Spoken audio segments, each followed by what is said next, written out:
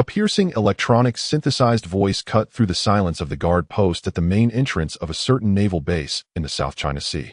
"Brother soldier, help! Help!" Third-class Sergeant Wang Lei immediately looked up and tightened his grip on the steel rifle. He had stood guard at this post for 6 years. He had seen stubborn lawbreakers trying to climb the wall, out-of-control drones straying into restricted areas, and even drunken men who, after a few shots of liquor, drove their fishing boats straight into the naval port as if they were aircraft carriers. But he swore that in all his life he had never seen a cybernetic mechanical parrot covered in silver gray with a heavy metal punk style diving straight toward the guard post. Its flight trajectory had none of the grace of a bird. It was a perfectly straight ballistic path, as if measured with a ruler. "Stop! Don't move!" Wang Lei roared sternly. In 2 seconds, he transitioned from shouldering the rifle to holding it, raising the muzzle, releasing the safety, and chambering around. The motions were fluid, carrying the cold, killing intent forged from years of drill. "Captain, don't shoot. Don't shoot. Friendly. Truly friendly." The mechanical parrot executed an emergency brake midair, actually hovering in place. Its metal wings flapped slowly in a seemingly convincing manner, yet its entire body floated as steady as Mount Tai, enough to make Newton if he saw it, furious enough to overturn his coffin lid. Wang Lei's index finger rested on the trigger guard, not relaxing an inch. Beside him, Private Lee made more aggressive moves, racking the bolt with 2 sharp clicks, his dark muzzle completely locking onto the silver strange bird in the air. "Brother soldier, can you raise your muzzle an inch? You are making my CPU overheat." The parrot's 2 red electronic eyes flickered wildly, and the voice from its speaker burst out like a machine gun. "When I get nervous, I want to talk. Once I talk, I can't stop. And when I can't stop, you'll only get more nervous. It's a fatal, vicious cycle. My name is Xiaoqi. I'm here to ask for help on behalf of someone. I'm absolutely not some damn spy, nor any high-tech detector. Look at my tiny body. Even if packed full of C-4ID, at most have the equivalent of one-hand grenade." Wang Lei looked at it as if it were a lunatic. "Have you ever seen any enemy agent bored enough to complain about their own ammunition payload being too low? Land. Stay still. Fold your wings." Wang Lei warned sternly again. Okay, whatever you say. Landing now for safety." Xiaoqi obediently thudded onto the concrete ground in front of the guard post, its wings pressed tightly against its metal body, and lifted its round mechanical head to stare at Wang Lei. "CC. Perfect prisoner for pose.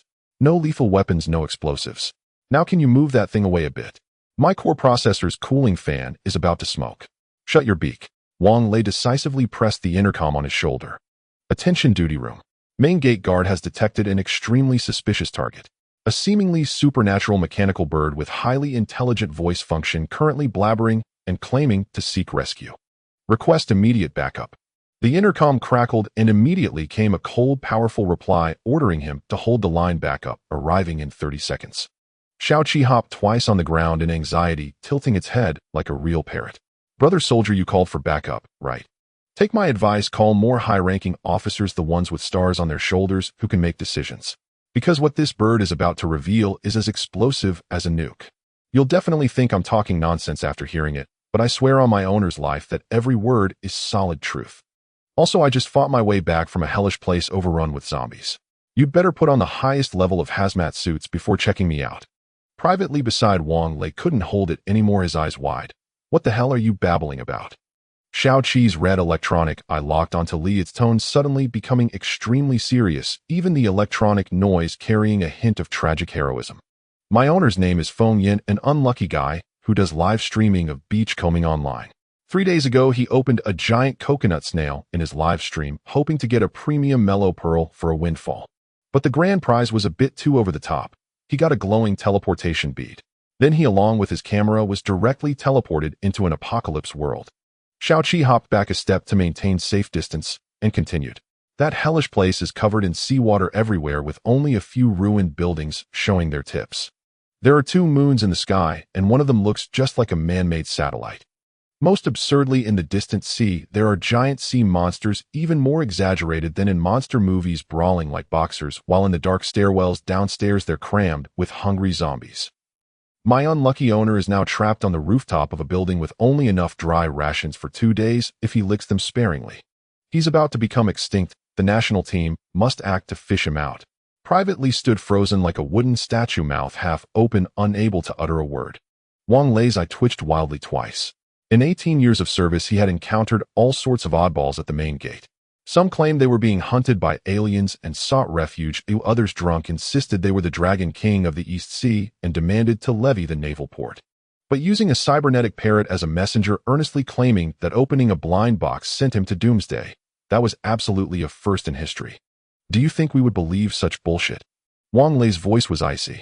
I know you wouldn't believe it, so I brought solid proof. Xiaoqi spun around anxiously on the spot. I have a very hidden SD card slot inside my throat containing the live doomsday footage recorded by my owner's camera. HD and uncensored.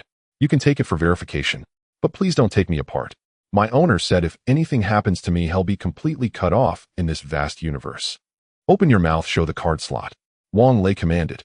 Xiaoqi obediently opened its metal beak. A faint gear-clicking sound came from its throat. A small slit popped open, revealing the storage medium sealed tightly with transparent waterproof gel. It was still mumbling something about how this card was definitely not some cheap Nina delivery from Pinduoduo crap. Wang Lei ignored its rambling, pressed the intercom again, his tone extremely grave. Calling command center. The target claims to carry an electronic storage medium, the content of which may involve top national security intelligence. The target also warns of unknown virus contamination risk. Request hazmat and bomb disposal team immediately. Request senior officer to be present personally for handling. A sharp, urgent response came from the intercom. The hazmat and bomb disposal team had already fully armed and boarded their vehicles, arriving within 2 minutes. Hearing this, Xiaoqi, like a depressurized pressure cooker, let out a long stream of white air. It closed the card slot again, sat obediently on the ground, and looked at Wang Lei with its red eyes. Sergeant Wang, will stop messing around. My owner's situation is truly one step from death. Over there during the day, the sea surface is crowded with floating zombies like dumplings. At night, monsters roar, and the whole building sheds concrete dust. He has no idea if that broken building can survive another night. I know your military needs a rigorous verification process for intelligence, but my owner's health bar is almost empty. He's holding on without breaking down only because he firmly believes there's a miracle in this world called Chinese speed. He said that as Chinese, when the sky falls, the first reaction should be to seek the country's backing. So I really overclocked my CPU until it burned just to fly back. Wang Lei fell into a long silence, his eagle-like gaze examining the mechanical parrot, whose shell was covered with horrifying scratches and impact dents. If this was really a damn prank, then the cost this forgery gang had paid was simply too staggering. The entire base was placed on the highest level of alert. The engineer bomb disposal team, clad in thick blast and chemical protective suits, cautiously approached the mechanical parrot that remained crouched on the ground, idly drawing circles with its claws out of sheer boredom. But Lu Tai, the team leader who had been a soldier for many years, had never seen an explosive that complained about being bored on its own. Hey soldiers, could you please hurry it up? Xiaoqi raised its metallic head, its red electronic eyes flickering with a lifelike expression of utter despair. I'm about to grow mushrooms on this concrete floor. My master always says time is life. If you keep dawdling like this, he'll have already passed his death anniversary. Shut up. Lu Tai's facial muscles twitched as he scanned the parrot's metal shell inch by inch with his detector.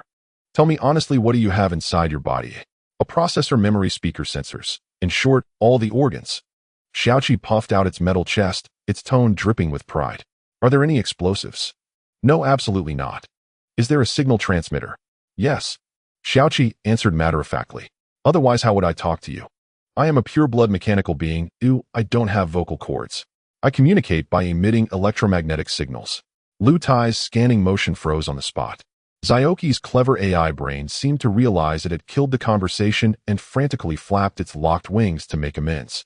But rest assured, the signal power is even weaker than the alarm on your electric bike downstairs. It really only covers a few meters.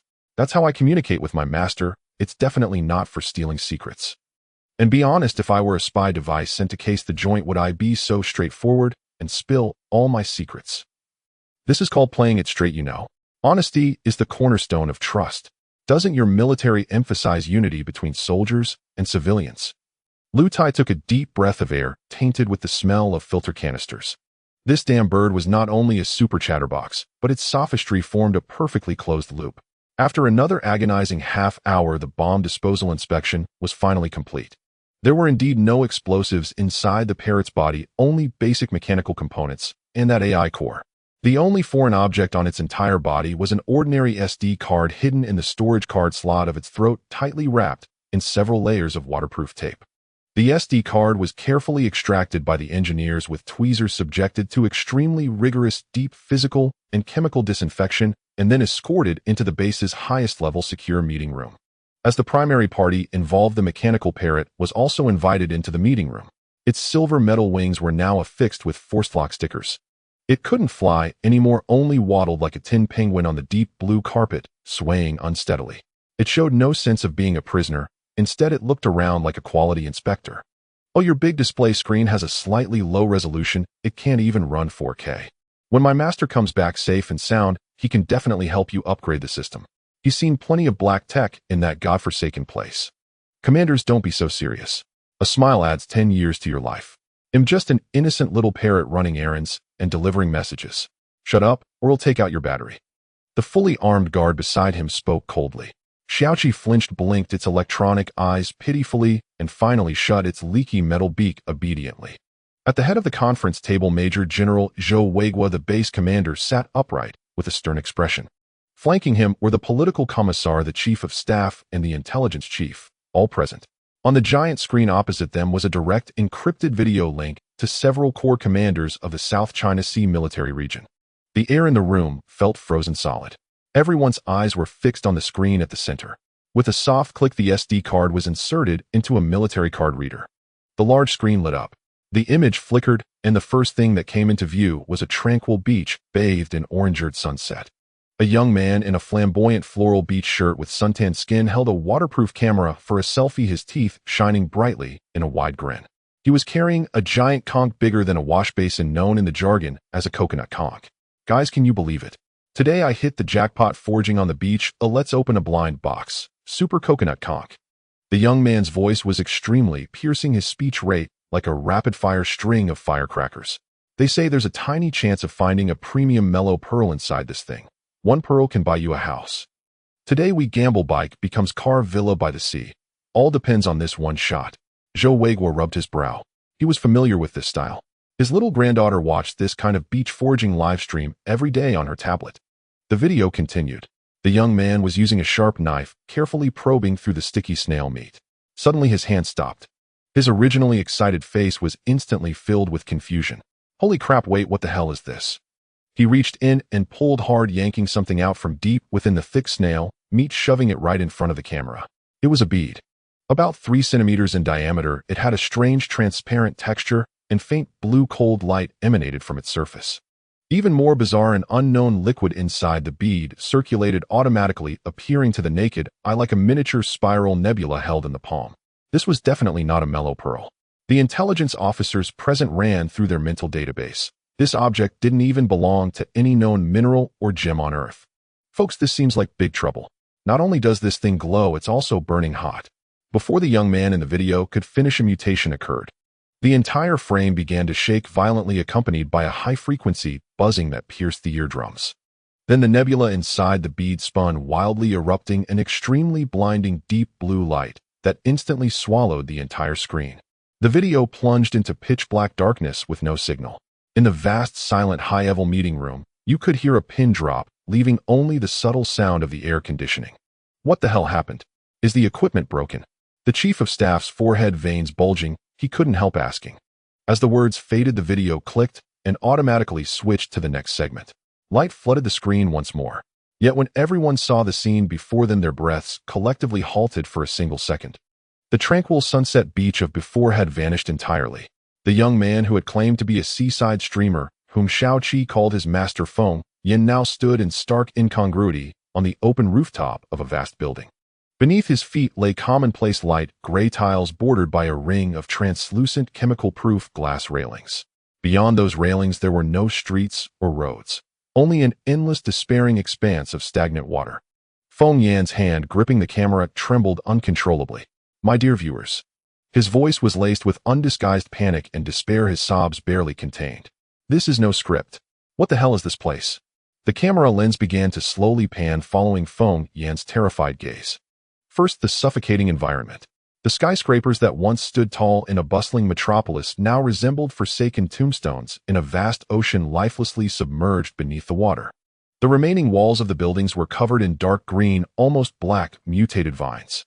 Countless shattered glass facades looked like blind eyes revealing the pitch-black void within. Every structure in sight had only its top few floors barely protruding above the water. The rest had completely become underwater ruins. The water below was even more horrifying. It was not the azure of the ocean, but a murky gray-green, tainted with extreme pollution. The surface was thickly dotted with tons of indescribable garbage and spreading oil slicks reflecting eerie, nauseating patches of colored light under the bleak sun. Above the sky pressed low a suffocating leaden gray. Then the lens suddenly pulled back into an extremely wide-angle shot. Damn it! Feng Yan's curse cracked with sheer terror. Everyone in the meeting room, including the military commander on the screen, clearly saw the astonishing spectacle unfolding on the distant water. There were two living behemoths, their size challenging the limits of human sanity. The slightly smaller one looked from afar like a mutated sea turtle magnified thousands of times. But on its back there was no shell, only layers of razor-sharp stacked bone plates as ferocious as blades. Its dark gray-brown hide was covered in barnacles the size of basins and countless shocking massive scars.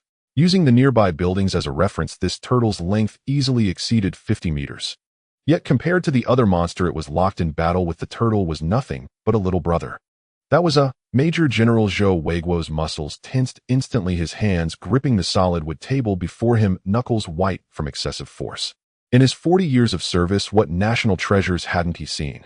He had inspected the latest missile destroyers and knew the colossal sea giants of hundreds of thousands of tons like the back of his hand. But the creature on the screen was so immense that any modern warship seemed like a toy in its presence. It stood with overwhelming dominance amidst the raging waves, its lower body deeply submerged in deep water. Even the exposed upper half alone was estimated to exceed 100 meters in height.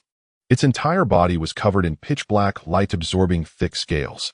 Along its spine extending to the tail rose rows of blade-like, glowing fin structures. An extremely long, thick tail churned wildly beneath the water. The monster's head seemed ripped straight from the most insane sci-fi disaster film, an ultimate Godzilla. Within its two deep, massive eye sockets burned a cold, eerie blue light of bloodlust. The monster suddenly opened its abyssal maw, revealing a complex array of terrifying fangs that could easily crush alloy armor. The scarred, mutated turtle, instead of retreating, charged forward, opening its own mouth, dripping with mucus. The stagnant water between the two ancient beasts was torn apart and exploded by some invisible force. A violently savage roar pierced through the SD card's crude audio recording and slammed into the meeting room. The sound was not only deep and grand, but carried a terrifying pressure that could penetrate the soul of any carbon-based life form. Even through the screen across the barriers of worlds, it sent chills down the spines of all the battle-hardened senior officers present. The behemoths began their frenzied slaughter. Hundreds of thousands of tons of force collided, sending up sprays of water that created deadly tsunamis dozens of meters high, leveling everything in all directions across the wasteland waters. Feng Yan's trembling voice mixed into the deafening roar of the tsunami, sounding pitiful and helpless. "Am not dreaming, am I? A living weapon of this caliber active in broad daylight." Following Feng Yan's rant, the wildly shaking camera suddenly tilted upward toward the sky. Everyone was shocked to see a massive rift torn in the thick, leaden, lifeless clouds. At the center of the rift hung a pale sun devoid of any warmth. And at an angle above its right, there was also a moon. In broad daylight, the sun and moon shone together. Then the lens struggled against the wind to move to another part of the sky. A collective gasp echoed through the secure meeting room. Because on the far side of the pale sky hung a second, full moon. That was no natural satellite. Its volume was even half smaller than the normal moon. More terrifyingly, its surface bore no craters or gray lunar soil. Instead, it was covered in dense, mind-numbingly complex, heavy industrial metal structures. There were mountain-like giant ring bases, intricate pipelines connecting various ecological modules, and large patches of shattered dim solar orbital sails. This was nothing less than an unimaginably massive artificial satellite. It now looked like a broken, scarred Death Star silently narrating a cataclysmic battle that had ended an entire civilization. The lens zoomed in one last time, freezing on a breathtaking close-up. On the metal surface of that damaged Death Star, half of a colossal interstellar warship wreckage was embedded at a slant. Another Earth. Zhou Weiguo could no longer sit still. He stood up abruptly, his eyes fixed on the mountain-sized warship remains. Or is this a human civilization that suffered an apocalyptic catastrophe? Before the commanders could recover from the grand interstellar scene of destruction, the video flipped abruptly, shoving the camera back to the person holding it. The final frame froze on a suffocating extreme close-up. It was Feng Yan's pale, desperate face distorted with sheer terror. His Adam's apple bobbed as he swallowed hard, his voice trembling like a leaf in the wind. "Dear Father Nation, are you watching? Please come save me. This place is no place for humans. A second late, and you'll only be able to offer incense to me through the screen." The big shots in the conference room stared at each other in disbelief. The images on the large screen flickered once more. A fragmented voice of Feng Yan, tinged with a hint of a sob, yet desperately holding back, echoed out. "Stay calm, Feng Yan, you must hold it together. You are a major influencer with millions of followers. Isn't this just a supersized blind box with a new map? Last time you survived a typhoon that blew away your shorts, you absolutely cannot fail this time. First, let's sort through our thoughts. Step 1, figure out where this cursed place is. Step 2, keep your life intact. Step 3, find the way back." The family in the live stream was still waiting for him to return for the lottery draw. "I absolutely cannot die in this cursed place." The scene shifted again. This time it was clear that Feng Yan had activated the night vision mode of the camera. He cautiously moved his feet on the rooftop. The camera focused on the ground. A pile of debris lay scattered in the corner of the rooftop puddle. Several shattered flower pots, a completely broken folding chair, and beside them lay a clump of silvery gray metallic fragments. Upon closer inspection, it turned out to be the remains of a bionic bird. Its entire body was crafted from an unknown alloy, with every joint of its wings embedded with extremely precise miniature motors. Unfortunately, this thing was completely dead now. The metallic shell was severely deformed, and the electronic eye that should have glowed had become nothing more than a decoration. Taking a bold step, Feng Yan reached out a finger to poke at the pile of junk metal. A miracle happened at that moment. The instant his fingertip touched the cold metal, a burst of azure data stream exploded from his palm. The camera shook violently, and a sharp electric sound crackled. The blue light seemed to possess a consciousness of its own, racing along the fractured alloy skeleton of the mechanical bird. The previously burned-out miniature motors began to click back to life. The scattered metallic feathers were pulled together as if by an invisible magnetic field, fitting back together piece by piece. Then came a crisp system startup sound. The blind red electronic eye flashed wildly a couple of times, directly illuminating an incredibly arrogant red light. Feng Yan was so startled that he sat down on the ground. He blurted out, "It's resurrected." "Resurrect my ass. This is a low-health reboot." The mechanical parrot flapped its creaky wings, struggling to stand. This broken bird exuded a thick scent of a grumpy old man. "I say, master, that burst of repair energy from just now was conjured up by you, right?" Feng Yan was completely flabbergasted. "You are actually a living being." "Of course. I go by the name of Seven." The parrot used its tattered claws to groom the newly attached metallic feathers. "Have you heard of the companion type 3 bionic household mechanical body? I am the top-tier AI core within it. Although this body is now 70 junk, my core program is still holding strong." Seven tilted its chipped head, sizing up Feng Yan. "Honestly, you don't look like a local. Your floral shirt is too clean, and most importantly, you don't show any signs of infection." "Infection?" Feng Yan swallowed hard. "What do you mean?" Seven's tone became extremely strange. "You don't even know this. Where did you pop out from, man?" A long 5 seconds of silence passed. Feng Yan's voice became hoarse and dry. "I come from Earth, a completely unrelated planet to this broken place. Seven, I don't care what high-tech you are. I need to know what kind of catastrophe this cursed world has gone through." The video abruptly cut off here. The screen went completely black. In the highest-level confidential conference room, all the generals were still suffocated by the overwhelming and desperate sense of the wasteland, with no one speaking for a long time. Major General Zhou Weiguo rubbed his temples, his voice hoarsely filled with extreme suppression. "Is that it?" The technical operator quickly stood up, shaking his head to report. "Report, sir.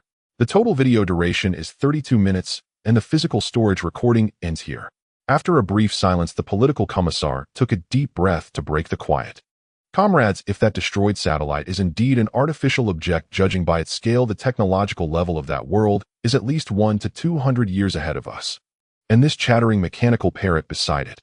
The head of intelligence quickly added, "To merge bionic mechanical bodies with AI personalities to this extent, their advanced manufacturing industry is at least 100 years ahead of us." But the logic doesn't make sense. How could technology reach this point and still crash so catastrophically? Floods, mutated monsters, all-out zombies, did they engage in an interstellar nuclear war? Just as the big shots furrowed their brows and frantically brainstormed, the mechanical parrot squatting on the carpet suddenly took a step forward. "About that. Regarding this deadly question, this bird might be able to provide some answers to you big shots. With a swish, the gazes of all the generals locked onto it. 7 slightly lowered its head, which had been held high all along. Just that small movement made Zhou Weiguo feel that it was not merely a bunch of program codes, but a true survivor carrying the weight of a civilization's demise. The world that was submerged to the point where even its mother wouldn't recognize it. We locals call it Blue Star. In the year 2376 of the old calendar, a supercapital giant named Solis Group had their invincible supercomputer arc prophesy that the sun was about to face destructive anomalies. To survive, the major regions of the world united on the spot. Everyone frantically dug underground cities and even drained their resources to build a second satellite city called Arc City in low Earth orbit. The irony is that everyone was prepared for natural disasters, yet no one was prepared for man-made disasters. In 2384 of the old calendar, a nano-level medical robot named Deep Blue Virus, due to an extremely foolish laboratory accident, leaked into the air comprehensively. This thing was originally meant to repair damaged human cells. As it turned out, after exiting the chamber, it mutated directly. It no longer repaired, it directly engaged in gene recombination. All of humanity went mad. At first, there was massive organ failure, then consciousness was stripped away. Ultimately, everyone turned into mindless beings driven only by the instinct to feed, and thereafter. 7's electronic eyes flickered rapidly a couple of times as if struggling to suppress its emotions. The masters of the oceans were also infected. Their metabolic systems were entirely garbled and reconstructed, their sizes geometrically inflated to the point of bursting. Their tempers grew increasingly volatile. Our once proud human civilization collapsed in just 3 months. The floods you saw in the video actually came later to deliver the final blow. A massive solar flare caused the polar ice caps to completely melt, and the sea level soared over 300 meters in just 10 years. Those bustling steel cities turned into bathtubs for turtles and seafood. Now Blue Star is left with only a small handful of miserable survivors. Either they hide on the rooftops of skyscrapers eating moss, or they sit on broken boats playing a life-and-death race on the sea every day. 7 looked up at the ruined satellite frozen on the big screen. As for that thing in the sky, that's Arc City, the last refuge of the Solis upper management. Rumor has it that there are still living people inside, but these bastards cut off communications with the ground 20 years ago. A brutally hardcore and bloody history of civilization's collapse left the conference room in utter silence. Zhou Weiguo's face darkened to the point of dripping water as he suddenly stood up. Liu, the advisor. Here, immediately notify the military district headquarters. You have half a minute. I want to directly connect to the highest level confidential line of the military commission. Zhou Weiguo's sharp gaze locked onto Feng Yan's terrified face on the screen. The decisiveness of a soldier erupted. Also pass on my orders. Notify all coastal war zones to enter a level 2 combat readiness status. Advisor Liu was shaken. Sir, what is the basis for initiating this? Just say that a base intercepted unknown high-dimensional mechanical creations carrying extremely dangerous extraterrestrial civilization evidence. The situation has exceeded the scope of routine exercises. Immediately initiate the top-level emergency plan. Yes. After arranging everything, Zhou Weiguo turned to the metallic bird on the ground. Comrade 7, what kind of deadlock is your master Feng Yan facing right now? Hearing the term, Comrade 7 immediately dropped its playful demeanor and stood straight. Report, sir. My master is currently trapped on the rooftop of that building. He has counted his supplies and only has 2 packs of compressed biscuits and half a bottle of mineral water left, able to survive at most 2 days. The top 3 floors of this building are still above water, but the fire doors leading to the lower floors are welded shut. Besides, the stairwell below is filled with violent zombies. However, there is some good news. He said that in 3 days he can open the passage again. If there are good things, he can transmit them over from that side. Zhou Weiguo's eyes sharpened. Passage? What passage? Watch closely, everyone. The next moment is one to witness a miracle. With a proud lift of its head, 7 shot out a high-intensity red beam with a crackle above the conference table, projecting a remarkably clear holographic image. In the image was a spatial wormhole resembling something out of a sci-fi blockbuster, about half a meter in diameter. Its edges shimmered with a ghostly blue spatial distortion halo, and the surrounding air was visibly torn and deformed. On the other side of the wormhole, Feng Yan's panicked face was perfectly mirrored. My master said that after crossing over, he seems to have encountered bugs in the system of 2 worlds, scoring some extraordinary abilities. That previous ability to heal mechanical creations counts as one, and this cross-border wormhole is also one of his trump cards. However, its current level is too low, allowing it to only last for a few seconds each time it opens, and it has a cooldown of 3 days. He said he just picked up some junk from another world on the rooftop and plans to throw it over for the country to study when he opens the door next time. The holographic image gradually dissipated, and for the first time Seven's voice carried a mechanical tremor similar to a plea. My master finally told me, dear soldiers, country fathers, in light of his sincere intentions, I ask you to show mercy and quickly prepare supplies to rescue him. Yinjing. 2 hours and 17 minutes past midnight. The emergency command center of the highest decision-making body is brightly lit. No more than 12 people in the country can enter this room. 9 individuals have arrived tonight. All faces are ones one would see only in the news. Their gazes are fixed on the large screen, where footage shot by phone, Yin is looping. 2 moons hang in the sky. A massive fractured artificial moon ominously looms in the night sky. On the sea, 2 colossal beasts are tearing each other apart, blood and flesh flying. In the murky water, a multitude of zombies floats. In the hallway of the building, the female researcher has only hollow eye sockets left. The video has ended. The screen freezes on the final frame. Ark City. The broken metallic outline is embedded in the night sky, resembling a deceased temple. The Grand Elder scans the room, his gaze profound. The situation is clear to everyone. Commander Zhou, please brief us on the information currently at hand. Zhou Weigua immediately stood up and opened the encrypted report. Feng Yin, 24 years old, from Chuanzhou. A freelancer, he is a live streaming host on a short video platform with 3 million followers. His family background is very clean. His parents died in a car accident 2 years ago, leaving no direct relatives. His last video upload was yesterday afternoon. The content featured a live stream of opening coconut snails, and the last frame showed him unveiling a peculiar pearl before both he and the pearl vanished from the live stream. According to Xiao Qi, this kid touched a pearl with teleportation capabilities while opening snails, which directly transported him to the Blue Star. The mechanical parrot was a piece of junk he picked up on the rooftop of Blue Star, which he repaired. How he repaired it remains unknown. Preliminary speculation suggests that this kid might have exploited a system bug from another world, acquiring an extremely special advantage. Zhou Weigua took his seat. A gray-haired general on the left furrowed his brow. Is this bird reliable? With the apocalypse and artificial satellites, is this some kind of sci-fi novel? Even Hollywood directors wouldn't dare film it like this. Just as he finished speaking, there was a knock at the conference room door. The secretary hastily entered and whispered a few words in the Grand Elder's ear. The Grand Elder's eyes flickered. Let them in. 2 researchers in white lab coats pushed in a cart briskly. The cart held various high-definition blueprints, portable spectrometers, and a transparent sealed box. Inside the box sat Xiao Qi, its wings temporarily removed, idly scratching the bottom of the box with its metallic claws. The leading elderly man had graying hair, but eyes that sparkled terrifyingly. Greetings, leaders. I am Wang Tonghe from the Nanheim Military District Research Institute. Without further ado, he got straight to the point. We have conducted preliminary tests on this bird. Leaders, the results are simply outrageous. He grabbed a highly complex perspective diagram. Take this wing, for example. It contains over 300 miniature servo motors. The skeleton is made from synthetic materials that we cannot comprehend. It is as light as paper, yet its hardness is more terrifying than that of top aerospace materials. As for its AI core, we simply cannot dismantle it. It's not a matter of fear, we can't find a place to start. The integration level of that thing could obliterate our current chips. A rough estimate suggests that its core computing power exceeds that of our most advanced supercomputers by over 100 times. Wang Tonghe swallowed hard. Moreover, according to its own account, it is merely a civilian electronic pet in that world. The conference room fell silent. The Grand Elder looked at the transparent box.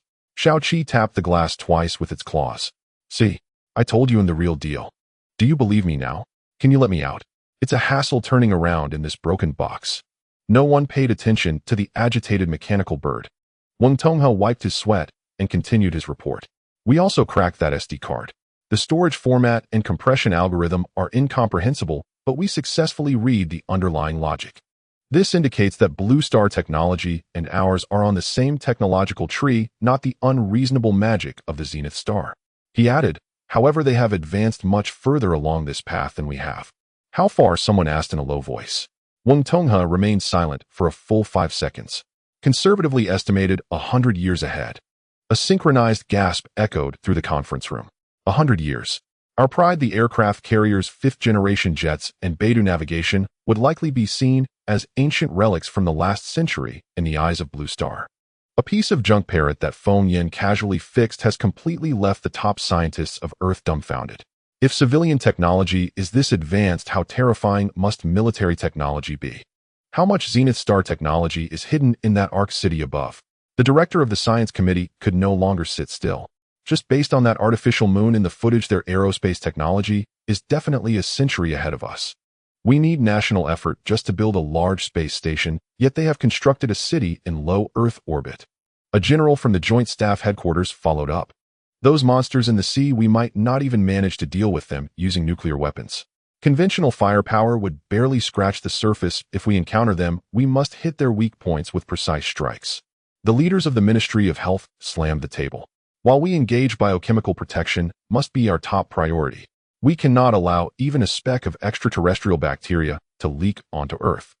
The deep blue virus mentioned by Feng Yin can even spawn oceanic giants. If it leaks here, humanity would face extinction. The atmosphere grew tense. The Grand Elder clasped his hands, slowly speaking.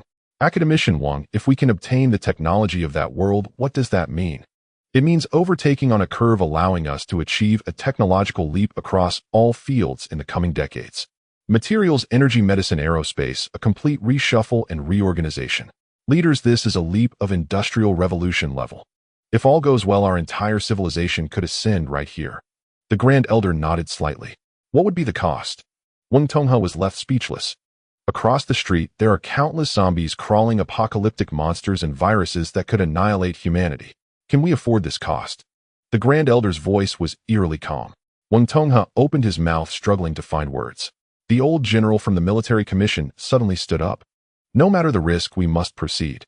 We have come this far from nothing. Every step has been a fight for our lives.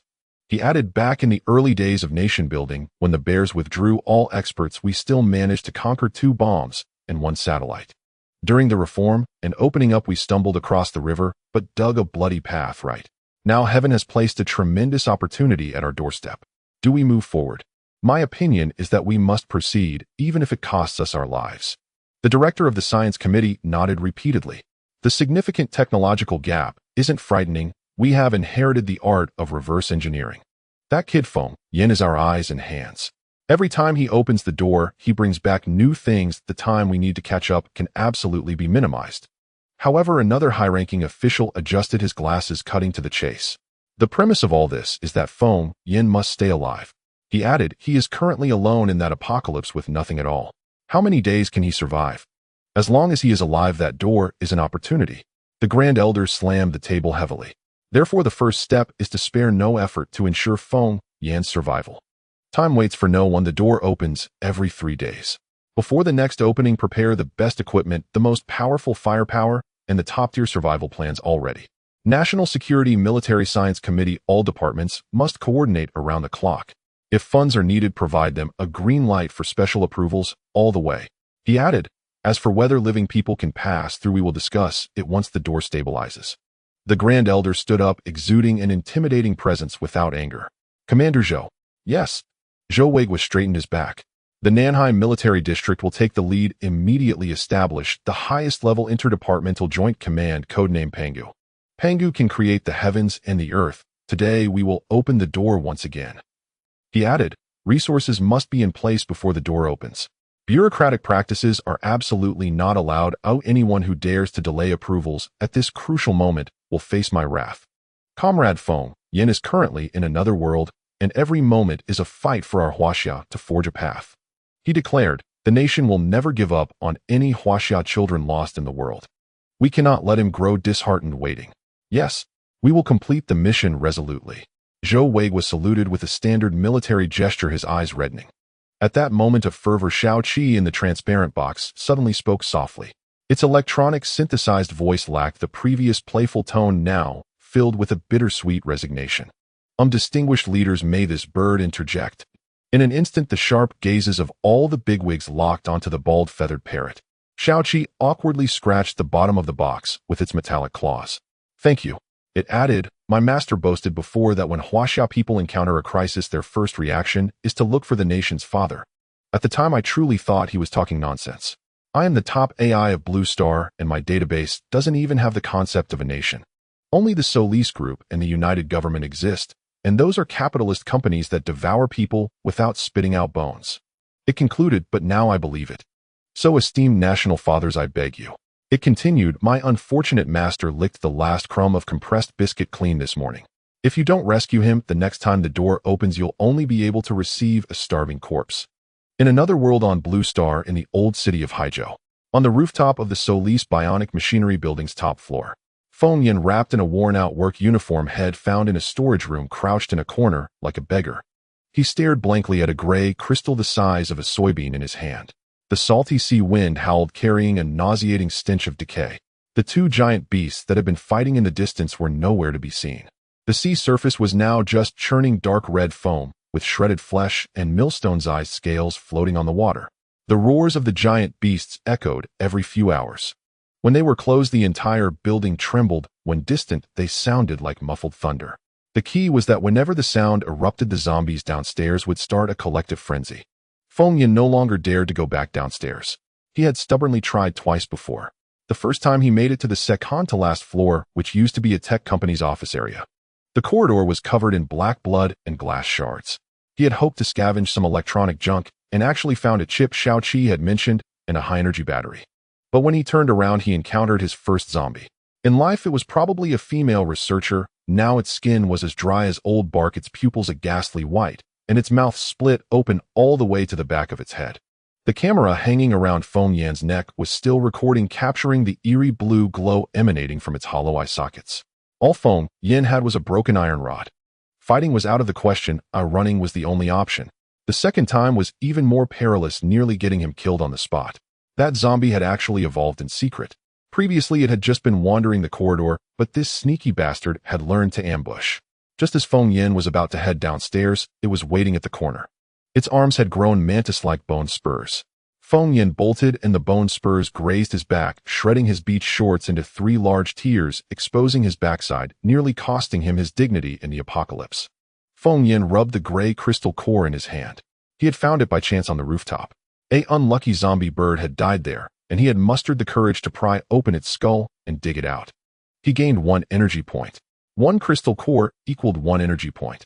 The progress bar for his golden finger had changed from 0-10 to 110. 9 more points to go, Feng Yin muttered. I need to find 9 more unlucky birds. Or 1 evolved creature. Shao-Chi had said, an evolved creature's core is worth at least 20 points. Feng Yin stood up and walked to the railing. The video from the first day had already been brought back to Earth by Shao-Chi. He kind of missed that chatterbox parrot. He didn't know if the nation would believe him. He didn't know what their reaction would be when they saw the video. What if they thought it was fake? What if Shao-Chi was dismantled for study? Feng Yin licked his chapped lips, which were cracked and bleeding. The last drop of water had been consumed 2 hours ago. He stared at the countdown only he could see on his wrist. 00003, 00002, 00001. Space transmission initiated. A basin-sized black hole appeared in midair, its edges glowing with an ethereal blue light. Seeing the scene on the other side, Feng Yin was stunned. It wasn't his shabby 150 yuan a month rented room at all. It was a massive military warehouse. Bright lights dazzled his eyes. Rows of olive green shelves were packed with supplies, and a huge, vibrant red national flag hung on the wall. A dozen military officers in uniform were bustling about inside. Some monitored screens, others moved crates. In the center was a separate decontamination isolation room with a giant white circle painted on the floor. Right in the middle of the circle were 4 large characters, transmission coordinates. Shao-Chi was efficient, directly setting the coordinate point inside a military district. Hurry up. The channel is open. 15-second countdown. Supply team, load the goods. A loudspeaker on the other side blared orders. Feng Yin had no time for sentiment, quickly stuffing things into the black hole. He pushed in the high-density hydrogen battery and the chip containing bionic machinery blueprints. The chip has the bionic machine design plans I salvaged from the building. Feng Yin yelled, his voice hoarse. The chemical defense soldiers on the other side didn't waste a word. They quickly received the goods, affixed labels, and sorted them into boxes. Immediately after, the real treasures from Earth started coming through. Comrade Feng Yin, catch. The first item was a foldable solar panel and high-density batteries. For powering your electronics, including that chatterbox bird. Roger, Feng Yin bellowed. The second item was a large iron box. 2 drones. 1 for reconnaissance, 1 armed. The armed one can carry 2 kilograms of explosives. Comes with 10 micro-demolition bombs. Feng Yan's eyes widened. Armed, specially for blowing up zombies. Unlimited firepower. Awesome. The third box slid over containing 2 half-meter-tall silver-gray 4-legged machines. 2 tactical robot dogs. Equipped with automatic weapons. They have AI obstacle avoidance and auto-return functions. Can be remotely controlled for patrols. You won't have to stay up all night on guard duty. You guys have these. Special supply. Not even issued to the regular troops yet. You get priority. The fourth box was carried over by 2 officers. When opened, it revealed gleaming metal objects. 2 Type 92 pistols. 6 magazines. 300 rounds of ammunition. 1 Type 05 suppressed submachine gun. 4 magazines. Military combat knife. High-strength stab-proof vest. Feng Yan's hands trembled as he took the guns. He had never touched a real firearm in either life. This was like opening an arsenal. There's more. The transmission kept coming, heavy boxes pushing through relentlessly. 30 boxes of compressed rations. 20 boxes of self-heating meals. 10 boxes of mineral water. 5 sets of first aid kits. Antibiotics, disinfectant. Enough to last you 3 months. Watching the endless stream of supplies, Feng Yan could only utter one exclamation. Holy shit. 10 seconds left. Quick, send the most important thing. The last small box was pushed over. It was extremely tightly sealed with a bright red label, highest secrecy level. What's this? Check the back. Feng Yan flipped the label over. On the back was a powerfully handwritten message in brush strokes. Comrade Feng Yan, the nation has seen your video and samples. The Pango project has been initiated. Top experts from across the country are in place. Every piece of technology you bring back is the foundation for Huaxia to take a shortcut and overtake. The nation says you are a hero of Huaxia. No matter which universe you are in, no matter how far you are stranded, we will never abandon any child of Huaxia. The signature was a very familiar one seen daily on the evening news. Feng Yan's nose stung sharply and his eyes were completely red. The last 5 seconds. The warehouse, which had been a flurry of activity, suddenly fell silent. All the working soldiers stopped what they were doing. They stood at attention. A high-ranking officer with stars on his shoulders walked out from the middle. His face was stern, his gaze piercing. Everyone behind him followed, staring at Feng Yan through the small black hole. Their movements were perfectly synchronized as they snapped a crisp, standard military salute. The warehouse was so quiet you could hear a pin drop. The officer's voice boomed like a bell. Comrade Feng Yan, I am Zhou Weigua, Chief Commander of the Pango Project. On behalf of all project members, I salute you. You fight on the front lines, we provide support from the rear. Ask for whatever you need.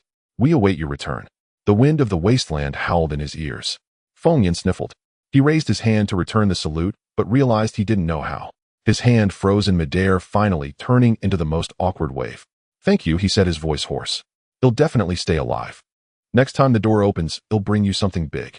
The countdown hit 0. The blue light converged, and the black hole vanished. He was alone on the rooftop again. The sea breeze still stank, and the monsters still howled.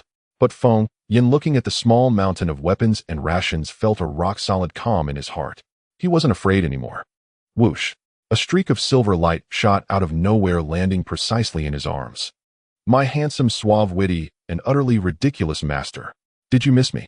Did you miss little Chi, the bird that everyone adores? Feng Yan plopped down on the ground, clutching this heavy iron bird tightly. The tears he had just held back nearly broke through. Damn it. Why did you only come after the gate was closed? Nonsense. I had to supervise over there. Not a single piece of supplies could be missing. Shaoqi flapped its wings wildly. Do you know how hard I've worked these past 3 days? From the bomb disposal unit to the base commander, all the way to the highest echelons. I repeated your exact words. When a Chinese person faces trouble, they turn to their country.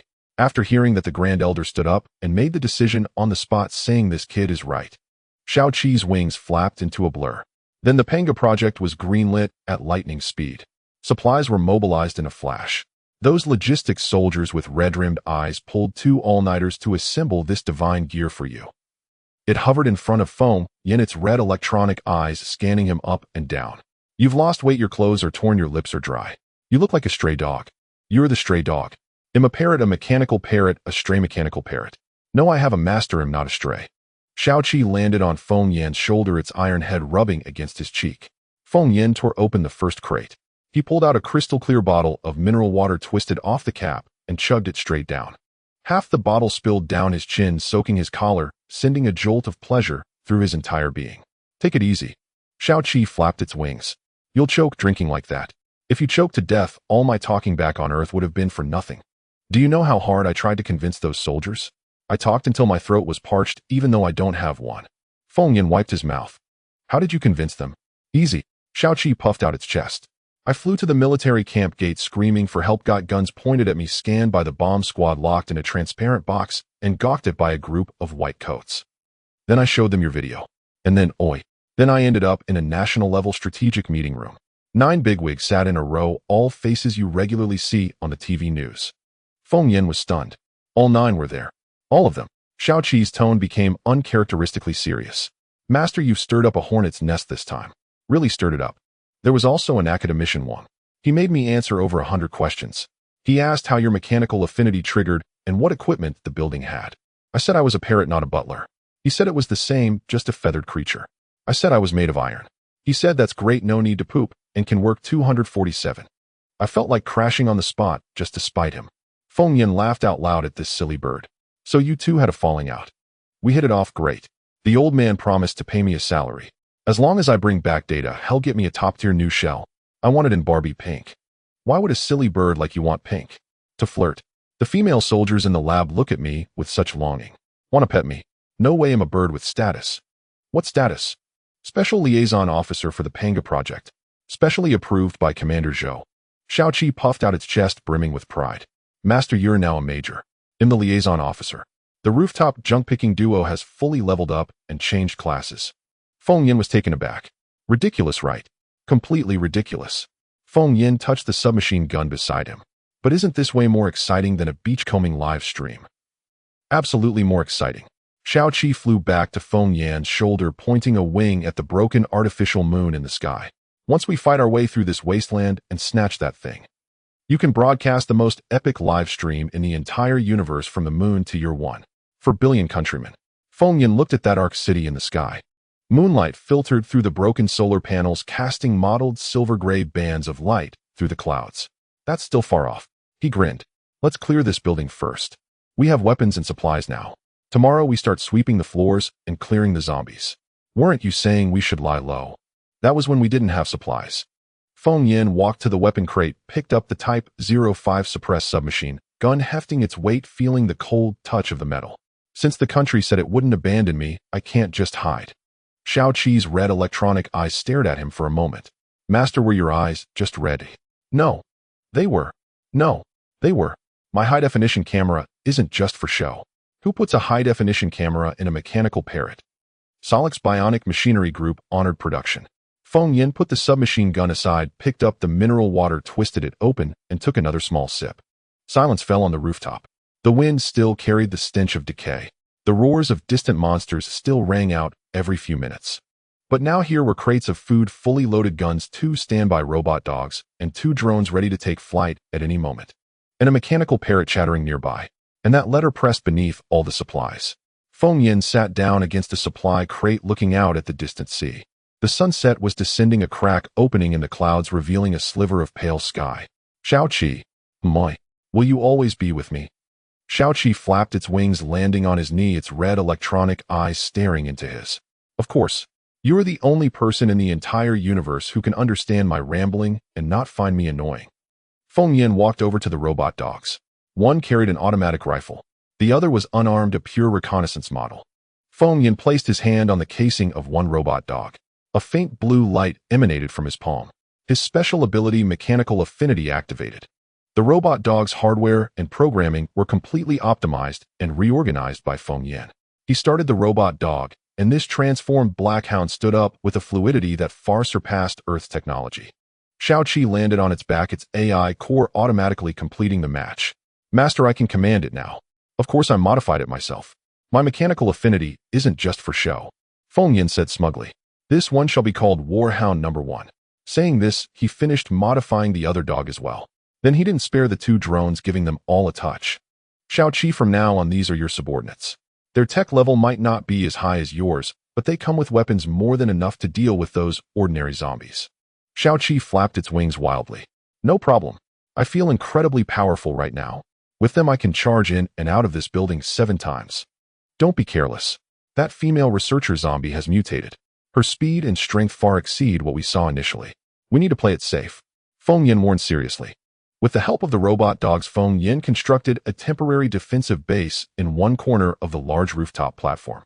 Everything was left to Shao Qi's control, with defensive firepower locking down every blind spot on the rooftop. Finally, he could get a good night's sleep. Since transmigrating to this godforsaken place, Feng Yin hadn't dared to close his eyes for several nights. Feng Yin set down the last crate, straightened up, and dusted off his hands. All right, Warhound number 1 and 2 plus 2 drones. The mechanized unit of our rooftop squad is officially established. Shao Qi jumped off the robot dog's back and circled the 2 iron lumps. Master, your naming sense is really terrible. It's an eyesore. What's wrong with it? Warhound number 1 and 2. What kind of names are those? Zero creativity. Then you come up with one keyboard warrior. Shao Qi stopped, its red electronic eyes flickering a few times. Let me think. The one with the weapon will be called Wolf Warrior, and the scout will be called Scout. For the drones, the reconnaissance one will be Sky Eye number 1, and the payload one will be Sky Thunder number 1. Feng Yin was silent for 2 seconds. Okay, yours are definitely better. Of course. Shao Qi puffed out its metal chest. I am an AI core from the Solis group, equipped with a complete tactical naming database. You, a beachcombing streamer, want to compete with me in naming. You're asking for a beating. You have a tactical naming database. Then why did you say you couldn't help me think of a title for my live stream last time? Those are 2 different things. Shao Qi flapped its wings with righteous indignation. Military affairs are military affairs. Marketing is marketing. My database doesn't have a weird module for how to make a title more eye-catching. Then why do you claim to be unapologetic? I said basically unapologetic. Basically understand. Feng Yin looked at the temporary defensive position he had just built. Using several alloy panels brought up from downstairs as cover, the 2 robot dogs were positioned on either side of the entrance. The 2 drones were parked on a makeshift launch pad, ready to take off and bomb at any moment. Back when I was beachcombing, I set up a beach tent once. Shao Qi tilted its head, waiting for him to continue. It took me 4 hours. It got flooded by the tide 3 times. I got pinched by crabs twice. In the end, it collapsed. Hilarious. And you dared to build a defensive position yourself today, eh? So this time I used military robot dogs and drones. Feng Yin walked behind the cover and adjusted the machine gun angle on Wolf Warrior. This is what they call leaving professional work to professional equipment. I just need to be handsome and give orders. Do you know how to give orders? No, but you have a tactical naming database. From now on, you're my chief tactical advisor, specializing in keeping me company. Master, you're discussing tactics with a parrot. You're not a real parrot. You're an AI core from the Solis group, incredibly badass. Shao Qi was silent for a moment, then flapped its wings, looking very pleased. This reason I accept. The sun had completely set. The clouds quickly converged, the sky darkening like ink. Far out at sea, the roars of monsters began again, approaching from afar, shaking the night sky. Feng Yin curled up in a temporary windbreak, using a stab-resistant vest as a blanket, clutching the submachine gun. Shao Qi crouched beside him, its red electronic eyes glowing faintly in the darkness. Master, you can finally sleep peacefully tonight. Why didn't you dare to sleep before? Afraid I wouldn't wake up. Feng Yin mumbled with his eyes closed. Before, there were no weapons, no defensive lines, no watch. Zombies could climb up any time, or that Godzilla in the sea could ram the building and I'd go down with it. Wouldn't even have a chance to call for help.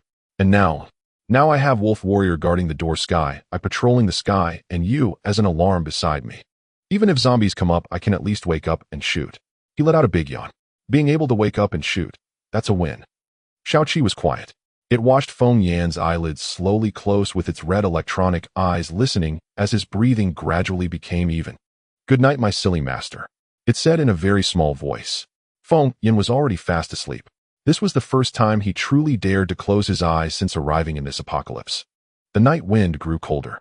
Just as Feng Yin fell asleep, a faint, subtle scraping sound came from the shadows of the ruins above. A mutated rat half a meter long poked its head out. Its eyes glowed with a lurid green light, fixated on the living person on the rooftop. Its limbs were knotted with muscle, and its sharp claws silently dug into the concrete, ready to pounce. At that very second, Shao Qi, who was charging via the solar battery, suddenly swiveled, its head 180 degrees. A faint red light flashed in its electronic eye. Below, the robot dog Wolf Warrior, lying by the cover, smoothly raised its gun barrel, making no mechanical friction noise whatsoever. A faint suppressed gunshot sounded softly, utterly insignificant against the howling sea wind. The mutated rat was shot precisely through the head midair, its blood and gore splattering all over the platform outside the building. It didn't even have time to let out a single squeak. Inside the cover, Feng Yin was completely unaware. He just turned over, clutching the submachine gun tighter to his chest. Shaoqi turned its head back and continued charging quietly, hiding its merit and fame. The next morning, smack, a crisp sound. Feng Yin was rudely awakened by Shaoqi's iron wings slapping his face. "Master, get up. There's a situation." Feng Yin was startled, performing a flip. With a loud bang, his head bumped against the metal ceiling, causing him to clutch his head and gasp in pain. He took a deep breath. He was almost overwhelmed by the unique stench of the apocalypse in the air. His stomach churned violently. Even though his nose had become numb over the past few days, the smell of the sewer mixed with rotting flesh instinctively made him want to vomit. Damn it. Are zombies climbing up the outer wall? No, not at all. Did that Godzilla in the sea crash into a building? Nope. Then why are you slapping me awake so early in the morning? The sun has come out. Shaoqi fluttered down in front of him. Those red electronic eyes shone like two little light bulbs. And it's two suns. Just asking if it's exciting enough for you. Feng Yin rubbed his head and emerged from the temporary base. Looking up, the thick gray clouds reminiscent of moldy cotton had finally torn open a large gap. The long-awaited sunlight poured down, laying a layer of broken gold on the sea surface. The warmth of the sun on his body made Feng Yin smack his dry lips. He suddenly found himself missing the sunset of his hometown Chuanzhou and the sizzling aroma of grilled meat from the roadside stalls. It's terrifying to be uncultured. That fake sun is just the light reflected from Arc City. Oh, come on, don't worry about the light. Look at this visual effect. How cool is it? Shaoqi puffed out its iron chest. Feng Yin walked to the edge of the rooftop, and the entire submerged ruined city was revealed. The distant buildings were submerged in the water, lifeless. The zombies floating on the surface of the sea had also calmed down. They were all lying on their backs, pretending to be dead. It's nice to look at. Feng Yin moved his neck, which cracked. But it can't compare to the seaside back in Chuanzhou. This place always has a hint of an underworld apocalypse filter. Be content, it's good enough to have the sun. After the disaster on Blue Star, the sky has been overcast every day. Oh, such a sunny day is rarer than finding money on the street. So is today a day of good fortune. As long as you think it's good, that's enough. Zombies really dislike being in the sun. Shaoqi landed on the back of the mechanical dog, tapping its paw on the iron dog's head. By the way, I have something to report. The Warwolf opened for business last night. Feng Yin was taken aback. What the hell? At 1 a.m, a zombie rat weighing dozens of pounds snuck onto the rooftop. The Warwolf promptly sent it to its demise. At 4 a.m, there was movement in the water. Tianyin, no. One flew out to scan, and it was a mutated fish gnawing at the wall. The threat was too low, so I had them hold their fire to save bullets. Feng Yin was stunned. You're doing things behind my back. Seeing you sleep like a dead pig, I had nothing to do. I casually connected the mechanical dog and the drone to create a level 4 defense network. Shaoqi said with a sense of righteousness. Level 1 is the zombie rat. The war wolf handles it alone. Level 2 is ordinary zombies handled by air and ground. Level 3 is the evolved ones open fire and sound the alarm. And level 4 is that the big guy from the sea climbing up. Then he'll just wake you up with my wings and tell you to grab a bucket and run. Feng Yin stood there in a daze for a moment before finally managing to utter. Shaoqi, what? Did you not sleep all night? Don't joke around. I have a solar panel on my back charging while working. Isn't that just like 007? The working soul of a worker. I am a high-level AI. I don't need to sleep. Shaoqi lowered its head to peck at its shiny metal feathers. Last night was active duty, unlike you weak carbon-based life forms. Feng Yin stared at the metal lump. Calculating it had only been repaired for 4 days to rush back and forth between 2 realms for itself, it had been scanned by the bomb disposal team, disassembled for public viewing by the lab coats, and then had to pull an all-nighter as a security guard. Shaoqi, spit it out quickly. Thanks. Shaoqi tilted its iron head at a 90-degree angle. Master, you're suddenly so serious. I'm not used to it. Why don't you just scold me for being a chatterbox? You are indeed a chatterbox. That's more like it. Being a chatterbox and a weirdo is my core setting. Feng Yin chuckled and turned to rummage through the supply box. He tore open a pack of individual rations and gulped it down with cold water. He also popped a vitamin tablet into his mouth. Fully revived, he clapped his hands with vigor. Ready to work. Where to stroll? Clearing and sweeping the building. Feng Yin grabbed his submachine gun and slung it over his shoulder, tucking his handgun into his lower back and strapping his tactical dagger to the outside of his calf. Last time I was chased like a grandson by that mutated monster downstairs. Today with my gear in hand, I must teach it a lesson. Did you not say to wait for the country's heavy firepower before being reckless? The times have changed. Feng Yin pulled out a magazine and took a look, his eyes filled with golden bullets, the sense of security soaring to the max. The moment Commander Zhou and the others saluted me through the wormhole yesterday, I came to a realization. What did you realize? The country has given me the best equipment. I can't just sit here on this broken rooftop for 3 months with these good things in hand. He stuffed a bottle of mineral water into his side pocket and tightened the zipper of his backpack. Morning light poured down from the gaps in the clouds, steadily landing on him.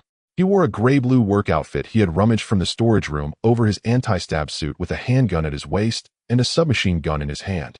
The past few days of wind and sun had tanned him a couple of shades darker, and his lips had also cracked. But in those eyes that used to only wield the keyboard, there was now a fierce light. Moreover, I slept soundly last night. Feng Yin grinned widely. Warwolf leads the way, scouts watch the house, and Tianyin no. One flies ahead to scout the route. Clear out ordinary zombies, fight against evolved ones. If it's really too much to handle, then just run back to the rooftop and defend it. He walked to the stairway entrance, pressing his hand on the cold doorknob, turning to look at the parrot. Tactical advisor, give today's operation a code name. Xiaoqi landed on his shoulder, its red electronic eyes flashing furiously for a while.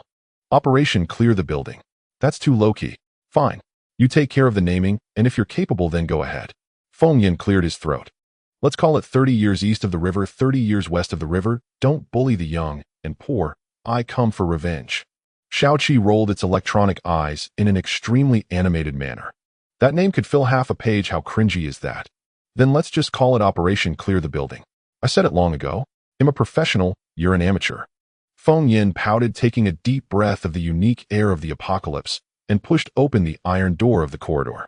Darkness rushed toward him like a tide. The cold wind wrapped around him, filled with a strong, moldy odor drilling into his nose. The tactical flashlight lit up, and the white beam cut through the darkness. The ground was covered in thick dust mixed with shattered glass, and the dried black blood handprints on the wall were shocking. Tianyin, take off. Feng Yin lowered his voice.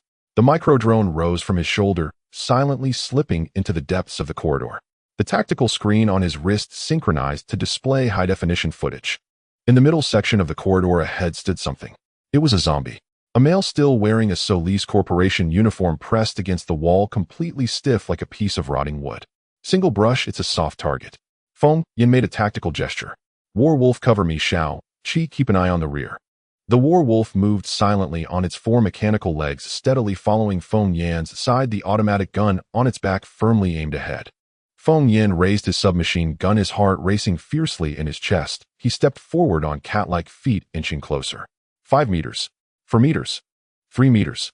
The blinding light from the tactical flashlight startled the zombie, and the creature's neck emitted a bone-crunching sound. It turned its head awkwardly. The highly decayed and bulging eyes of its face were directed at Feng Yin in that instant. The zombie roared and lunged at him. A strong, suffocating stench hit him. Feng Yin felt as if he had been hit in the face by a biochemical gas bomb. The smell surged to his head, making his eyes water uncontrollably. This was so terrifying. Feng Yin's scalp tingled in fear, and he tightly shut his eyes. He didn't dare to let go of the gun in his hand, desperately clutching the trigger. Rat-a-tat-a-tat. Flames spewed forth. Even with the silencer, the gun's recoil still made his hands tingle. With his eyes closed, he wildly sprayed bullets, relying solely on luck to empty an entire magazine. Click, click, click, until the muzzle made the crisp sound of the firing pin striking an empty chamber. Only then did Feng Yin dare to shiver and open his eyes. The wall across from him had turned into a beehive. The zombie had been turned into a sieve. Half of its head was missing, blood and flesh splattering everywhere. It lay in a mangled heap on the dust-covered ground. The gruesome scene instantly assaulted his optic nerves, and the corridor fell into a deathly silence, with only Feng Yin's heavy breathing echoing. 1 second, 2 seconds, 3 seconds. The tense string in Feng Yin's mind finally snapped. His stomach churned violently, and his legs suddenly gave way, causing him to kneel on the ground with a thud. With a loud retch, the individual rations he had just eaten that morning mixed with bile came spilling out uncontrollably. Tears streamed down his face uncontrollably. The smell of rot and blood mingling together almost drove him insane. This was the first time in his 20-plus years of life that he had killed someone. Even though that thing was now a rotting monstrosity, it still had human limbs, wore a human uniform, and had an ID badge hanging from its chest. Back on Earth, he had only dared to argue with haters in the live streams. A complete keyboard warrior, hitting the enter key was his fiercest output. But now, He pulled the trigger, taking a life that had once been akin to his own. Shaoqi surprisingly didn't roll its eyes in mockery. It flew down beside Feng Yin, tapping his back with its cold metal wings. All right, you'll get used to vomiting it out. Shaoqi returned to its teasing tone. Finish vomiting and get to work. If you die here, I'll have to guard this broken rooftop myself. Feng Yin, still gagging, turned to look at it with red-rimmed eyes. Shaoqi continued to speak while looking at the corpse on the ground. In the early stages of the virus outbreak, it was these mutated zombies that brutally killed the survivors who had escaped the first wave of infection. The population on this planet has been reduced by more than half because of them. Shaoqi's electronic eyes met Feng Yin's bloodshot ones. When facing these monsters, there is no need for compassion. There is no moral court here, no online trolls. If you don't blow its head off, it will gnaw at your thigh. It's that simple. In this flooded wasteland, survival is the only and the noblest law.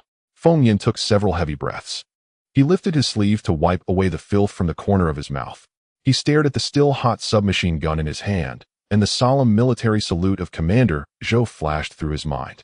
The first time killing a monster, it would be a lie to say his hands didn't shake. But he absolutely could not loosen his grip on the gun. The country had entrusted its life to him. If he faltered, how could he call himself a man? He pushed against his knee to stand up straight again. When he raised his eyes again, the keyboard warrior from Earth was completely dead. His gaze became sharp and focused. Shall we continue clearing the map? Shaoqi tilted its iron head again. In this apocalypse that could drive people mad, daily banter was their only way to maintain sanity and survival. We must clear. Feng Yin gritted his teeth, pulling out the chemical gloves issued by the state and tightly securing the makeshift gas mask. He then forced himself to suppress his nausea and approached. He took out his tactical dagger and pried open the zombie's split head with force. He extracted a white crystal core from the disgusting mucus. There's some loot. Feng Yin wiped the blood off the crystal core, and his eyes immediately lit up. This first-tier white crystal can at least increase the system's progress by 10%. Tonight, I must charge you this broken bird by 2 degrees. Bang! Bang! 2 silenced bullets shot out accurately, and a zombie with a supervisor's badge collapsed in the corridor. Feng Yin quickly approached, wearing the state-issued protective gloves, and pried open with a tactical dagger. A crystal core glimmering with faint light fell into his palm. Ding dong. Crystal core progress, 510. Got it. The 5th one is accounted for. Feng Yin happily tucked it into his pocket. Cheapstake, what about the promised upgrade? Shaoqi flapped his wings and landed on the warwolf's head. You need to collect 10 to upgrade. Good meals are never afraid of waiting. Feng Yin shook the blood off his gloves and stepped into the executive office area. This building has a total of 102 floors. The lower 100 floors are submerged in a sea of deathly energy. Floors 100, 101, 102, and the rooftop are his current stronghold. Now the zero-cost shopping segment officially begins. Feng Yin transformed into the scavenger king of the wasteland, diving into the pile of high-tech junk. This stapler is actually made of pure titanium alloy. Give it to me. Damn, this ergonomic chair feels amazing. It feels just like a young girl's skin. Take it apart and pack it up. Shaoqi rolled his red electronic eyes. Are you a beach streamer turned waste collector? Can't you spare the nation's resources? Feng Yin curled his lip. What do you know? Just this chair alone, taken back to Earth, and with the Solis Group logo, can easily sell for $8,000. As soon as he finished speaking, he dug out a silver bracelet with a faint blue glow from the wreckage of the president's desk. This thing was immaculate without a single scratch. Tactical advisor quickly scanned this treasure. Shaoqi emitted a red beam, and the speaker crackled. Damn, it's gold. This is a portable intelligence brain specially provided for executives of the Solis Group. It contains a miniature quantum computing core. Speak plainly. This thing is at least 100 years ahead of your Earth technology. The encrypted data library and cutting-edge design blueprints inside could have your country's lab coats partying all night long with champagne. Feng Yin was stunned. Feng Yin looked down. He was overjoyed. 100 years ahead of Earth. With this, he could easily stride through Huaxia. Earning a top merit would be a piece of cake. Ha ha ha. Feng Yin threw his head back, hands on his hips, laughing like a supervillain. I'm about to get rich. 30 years in the East, 30 years in the West. The laughter echoed hauntingly in the desolate and silent floors. It was grating. Extremely hate-inducing. Shaoqi's red electronic eyes flashed twice. Master, I advise you to shut up immediately. What's wrong? Wealth doesn't return home like a night stroll in fine clothes. Can I laugh a bit? Look down. Check your wrist screen.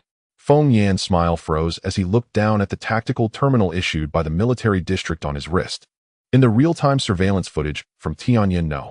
1A, several shadowy figures rushed out from around the corner of the corridor. Their eyes were pale and black blood dripped from the corners of their mouths as they sprinted towards the president's office. These worker-stern zombies must have been heavily exploited by their bosses in life, upon hearing such arrogant laughter from the executive office, they immediately went berserk. Feng Yin immediately shut his mouth. At this moment, he was almost in tears. "We're going to die. We're going to die." Outside the door, there were already frenzied scratching and heavy banging sounds. The glass door was already cracked with terrifying spider web-like fractures. Feng Yin took a deep breath, grabbed the silenced submachine gun from his back, and loaded the bullets with a swift motion. His eyes instantly became incredibly determined. Life and death are indifferent. If you're not satisfied, just fight. Shaoqi, today I'll lead you on a bloody path. His words were fierce, but his legs trembled like they were on the highest frequency of vibration, his knees banging against the desk. "Stop pretending, master. Your heart rate is already at 180. I suggest you start drafting your will now," Shaoqi ruthlessly added. "Let's talk. The door is about to break." Feng Yin was sweating profusely. The zombies' howls pierced through the eardrums, and it looked like they were about to break in at any second. Shaoqi tapped the table with his metal claws and pointed out the window with his wings. Sponsored by Father Nation Thunder No. 1, time to clean up. Outside the window, a heavy lift drone that had been hovering at the ready soared upward. The mini explosive attached to its belly detached and accurately smashed into the pile of zombies through the broken window. "Get down." Feng Yin covered his head and dove under the ergonomic chair worth $8,000. His movements were so practiced, it was heartbreaking. Boom. A deafening explosion sounded. Glass shards mixed with the stench of blood, and severed limbs filled the air. The terrifying shockwave knocked over the luxurious partitions of the entire office area. The 7 or 8 zombies blocking the door were instantly sent to meet their ancestors by this 2-kilogram high-energy explosive. Their ashes were all scattered, leaving only a ground covered in charred flesh and internal organs. As the smoke gradually cleared, Feng Yin crawled out from under the chair covered in dust and dirt, disregarding his gun, and hurriedly hugged the iron parrot in midair. Tears welled up in his eyes. "Shaoqi, you are my true father. Without you, I would have been done for today. Boo-hoo. Get lost. Don't touch me. The fresh paint you just got is all smudged." Shaoqi disdainfully flapped his wings to fan Feng Yin's face. The two of them, a man and a bird, still hadn't caught their breath. Beep, beep, beeped. The alarm blared once again in a piercing scream. In the aerial footage returned by Tianyin No. 1, of the corridor on the 101st floor below was densely packed with shadows. They were pouring into the stairwell like a tide. Leading the charge was the mutated female zombie with 2 arms covered in mantis bone spines. The previous violent explosion had directly shaken this ancestor up from downstairs. This mutated creature had not only evolved bone spines, but had even developed basic intelligence, now controlling dozens of ordinary zombie minions surging upstairs like a tidal wave. "Damn, that female old 6 is rallying the crew. She brought a gang." Shaoqi spun in midair. "Run, run, they're coming upstairs." Feng Yin didn't even have time to wipe the dust off the intelligence brain, stuffing it into his anti-stab suit pocket as he grabbed his gun and fled. The war wolf followed closely on his mechanical legs. "Retreat, retreat. The wind is tight." Feng Yin exerted all his strength, taking 2 steps to make one leap up the stairs. "Don't just focus on escaping. Get the explosive from your pocket. Set the tripwire." Shaoqi provided tactical guidance midair. "Pull the safety pin. Attach the ring to the doorknob. Tie the tripwire to the fire hydrant. Hurry, hurry." Feng Yin was sweating profusely as he rushed to the corner of the stairs. Listening to the increasingly chaotic footsteps and screams below, his hands trembled as if he were having an epileptic fit. He shakily pulled out the explosive. He pulled out the invisible wire, hooked it to the doorknob, and wrapped it tightly around the fire hydrant. "Done. Let's go." A man, a dog, and a bird rolled and crawled up to the rooftop. Bang! Feng Yin kicked the heavy anti-theft iron door, turned around, and dragged 2 heavy supply boxes to block the door. Leaning against the iron door, he slid down breathless, his chest heaving violently. His butt barely touched the ground when the concrete floor below shook heavily. Boom! A muffled thunder exploded from the stairwell, shaking the entire building. Following that, the sounds of ghostly howls and the rolling of severed limbs and broken meat echoed down the stairs. The tripwire had been triggered. Feng Yin wiped the cold sweat from his face with his dust-covered hand, looking nervously at the iron bird beside him, who was equally shaken. That was so damn thrilling. Shaoqi raised his chipped iron head, his electronic eyes gleaming with pride. That's right, mixing with this bird means adventure every day. Are you feeling excited, or what? As soon as he finished speaking, the back door was met with a series of teeth-gritting scratching sounds. Creak, creak, creak, creak. A teeth-gritting scratching sound echoed from outside the iron door. The mutated female sixth was still here. Sharp bone spurs scraped against the blast-proof iron sheet, sending sparks flying outward. The noise was comparable to nails scraping against a blackboard, sending chills down Feng Yanshan's spine. The speed at which this creature evolved was simply absurd. The first time they met, she was just a little Karami who could only take a beating. By their second encounter, she had grown mantis-like bone spurs and even knew how to hide and guard a tower. This time was even more exaggerated. She had even gained intelligence, understanding how to block the door. Feng Yan leaned against a heavy supply box, his whole body slumped like a freshly rolled pancake, his chest rising and falling sharply. Damn, these female zombies are more troublesome than matchmaking ants. Fanatical fans chasing stars can't compete with her craziness. Feng Yan wiped the black grime off his face in frustration. This building was his starting village in the apocalypse. This female sixth was definitely the #1 elite monster in the early stages. If this dragged on, and she evolved a few more times, he would be in serious trouble. Feng Yan stared at the iron door, silently vowing that once he gathered enough firepower, the first thing he would do was turn this perverse creature to ashes. Otherwise, he would have no foothold in this building. Little Seven flapped her chipped metallic wings, landing steadily on the supply box. Her red electronic eyes flashed wildly.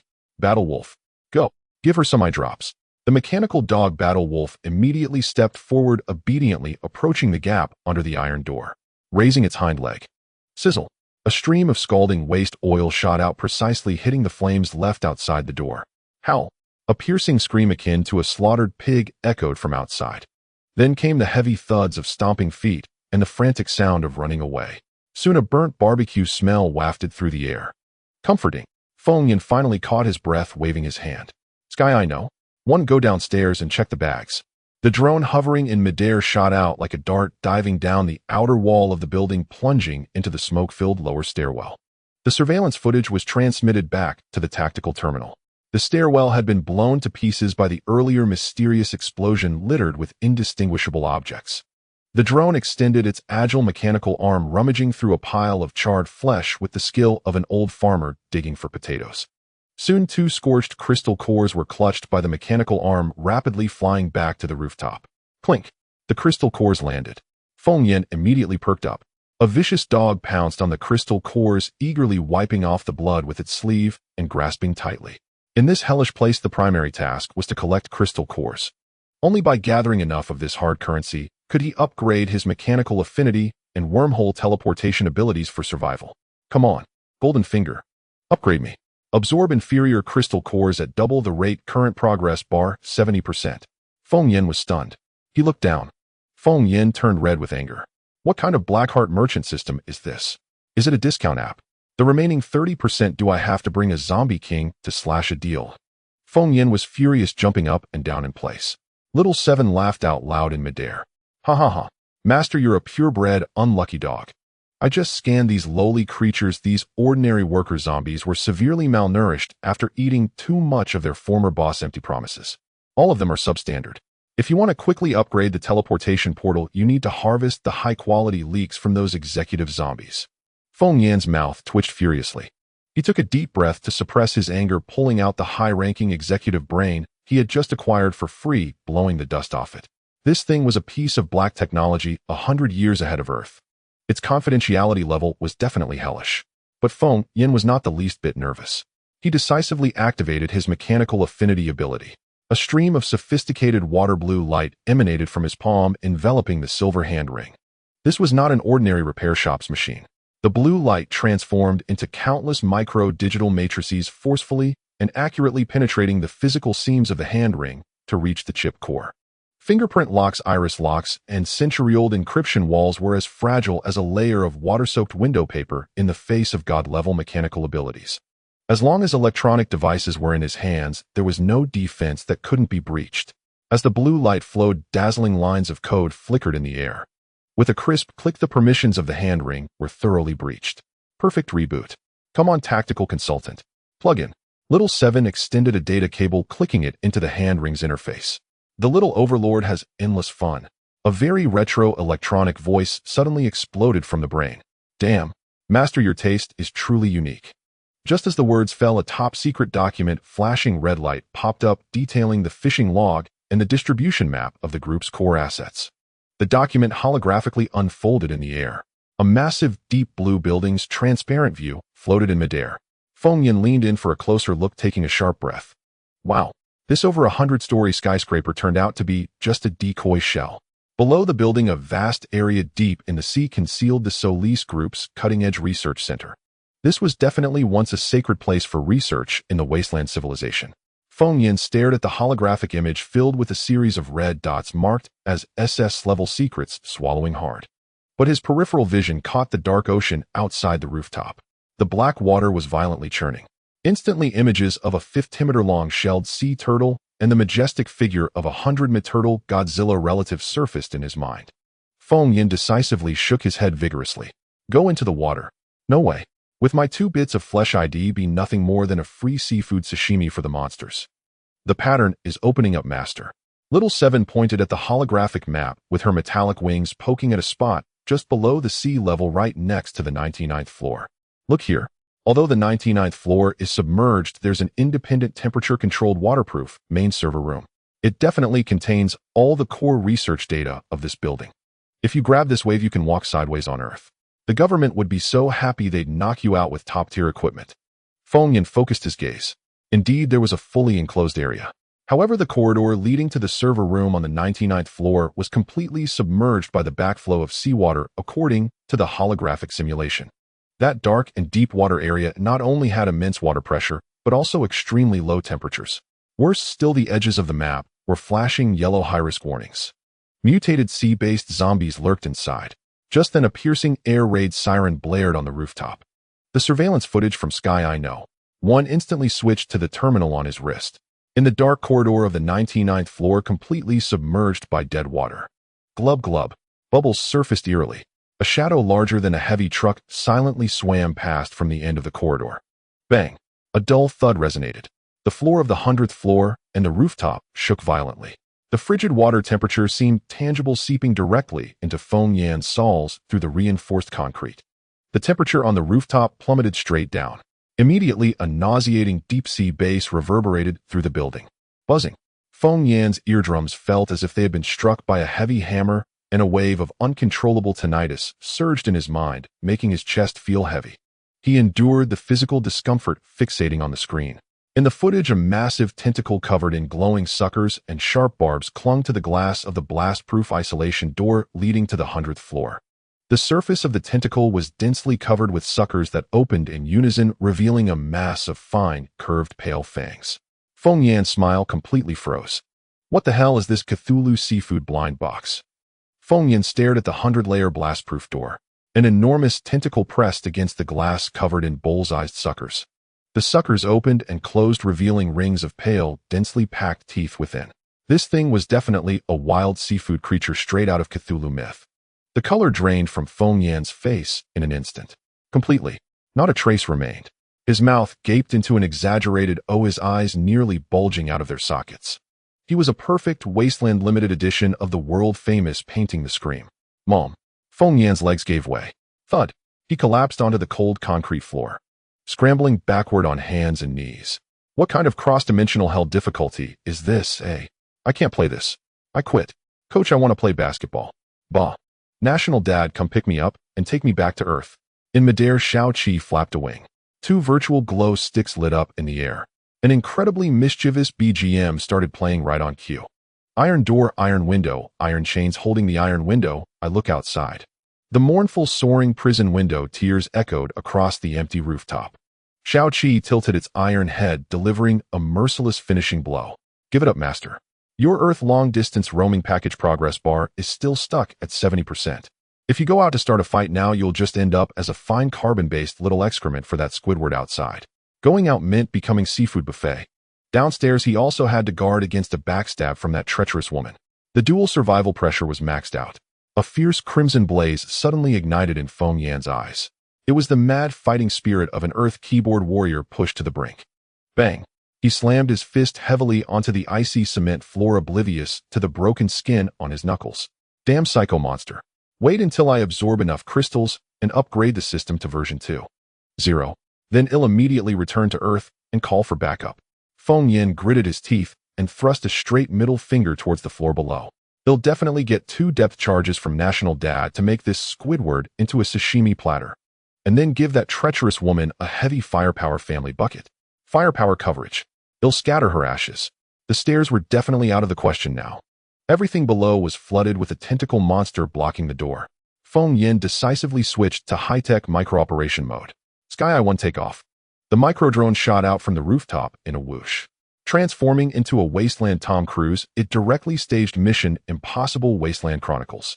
The drone navigated along the skyscraper's outer wall from 100 meters high, braving the strong wind, carefully circling down to the 101st floor for a blind spot scan. Beep beep. The tactical terminal's radar screen lit up.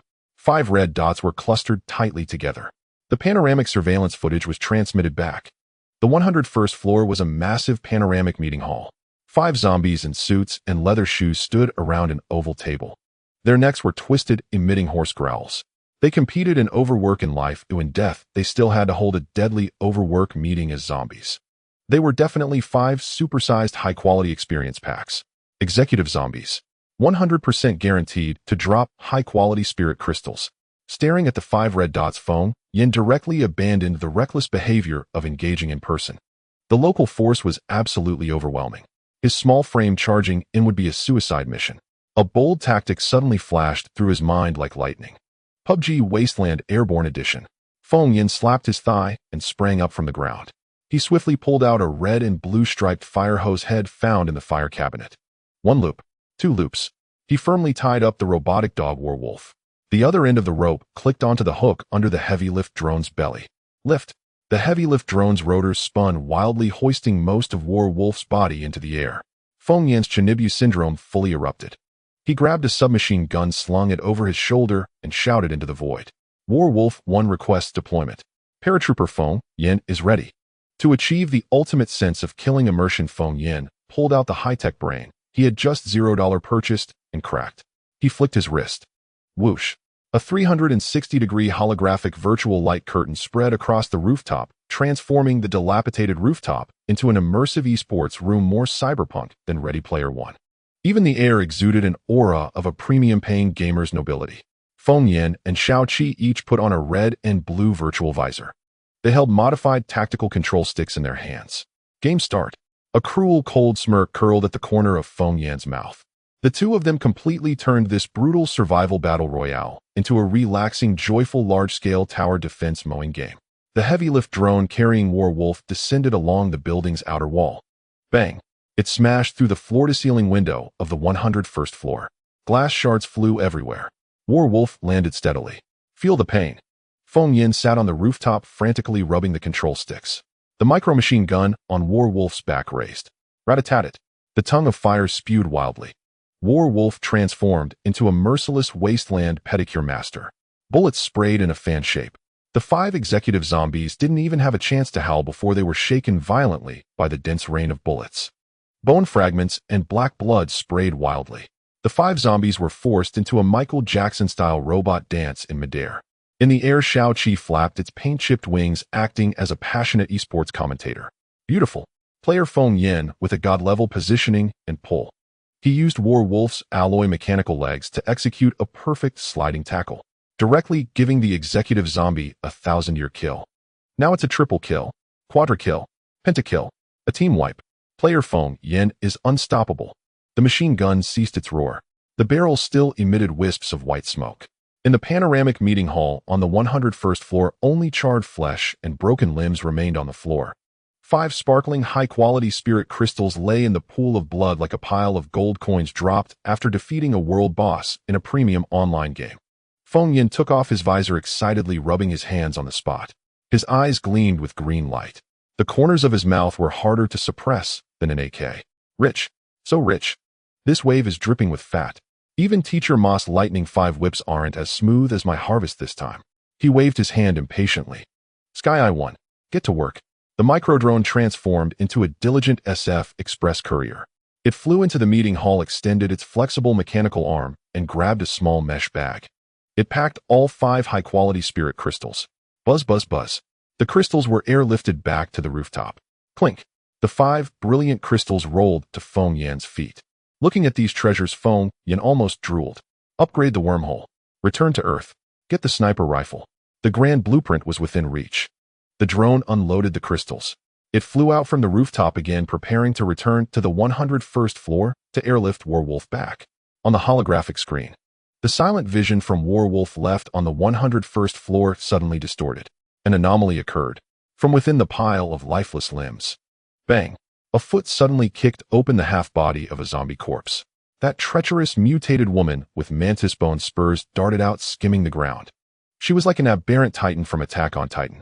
Using both hands and feet, she crazily bounced and zigzagged through the ruins. She even knew to find cover to avoid infrared scanning. More critically, the bone spurs on her back had evolved dark red barbs. Her terrifying movement speed left trails of eerie sonic boom afterimages on the screen. Holy SHD! A wave of cold sweat broke out on Feng Yan's back. His 10 fingers pressed the control stick so fast they left afterimages. He slammed the controller wildly. Outputting crazily. Warwolf's micro-Gatling gun spewed flames again. Bullets poured out like a violent storm. On the holographic screen, the treacherous woman used an uncanny movement technique, completely violating Newton's 3 laws, shaking in extremes patterns. Dodging left, flickering right, rolling forward. The dense barrage of bullets on the full screen didn't even graze a single hair on her. Feng Yan's eyes were bloodshot with anxiety, his heart pounding at 180. The next second, in the holographic image, a huge barbed dark red bone spur like the scythe of death magnified infinitely before the lens. Stabbing straight towards Warwolf's camera. Ryup. A piercing metallic screech exploded through the smart brain speakers. The massive holographic screen on the rooftop instantly burst into a large patch of dazzling static. Then a glaring red warning box popped up. Connection lost. The screen flickered with full-screen garbled code. The cold red light cast onto Feng Yan's pale face. The holographic screen crackled, exploding into a blinding snow of static. A cold disconnection warning slapped across Feng Yan's pale face. He collapsed onto the ground, scrambling backward frantically with all 4 limbs. Holy crap. My wolf warrior bro. Just joined the squad, and already a martyr. Did that female camper activate some invincibility cheat? Her movements are smoother than silk. She's more stubborn than any Mary Sue in a web novel. Xiaoqi was still flashing red frantically in midair. Stop howling. She must be tracking the oil scent for revenge. Hurry up and top up the cheat. Those words jolted him awake. Feng Yan locked his gaze onto the net bag just hoisted up by the drone at his feet. Inside lay 5 high-quality spirit cores. Their azure glow on the dim rooftop was undeniably a beacon of salvation. Cheapskate Pinduoduo system. Add points for me. Max it out. Feng Yan grabbed the 5 cores and roared in his mind. If you stall me at 99, 9% again, I'll take you down with me today. The moment he finished speaking, 3 cores in his hand instantly turned into brilliant starlight, disintegrating into dust. The pure energy within them surged into his palm. A tingling electric current shot straight to his crown, sending a shiver of ecstasy through his scalp. Ding-dong. A familiar celestial chime exploded in his mind. A magnificent panel materialized. System version 2. 0 loaded. Feng Yan looked down. The portal had undergone its first breakthrough upgrade. The originally stingy doghole, barely big enough for a head at 50 centimeters, had been expanded to an 80-centimeter double-door width. The duration had stretched upright to a full minute.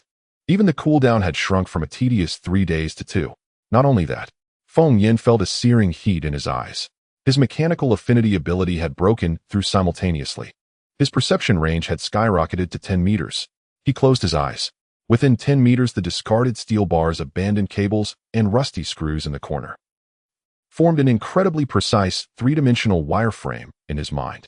This was absolutely a wasteland version of enhanced perception with micromanipulation cheat. Point and shoot. Pure bliss. The skies are clear, the rain has stopped, and your dad is back in action.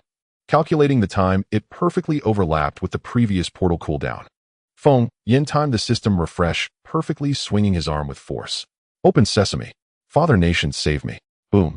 A deafening explosion tore through the void. A pitch-black 80-centimeter wide space-time portal ripped open on the rooftop.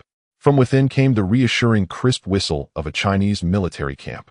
The moment the portal opened, the Pangu Command Center on the other side erupted into chaos. Expecting to wait another day, scientists were just digging into their aluminum lunch boxes of twice-cooked pork. The piercing void alarm nearly scared the false teeth off several senior academicians. Major General Zhou Weiguo was just blowing on his goji berry thermos. A mouthful of scalding water sprayed all over the bulletproof glass. Damn, Comrade Feng Yan, your cross-dimensional teleport has no respect for the basics. Even a time bomb isn't as random as your portal opening. Don't panic, Chief. I topped up and upgraded the cheat. Feng Yan lay at the 80-centimeter wide opening. With a motion like tossing a golf ball, he whipped the 2 remaining glowing high-quality spirit cores over. Catch them steady. These are the Wasteland's special supertonic pills. The essence extracted from those competitive zombies' brains. I used this stuff to upgrade my system. Get the white coats to slice them up for research. See if you can refine a super serum or something, maybe mass-produce a Captain America. The chemical defense team quickly deployed a robotic arm to seal the 2 precious cores in a lead box. Zhou Weiguo was about to praise him when beep, beep. Feng Yan swiftly packaged the footage he just recorded, the 101st floor deadly competition, the camper zombies' extreme agility, tearing apart the wolf warrior. Plus the high-definition and censored video of the 99th floor Cthulhu octopus monster smearing the glass. He bundled it all and sent it racing back to the Panga base via a secure channel. On the big screen, various sanity-destroying apocalyptic recordings played on loop. A synchronized gasp of awe filled the entire command center. Feng Yan hopped around frantically at the portal. Chief, look. This damn game is unplayable. That female camper maxed out agility and tankiness, and downstairs there's a seafood feast ready to turn me into sashimi. My firepower deficiency phobia is terminal. I'm begging for heavy firepower. Rocket launchers. Depth charges. Preferably something that can one-shot and scatter the ashes. Zhou Weiguo stared at the fleeting monster afterimage in the video. His brows knitted into a deep furrow, but a blazing fighting spirit ignited in his eyes. Yanzi, steady. The nation is your strongest backing. Since the portal is 80 centimeters wide, depth charges are nothing. Evolve it a few more times, and I'll stuff a Dongfeng Express delivery through to scrub the place clean. Zhou Weiguo's tone dropped, exuding a chilling, murderous intent. And we're already selecting the top cross-dimensional bodyguards from the entire military's elite special forces brigade. As soon as the portal is big enough, they'll cross over to protect you. Great. When the bodyguard bro arrives, you'll treat him to grilled octopus. Feng Yan was happily daydreaming about a life with backup. Sizzle. Xiaoqi in midair suddenly went berserk, triggering the highest-level air raid siren. A piercing electronic shriek stabbed at his eardrums. Shut up. Dodge. High-energy reaction incoming. Your psycho ex-girlfriend is climbing up the outer wall. Her bone spikes are wreaking havoc. The words had barely left her mouth. Xiaoqi had just warned that the female zombie was about to reach the rooftop when Feng Yan turned to look. A pale, colorless hand covered in bone spikes gripped the anti-fall net on the rooftop's edge. Then a female zombie head emerged, enough to scare anyone from using the bathroom at night. Her eyes were utterly blackless, showing an eerie fish-belly white. Her teeth were jagged and disgusting fluid dripped from her mouth. With a deafening screech, she tore through the iron net with her bare hands. In a twisted, physically impossible alien posture, she crashed down in the center of the rooftop. Dust filled the air. The camper zombie's mouth dripped with stinking, corrosive black blood. Her fully white pupils locked onto Feng Yan. She let out a soul-piercing, mournful shriek. Ow! The stench from her mouth hit Feng Yan's brain like a month-old bag of rotten fish, nearly knocking him out cold. Feng Yan was completely frozen. His mind went blank. All he could hear was his own heartbeat racing at 180 miles per hour. This was the pure bloodline suppression of a low-level carbon-based life form facing a top-tier predator. At the moment of impending doom on Earth, Zhou Weiguo remained calm and let out a heavy snort. He slammed his goji berry thermos hard onto the command table.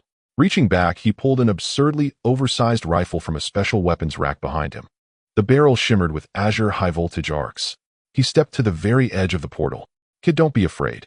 Try out the Panga No. 1 Gauss electromagnetic rifle, just modified overnight by the Academy using the wasteland energy batteries you sent back. On the rooftop, the camper zombie's hind leg muscles swelled to the max. With a powerful leap, her form turned into a dark red lightning bolt, charging straight at Feng Yan's face. Her arms evolved into mantis-like sides spread wide, reflecting a despair-inducing cold gleam under the harsh wasteland sunset. The hooked claws were less than half a meter from Feng Yan's eyeballs.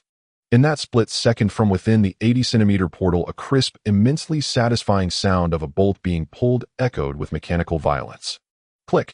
Then a roar unfamiliar, yet filled with iron-blooded killing intent blasted through the space-time channel.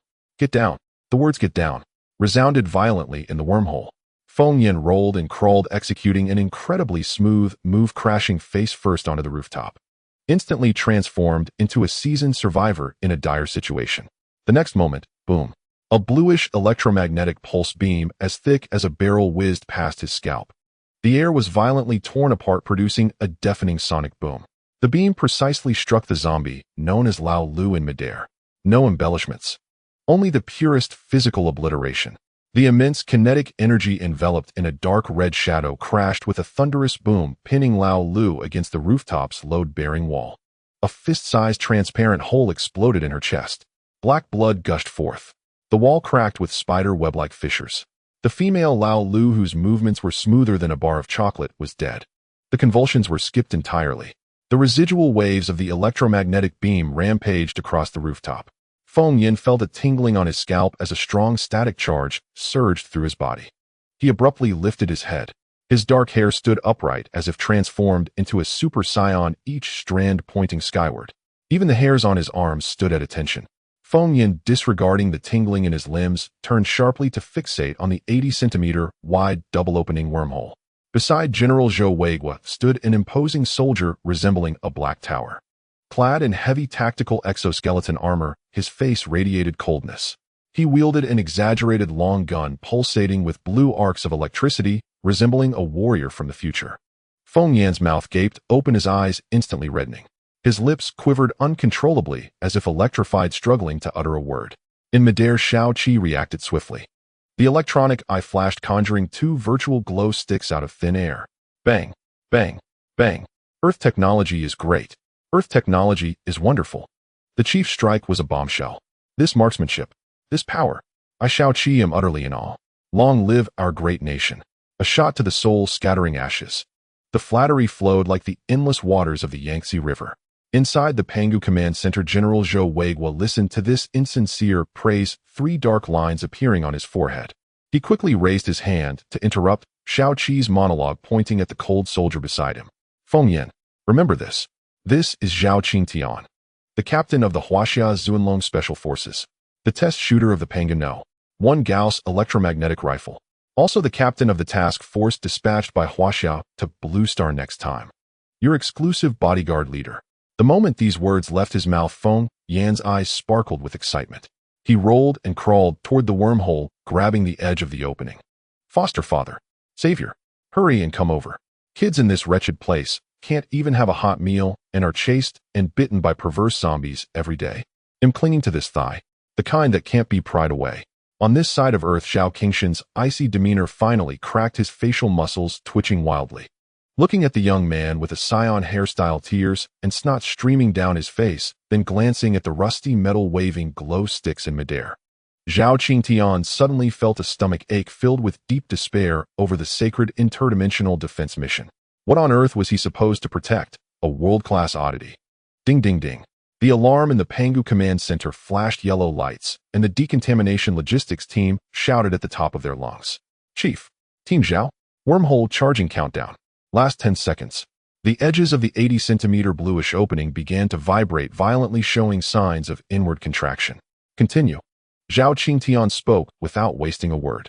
With both hands holding the gun, he smoothly thrust the Pangu 1 Gauss electromagnetic rifle straight through the wormhole. Powered by wasteland energy batteries. Charging for 3 seconds. No recoil. Shoot below the chest. Don't miss. Feng Yan caught the gun, the heavy metallic feel, making him gulp frantically. This was the latest high-tech weapon developed on Earth. The moment he grasped the electromagnetic gun, Feng Yan's mechanical affinity ability activated a cerulean data stream coursing along the gun. The system panel flashed Pangu 1 Gauss electromagnetic rifle, the perfect fusion of Earth's materials science and wasteland batteries. Bullet capacity, 30 rounds. Currently fully charged. Feng Yan's mouth curled into a wild grin. Fear of insufficient firepower. Cured. The light from the wormhole dimmed, about to close in the final 3 seconds. Suddenly Zhao Qingtian was roughly shoved aside. Move aside. Don't block my view of the treasure.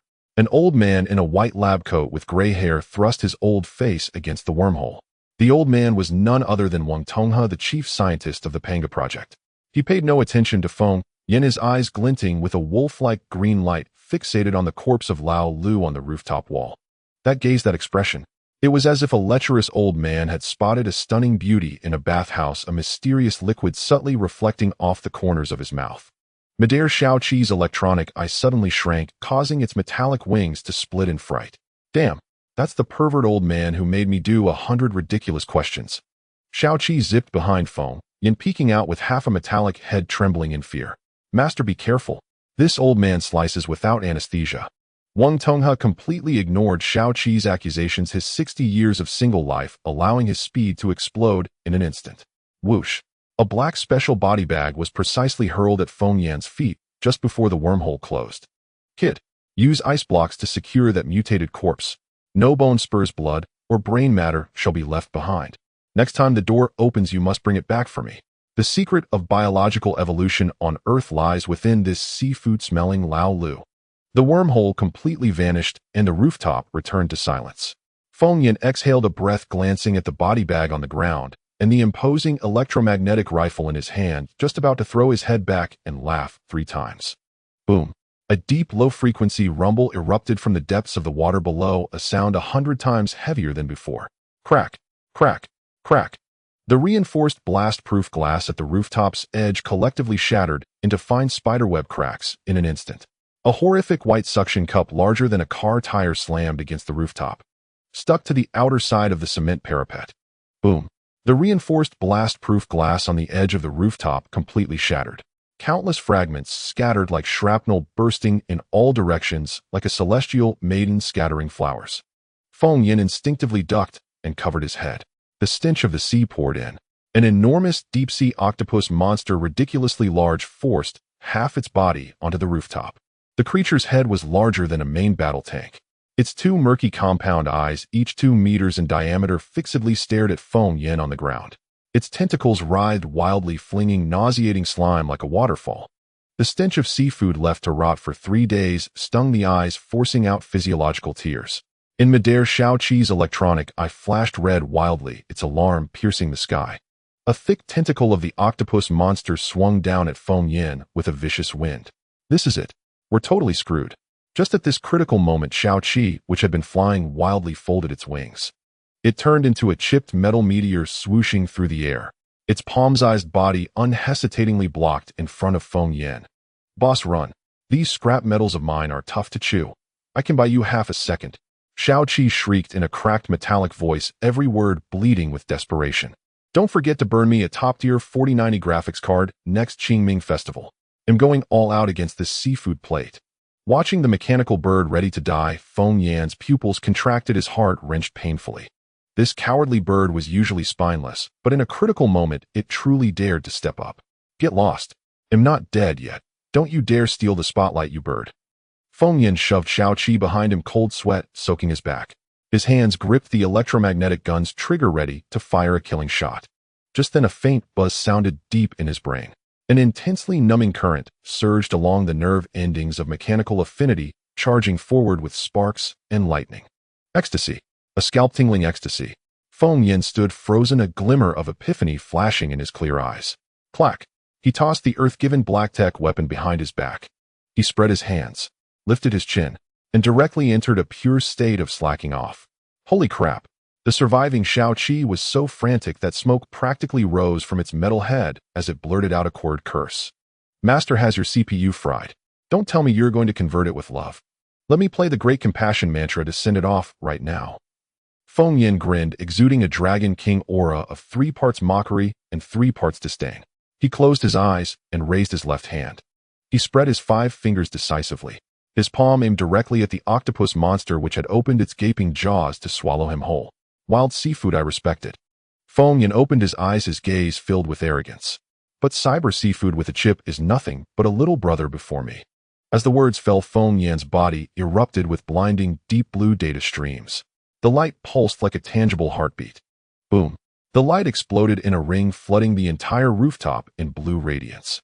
The gigantic octopus monster lunging down to devour him suddenly convulsed violently.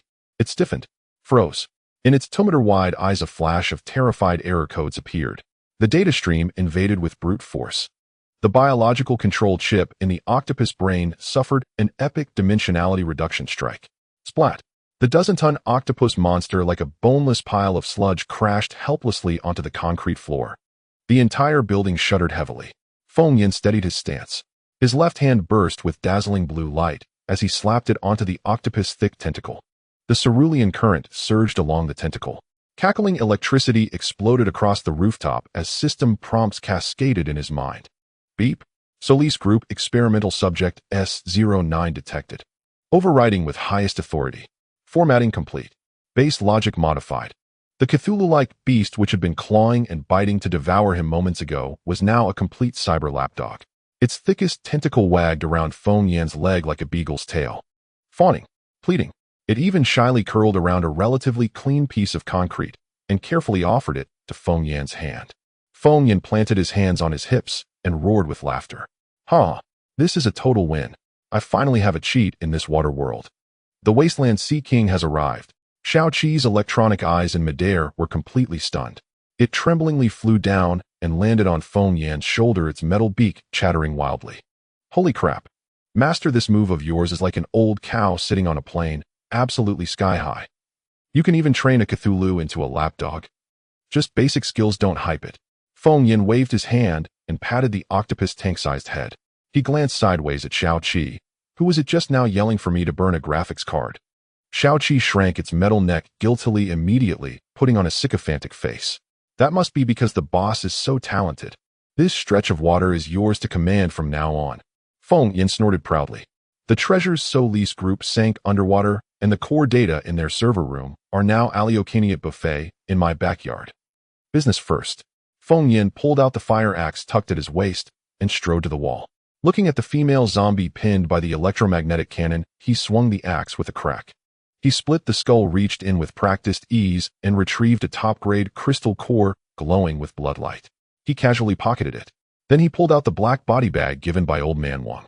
Humming, "Good days," Feng Yan roughly stuffed the female zombie's body covered in bone spikes into the bag. His movements were extremely brutal. Bone spikes too long. Chop them off. Force them in. Finally, Feng Yan thoughtfully dug out a few chunks of ice that had scattered from a broken freezer and dumped them into the bag. He zipped it up, packing it tightly. The hope for Earth's biological evolution. Old Man Wing, you've got to give me a 5-star review for this. They'll fight you if it's one less. Feng Yan clapped his hands and snapped his fingers crisply. Mantis shrimp, let's go. The octopus immediately extended 2 tentacles, gently lifting Feng Yan and Xiao Qi into the air. Target the 101st floor. Let's see if my battle-scarred brother the war wolf can still be saved. The giant octopus descended rapidly along the building's exterior. Its tentacle suckers clung firmly to the wall, moving with perfect stability. Thump! Just as Feng Yan stepped into the chaotic panoramic conference hall. He was about to use his ability to salvage the wrecked robot dog on the floor. Another anomaly occurred. The octopus beneath him suddenly convulsed violently. The blue light in its compound eyes flashed frantically. Through the neural link of mechanical affinity, a burst of encrypted codes forcibly projected into Feng Yan's brain. Beep, beep, beep, beep. The radar alarm in his mind instantly maxed out. It was the final command from the server room, 99 floors underwater. A blood-red system prompt box slammed onto Feng Yan's retina. Warning. Advanced experimental subject detected out of control. Base self-destruct protocol activated. Micro-nuclear reactor detonation, countdown 10 minutes. Feng Yan's expression of 3 parts mockery froze stiffly on his face. Red hot, instantly red hot. Damn you, Solis. Can't take a loss and just flip the table. Feng Yan stomped and cursed in fury. 10 minutes. Do you really think I'm Superman? The blood-red countdown on the retina was wildly flashing. 10 minutes. Feng Yan's eyes widened to the size of copper bells, and his blood pressure skyrocketed to 280. Red temperature. Completely red temperature. Damn you, Solis. Feng Yan cursed at the ceiling, spitting wildly. Can't play nice so you blow it up. Do you really think you're an Arab thug? In midair, Xiao Qi spun anxiously like a top, its chipped metallic wings creating afterimages. Boss, stop cursing. Hurry up. If the nuclear reactor explodes, we won't even have ashes left. Well, just turn into barbecued mutants from nuclear radiation, the kind that's crunchy and tastes like cumin. Run, run, run. Time is life. Feng Yin rolled and crawled, grabbing hold of the giant octopus monster beside him, which was still wagging its tail in flattery. Pepixia, lead the way.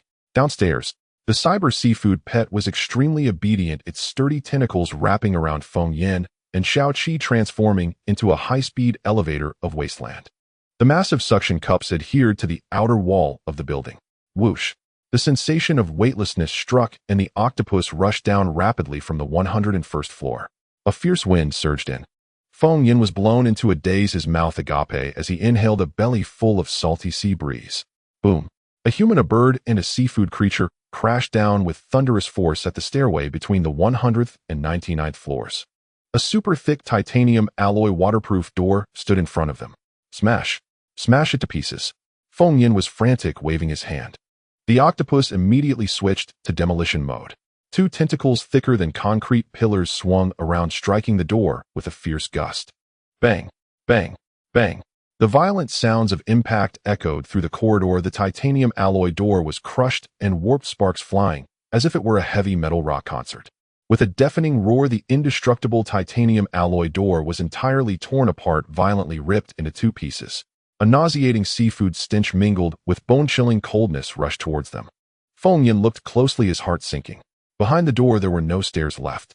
The 99th floor down was completely submerged in pitch-black, cold seawater. Countless broken electronic waste floated on the water's surface, along with viscous, greenish, mutated slime that made one lose their sanity just by looking at it. Feng Yin slammed the brakes, his feet grinding against the edge of the pool, smoke rising from his shoes.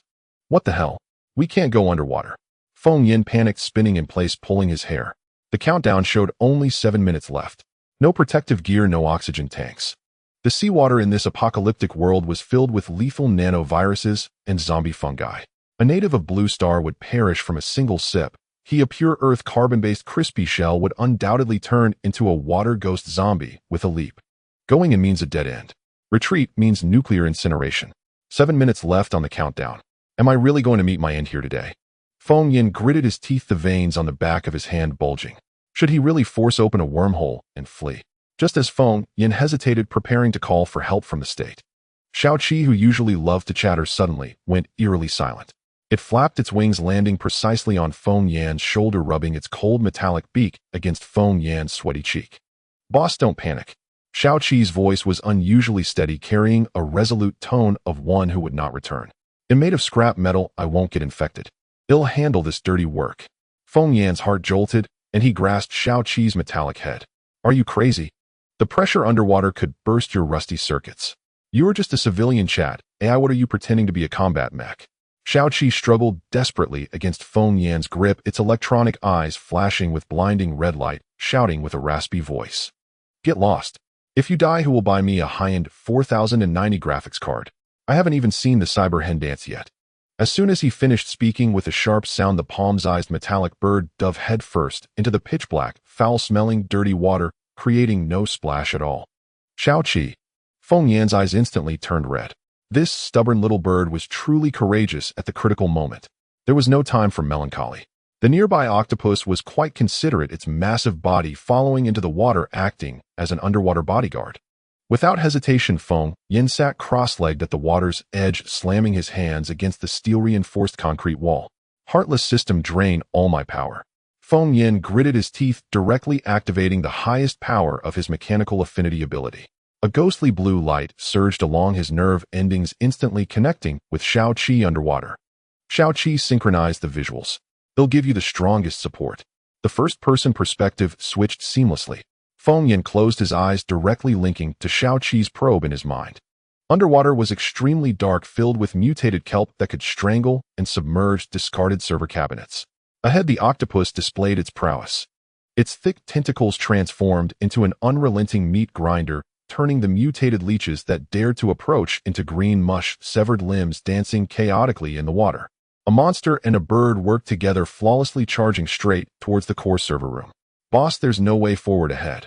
Xiaoqi's anxious electronic voice exploded in Feng Yan's mind. 4 minutes left on the countdown. In front of their view, a semicircular, fully enclosed server room wrapped in high-strength, bulletproof glass stood at the bottom of the water. Not a single drop of water had entered. A whole wall of quantum servers flickered with despairing death red light. A massive alarm buzzer vibrated inside the glass chamber, the sound waves penetrating the seawater, causing Xiaoqi's circuits to crackle. In front of the glass chamber stood a heavy reinforced steel gate. Feng Yin glared from the water, shouting from a distance. Octopus! Don't hold back, tear it apart for me. Underwater, the giant octopus' blood-red eyes flared with bloodlust, its 8 tentacles gripping the edges of the steel gate. Its muscles swelled violently, stirring up a devastating vortex in the water. Creak! The sound of twisting metal that made one's teeth ache echoed at the bottom of the sea.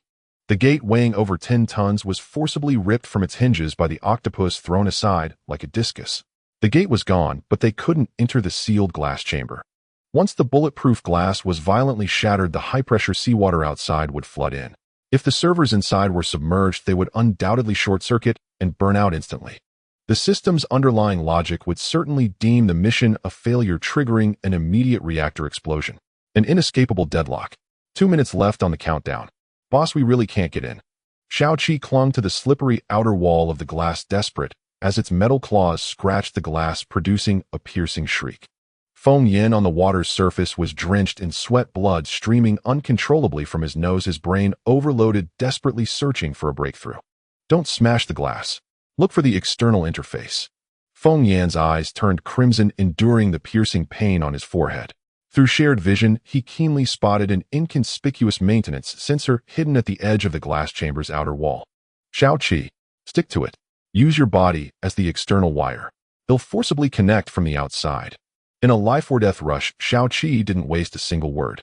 With a sudden lunge, the entire bird pressed tightly against the glass. Its 2 short legs launched, ejecting 2 sharp data connectors. Puff! The connectors violently and precisely pierced into the sensor. I'm the #1 hacker in the wasteland. Break for me. Feng Yin dug his fingers into the concrete, ground his nails, splitting and bleeding.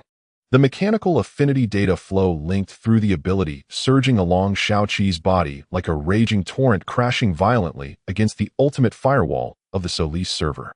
On the retina, the blood-red numbers counted down furiously.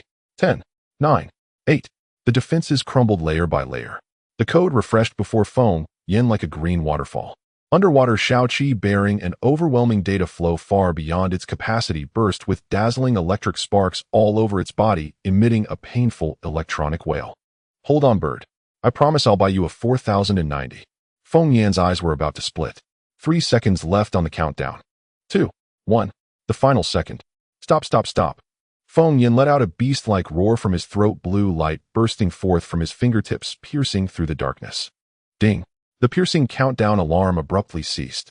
The frantically flashing death-red light inside the glass chamber instantly faded, transforming into a gentle and serene ghostly blue. The detonation program forcibly terminated. Before Feng Yin could collapse to the ground, gasping for air, a chime echoed in his mind, popping up a string of top-secret logs unlocked with the highest authority. High-level firewall overwrite complete. Identity confirmation successful. Welcome back, Dr. Yang Shui. Feng Yin stared wide-eyed, feeling numb. Yang Shui? Who is that? Feng Yin. Boom. The inky black water churned violently. Octopus Brother's colossal head burst through the surface. Perched atop, it was a tattered, pathetic iron rag. Feng Yin took one look and his heart sank. That mangled iron rag was none other than Xiaoqi. Boss. This is definitely a work injury. Xiaoqi's electronic eye flickered with a dim red light. Sparks crackled and flew across its body. Its metal beak, which had always been defiant, clattered as it forced out a few broken words. You promised me that 4090 high-end graphics card. He'll throw a fit if even one fan is missing. You wasteful bird. You'll get your graphics card. He'll even set you up with a 4-fan water cooler. Feng Yin gritted his molars, reached directly into his tactical pouch, and pulled out the top-tier crystal core he had dug out of that female zombie boss skull. This thing was a premium treasure he was saving for the system upgrade. Today I'm giving you a cybernetic supersized boost. Feng Yin roared. Rotten system. Squeeze every drop of that ability dry. Veins bulged on his arms. A torrent of azure data streams surged, enveloping the blood-red crystal core. Then Feng Yin proceeded to perform a brutal high-tech motherboard-level insertion. He forcefully slammed the crystal core into the shattered core of Xiaoqi's chest. Boom! A blinding flash of blue and red light exploded within the wasteland building. Xiaoqi was instantly baptized by high-dimensional cyber magic. Rusty metal feathers fell off. The pleasant sound of metal reconfiguring echoed with a series of clicks. A new body framework stretched out. A layer of new memory alloy coating shimmering with iridescent reflections covered its entire body. Under the setting sun's refraction, it was the ultimate in light pollution.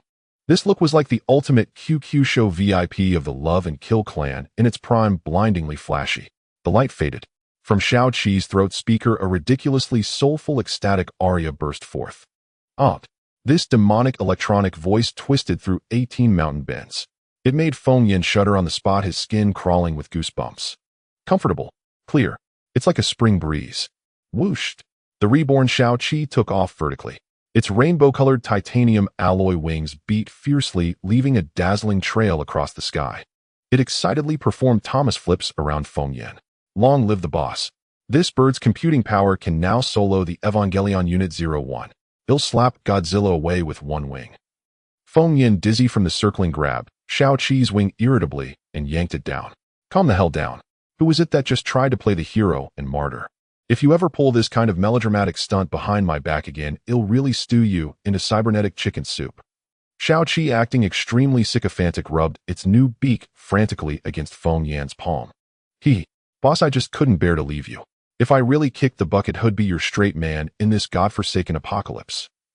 After their mutual verbal abuse ended, Feng Yan's expression sobered. He pulled up the server's highest authority interface, still glowing on his retina. Identity confirmed. Welcome back, Dr. Yang Shui. Feng Yan rubbed his chin, a line of question marks on his forehead.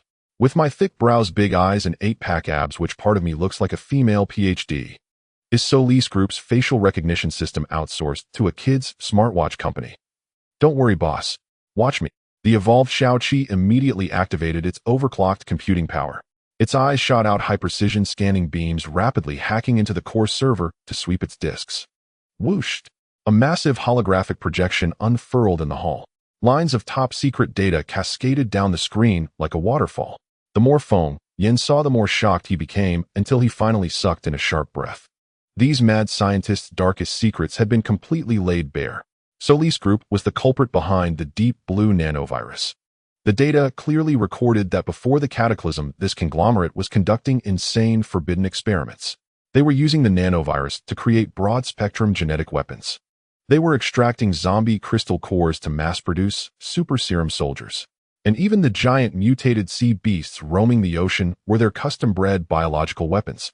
The giant octopus bro under their feet was codenamed S09 Deep Sea Test Subject.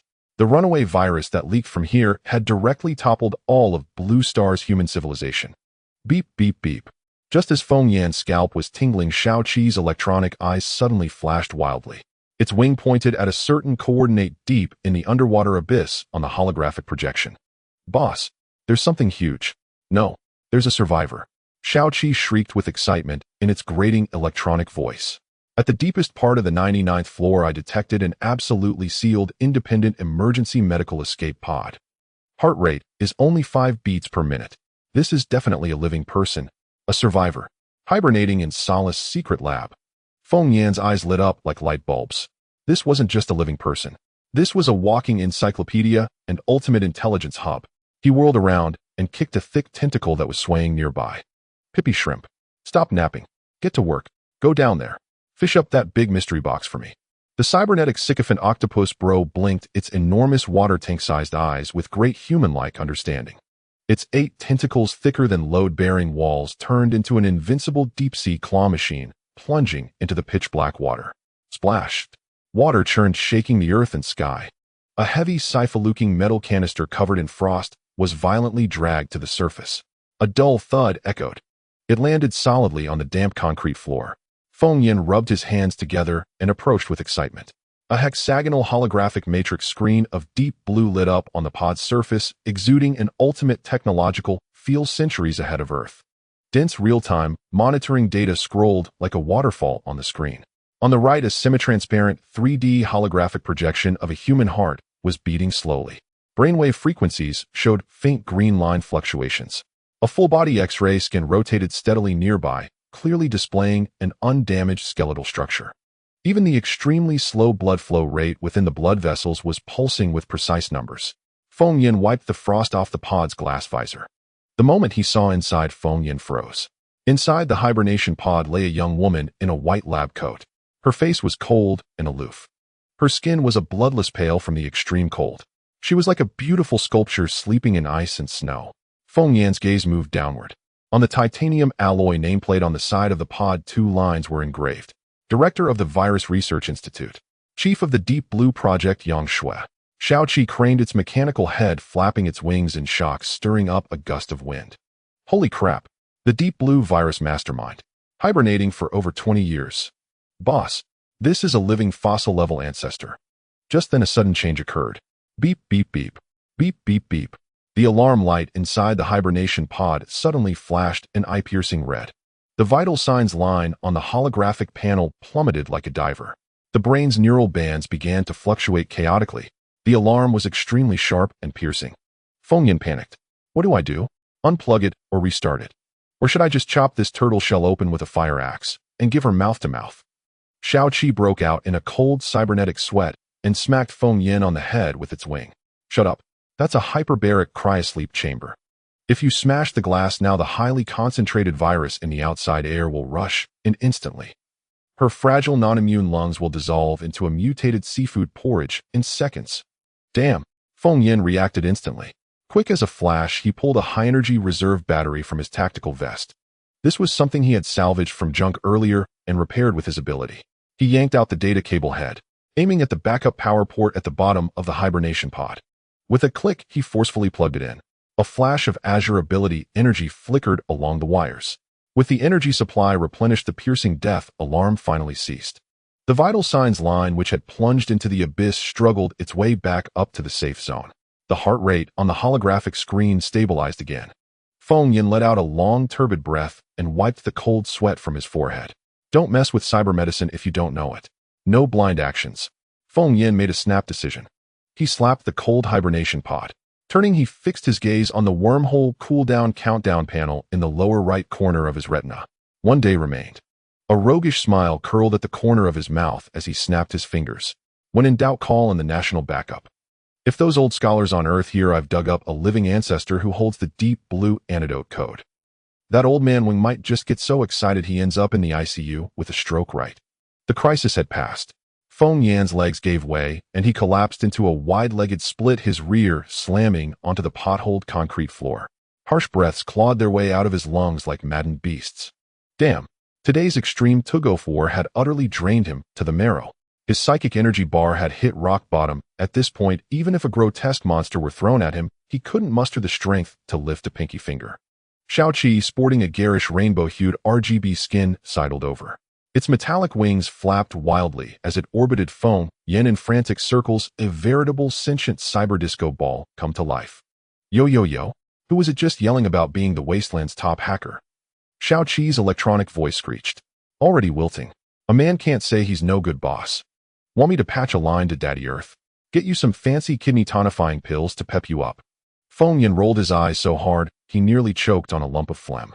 This blasted bird was an absolutely stunning piece of art when it kept its beak shut, but the moment it spoke, it was a direct descendant of the foul-mouthed realm. He lifted a weary foot in a mock kick.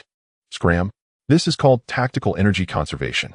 If you keep blinding me with that love and burial clan skin, I swear I'll dismantle you tomorrow and install a symbiont system.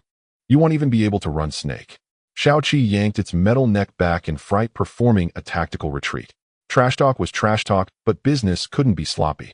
The utterly wrecked 100th floor and the foul-smelling putrid 99th floor beneath the water were absolutely no place for a human to sleep. Feng Yan lifted his chin, pointing at the several hundred-pound medical pod, then fixed his gaze on the colossal octopus. Mantis shrimp. Time to work. Moving house. The cyber sycophant understood instantly, its fishbowl-sized eyes blinking twice. Its 8 flesh pillars thicker than load-bearing walls swung into action. 2 tentacles coiled around Yang Shui's pod, its suckers plastered against the skyscraper's exterior, executing a high-altitude freight lift. The target, the panoramic conference room on the 101st floor. Feng Yan climbed up on all fours. This place had been the battlefield where the war wolf had slain the executive zombie, the floor littered with black blood and shattered office furniture. He was about to roll up his sleeves to work when Shaoqi decisively switched into foreman mode. The blasted bird hovered midair, its chest speaker thundering out a heavy bass version of Good Times, flooding the entire space. 2 drones immediately took off, and the remaining intact robot dog powered up on the spot. The cyber-cleaning crew was on duty. Get to work. Get a move on. Snap to it. Xiaoqi kicked its 2 thin metal legs in the air. If you guys work hard, the boss will be living in a villa on Earth by next year. You the sweeping dog. Fish out that green greasy intestine. If you slack off, they'll dock your oil. Feng Yin found a clean patch of flooring to collapse onto, shaking his head in disbelief. This bird was more venomous than a heartless feudal overseer. While the minions cleaned up, Feng Yin forced himself up and began moving supplies like an ant. Rations, purified water, an electromagnetic gun, and the body bag containing the zombie all dragged into the conference room. The space was immense, the panoramic floor-to-ceiling windows offering clear views, a perfect penthouse shelter in the wasteland. Wiping the cold sweat from his face, Feng Yin looked at the small mountain of supplies and the technologically advanced medical pod at the center. Now this was the foundation of post-apocalyptic infrastructure, food, weapons, and a base. He approached the pile of scrap that was the war wolf, intending to use a bit of psychic energy to salvage it, but a sharp pain stabbed through his forehead. His retinas flashed with frantic red warning frames. Insufficient mechanical affinity energy. Please recharge. Feng Yin sighed, helplessly patting the twisted metal dog head. All right, doggo. Dad's all tapped out today. You lie here for the night. Tomorrow we'll be back in full force and give you a full upgrade to titanium alloy dog skin. To avoid getting his heart ripped out in the night, Feng Yin turned to assign security duty to his top enforcer, the octopus. Mantis Shrimp, go squat at the breach. If anyone knocks tonight, slap them back with your big tentacles. The octopus, extremely understanding, used its mountain of flesh to directly plug the broken window, leaving no gaps. It even obsequiously blew a bubble that smelled of seaweed. Its expression practically screamed the subtext, boss, you sleep. I've got this. Feng Yin collapsed into the leather sofa, taking stock of the spoils with Xiaoqi. Once the wormhole's cooldown was up tomorrow, he could hit up Daddy Earth for some loot.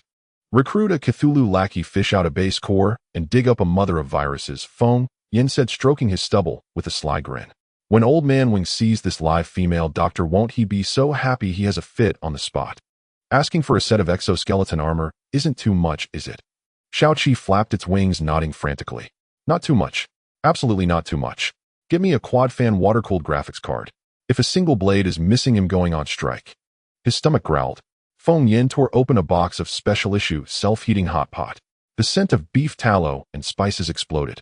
Feng Yin fished out some tripe and devoured it, grease dripping from his lips. He poured a single precious drop of purified water into a bottle cap and flicked it over to Xiaoqi. Thanks for today, you blasted bird. Feng Yin said, looking at Xiaoqi's shimmering metal shell, his tone uncharacteristically serious. If you hadn't taken that hit for me, I'd be swimming in that octopus belly by now. Xiaoqi let out a proud cold snort, shielding the water droplet with one wing and turning its metal head away. Spare me the sweet talk. I just didn't want you to die too miserably and leave no one to oil me up. I, your lord, am a top-tier AI destined to become a cyber deity. Why would I shed tears for a fragile carbon-based life form like you? Feng Yin grinned, too lazy to call its bluff. In this frozen wasteland, this cross-species bond was more reassuring than any high-tech weapon. The night was pitch black, the sky red like rotten flesh. Feng Yin set up the drone patrol routes and the robot dog for guard duty. Clutching his electromagnetic gun, he fell asleep the moment his head hit the pillow. Xiaoqi flew up to the chandelier, entering low-power standby mode. Even in standby, its electronic eyes scanned the surrounding blind spots at a glacial pace, acting as the most diligent radar. After an unknown time, a fierce gale suddenly erupted outside. The howling wind sounded like 10,000 zombies shrieking right next to his ears. Then a skin-crawling, sizzling noise exploded. A vile green mutated acid rain began to pour from the sky.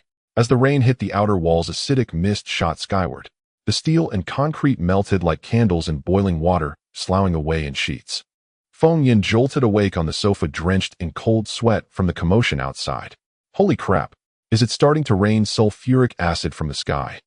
He scrambled to the window, staring at the hellish scene of dissolution outside, and pounded his chest in a fit of belated terror. Geez. Good thing my brilliant self moved into this penthouse in advance. If I'd stubbornly bedded down on the rooftop, I'd be nothing but bone broth by now. The octopus, thick-skinned and tough, was being pelted by the rain until its eyes rolled back, but it refused to budge. It doggedly sealed the gap, its fishbowl eyes welling up with seaweed like tears of grievance. Mantis Shrimp, you're a real man. Tomorrow I'm definitely rewarding you with 2 high-tier zombies. Feng Yin breathed a sigh of relief and turned to go back to sleep. His peripheral vision swept across the center of the hall, and his scalp instantly exploded. The faint blue indicator light on Yang Shue's hibernation pod was gone. In its place was a frantic, glaring purple light, and the entire pod emanated an eerie, oppressive aura. Xiao Qi, don't just idle. Get up. She's rising from the dead.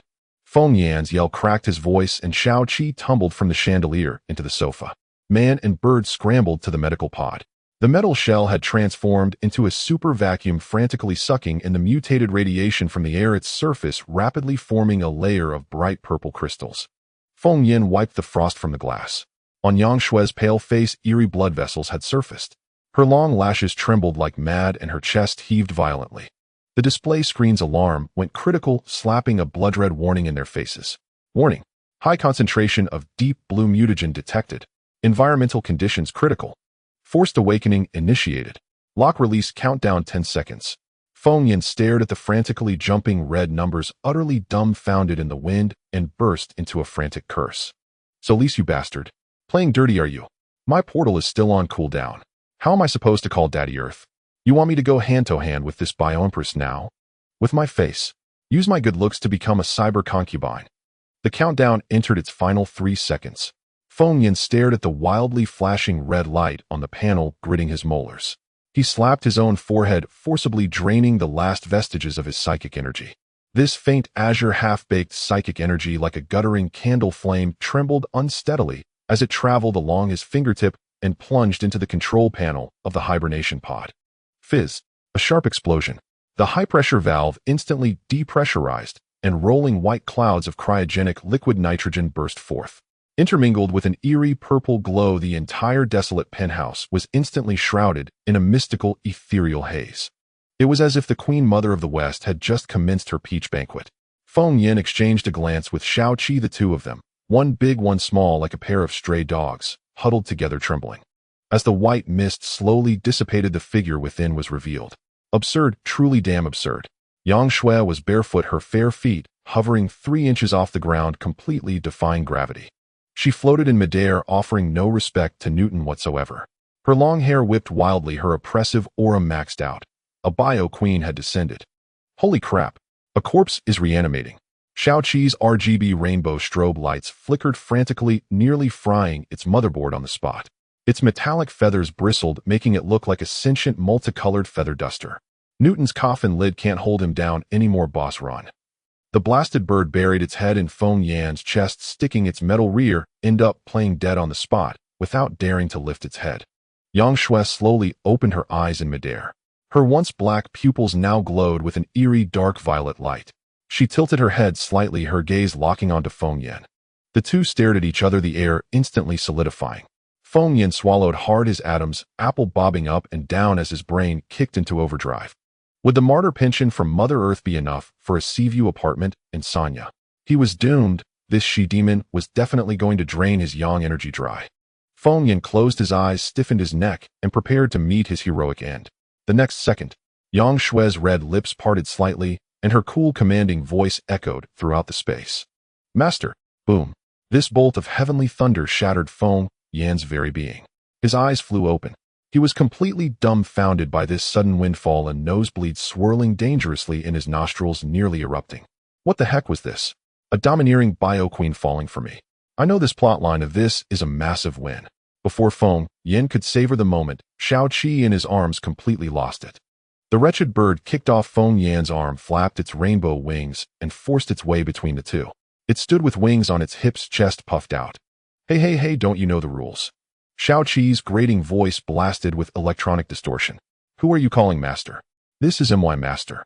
This bird is pet number 1, the main consort of the harem. You, a 1,000-year-old ice block, are at best a chambermaid."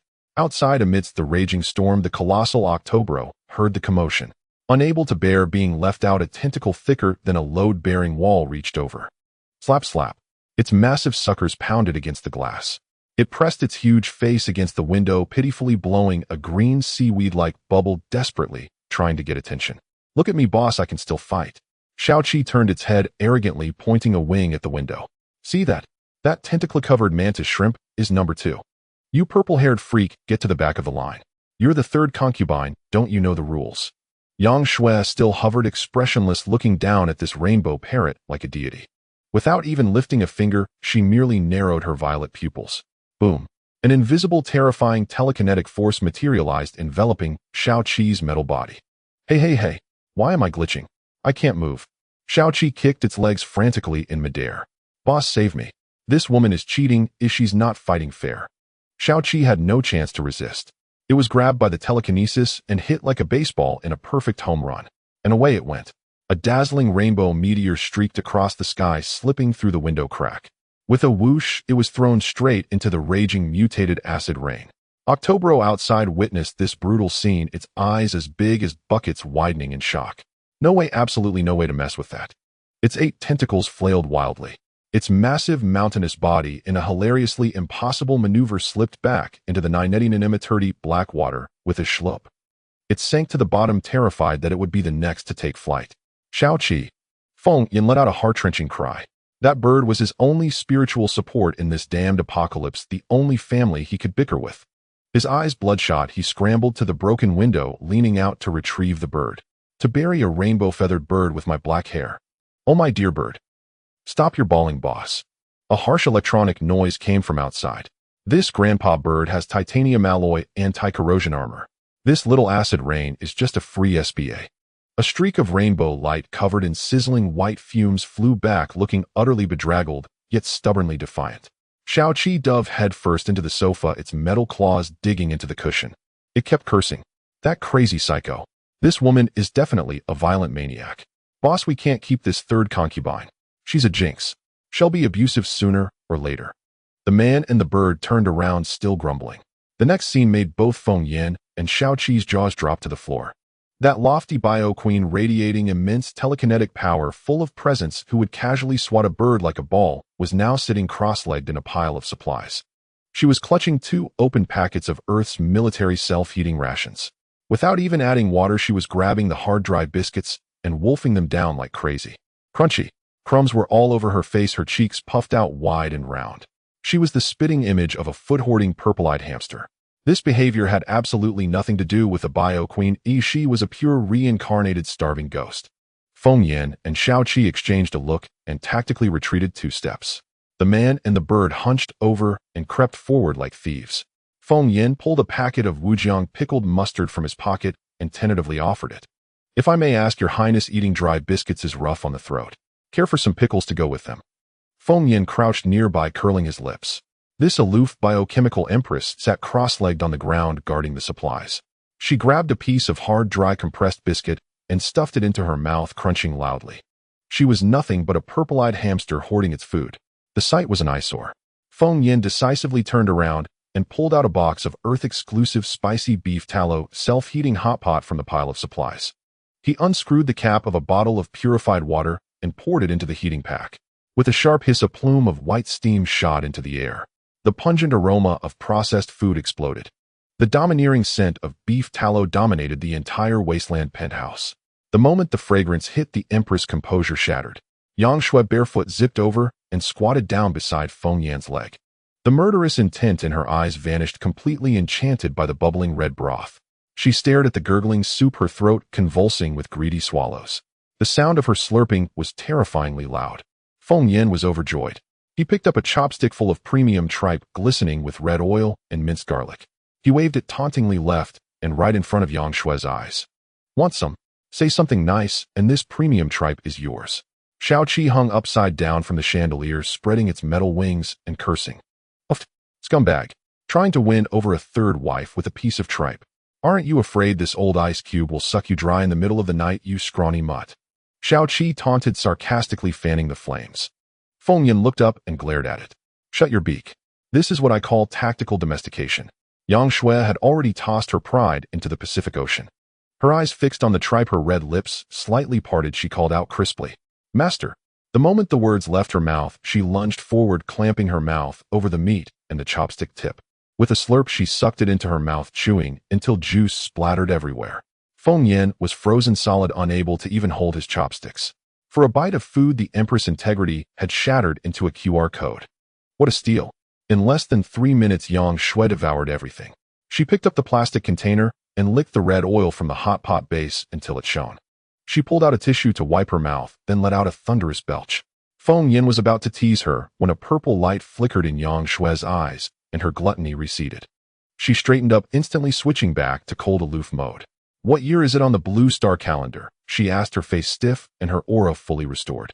Feng Yin curled his lip. "Turning your face faster than flipping a book. Pulling up your pants and pretending you don't know me, huh?" Shaoqi swooped down, flapping its colorful wings, and landed on Feng Yan's shoulder. "The Qing dynasty fell long ago, you old hag. It's been 20 years since the Great Cataclysm. That stupid deep blue virus you created turned the whole world into seafood chowder."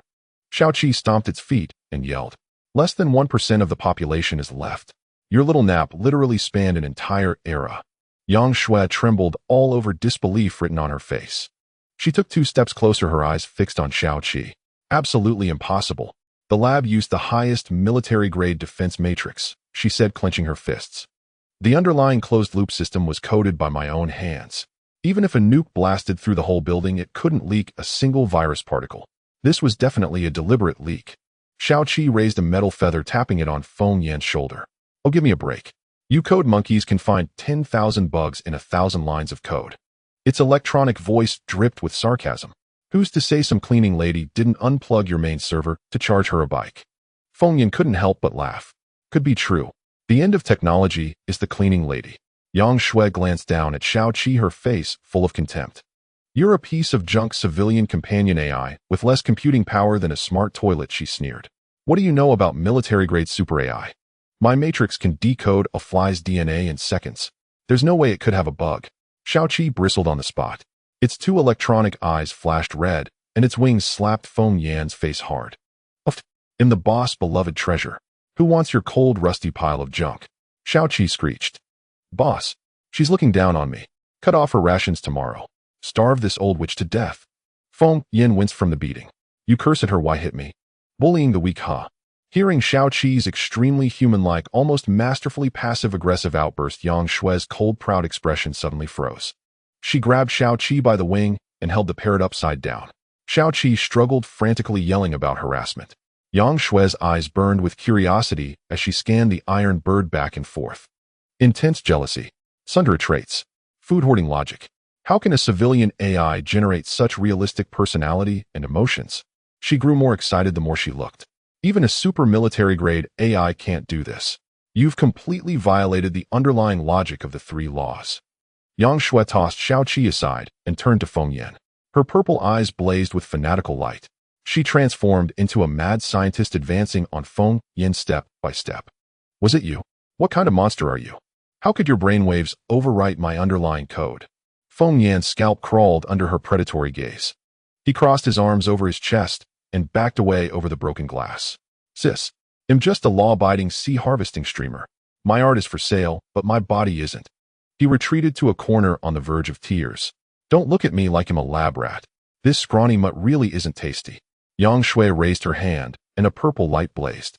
She was about to release her telekinesis and dissect Feng Yan when a dull thud echoed. The ground shook. Massive spiderweb cracks spread across the 10-centimeter-thick bulletproof glass. The man, the bird, and the Empress were all stunned. Feng Yan turned to look out the window. The wind howled. Squidward's enormous head was pressed against the glass. This once invincible deep-sea monster was now trembling like a pile of jelly. Its 8 tentacles, thick as water tanks, slapped against the window, tears streaming from its huge eyes. The giant sucker stuck to the glass, leaving long trails of water. It gestured for help as if it had seen true hell. Feng Yan forgot about his own dissection crisis and rushed to the shattered floor-to-ceiling window. Shaoqi and Yang Shui followed closely. The 3 of them leaned out to look down. One glance and Feng Yan felt his blood freeze solid. A suffocating pressure crashed down on them. The mutated acid rain had fallen all night, and the sea was boiling. The water churned with thick, dark black foam. Bubbles burst, releasing a stench of decay. Countless water ghost zombies burst from the surface. They glowed with a faint, ghostly green phosphorescence densely crowding the sea. The pitch-black zombie tide rode the raging waves, stacking into a human wall dozens of meters high. A biochemical tsunami was forming. They let out piercing screams, pushing horizontally towards the building. And at the very center of the zombie tide, the sea split apart. A giant water ghost over 10 meters tall slowly crawled out of the water, stepping on the heads of countless zombies. The pressure directly sucked the air out of the surroundings. Despair, utter and complete despair. Feng Yin gripped the window frame with both hands. Have we really poked a hornet's nest in the underworld? Feng Yin glanced downward. The blood instantly froze in his veins. The viscous pitch-black seawater churned, boiling like a cauldron of reeking asphalt. Countless pallid human faces bobbed on the surface, the stench of dead fish and rotting shrimp clawing into his nostrils. His sanity plummeted, and the air solidified into leaden blocks. It clogged his lungs, making every breath a rasping torment. This was no mere apocalypse survival. It was a family reunion at Cthulhu's grandmother's house. We're doomed. Truly finished. Feng Yan's legs gave way, and he collapsed onto the concrete floor. Xiaoqi quickly scanned for any feng shui-friendly ocean trench nearby. Let's just jump down and become bait. Maybe we'll die a quicker death. Xiaoqi spun frantically in midair, its two electronic eyes flashing red. Shut your crow's mouth. My cyber ascension isn't even halfway done. If you want to die, jump yourself. They'll find a toilet bowl to hide in upstairs. In a few hundred years, when you've turned to fossil, ill, come out and pay my respects. Yang Shui paid no heed to the wails of the human and the bird. She fixed her gaze on the 10-meter-tall giant water ghoul below, a sneer of utter contempt curling on her exquisite face. Some shoddy workshop's garbage, reject. This dares to be called a biological weapon. It's an eyesore. The aloof Empress barefoot floated out the window. Newton was turning in his grave, doing frantic crunches. A violet light flashed in Yang Shui's eyes as she clawed at the air with both hands. The gravity field was torn apart with a teeth-grinding screech. The giant water ghoul, just crawling out of the sea, didn't even have time to howl before an invisible giant hand clamped around its throat. Yang Shui, suspended in midair, slammed her hand downward. Get back. The colossal ghoul was instantly transformed into a battered green yo-yo. With a thunderous boom, the monster was smashed back into the viscous seawater, sending black waves dozens of meters high surging into the sky. The shockwave pulverized hundreds of water ghoul zombies on the spot. Flesh splattered and black blood stained the entire sea surface. Feng Yin and Xiaoqi, crouched by the shattered glass, gaped wide enough to swallow an ostrich egg. In unison, the man and the bird raised their hands and clapped fervently. 666th boss. All hail the Empress. That's what I call a humanoid walking nuke. Feng Yan's eyes sparkled with stars. Xiaoqi flapped its wings wildly beside him. Third wife, you're incredible. From now on, you're the first lady. The first and second wives can make way. They'll serve you tea and water every day. Yang Shui hovered in the air, her presence overwhelming. But her glory lasted barely 3 seconds. The violet light on her body flickered twice, then fizzled out. The aloof Empress face turned deathly pale. Having just awakened from a 20-year slumber, her mana bar hadn't even recovered a tenth. That grand display drained her energy to the dregs. Like a kite with a cut string, she plummeted straight down toward the dense sea of zombies below. Holy crap, third wife's out of juice. Xiaoqi shrieked from the window. Bosco, save your child bride. Those water ghouls haven't seen a woman in decades. If she falls, and there won't be a thread left. Feng Yin tore at his hair in desperation. How the hell am I supposed to save her? I don't have wings. At the critical moment, the octopus hiding in the shadows unleashed its power. That mountainous blob of flesh displayed an uncanny agility. A tentacle shot out like a cannonball, precisely wrapping around the falling Yang Shui and flinging her toward the rooftop. Nice one, Patrick Star. Tonight I'll set you up with 2 lady octopuses for a date. Feng Yin exclaimed, overjoyed. He sprinted upstairs, Xiaoqi leading the way and the octopus wriggling its mass behind. The escaped trio reached the rooftop at record-breaking speed. Once there, Feng Yin caught the unconscious Yang Shui in his arms. Just then, the system panel at the bottom right of his retina flashed wildly. A crisp chime sounded. The wormhole cooldown had just hit 0. The cyber bodhisattva had finally answered his prayers. Motherland, save your child. We're about to be devoured alive. Feng Yin roared with a hoarse voice, urging with his mind. A thunderous explosion tore through the air. A cerulean wormhole 80 centimeters wide ripped open. On the other side, the Earth's Panga Joint Command Center blazed with lights. Heavy firepower. Now, Major General Zhou Wei was stared at the sea of corpses on the screen, his eyes bloodshot. 2 fully armed Special Forces soldiers hoisted a gleaming Vulcan cannon along with 2 crates of armor-piercing rounds and shoved them through the wormhole. Feng Yin hefted the Vulcan cannon, propping it on the rooftop's parapet. The barrels began to spin and heat up. A deafening roar erupted. Crimson tongues of flame spat out over 2 meters long. The dense metal storm of tracer rounds became a deathly chainsaw raining down on the swarming zombie tide below. An orange line of fire like the whip of death itself lashed down from the rooftop. Each bullet carried enough kinetic energy to pierce armor, carving bloody trenches through the zombie horde. The sound of bullets tearing through rotten flesh was gut-wrenching. Swathes of water ghouls were blasted into glowing green pulp, falling like dumplings into the Black Sea. Foul black blood painted horrific waterfalls down the 100-story building's facade. Feng Yan's hands were ripped open by the recoil, blood spraying, but he gritted his teeth and held on. In the command center on the other side of the wormhole, silence reigned. Officers and researchers alike rose to their feet. The large screen broadcast not only Feng Yan's massacre, but also a clear shot of the unconscious beauty Yang Shui on the rooftop. The Cthulhu-like monster flailing its tentacles to swat away climbing zombies was also captured in the frame. Academician Wang Tonghe, in his excitement, snapped the pencil in his hand. He pointed at Yang Shui on the screen. A living human. An actual living human from another world, and that mutated beast protecting humans. Heavens! Priceless treasures. All priceless. The command center erupted into fervor. But Feng Yan couldn't muster a smile. The Vulcan cannon's barrels glowed red-hot on the verge of exploding. Below, the water ghouls in the Black Sea climbed over each other in a frantic ladder, their tentacles writhing wildly in the darkness. Cthulhu's whispers detonated in his mind again, a suffocating madness enveloping the rooftop. Boss, stop playing with the gun. The wormhole only has a minute left. It's closing soon. Xiaoqi screeched, stamping on the hot ammo crate. These bullets aren't even enough to fill its teeth. Feng Yan's eyes were bloodshot as he stared at the endless green tide of corpses below. He turned to Xiaoqi with the look of a gambler who had lost his last shirt. Deploy the drones. Send the robot dogs down. Dig through the pulp and bring back all the high-quality cores. Feng Yan roared, biting his lip until it bled. I need to upgrade the system, right now. The seawater beneath the terrace was utterly boiling. The pitch-black viscous surface of the Lehigh churned wildly as thousands of water-drowned zombies piled up into a tower of corpses dozens of meters high. The surrounding air instantly solidified into blocks of lead. An overwhelming Thulhu-esque sense of absolute oppression descended on Feng Yan, felt as if his lungs were being squeezed in a vice. Every breath felt like inhaling shards of glass, his mind filled with the despairing whispers of 10,000 crawling insects. His sanity plummeted like a waterfall. Helpless. Utterly helpless. Release the dogs. Jump off the roof. Feng Yan's eyes were bloodshot, and he bit his tongue to stay conscious. Xiaoqi's electronic eyes were glowing red at full intensity as it barked orders in its raspy voice. Robot dogs attack. All drones kamikaze strike for your master. One robot dog and 2 drones plunged without hesitation into the black meat grinder below.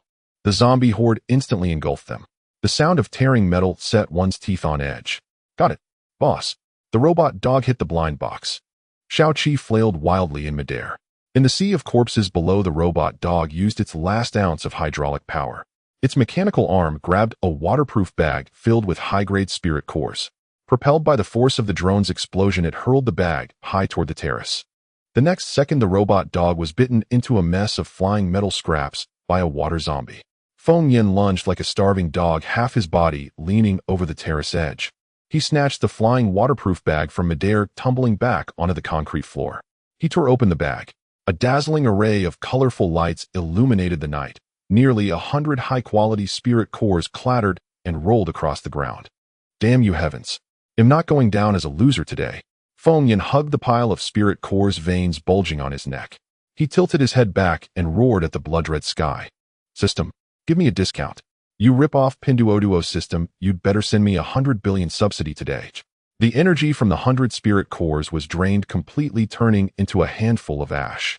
Xiaoqi stood atop Feng Yan's head, its wings on its hips, acting as the most devoted hype man. This is a massive win. Risk it for a biscuit, trade a bike for a motorbike. System Daddy dropped the gold coins. Boom. The entire sky seemed to be split apart. A storm of azure light exploded around Feng Yan, erupting above the terrace. The gale swept shattered glass into the air, the radiance blinding all who looked. The wind cleared and the clouds dispersed. The dog-hole portal before Feng Yan, originally only 80 centimeters wide, began to swell like a balloon. It expanded directly into a colossal spatial gate 3 meters tall. The frame flickered with cyberpunk-style blue data streams. Expansion successful. 3 bedrooms, 2 living rooms. Xiao 7 somersaulted in joy. But before the man and bird could celebrate, the mana bar in Feng Yan's mind was drained to vacuum. He didn't even manage a groan. His eyes rolled back. With a thud, he collapsed straight onto the concrete floor, immediately offline. Holy crap. Boss, don't you die on me. Xiao Qi's electronic voice cracked with fear. It dove down, its metal claws landing on Feng Yan's chest. All its rainbow feathers bristled. You weakling, how can you just power down like that? My 4-fan water-cooled graphics card is still pending. If you die whole, add custom oil for me. Xiao Qi shot out green scanning rays, sweeping up and down over Feng Yan thoroughly. Alert cleared. This guy had merely overexerted his mental energy and passed out. Scared the bejesus out of me. Xiao Qi patted its metal chest with a wing and kicked Feng Yan in the face. Useless carbon-based weakling, always sleeping. Just then, thump, thump, thump. The concrete floor of the terrace trembled with extremely heavy rhythmic vibrations. These were definitely not the steps of zombies. Xiao Qi lifted its head, twisting its mechanical neck 180 degrees to stare at the 3-meter-wide azure wormhole. On the other side of Earth, someone was coming. 5 tall, powerful figures with the heavy clanking of metal footsteps strode through the blue light curtain of the wormhole, stepping directly onto the edge of the wasteland penthouse terrace. These were 5 fully armed Special Forces soldiers from China. They wore single-soldier mechanical exoskeleton armor gleaming with a cold matte black finish. Hydraulic rods at the joints hissed with exhaust. The leading man was built like an iron tower, his face stern and sharp as a blade. This was Zhao Qingtian, the captain of Earth's Special Task Force. Zhao Qingtian wasted no words. His icy gaze swept over the unconscious Feng Yan, finally fixing on the dense sea of Thulhuesque zombies below. Attention, all units. Zhao Qingshan's voice was utterly devoid of inflection, as cold as a killing machine. Clean up the trash. 5 heavily exaggerated heavy firepower weapons were leveled. Heavy 6-barreled rotary cannons. Ultra-high-pressure flamethrowers. Miniature Stinger rocket launchers. Sniper electromagnetic rifles. Individual repeating grenade launchers. Earth's daddy-level obsession with overwhelming firepower was on full display at this moment. Open fire. Rat-a-tat-tat-tat. The rotary cannon spat out tundra-long azure tongues of flame. Armor-piercing rounds poured down like a torrential rain, weaving a deadly net of fire below the building. High-pressure napalm turned into a dragon of fire, charging straight into the sea of corpses. Grenades blossomed into dazzling flowers of death in midair. The heavy firepower struck the zombies, causing them to explode outright. Severed limbs and broken bodies flew everywhere, and black blood stained the building's facade the color of ink. Some resilient water zombies tried to leap onto the terrace. Still in midair, they were picked off with precision headshots from Gauss electromagnetic sniper rifles. And that wasn't all. From the other side of the wormhole came a deafening roar. Dozens of military attack drones loaded with high-explosive bombs flew through the light curtain. Following them, hundreds of military combat robot dogs, each mounted with a machine gun turret, surged out like a tide. These cold, pure war machines began an extremely efficient and ruthless slaughter the moment they set foot on the wasteland. The mutated zombies on the sea below fell like mown wheat, row after row. Groups of water zombies were precisely targeted by Stinger rockets, exploding into pools of green gore without even a scream. Suppression. Absolute firepower suppression. The zombie tide that had brought abyssal despair just minutes ago now couldn't even raise a ripple, posing no threat whatsoever. Xiao Qi flew into the air, flapping both wings, acting like a DJ at a nightclub. Hit the left. That fat one on the left. Blow its head off. Nice shot, sir. Yeah. Burn those green-haired turtles. Zhao Qingtian cast a cold glance at the wildly squawking parrot and silently turned down the volume on his exoskeleton's auditory receiver by 2 notches. At that moment, Feng Yan was having an incredibly awesome dream. In the dream, the sky was a clear, vivid blue. No acid rain, no zombies. The aloof Empress Yang Shui was holding him around the waist. The two of them defied gravity, happily gliding and cuddling through the clouds. Master. Yang Shui's crimson lips parted, her voice syrupy, sweet, her eyes sending flirtatious glances. Feng Yan was overjoyed, a grin spreading from ear to ear. He was just about to lower his head for a kiss when a piercing electronic shriek from Xiao Qi rang in his ears. Boss, run. She's after your kidneys. Feng Yan froze, then looked down at Yang Shui in his arms. Her beautiful face split apart. Her once rosy lips twisted grotesquely to the sides. 2 10-centimeter-long ghastly white fangs jutted out. Her purple eyes locked onto his carotid artery, and she bit down. Holy crap. Don't eat me. Feng Yan let out a loud yell. He jolted like had been electrocuted, sitting up abruptly. He gasped for breath, his clothes soaked through with cold sweat. His hands instinctively went to protect his kidneys, his heart racing at 180 miles per hour in his chest. His vision gradually cleared. What came into view was a pure white ceiling. Neat, clean white walls. A soft white hospital bed beneath him. The strong smell of disinfectant lingered around his nose. On the bedside table, a medical monitor, clearly of Earth's technological style, blinked with a steady green light, emitting a calm beeping sound. Feng Yin was dumbfounded. He stared blankly at the 4-tube in his hand. I am back on Earth. Heaven has opened its eyes. I have finally returned to Earth. No more gnawing on those throat-scratching compressed biscuits. Feng Yin stared at the cold light of the ceiling lamp. Moved to tears, he squeezed out 2 drops of excited tears from the corners of his eyes. Slap. A heavy metallic wing struck Feng Yan's right cheek, abruptly interrupting his heartfelt confession. Wake up, you silly dog. What kind of spring and autumn dream are you having? You're still stuck in this wasteland. Xiao Qi hung upside down on the nearby stand, rolling its electronic eyes in an exaggerated manner. Feng Yin jumped up from the bed, covering his face. He looked around. Medical-grade sterile antibacterial panels, Earth-exclusive ECG monitors. A bag of saline hung above him. This setup was practically the top configuration of an intensive care unit on Earth. Looking over to the side, Feng Yin was stunned. The other end of the large ward was bustling with activity. The aloof Empress Yang Shui lay quietly on another bed, her stunning face devoid of color, with a cannula inserted into the back of her hand. This was not important. What mattered was that her bedside was surrounded by 7 or 8 fully armed Earth medical personnel. They were all wearing the highest grade white biochemical protective suits. Some were drawing blood with syringes, while others monitored rows of portable testing devices recording data. Several elderly experts with white hair and behind glass masks stared at Yang Shui with eyes shining like they were gazing at a rare treasure. Heart rate stable, cellular activity 3 times that of an ordinary Earthling. A miracle. In such a harsh environment, there is no severe infection.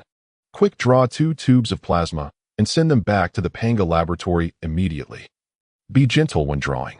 This is an alien living specimen that the chief has instructed to protect. The old experts chattered excitedly. Is this third ward still not dead yet? Feng Yin yanked out the 4-needle in his hand and leaned over to take a look. The old hag looked much more pleasing when asleep. It's just that the blue bar is drained. She is currently in standby sleep mode, unlike you carbon-based waste that pulls the plug at every turn. Xiao Qi mercilessly activated its sharp tongue. The metallic wings spread wide. Earth Daddy has airdropped you a micro-medical pod. Surprised or not, this Grand Lord even thoughtfully chose a forgiving green patient gown for you. Get lost. When I have time, I'll dismantle you and make iron soup. Feng Yin ignored the cheeky bird. He quickly walked to the door, and the moment it swung open, the bustling scene before him made his scalp tingle. Was this still the dilapidated hall on the 102nd floor? It had entirely transformed into a frontline fortress from a sci-fi movie. The ground was covered with heavy black cables as thick as a wrist, resembling a mass of snakes. Every 2 meters along the walls were rows of ultra-bright tactical lights, their glaring white light illuminating every corner as if it were daylight. In several dead-end corridors stood 4 automated closed defense cannons gleaming coldly, their red infrared beams sweeping back and forth through the corridor. Dozens of soldiers in heavy biochemical protective suits were busy moving about. High-pressure disinfection sprays had turned the air into a white haze. A burly engineer wielded a plasma welding gun, attaching thick composite armor plates to the outside of the glass walls, sparks flying. Others sprayed rapidly expanding construction foam into the gaps with large tubes. Not even a mutated greenhead fly would be able to get in now. The genes of China's infrastructure madman exploded in this other world, effectively healing Feng Yin's fear of insufficient firepower, accompanied by the extremely hardcore hydraulic exhaust sound of metallic joints. Zhao Qingtian strode in with 4 fully armed Special Forces soldiers, their cold exoskeleton armor stained with green mutated zombie blood, exuding a chilling aura. Lin Ruizhang, Biao Wangmeng, and Zhou Kai. The 4 of them were like 4 moving metal towers, creating an overwhelming sense of pressure. Xiao Qi immediately flew to Feng Yan's head, looking like a nightclub DJ waving its wings. Boss, do you even know how fierce these 5 are? Gatling Bodhisattva has manifested. Namo 6 Roots pure uranium shell in 1 minute physically exorcised 100,000 water ghosts. At that time you were just a dead pig, completely missing the annual top anti-Japanese drama. Feng Yan rolled his eyes. Can you shut that leaky mouth of yours for a moment? If you don't stop talking, no one will think you're a mute bird. I'm strategizing in the midst of chaos, winning from 1,000 miles away. Feng Yin was just about to step forward and give a warm hug to his fellow Earthmen. Zhao Qingtian halted standing tall. Lin Rue and the other three simultaneously came to attention, their tactical boots striking the ground with a crisp thud. Click. The five of them raised their right hands in unison, performing a very standard, yet powerful military salute. Earth's Advanced Special Forces, 5 team members. Reporting to the commander. Zhao Qingshan's voice was loud, causing Feng Yan's ears to buzz. Feng Yin was completely dumbfounded. He looked left and right, pointing at his own nose, his voice stuttering. Commander, me. I'm just a little streamer who goes to the beach to dig for clams. Did you get the wrong person? Beside him, Shao Qi was rolling in the air laughing. Oh, hello, Commander. Did you have pickled vegetables or instant noodles today? Zhao Qingtian remained expressionless, his cold face filled with seriousness. According to the highest directive from the Pangu Joint Command, Comrade Feng Yan's cross-border delivery of treasures has earned merit. Special approval from the military committee has been granted for an immediate promotion to the rank of Major General. He will serve as the highest commander on the front line of Blue Star with our 5 members and all supplies and equipment under the command of the commander sworn to protect the commander's safety. Feng Yin took a deep breath. While this overwhelming wealth has finally fallen on his head, a bicycle had truly transformed into a motorcycle, leaping straight to the rank of Major General. This resume would make ancestors' grave smoke for 3 days and nights if taken out for matchmaking. He was winning big. He tried to puff out his chest, attempting to project some of the Major General's authority, and cleared his throat. Cough, cough. Comrades, you've worked hard serving the people. However, Zhao Qingshan's cold expression showed no sign of relief. He quickly approached Feng Yin, deliberately lowering his previously loud voice to a deep tone, revealing an unmasked seriousness. The 4 special forces behind him also quickly dispersed, raising their Gauss rifles into a heightened state of alert. This sudden commotion doused the joy that had just risen in Feng Yin, his pretentious smile frozen on his face. Commander, let's talk about congratulations later. There's a problem on the rooftop. Zhao Qingtian pointed towards the stairway, the hydraulic rod making an unpleasant grinding sound. Feng Yan's heart sank. He felt something was amiss. The zombies are attacking again. Do those green-haired turtles dare to come and deliver their heads? Not zombies. Zhao Qingtian fixed his gaze on Feng Yin, his expression colder than a popsicle frozen for 1,000 years. It's that azure wormhole you opened. It's been over 30 minutes now, and it hasn't closed. Commander, you need to go check it out in person. Feng Yin followed Zhao Qingtian and the others onto the rooftop. Scanning the area, he saw that the dark, oppressive tide of zombies on the sea had receded completely. Only a few dismembered green-haired water ghouls floated on the viscous black water. A sea breeze blew, and the strong smell of gunpowder overpowered the nauseating stench, drilling straight into their nostrils. The air was thick with the scent of money and heavy firepower. What a rush! Looking up, the sky was densely packed with reconnaissance drones, forming an all-directional, 3-dimensional swarm array that circled the building in a tight security net. Glancing at the rooftop parapet, a long row of werewolf robotic dogs sat upright and orderly. These iron beasts carried heavy machine cannons, their red electronic eyes locked onto the sea surface. The sense of security was overwhelming. Shao Qi circled above Feng Yin, its wings beating so fast they seemed to spark.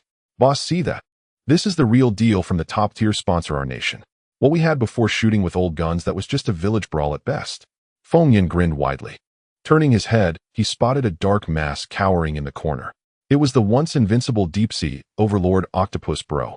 Now it was curled up pitifully into a ball, its 8 tentacles thick as water tanks, tightly clutching its massive head as it spewed out kelp-flavored bubbles. The creature was utterly dejected, tears welling in its huge eyes. Beside it stood 2 fully armed researchers in white protective suits, Lu Dagua and Zhang Xiaodao, sent from Earth. Zhang Xiaodao held a half-meter-long high-frequency electric saw, its blade buzzing. Lu Dagua wielded a thick syringe for drawing blood. Their eyes gleamed with a predatory light as they circled Octopus Bro, measuring the angle for their first cut. When Octopus Bro spotted Feng Yin, it waved its tentacles frantically. Like a bullied little wife, it desperately begged for help. Feng Yin walked over and kicked a tentacle. SpongeBob, look at you now. Where's that spirit you had when you whipped me with your tentacles? Keep dancing. Shao Qi landed on Zhang Zidao's shoulder, pointing a wing at the thickest tentacle. Yeah, right there. That's the freshest blood. Hit its main artery, draw a couple more tubes. Well, stir-fry the octopus tentacles tonight, extra spicy. Octopus Bro was furious, but dared not speak, its massive body pressing harder into the corner. It knew deep down that this man and his bird were the living devils it couldn't afford to provoke. Feng Yin ignored the cowardly creature and quickly strode over to the 3-meter-wide azure blue wormhole. On the other side of the passage, Earth's Pangu Command Center was brightly lit.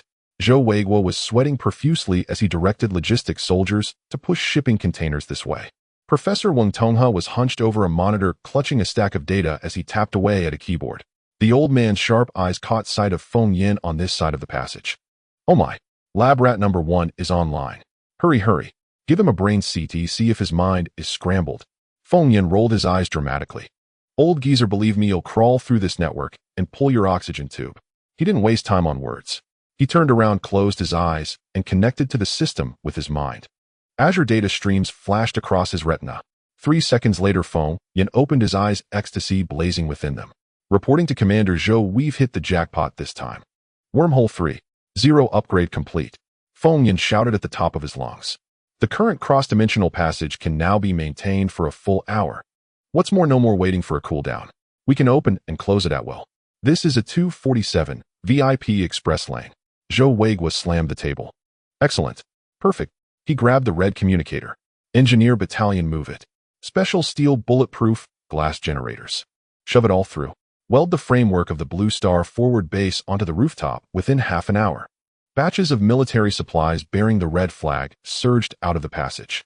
Feng Yin stared at the piles of ham sausages and braised pork cans, his atoms apple bobbing as he swallowed hard. He rubbed his hands together and stepped forward. Commander Zhou, old man Wang. Since the passage is stable, when can I go back for a little barbecue? I've been eating nothing but compressed biscuits. My stomach is about to sound the alarm." The lively atmosphere in the command center froze. Zhou Weiguo fell silent. Wang Tonghe sighed and adjusted his glasses. "Kid, you can't come back for a while." Feng Yin was stunned. "What?" Old man Wang spread his hands. "That female zombie specimen you sent back. It tested positive for a new, unknown mutant nanovirus with a sky-high infection rate. We absolutely cannot risk a biological leak. If Earth turns into a wasteland, it's the end of the line for all humanity." Feng Yin was dumbfounded, his hopes of returning for a barbecue doused with ice water. Old man Wang continued to twist the knife. "High Command has issued an order. Establish a top-tier biochemical laboratory right here in this wasteland building. We'll send all the cutting-edge instruments and top experts over. Until an antibody vaccine is developed over there, you can't even bring a fingernail across the border. This is called absolute physical isolation." Feng Yin hung his head silent for a moment. His heart was heavy. What a damnable apocalypse. Who wouldn't want to go back to Earth, enjoy the AC, and eat watermelon? He nodded with a bitter smile. "All right. For the sake of Earth, the fatherland, they'll sacrifice this 100 pounds of flesh here." Shao Qi flew down and plopped on a Feng Yin's head, its metal claws deliberately tugging at his hair. "Why the crying, you scrawny mutt? With your big bro here to feast and live it up in this dump, you want to go back and squeeze onto the morning rush hour subway? Get real." Shao Qi's electronic voice carried a hint of tough love. "Does Earth have a giant octopus for you to eat? No. Tonight your 7th master will personally cook grilling octopus tentacles with a heavy machine gun to strengthen your weak kidneys." Feng Yan's eyes stung with warmth. He grabbed Shao Qi and rubbed its iron head. "With your scrap metal, just don't poison me with your cooking. Enough chatter, let's work." The hour was almost up. Zhou Weiguo ordered a retreat. Engineers and logistics personnel in protective suits filed in neat ranks through the wormhole back to Earth. On Blue Star's side, a grim formation stood on the rooftop. The final roster of those staying behind was announced. Zhao Qingtian stood at the front with 4 special operations soldiers solid as metal towers. Feng Yin and Shao Qi were in the middle. In the corner stood the 2 insatiable mad scientists Lu Daguo and Zhang Xiaodao, their white lab coats still stained with black blood spatters from Octopus Bro. On the periphery were swarms of drones and robotic dogs arrayed in the air and on the ground. Zhou Weiguo stood at attention and saluted from the other side of the light screen. "The Pangu Project Blue Star Outpost is officially established. I'm counting on all of you." The group returned the salute in unison. Feng Yin waved his hand. "See you later then." The azure light screen flickered violently and dissolved into points of light. A gale swept across the rooftop. The Wasteland Survival Squad was completely cut off, officially beginning their Wild West mode. The rooftop had been quiet for barely 10 seconds. The monitor on Lu Daguo's waist began to flash red frantically. Beep, beep, beep, beep. An extremely sharp medical alarm cut through the night. It was the death warning from the vital signs monitor connected to the ward downstairs. Lu Daguo's face turned pale. "Damn it, Yang Shui, bed 3. Brainwaves are off the charts. Cells are dividing uncontrollably. Feng Yan's scalp went numb. He grabbed his Gauss rifle. Holy shit. The third wife is mutating. Grab your gear, follow me. The group turned and charged downstairs. Bang! Feng Yan kicked open the door of the intensive care unit. The scene inside the ward resembled something out of a zombie apocalypse film. The monitors all flashed with glaring red warnings, and the piercing beeps merged into a cacophony of death knells. On the bed, the aloof Empress Yang Shui had none of her former goddess-like elegance. Her eyes were tightly shut, and beneath the lids her eyeballs darted erratically at an impossible frequency. On her pale cheeks, dark veins bulged like tree roots. She writhed violently on the sterile sheets, emitting guttural growls from her throat like a wild beast. Damn, this woman is mutating. Is this the opening of a wasteland branch of Train to Busan? Feng Yan's scalp tingled. Zhao Qingtian remained stone-faced, uttering no unnecessary words. Click, click, click, click. The hydraulic rods of the exoskeleton contracted. For Special Forces soldiers raised their Gauss rifles in unison, their pitch-black muzzles locking onto Yang Shui's head. Step back, Commander. The target shows severe signs of zombification. Preparing for physical pacification. Zhao Qingshan's finger already rested on the trigger. Hold your fire. Feng Yan's eyes widened as he shoved aside Zhao Qingshan's mechanical arm thicker than a thigh. This is an SS-rank asset I busted my ass to retrieve. If you gun her down, who's going to synthesize the serum for us? Dr. Liu shouted frantically. Commander, her cell division rate is 500 times that of a normal person. This is textbook pre-zombification. Another second, and well, all be her dinner. Feng Yan ignored him, darting to the bedside. Xiaoqi buzzed anxiously in midair. Skinny dog, have you lost your mind? Don't touch a biohazard with your carbon-based paws. If you turn into a green turtle, I'm not lighting incense for you. Shut your leaky mouth. Feng Yan took a deep breath, ignoring Yang Shui's terrifying visage that could stop a child's crying, and pressed his right hand directly onto her forehead. Her skin was scorching hot, like touching a red-hot iron. Feng Yan closed his eyes, activating his ability in his mind. System scan the status of this carbon-based host. A faint current flowed from his palm into Yang Shui's brain. 3 seconds later, Feng Yan's eyes snapped open. Stand down, stand down. The old hag isn't mutating. Feng Yan sighed in relief, wiping cold sweat from his brow.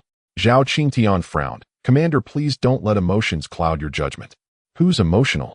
I'm only concerned with survival. Feng Yan shrugged. Her gene chain isn't broken. Oh, it's not an infection. This is a reorganization, an upgrade like a system update on a phone. She's about to evolve. Dr. Liu was stunned. Then why does she look like she wants to eat us? She's out of power. Mana bar empty. Feng Yan hopped in frustration. The update is stuck at 99%, like a phone dying mid-download. She lacks the energy to break the threshold, causing a stress response. Feng Yan stroked his chin, frantically scanning the room. A power bank. Where could he find a super power bank to fuel a mutant evolution? A crystal core. Feng Yan's eyes lit up. Xiaoqi, go to the rooftop. Tell Octopus to fish in the sea. Bring me that dozen-meter high-level water ghost that tossed Yang Shui into the ocean like a yo-yo. Xiaoqi's electronic eyes gleamed as it understood. Roger that. Leave it to me. It spread its wings and shot up to the rooftop like a streak of light. In less than half a minute, Xiaoqi's arrogant electronic voice boomed from the rooftop. SpongeBob, stop blowing bubbles. Get down there and fish out the corpse. If you can't haul up that big guy, I'll turn you into octopus balls tonight. Splash. A loud crash came from outside. Octopus' massive body plunged into the icy seawater like a depth charge, looking as pitiful as an overworked employee forced into overtime. A minute later, whoosh, the sea churned. Several thick tentacles wrapped around a dozen-meter-long zombie torso, dragging it onto the rooftop with sheer force. Blade come. Zhang Xiaodao's eyes gleamed with manic excitement. From somewhere he produced a meter-long gleaming cleaver. He slid forward in a tackle. Rip! The blade sliced precisely along the back of the zombie's head.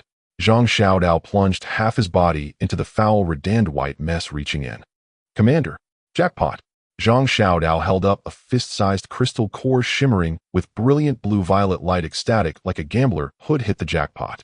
He scrambled downstairs and slapped the core into Feng Yan's hand. It was icy cold, as if containing a miniature nuclear reactor. God bless, don't let it blow. Feng Yan swallowed hard. He gripped the third-rank crystal core in his left hand and pressed his right hand to Yang Shui's burning forehead. System, bridge the connection. Today it'll be a Type-C fast charger. Boom. A soul-shaking rumble audible only to Feng Yan. The high-rank crystal core transformed into terrifyingly pure energy. The violent blue-violet light surged through Feng Yan's arm like a bursting dam pouring into Yang Shue's brain. The intense light illuminated the entire ward. Zhao Qingtian and the others were blinded, instinctively raising their hands to shield their eyes. At the epicenter, Feng Yan felt as if a giant hammer had smashed his head. His vision went black. When he opened his eyes again, the ward, Zhao Qingtian, and the wasteland building had all vanished. The sun was shining, the breeze gentle. Where am I? Feng Yan stood dumbfounded on a futuristic street paved entirely with glass. Above, the sky was a clear azure. The artificial planet in the sky remained intact, reflecting the blazing sunlight. Fleets of maglev cars zipped between skyscrapers. On the streets, various android robots walked, mechanical pets leisurely sweeping the pavement. The air smelled of synthetic grass, not decay. Before the great cataclysm of Blue Star, I'm stuck in Yang Shue's mental world. Feng Yan's eyes widened. He found himself in a translucent, godlike perspective. The scene shifted like a fast-forwarded movie.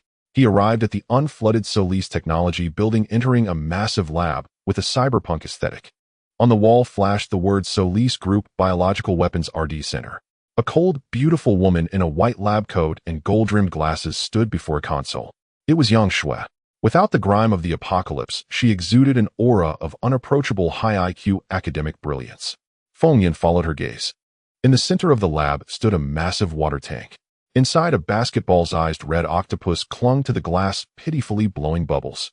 Damn octopus. You were this cute when you were young. Feng Yan chuckled. So this behemoth was once just an ornamental fish in a test tank. The scene flickered again. The lab's metal wall split open, revealing a deep underground silo. Feng Yan floated in the air, looking down.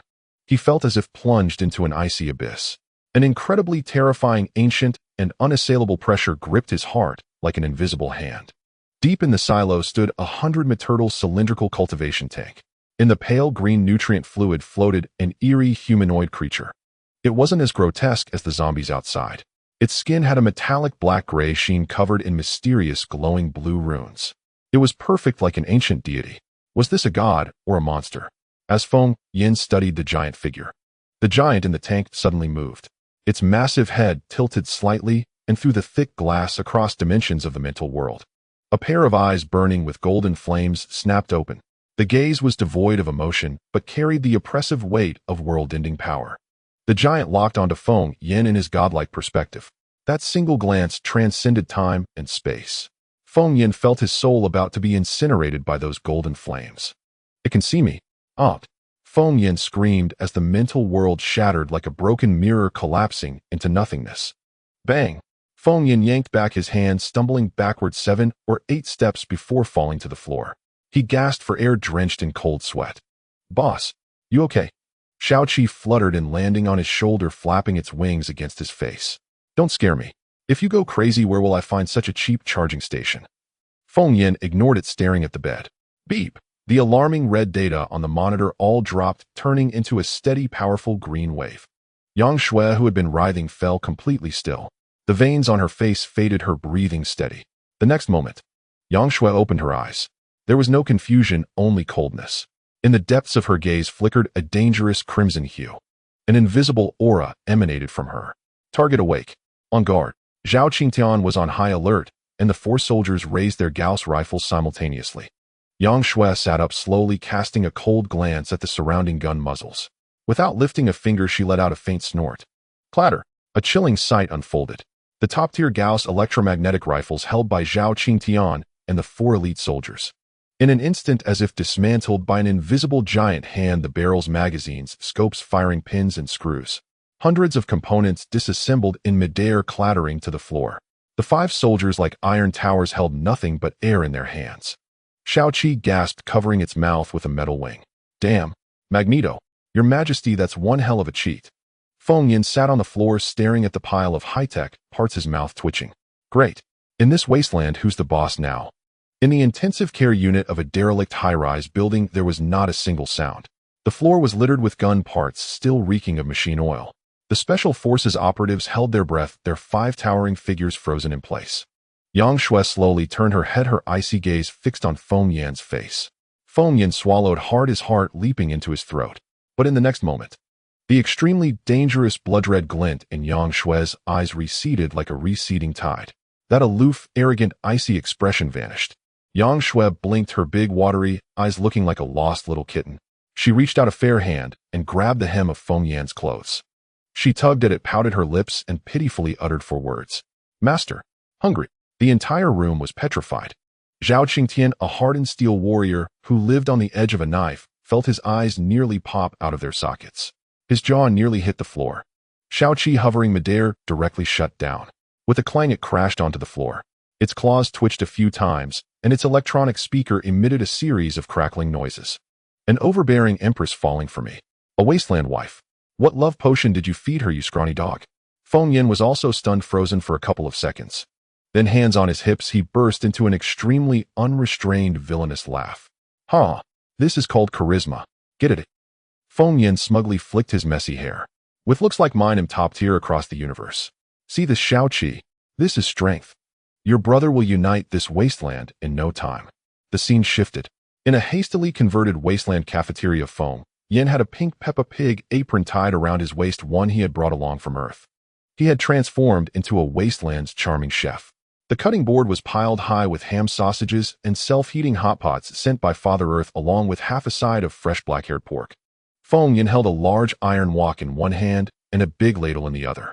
Back in the day, I was the king of the food section on Douyin. Candied sweet potatoes in one hand, Buddha jumps over the wall, dry pot in the other. Feng Yan boasted to Shao Qi while cooking. If I hadn't blown up a pot cooking luossifin, would I have ended up beachcombing? Cooking is a piece of cake for me.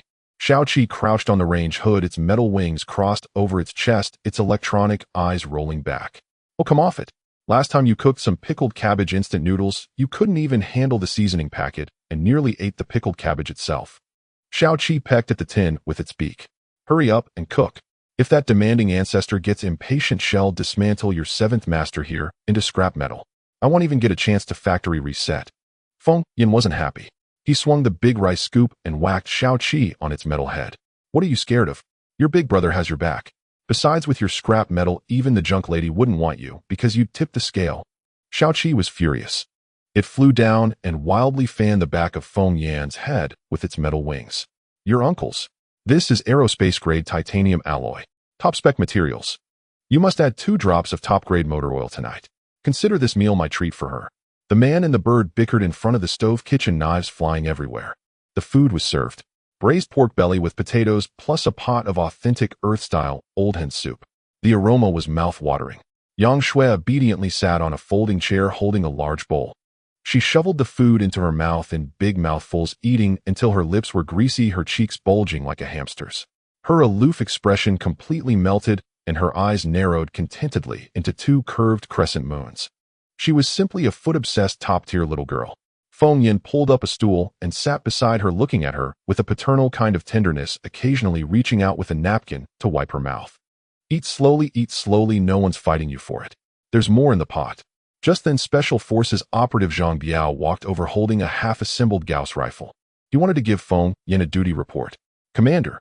Yang Shui, who had just been sweetly giggling at Feng Yan, immediately turned her head upon sensing an outsider approaching. Her gaze instantly dropped to absolute zero. Without a word, without even pausing her chopsticks, Zhang Biao only felt a tightening in his hand.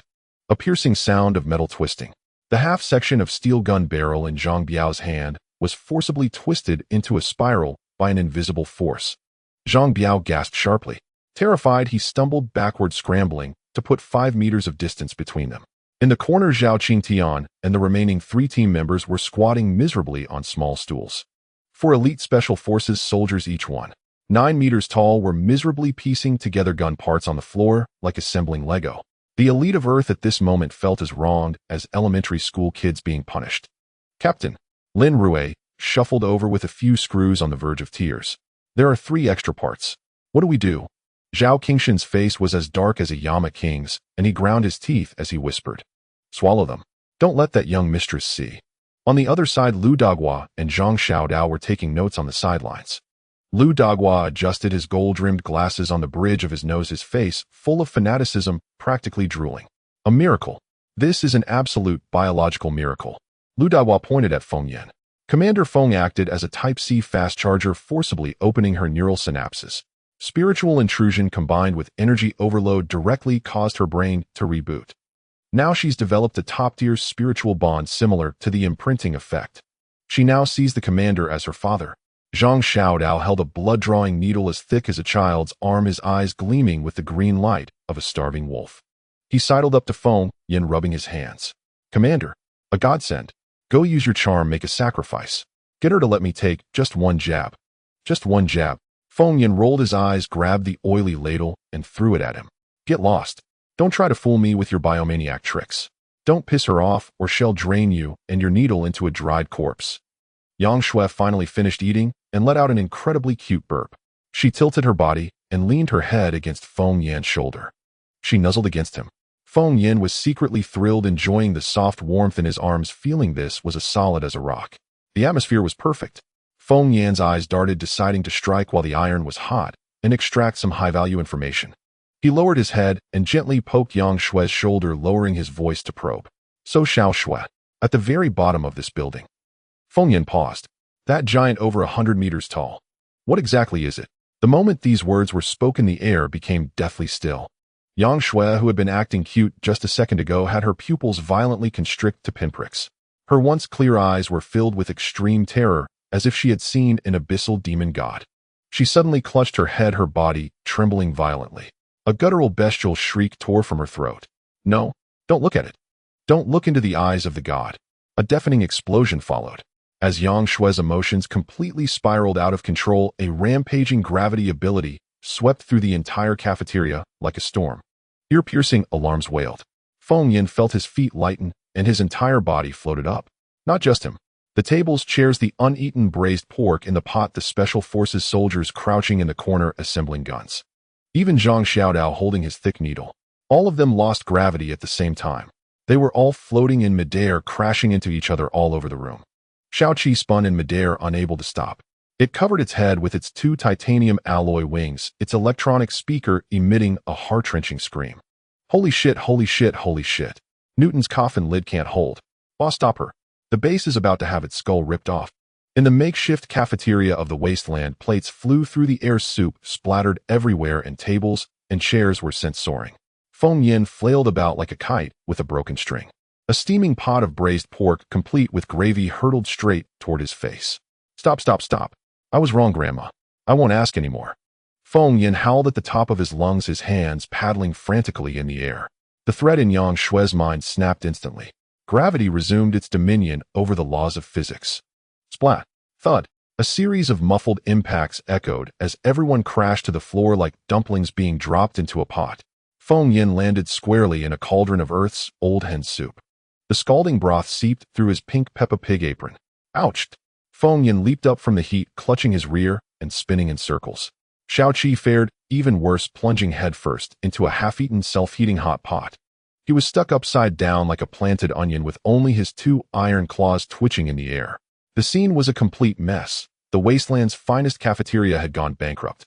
Yang Shui landed steadily without even a stumble. She brushed the dust off her clothes, and her clear, large eyes instantly switched into the cold, aloof mode of an empress. Her gaze was icy, looking down upon all beings, as if the recent biochemical rampage and gravity-defying chaos were nothing but a collective hallucination of the tough men around her. She gracefully picked up a napkin to wipe her mouth. "I'm sleepy." Her tone was crisp and cool.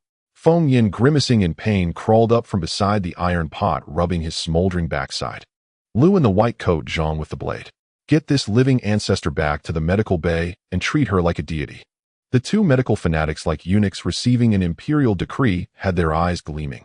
They cautiously approached and escorted Yang Shui out, as if she were an ancestor, terrified that this lady might pull another gravity bungee. Only then did the special forces soldiers dare to breathe freely. Zhao Qingtian, his face dark as iron, walked over and tossed a Gauss rifle barrel twisted into a spiral onto the ground with a clang. Feng Yin, still rubbing his rear, issued the highest command. "From now on, no one is to mention what's beneath this building in front of this woman. Whoever does will be sent downstairs to feed the mutant water ghouls." Zhao Qingtian furrowed his brow, his gaze sharp. "What exactly is down there?" Feng Yin pulled up a small stool and sat down, swallowing nervously. "Just now in her mind, I saw 100 maternal naked man." The moment he spoke, 5 Special Forces soldiers collectively gasped, looking at Feng Yin with strange expressions. He quickly waved his hands to clarify. Not what you think. It was a humanoid monster submerged in nutrient fluid. That thing opened its eyes and looked at me across dimensions, and I nearly had my soul scattered on the spot. Xiaoqi, drenched in hot pot red oil, flew up from the ground, splattering chili flakes across the wall. His electronic eyes flashed red as he initiated a cybernetic search. Impossible. My database has turned Blue Star upside down. The Solis Group was just a black factory that made zombies to scam funding back in the day. A Thulha-grade artifact with divine might like that. It's definitely an extraterrestrial mystery box. Zhao Qingtian let out a cold laugh, a soldier's ruthlessness tugging at the corner of his mouth. Alien or not, overwhelming firepower is the ultimate truth. He turned and strode over to a pile of Earth supply crates.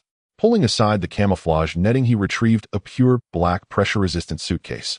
After entering a password, the lid sprang open. A sleek silver metallic object lay quietly inside. Earth's father had it prepared. A deep-sea dragon micro-unmanned submersible equipped with a nuclear battery. The tactical squad immediately divided duties. Zhao Qingtian rubbed his chin. Wang Ming, you're with me on the rooftop. Also keep an eye on that time bomb in the medical bay. Lin Rui, Zhang Biao, Zhou Kai.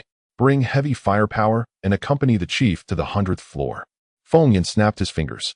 The Wasteland Seabed Tomb Raiding Squad is officially formed. Let's move. The team carried the submersible to the 100th floor. The wasteland seawater churned, and the stench of brine hit their faces. Feng Yin walked to the window and yelled at the top of his lungs.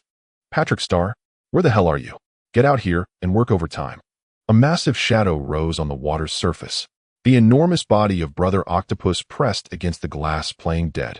He lay limp, pretending to be a pile of mud. Working was out of the question. Xiaoqi flew out, high-voltage electric sparks crackling on his iron claws. Keep playing dead, and tonight we'll have grilled squid tentacles, extra spicy. Brother Octopus waved a tentacle in grievance, then slipped into the water with a splash, his face full of the misery of an overworked employee. The team lifted the submersible to the water's surface. Feng Yin directly pressed his hand onto its outer shell, focusing his mind to activate his mechanical affinity ability. A deep blue light burst from his palm, enveloping the entire machine. Zhang Biao quickly handed over a heavy remote control, but Feng Yin pushed it away with disdain.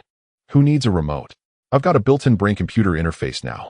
He closed his eyes, and a holographic deep-sea image directly linked into his retina. At the same time, he manipulated the Blue Star smart bracelet on his wrist, projecting a massive holographic screen in front of everyone. Ultra-high definition, 4K, no blind spots. With a splash, the submersible entered the water. Brother Octopus led the way as a bodyguard, his massive tentacles churning the water. The wasteland seabed was terrifyingly dark, pitch black beyond arm's reach. Countless mutated deep-sea fish with fangs swam nearby, lurking for an opportunity. But upon sensing the presence of Brother Octopus, the overlord of the deep, they all fled in terror, afraid of being caught as snacks. Feng Yin operated the submersible with incredible skill, weaving it through the ruins like a loach.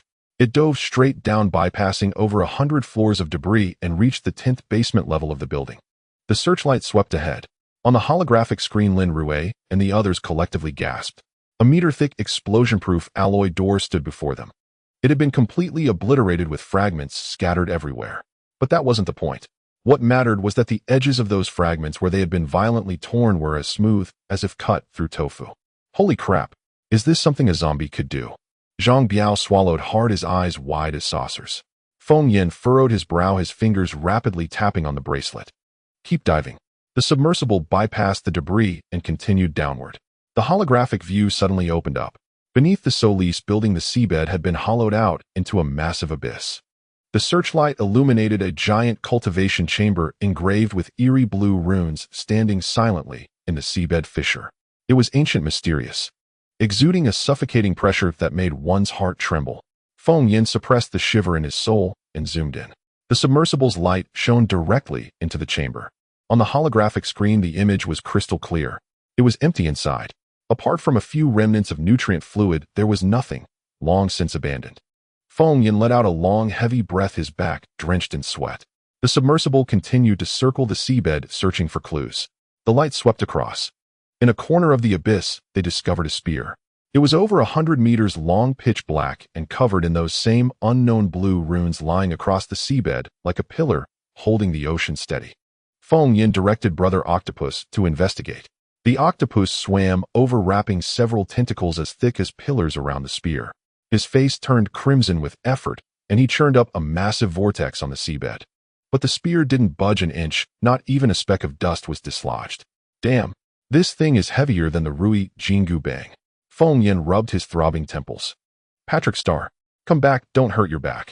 He guided the submersible and Brother Octopus back to the surface. Lin Rue, make a note. Next time we connect to the wormhole, have Earth send over some advanced salvage equipment. We'll come back another day to pull out the spear. Finally able to sleep soundly through the night, Feng Yin returned to the temporary base, collapsed onto his bed, and immediately began to snore.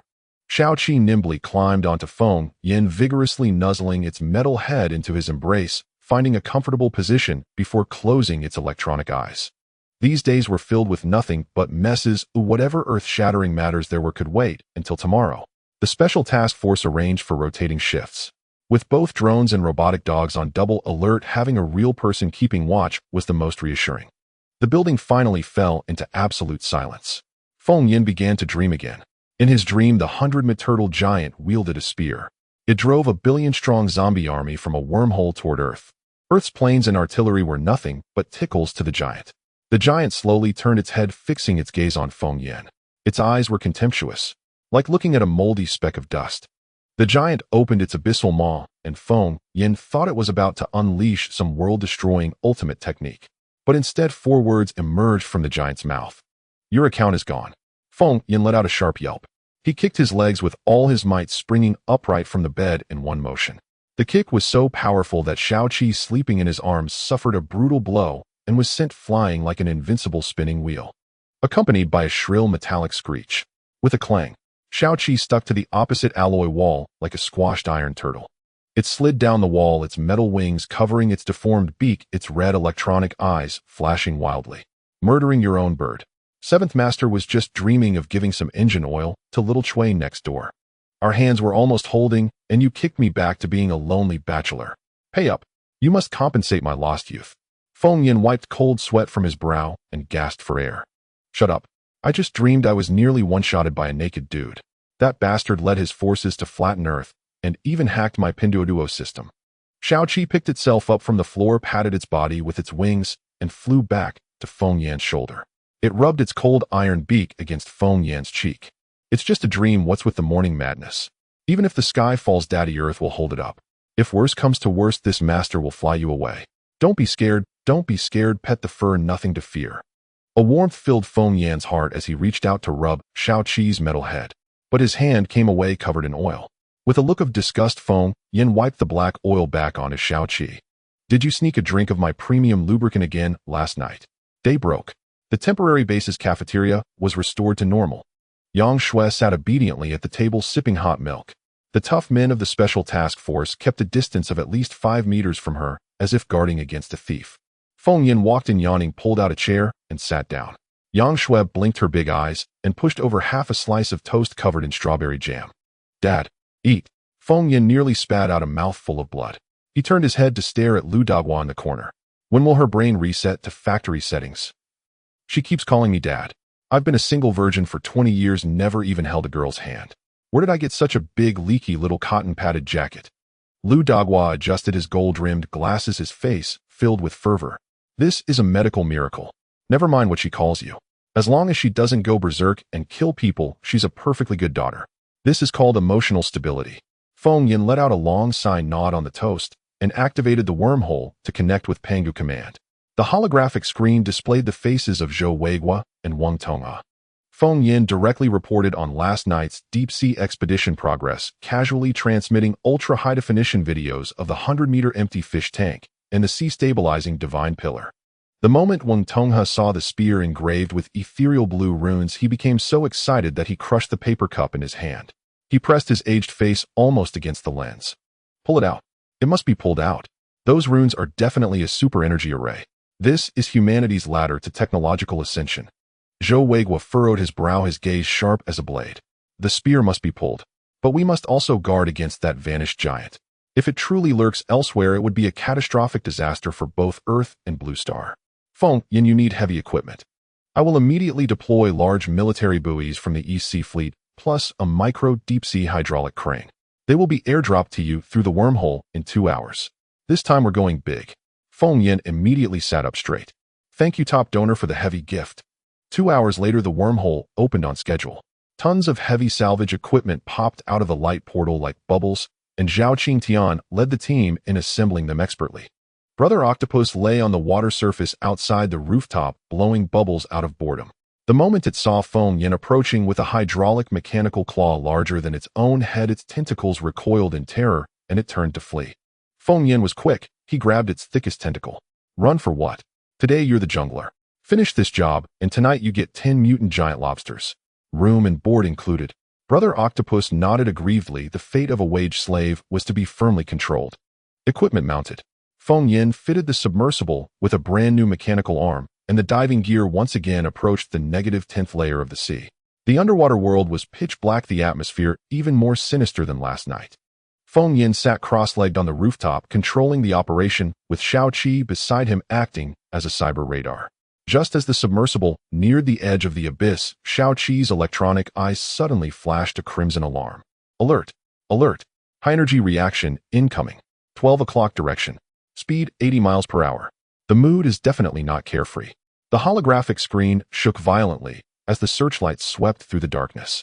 A giant mutated two-headed shark over 50 meters in size crashed into the frame. The creature was grotesquely bizarre, covered in rotting seaweed with rows of teeth, like rusty chainsaws. Most absurdly, its body also shimmered with the same ethereal blue runes as the spear. Zhao Qingtian drew his Gauss rifle with a click as he chambered around. All hands on alert. This thing is a guardian beast mutated by the spear's radiation.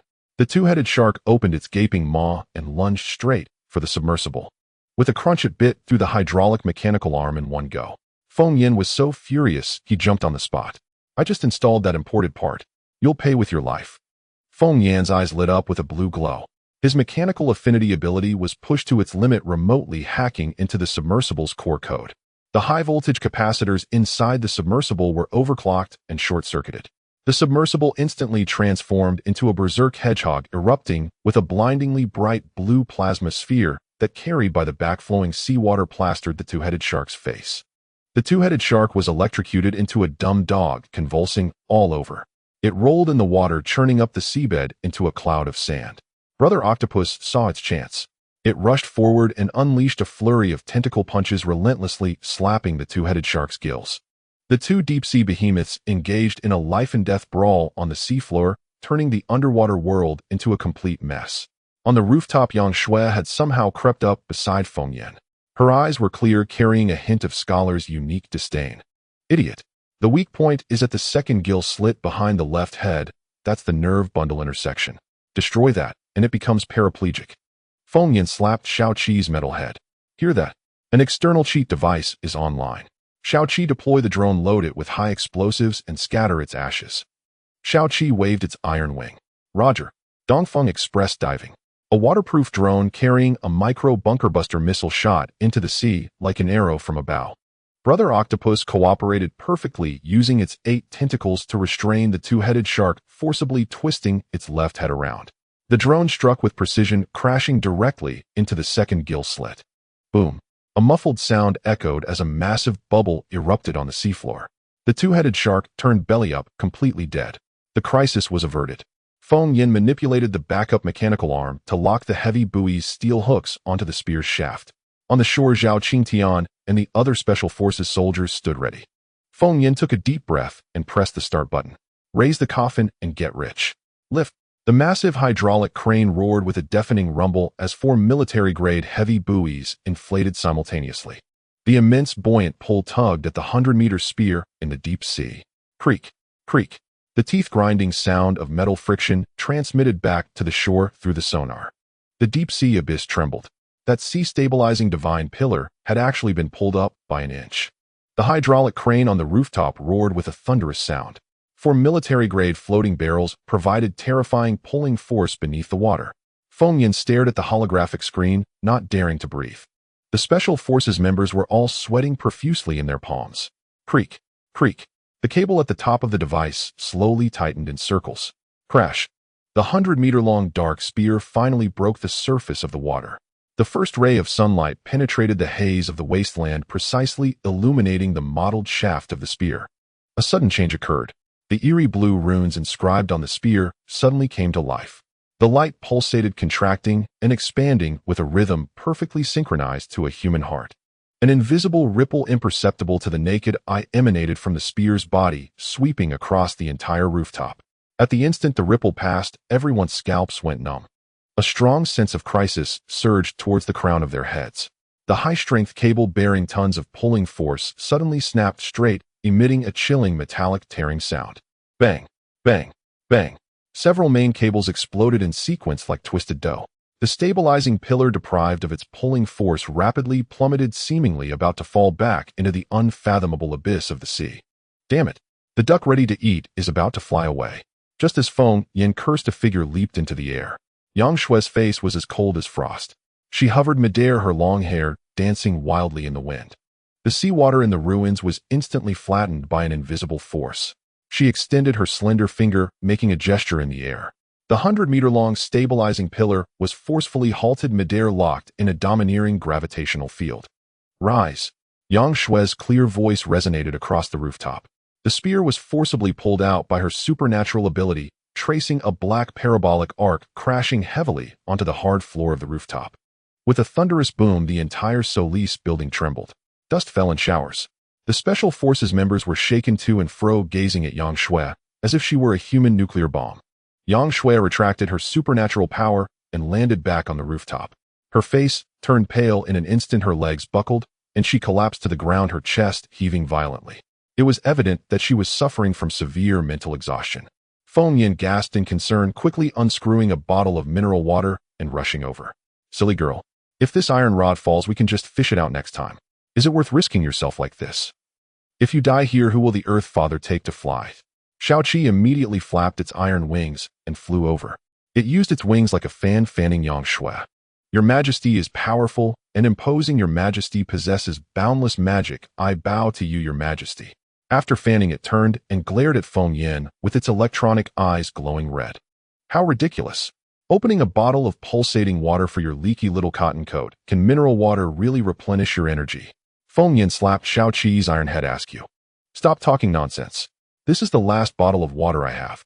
If you have the ability, urinate one for her to drink. He turned to call Zhao Qingtian. Old Zhao, stop dawdling. Hurry up and notify Old Wang to prepare to receive the delivery. This big iron rod is very hot. We need to shift the blame to the Earth side quickly. Zhao Qingtian snapped back to reality and immediately rushed up with Wang Meng and Zhang Biao. Everyone activated their exoskeleton armor to maximum power. They worked together with the heavy pulley system, straining to pull the 100-meter-long spear towards the center of the rooftop wormhole. Feng Yan gritted his teeth, slamming his hands against the air. The eerie blue energy output forced the wormhole to expand to its maximum size. Just as the tip of the spear was halfway into the wormhole, Feng Yan suddenly shivered, a chill running down his spine. In the far distance, at the end of the deep sea, a storm erupted without warning. Ink-black clouds cascaded down like waterfalls, plunging the sky into darkness akin to the bottom of a pot. Lightning darted through the clouds like silver snakes. A low and furious roar echoed across hundreds of nautical miles. This sound bypassed the ears entirely, directly crashing into everyone's minds. Everyone's hearts felt as if struck by a heavy hammer. Wang Meng and Zhang Biao knelt on one knee, clutching their stomachs and vomiting. Feng Yan's legs went weak, a strong metallic taste rising in his throat. Alert, alert. High-dimensional mental contamination incoming. Shaoqi screamed heart-wrenchingly, and a pair of mini lightning rods popped out from its iron head. It rushed in front of Feng Yan, shielding his head with its iron wings, forcibly releasing high-frequency countersound waves. Feng Yan, don't you dare die. If you die, who will reimburse my youth loss fee? I haven't even delivered oil to the neighbor Xiao Chui yet. Feng Yan was jolted back to his senses by Shaoqi's shout. He bit his tongue, blood filling his mouth as he roared in anger. Shove it in, quickly shove it in. The crowd let out a collective roar. With the last ounce of strength, they pushed hard.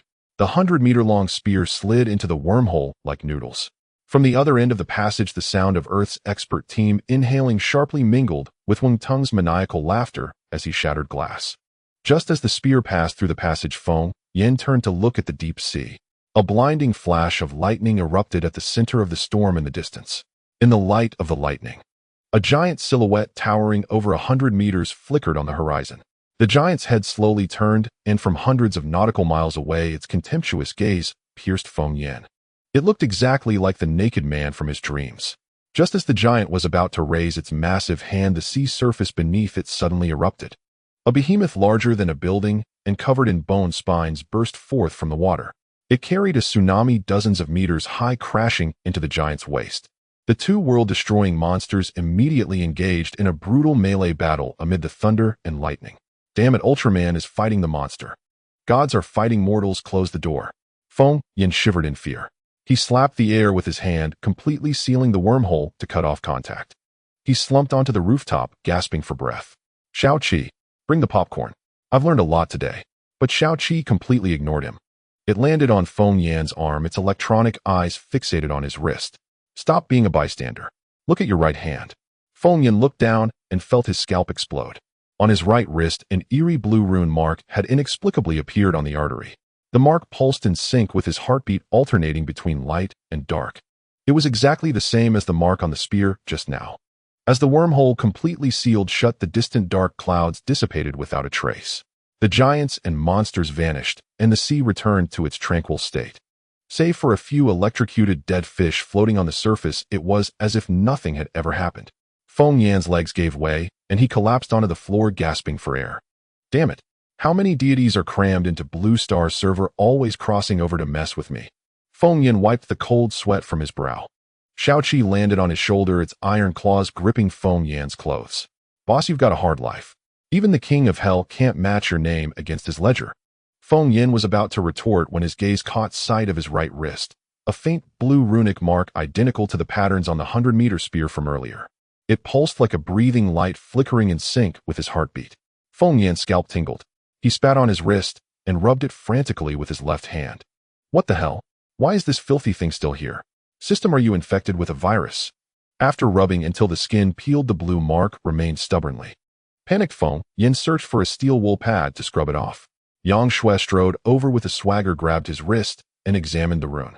Her clear eyes studied the mark for a moment, then she looked up at Feng Yan in silence. Her gaze held 3 parts aloofness, 3 parts mockery, and 4 parts pity for a dead man. Feng Yan felt a chill creep up his spine, his hair standing on end. Hey, what do you mean? Say something. That look could star in a horror movie without makeup. He shouted hoarsely. Yang Shui released his wrist, walked over to a supply crate, and sat down. She pulled out a sausage, bit the red seal, and tore it open with her teeth. She devoured it in large bites, all the while watching Feng Yan's frantic antics with an expression of pity for a mentally challenged child. Frustrated, Feng Yan lunged to snatch the sausage. Just give me a straight answer. Is this a terminal illness? Is amputation still an option? Xiao Qi fanned the flames beside him. Boss, don't panic. While you still have breath, tell me your WeChat password. They'll take care of your wife, and he'll delete your Huabei for you. Feng Yan kicked the cyberbird away. Get lost. And blessed with great fortune. Xiao Qi somersaulted midair and landed steadily. It brushed the dust off its iron wings. TCH. Kindness wasted on a fool. When you kick the bucket, he'll inherit your little treasure. Feng Yan took a deep breath, forcing himself to calm down. Forget it. Live or die, heaven's the limit. Anyway, I've handed that giant iron rod to the government. Worst case, it's a death in the line of duty. Zhao Qingtian approached. The special forces had efficiently packed up the hydraulic crane and steel cables on the rooftop. The rooftop was spotless. Old Zhao handed Feng Yan a premium cigarette and lit it with a windproof lighter. Brother Feng, what's the next move? We're following your orders. Zhao Qingtian exhaled the smoke ring, his gaze as straight as steel. Feng Yan took a drag and coughed twice. He pointed at a building a few hundred meters away on the sea. It stood identical to the Solis biotech tower beneath them, like twin siblings. Since we're here, we can't go back empty-handed. That building looks loaded. Let's hit it for a Blue Star $0 shopping spree. Feng Yan's eyes gleamed. Zhao Qingtian nodded and turned to the supply pile. He yanked off the military green camouflage net, revealing a sleek all-black electric military-grade kayak. Earth HQ specially equipped you with this. Ultra-quiet motor, bulletproof armor chassis, and 2 Gatling guns inside. Zhao Qingtian patted the hull with pride. Yang Shui swallowed the last bite of sausage, tossed the wrapper into the trash, and walked over. Gazing at the opposite building, she said coldly, switch your gear. That's also a Solis Group tech tower, but it's not into biohazards. Feng Yan froze. Then what's it into? Happy match. Yang Shui rolled her eyes. It's a mechanical weapons testing base. Fully automated. Even the mosquitoes there carry laser guns. The moment Feng Yin heard mechanical, his earlier panic vanished. He leaped up. Mechanical. That's my turf. My mechanical affinity is the cure for all arrogance. He snapped his fingers. Shaoqi stopped playing dead. Send a few drones to scout ahead. Shaoqi crawled out of the rubble, dusting itself off. Its electronic eyes flashed red, and 4 micro-reconnaissance drones launched from their rack. They transformed into dragonflies, silently darting toward the opposite building. Feng Yin raised his left arm, activating the Blue Star Smart Bracelet. A holographic screen unfolded atop the rooftop. Ultra-high-definition footage streamed in real time. Zhao Qingtian and 4 Special Forces soldiers immediately gathered around, collectively watching the wasteland live exploration. The drones circled the building once. A strange sight emerged. The interior was eerily silent. No zombie roars, no mutated seaweed tangles, not a single human bone on the floor.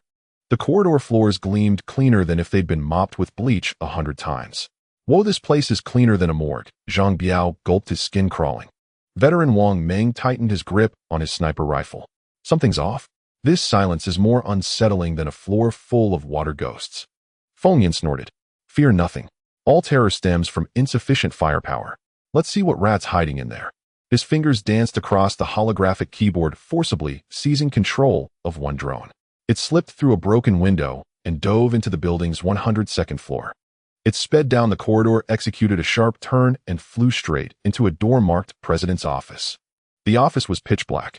As the drone hovered midair, 2 crimson electronic eyes flickered to life in the dark corner of the screen. Then a razor-thin red laser like death's scythe flashed across the frame. Zap! The holographic screen dissolved into static. Shaoqi shrieked, darting onto Feng Yan's head and wrapping its steel wings around his skull. Holy crap, boss. My cyber dragonfly got headshot. There's a tough nut in there. What the hell? Are there Cybertronians hiding in that building across the way? Feng Yin gasped, his eyes bulging at the holographic screen as if they might fall onto the keyboard. Shaoqi's other drones had already slipped into the opposite building, their real-time feeds displayed on split screens midair. Floors 100, 101, and 102 above the water were fully visible. No zombies, no bloodstains, no signs of life. Countless disc-shaped, floor-sweeping robots spun in circles on the ground. Not just the floor. Even the walls and ceilings were covered with countless cleaning robots, defying gravity tirelessly and relentlessly at work. The floor was so polished it could serve as a mirror. Even a fly landing there would lose its footing. Boss, the capitalists on this planet must have been strung up on lampposts. Shaoqi landed on Feng Yan's shoulder, its iron claws clanking loudly. Everyone's dead, and these cyber wage slaves are still grinding away. 247 cleaning. What kind of ox and horse spirit is this? Feng Yan's mouth twitched uncontrollably. This is too twisted. Even the king of hell would have to kowtow to the Solis CEO before leaving. Suddenly, a change occurred. In the holographic feed, the double doors of the CEO's office on the 102nd floor swung open. A humanoid robot with a silvery metallic sheen strode out. Tall and imposing, cold and merciless. It was like a T-800 straight out of the Terminator movies. Its eyes blazed with a piercing crimson light. Its mechanical neck clicked as it turned slowly, walking to the floor-to-ceiling window. Its gaze pierced through hundreds of meters of empty space, locking directly onto the rooftop where Feng Yin stood. Beep, beep, beep, beep. The red light on Shaoqi's head flashed wildly, and a sharp air raid siren tore through the air. Warning, warning. Locked by a super high-energy radar. They're about to unleash a big move. In the feed, the Terminator's crimson eyes flickered with an eerie strobing signal. The next second, the opposite building went completely berserk. Countless identical silver Terminators kicked open doors, surging like a tidal wave to every floor's windows. In perfect unison, they raised their bulky weapons, plasma rifles. The muzzles began to charge with a faint blue plasma, emitting a bone-grinding hum. Then, the building's outer armor plates split open and hundreds of military-grade combat drones rose like killer bees from a hive, blotting out the sky as they ascended. Countless cannon barrels aimed across the sea, targeting the rooftop where Feng Yin stood. Everyone take cover. Prepare for battle. Zhao Qingtian roared. The veteran's muscle memory kicked in instantly. He flicked off the safety of his Gauss rifle, and the 4 Special Ops team members moved like blurs, finding cover and assuming combat positions. The robotic dogs and armed drones on the rooftop also advanced to the front line. A cross-server clash of steel was imminent, the air thick enough with gunpowder to ignite. Don't rush, don't rush. We can't win this, no way. Feng Yin pressed down on old Zhao's rifle barrel, then turned and rummaged frantically through the gear, head brought from Earth. Old Zhao's eyes were steely, expecting some earth-shattering secret weapon. Instead, Feng Yin pulled out a redanned white plastic megaphone, the kind sold for $10 at night markets on Earth. Feng Yin cranked the volume to max, raised it to his lips, took a deep breath, and pressed the play button. Recycling old fridges, old TVs, washing machines for kitchen knives. The gruff recording of an Earth amplified by the megaphone echoed deafeningly across the wasteland sea. The rooftop fell into dead silence. The special ops team was frozen in shock. Zhao Qingshan's cheek muscles twitched wildly, and he nearly crushed his Gauss rifle into a pretzel with his grip. Clang! Shao Qi smacked Feng Yin hard on the back of the head with its iron wing. Damn it! You played the wrong BGM. If you want to die, don't drag me into it. I still have 100 gigs of study materials on my hard drive I haven't watched yet. Nearby, Yang Shui sat calmly on a stack of ammo boxes, rolling her eyes with an elegant disdain. Her crimson lips parted slightly as she took a big bite of her compressed biscuit. Idiocy is contagious. Suggest immediate quarantine. Feng Yin was speechless. He quickly slapped the megaphone twice, cutting off the ear-piercing recording. Clearing his throat, he raised the horn and bellowed toward the opposite building. Don't shoot. Sir, we're on the same side. In the CEO of Solis, Greater China. Shao Qi flew in front of the megaphone with perfect timing, acting as a cyber translator. It emitted a complex series of binary beeps and buzzes, adding its own commentary. This idiot's got water in his brain. Aim carefully when you shoot. Don't hit this noble and refined AI. The shouting was just a diversion. The real strike was hidden in the shadows. Feng Yan's eyes blazed with a piercing blue light as he pushed his mechanical affinity ability to its absolute limit. Invisible tendrils of mental energy rode the scanning waves from the opposing Terminator, surging upstream to forcibly hack into their military local network. A holographic bracelet expanded in midair. Feng Yan's fingers moved like blurs, rapidly typing on the holographic keyboard.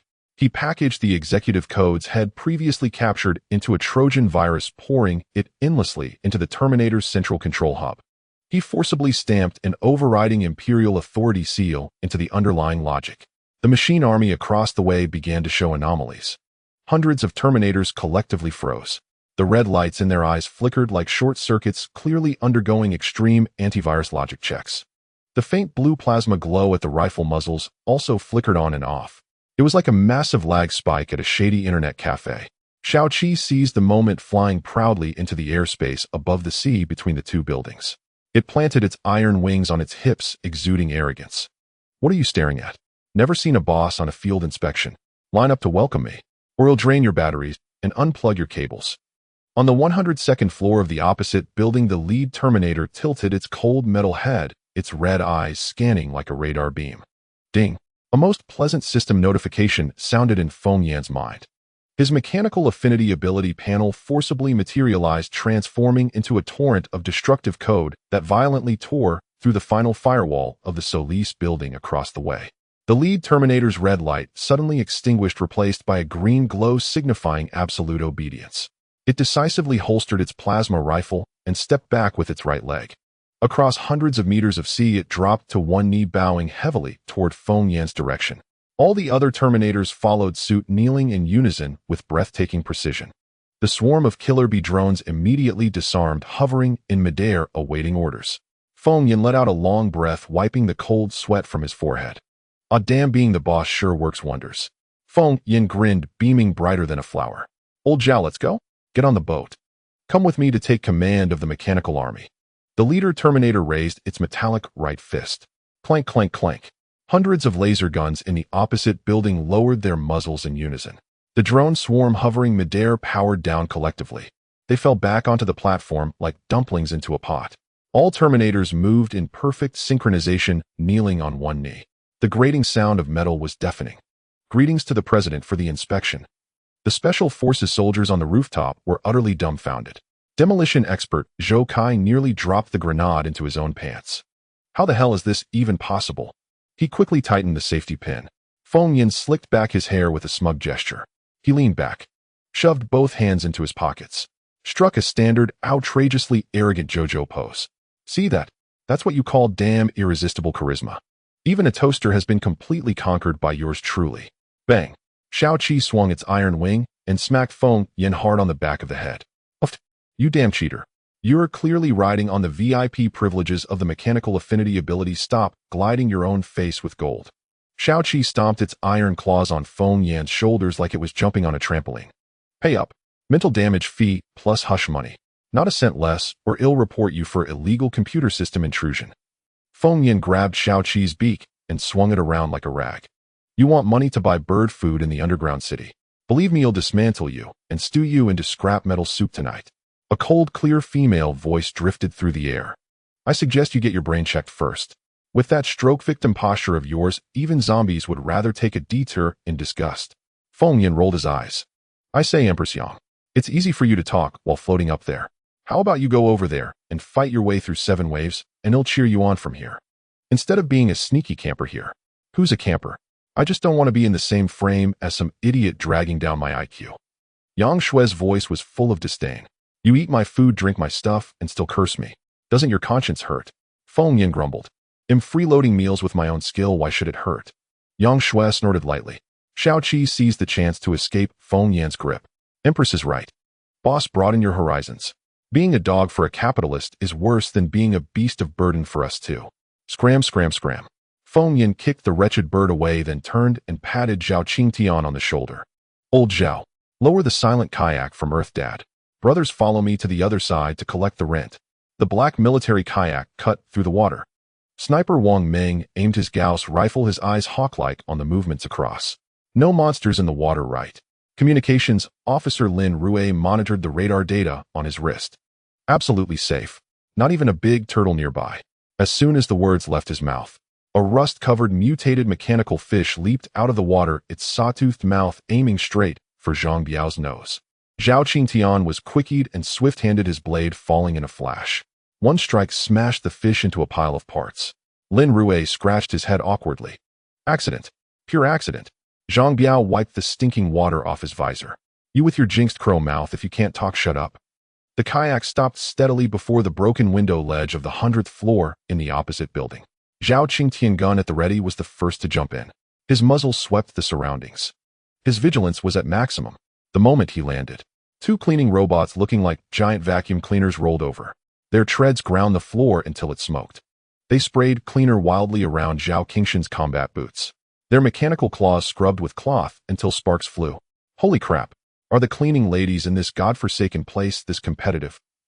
Zhang Biao had just jumped in, dodging left and right to avoid the scurrying floor cleaners. Click! A maintenance probe extended a waxing machine aiming straight for Zhang Biao's crotch.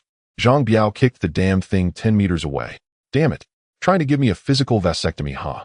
Zhou Kai sidled over and patted Zhang Biao on the shoulder. Don't panic. If it's cut off, I'll install a C4 bomb for you. From then on, you'll be a walking hormone detonator. Get lost. You demolition maniac. Zhang Biao cursed in fury. Xiao Qi landed on Feng Yan's shoulder, its iron wing pointing at the electronic schedule on the wall. Amazing.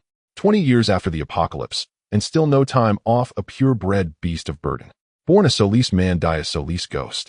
Xiao Qi shook its head. Even if Satan came down, he'd have to tattoo the Solis CEO's face on his back. This work ethic would make any capitalist weep with emotion. Yang Shui's venomous cold laugh echoed through the air again. Solis Group's attendance system makes even the dead clock in. 1 minute late, and they'll scatter your whole family's ashes to the wind. Compared to them, you Earth capitalists are practically charitable saints. Feng Yan gasped. What the hell kind of dark joke is that? Good thing I hacked their entire system clean. The leader Terminator walked down with heavy steps. It stopped respectfully before Feng Yan. Its metallic right arm bent, making an extremely standard please gesture. President, your office has been cleaned and the core server room awaits your highest command. Feng Yan swaggered up the stairs. Behind him, the cautious Special Forces squad followed. Wang Ming walked along, staring at the reflection on the floor, and coldly spat out 2 words. Pervert. Feng Yan pushed open the door to the president's office on the 102nd floor. In the center of the spacious room sat a perfectly intact, massive holographic tactical sand table. In one corner, a wall was densely packed with a row of glass pillars. Inside each were sealed sets of individual power armor gleaming with cold light. We're rich, we're rich. Brothers, this hall is an absolute win. Feng Yan's eyes sparkled, and he was almost drooling. Feng Yan immediately opened a small wormhole, and Lin Rue set up the cross-dimensional communication device. As soon as the image transmitted a screeching pig-like scream from academician, Wang Tonghe blasted through the communicator. Xiao Feng, take everything. Even pry up the floor tiles. That's 5th-generation neural-linked exoskeletons. Earth's mecha dream is about to come true. Old Wang's voice had completely cracked. Even through the wormhole, you could feel he was about to have a brain hemorrhage. In the feed, Major General Zhou Weiguo was desperately holding back Old Wang, who was trying to crawl into the wormhole. Old Wang, calm down. Feng Yin, be careful, don't touch unknown equipment. Feng Yin was grinning from ear to ear, his back teeth all showing, and he thumped his chest loudly. No problem, Old Wang. He'll even pry off the smart toilet seats for you. Old Zhou, don't worry. In this building am the king. Yang Shui on the side mercilessly poured cold water on him. Someone better not get too cocky and hurt themselves. This is a military-industrial core zone. I'm the boss here. Feng Yin couldn't care less. Xiao Qi circled twice above the sand table. Boss, this sand table has a counter firewall. You'd better not touch it with your dirty hands. Scared of nothing. Watch my pro-level moves. He walked up to the tactical sand table, placed his right hand on the crystal control console. With a hum, a deep blue light surged up Feng Yan's arm and into the sand table. The entire building's defense system was completely exposed to Feng Yan. A massive holographic projection unfurled in the air with a swoosh. The amount of information was explosive. It showed not only that this building was a fully automated top-tier military factory, but it was also connected to a damaged ion cannon satellite in low Earth orbit. Feng Yan's eyes lit up and he rubbed his hands together vigorously. Excellent. Even space-based weapons. Earth Dad, watch me light up a supersized firework for you.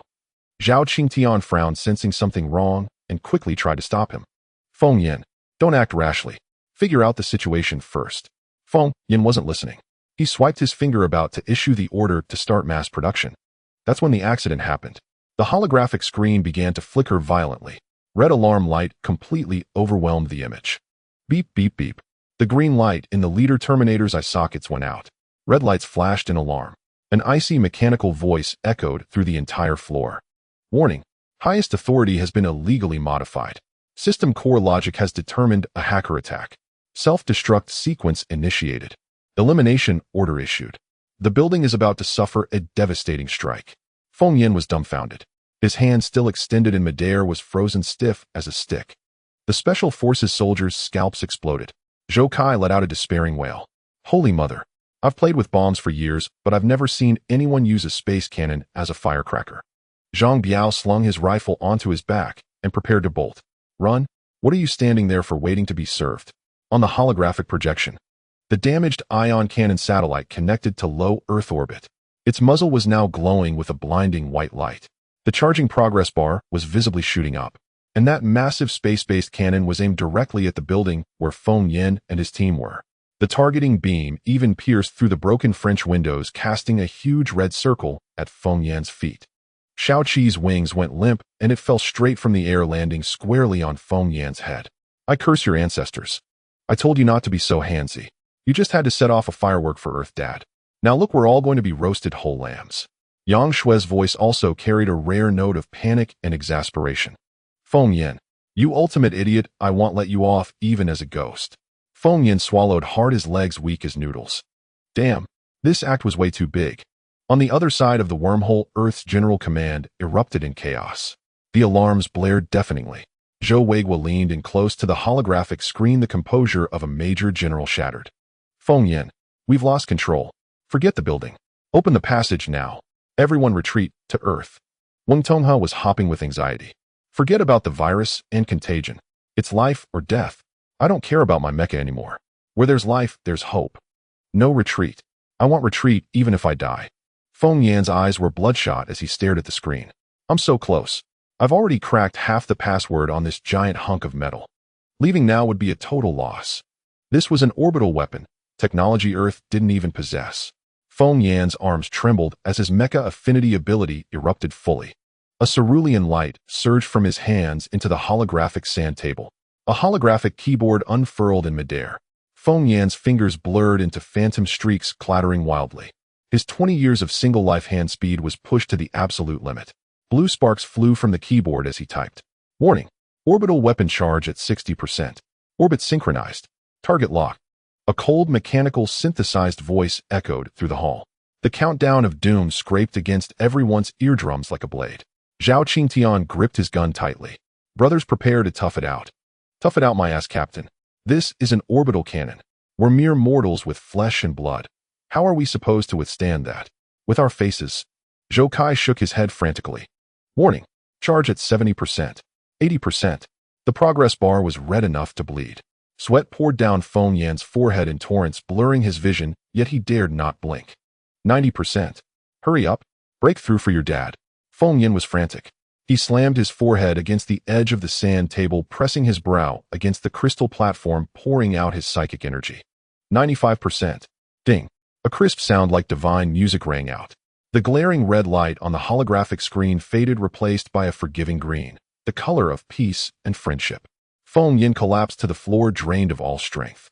I did it. I've seized the highest authority. Before he could catch his breath, the voice malfunctioned again. Warning. Orbital weapon energy has reached absolute saturation. The launch port locking mechanism is jammed. If energy cannot be released within 10 seconds, the weapon will execute space self-destruct protocol. Damn it. Can't you play fair? Feng Yan sprang up, his eyes nearly popping out. This cannon's been holding its pee too long. If it doesn't let loose now, its bladder's gonna burst. Shao Qi buzzed frantically in midair. Boss, are you an idiot? Just let it self-destruct. You're so greedy, are you gonna take this scrap metal to your grave? You stupid bird, what do you know? Feng Yan swatted Shao Qi away. One shot from this thing is worth several divisions. Destroying it would hurt worse than death. Feng Yan scrambled back to the holographic sand table. His hand slid across it, spinning the globe-like holographic map wildly. He couldn't hit the building. He had to find somewhere to dump the trash. Where to shoot? Where to shoot? Get out of here, bro. Feng Yan's gaze locked onto the nearshore area a few nautical miles away. There was a grayish-brown rocky islet there. No time to think twice. He grabbed the massive red lock-on circle on the screen and, like throwing a shot put, tossed it aside. Sizzle. The deep red calibration point originally locked beneath Feng Yan's feet shot off like a wild dog. It skimmed across the sea surface, racing to the center of that islet. The special operations team crowded around the floor-to-ceiling windows, pressing against the glass to look outside. Captain, Brother Feng has locked that thing onto that island. Zhang Biao rubbed his bald head. Sniper Wang Ming shouldered his Gauss rifle, pressing his left eye to the 8-power scope. The moment he looked through it, every muscle in his body tensed. That's not an island at all. Wang Ming's voice trembled. It's a giant mutated turtle, bigger than an aircraft carrier. Veteran Wang Ming's profanity stunned everyone. Communications Officer Lin Rue moved swiftly.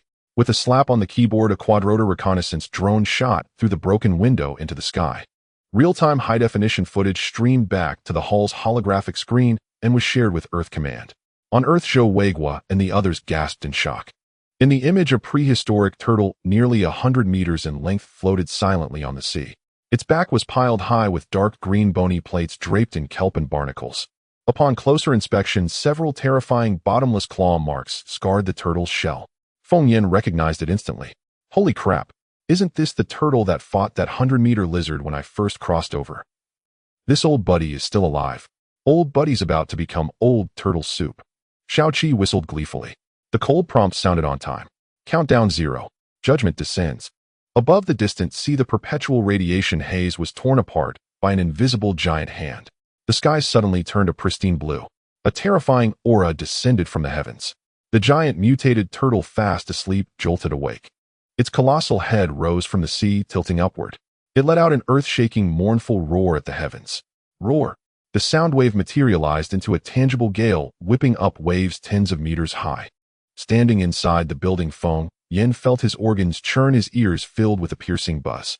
Close your eyes. Open your mouths. Everyone cover your ears. Zhao Qingtian roared, shoving Feng Yan to the ground. The next second, the world turned bright. A scorching white beam over 10 meters in diameter, carrying the searing heat to incinerate everything, struck the mutated turtle's shell like a divine sword of judgment. There was no sound. The great sound was formless. Everyone's vision was instantly flooded with pure white light. Their eyes burned with a piercing heat, even through closed lids. About 3 seconds later, boom. The cataclysmic roar, like hundreds of nuclear bombs detonating simultaneously, arrived belatedly. A violent shockwave surged over them like a tidal wave. Crack, crash. Every pane of bulletproof glass on this side of the Solis building, from the 100th floor down to the 3rd, was shattered to dust. A rain of glass shards poured into the office area like a storm. The gale rattled the holographic sand table. Feng Yin clung to a load-bearing pillar to avoid being blown away. Yang Shui calmly crouched behind a metal safe, casually brushing dust from her clothes. The storm subsided. Feng Yin shook his dizzy head and struggled to his feet. My eyes are so blind. Is it over? How was my big fireworks show? They helped each other to the glassless window ledge and leaned out to look down. They were all petrified. The horizon had been blasted 10 meters lower by that orbital strike. The seawater seemed to have been sucked away by a giant toilet. The 99th and 98th floors of the Solis building, once submerged, were now exposed to the air, their walls covered in shriveled mutated kelp and barnacles. Where's the turtle? Where's that giant turtle? Zhang Biao rubbed his eyes looking around. Wang Ming lowered his sniper rifle and swallowed hard. No need to look. It was vaporized on the spot. Not even a trace left. On the holographic screen, the life signal of the giant turtle had vanished completely. On the other side of the wormhole, Earth's General Command was dead silent. Wang Tong has stared at the destruction data from the drone, rolled his eyes back, and fainted from sheer bliss. The guard rushed over to revive him. Xiao Feng, well done. Major General Zhou Weiguo's voice was hoarse. This firepower. Impressive. Feng Yin planted his hands on his hips and threw his head back in laughter. Ha! See that, Xiao Qi? This is vision. I not only saved the cannon, but also took out a prehistoric beast in the process. Who am I? I am the god of the wasteland. God, my ass. Xiao Qi flew over irritably, pointing its iron claw at the distant horizon. God boss, please use your dog eyes to look over there. Feng Yin followed Xiao Qi's wing. His smile froze on his face. The terrifying vaporizing power of the orbital weapon combined with the massive energy detonation had completely disrupted the tidal balance of this sea area. With the explosion's epicenter as the focal point, a white wall of water was rising, surging in all directions. At first, it was just a white line.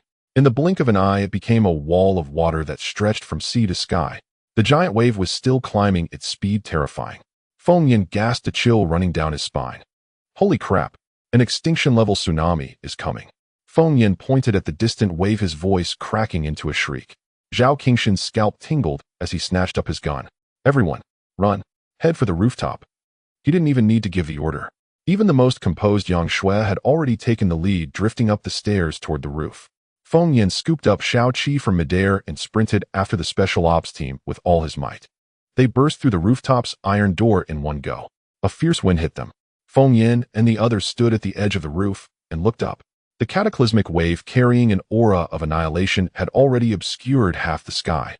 The height of the giant wave was a full tens of meters taller than the 102-story Solis building itself. Like the gaping maw of an abyssal beast, it bore down with the crushing weight of destruction. We're screwed. Earth Dad, get ready to fish me out. The howling wind whipped the pungent, fishy seawater fiercely against his face. Feng Yin looked at the towering wall of water before him, his legs turning to soft-boiled noodles, trembling all over. He grabbed the wildly thrashing little Qi in midair and held him close. Brother, we're going to meet our end here today. If there's a next life, I will definitely buy you the finest imported bird food.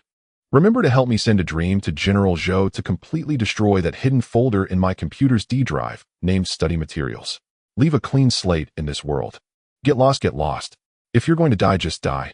Little Qi kicked at Feng Yan's face with his iron claws. I have an aerospace-grade titanium alloy skeleton. This water can only make me rust. Don't drag me down with you, you idiot. I'm still young. I've never even been near a charged female machine. The man and the bird continued to tear at each other on the rooftop, not forgetting to stab each other even in a life-and-death crisis. Inside the Pangu Command Center on Earth, the alarm blared piercingly, with red lights flashing madly. Major General Zhou Weiguo's eyes were bloodshot as he stared at the holographic screen, his voice torn apart. Feng Yin, open the wormhole. Retreat to Earth immediately. Hurry. The communications officer Lin Rue frantically typed on the keyboard, sweating profusely. Sir, it's no good. The catastrophic explosion of the space-based cannon has completely disrupted the spatial magnetic field in that sea area. The wormhole is facing severe interference, and the progress bar is stuck. It will take 3 minutes to restart the passage. 3 minutes. In 3 seconds, this tsunami can turn us into mush. Despair spread across the rooftop. Zhao Qingtian took a deep breath and raised his Gauss rifle, standing like an iron tower in front of the Special Forces team. Zhang Biao laughed awkwardly, his eyes twitching. Captain, this wall of water is taller than Mount Everest. Can our guns even pierce the tsunami? We can't even scratch this mighty wave. Yang Shui stood at the edge of the rooftop, gripping the lightning rod tightly as the wild wind tousled her long hair. She turned her head, her cold gaze fixated on Feng Yin, who was still picking his nose with the mechanical bird. Teaming up with you is truly the dumbest decision I've ever made. Just as that world-destroying tsunami was about to shatter the rooftop in a moment of crisis, a cold metallic body blocked Feng Yan's view. Terminator No. 1 with its expressionless steel face and flickering green light in its eye sockets resembled a lighthouse in the face of despair. Beep. Detecting a lethal survival crisis. President, should the Solis Group's class emergency escape plan be activated? Feng Yin was stunned for a split second. Then, like a hungry wolf in heat, he lunged forward and grabbed Terminator No. 1's thick leg. Activate. Activate it fiercely. Show me all your hidden talents. Feng Yin was so anxious that his voice cracked, tears streaming down his face. Ironbones, listen up. As long as you can get me out of here today, you will be my blood brother from another mother. I will get you the best aviation oil every day. I'll install an RTX 9090 Super graphics card for you. Every day I'll take you to the cyber bathhouse for a full spa treatment. The green light in Terminator No. 1's eye sockets flickered up and down. Countless complex data streams surged like a waterfall. It was evidently struggling to process this extremely absurd cyber dream in its underlying logic. 2 seconds later, the cold mechanical voice echoed once again through the rooftop. Beep. Command confirmed. Escape plan activated. Solis mothership disengage camouflage. Boom. The entire Solis building erupted with a terrifying tremor akin to a magnitude 12 earthquake. The Special Forces members were caught off guard, tumbling like dumplings in boiling water, rolling all over the ground. Zhou Kai covered his head, wailing in despair. It's over, it's over. This building is going to collapse. But the building did not collapse. On the contrary, the gray-white concrete layers of the outer wall peeled off, like severe psoriasis shedding skin. Large chunks of debris fell into the sea, exposing the ultra-high hardness alloy armor gleaming with cold metallic luster inside. Kakaka. The deafening sound of mechanical jaws shattered the skies, piercing straight through to the heavens. The bottom of the 100th floor of the building emitted an extremely piercing metallic tearing sound. The entire building actually split apart like a cake. Immediately, the floors at the 4 corners of the building flipped outward, forcefully extending 4 plasma propulsion engines the size of giant Ferris wheels. My goodness. Zhang Biao's eyes widened, his jaw dropping heavily onto the floor. Is this a mere office building? This is clearly a heavily modified transformer. Buzz. The 4 massive engines erupted with a violent azure tail flame simultaneously. The terrifying extreme heat instantly vaporized the seawater rushing up from below, rising into a shroud of mist that blocked out the sun. A powerful sense of thrust surged forward. Feng Yin was directly pressed down to the floor by this overwhelming force, his face contorted by the wind, mouth agape, filled with the cold air. This massive 4-story steel structure forcibly lifted off the ground, completely tearing apart the shackles of planetary gravity. Just as the apocalyptic tsunami was about to crash down, the spacecraft, perfectly camouflaged by the building's exterior, skimmed the tips of the waves like a brilliant silver lightning bolt shooting straight into the sky. Boom. The tsunami ruthlessly crashed down. Everyone's limbs turned to jelly as they lay like mud on the metal edge of the spacecraft, stretching their necks to look down. Below was an endless expanse of turbulent ocean. The once towering, crumbling buildings along with the rooftop, where they first established their base, were all swallowed by the towering waves into the deep sea. Several mutated zombies, still flailing in the water, were instantly torn into countless bits by the whirlpool of death. We survived. This is so exhilarating. Even the king of hell wouldn't dare take my life. Feng Yin rolled over, sprawled out with his limbs in a star shape on the cold metal deck, gasping for breath. At the Pangu Command Center on Earth, an uproar of cheers erupted, shaking the roof. The alarm was lifted. Academician Wang Tonghe pushed away the guards supporting him and threw himself onto the holographic screen, drooling with excitement. My goodness! A space battleship disguised as a building. A miracle. An absolute industrial miracle. Little Feng, don't you dare break this precious gem. Once the wormhole stabilizes, let me touch the fusion engine of this iron lump right away. Hearing Academician Wang's shout, Feng Yin immediately perked up. He sprang up like a carp leaping from the water. He patted the dust off his pants and swaggered to the bow of the aircraft carrier. With his hands on his hips, he faced the biting winds at an altitude of 10,000 meters, sporting an extremely arrogant grin that could hold an oil jug. Ha ha ha. Tremble, wasteland. From today onwards, please call me the Commander-in-Chief of the Solis Fleet and the Pirate King of the New World. The sky is my limit. You are all mere ants. Little Chi immediately flapped his iron wings and flew a dozen meters away in disgust. He covered his eyes with his wings, spewing cyber aroma. Shut up already. Every time you let out that signature villainous laugh, the heavens will surely descend physical retribution. Don't you have any self-awareness of your cursed mouth? I suggest tossing him into the reactor as fuel.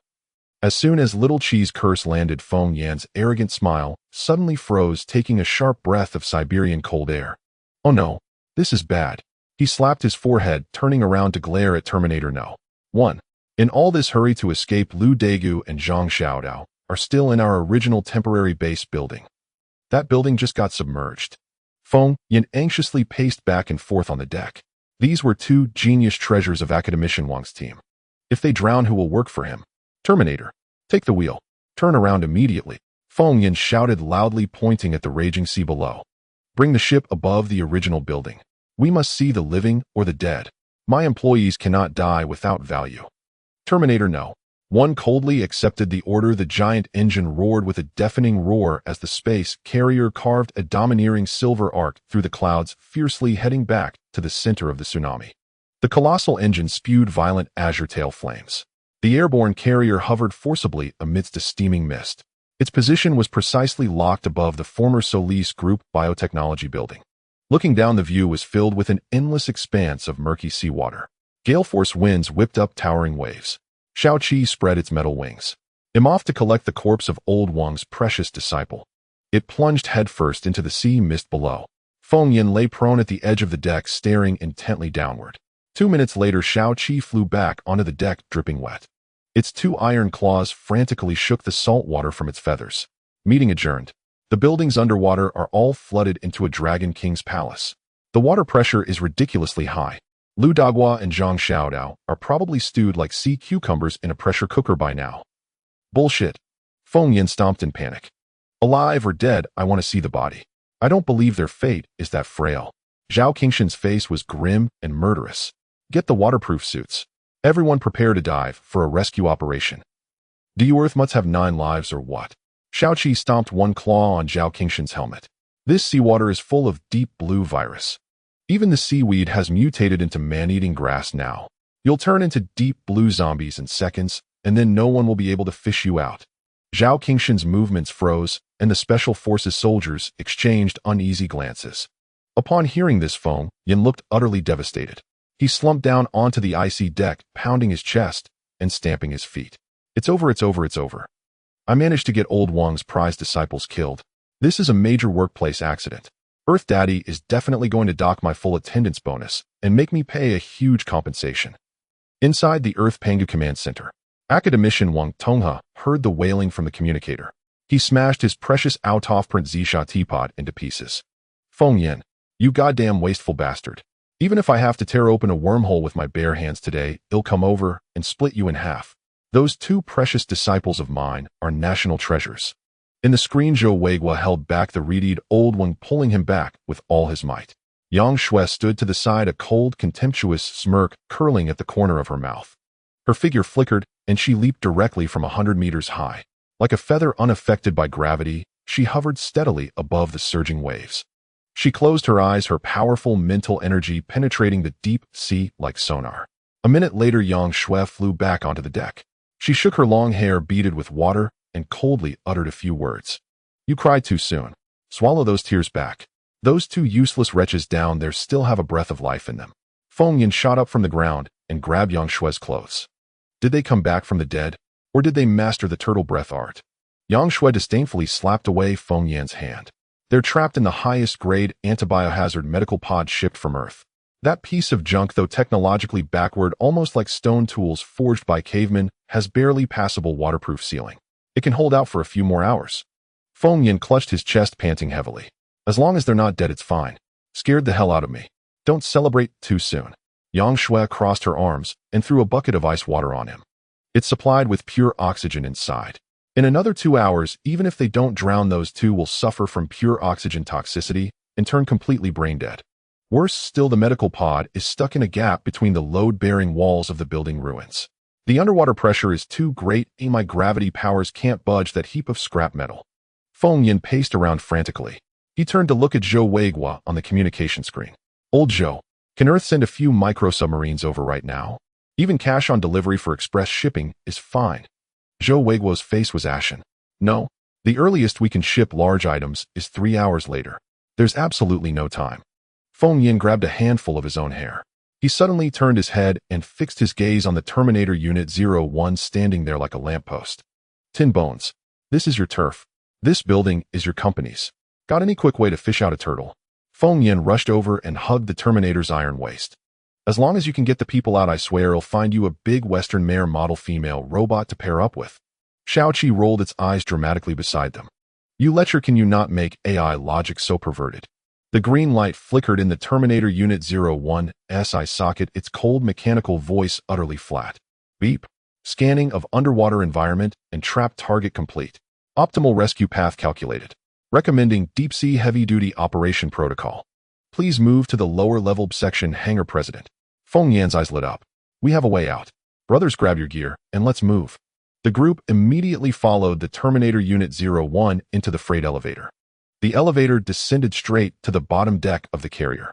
The heavy alloy doors slid open to both sides. A smell of mechanical oil wafted out.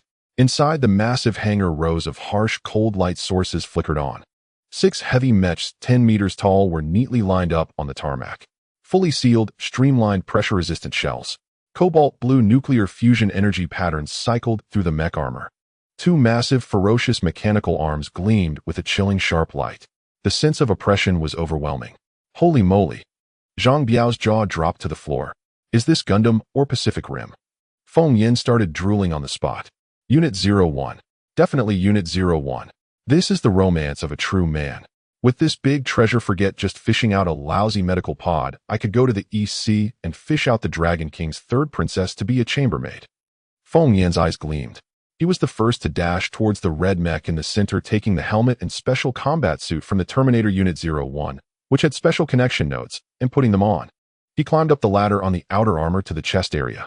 The Terminator Unit 01 input a command, and the cockpit hatch of the red mech let out a pneumatic hiss, slowly opening upwards. Feng Yin excitedly poked his head in for a look. The ecstasy on his face instantly froze. Inside the cockpit, there was neither a steering wheel, nor a gear stick, not even a brake or accelerator pedal. There was only a dense mass of neural connection cables hanging from the ceiling and a completely incomprehensible alien holographic touch panel.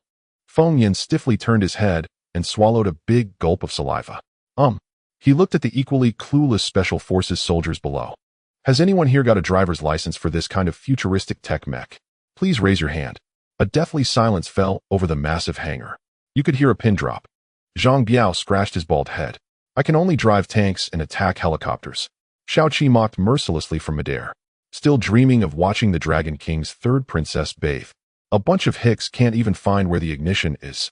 Feng Yin stared in despair at the tangled mess of neural cables. Time was ticking away. The 2 people underwater could become truly brain-dead from pure oxygen toxicity at any moment. How the hell could an Earthling pilot an alien mech? Waiting online quite urgent. With a crisp metallic clang, the dead silence of the hangar was abruptly shattered. Shaoqi fluttered its titanium alloy wings and delivered a sharp slap to Feng Yan's helmet. Ouch! Feng Yan hopped around clutching his helmet. What's your problem, you stupid bird? You brain-dead imbecile. Shaoqi screeched in its grating electronic voice. No matter how big this hunk of scrap is, it's still just a machine. Is your mechanical affinity ability only good for adjusting a blow-up doll's settings? Get it moving. Feng Yin rubbed his head, muttering under his breath. No need to yell. I'm not deaf. I've never handled something this big before. Feng Yin rubbed his hands together and muttered to the air. Who would understand? If I crash this thing, Earth Dad will probably dock my wages for 30,000 years. Shaoqi rolled its electronic eyes. If you don't pilot it, Old Wing's 2 precious disciples will end up as brain stew in a pressure cooker. Get on with it. Feng Yin took a deep breath. He closed his eyes. His spiritual power, like countless invisible tendrils, spread outward. He placed his hands on the cold armor of the red mecha. Ability: Mechanical Affinity. Full power activation. A piercing cerulean electric current surged from Feng Yan's palms. It illuminated the nuclear fusion energy lines on the mecha's chest. Like a primordial beast awakening from slumber, the mecha's lifeless mechanical eyes suddenly blazed with a terrifying crimson light. Holy crap! It's alive! Zhang Biao leaped a full meter in the air in fright. Inside the cockpit, the neural connection cables, which had been as limp as dead snakes, all came to life. As if possessing a will of their own, they precisely attached themselves to the nodes on Feng Yan's helmet and combat suit. The hatch hissed shut, locking tight. Then, under the awestruck gaze of the Special Forces team, the 10-meter-tall red prototype heavy mecha slowly lifted a thick steel leg and took a solid step forward. Feng Yan felt as if he had become this steel behemoth. His hands were the mecha's hands, his feet its feet. With a mere thought, the alloy hangar bay doors on the ceiling slid open. Four blindingly bright cerulean afterburners ignited on the back of the red mecha. Woo! Liftoff! Feng Yan's maniacal laughter blared from the loudspeakers. The red mecha shot out of the space carrier's hangar like a rocket unleashed from its bow. Plunging headlong into the gale force winds 10,000 meters high, it raced through the sky at breakneck speed. Not only did it race, but it also performed a deranged Thomas flare followed by a 720-degree aerial corkscrew. The roar of the engines shattered the clouds. This is the romance of a real man. Awesome! Feng Yan's shout made the sea tremble. Having shown off enough, the mecha dragged a long tail of flame and crashed back onto the landing pad like a meteor.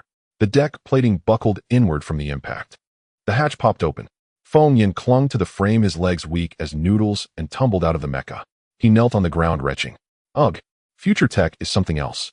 Full brain domain zero latency control. But it damn near fries your brain. My brain feels like scrambled eggs now. As he finished speaking, Xiaoqi floated out of the cockpit dizzy as a drunken fly. Its electronic eyes were spinning wildly, forming concentric circles like a hypnotic spiral. Ugh, you walnut-brained bastard. You call that a fried brain? I am an aviation-grade zero-lag AI, and you made me feel like a kiddie ride in front of a supermarket. Did you bribe the instructor to get your driver's license? Yang Shui stood with her arms crossed, leaning against the doorframe with a cold smirk. Not smart enough yet, you insist on showing off. Count yourself lucky you didn't get yourself sliced into pieces. You wouldn't understand romance if it bit you. Feng Yan rolled his eyes, having caught his breath. He strode over to the remaining 5 mechas. He touched them one by one. He continuously output his mechanical affinity ability. Blue light flashed in succession. The deep hum of engines rose and fell in response. One by one, the 5 heavy mechas lit up, their green electronic eyes fully awakening. Special Forces, mount up. Feng Yan waved his hand. Zhao Qingtian, Zhang Biao, Wang Meng, Zhou Kai, and Lin Rue swallowed hard and scrambled into their respective cockpits. 10 minutes later, a truly bizarre sight unfolded on the deck of the space carrier. 6 alien heavy mechas, each radiating immense pressure and capable of tearing an aircraft carrier apart with bare hands, were wobbling about like newborn penguins. On the deck, they staggered and stumbled with clumsy blind steps. Zhang Biao's blue mecha stepped on its own foot. With a loud clang, the 10-meter-tall mecha face-planted onto the deck. Oh my god, this thing is harder to pilot than a gunship. My limbs just won't obey. Zhang Biao howled over the comms. Wang Ming's mecha was even more absurd. Its mechanical legs twitched and jerked, moving with the signature shuffle of a certain Asian dance king. On the other side of the wormhole, inside Earth's Pangu Command Center, academician Wang Tong was glued to the screen. His eyes were bloodshot and he was screaming hoarsely. A sacrilege. A complete sacrilege. Those thugs. That is a national treasure. The key to humanity's future among the stars. And they're driving it like a bumper car? Zhou Weigua.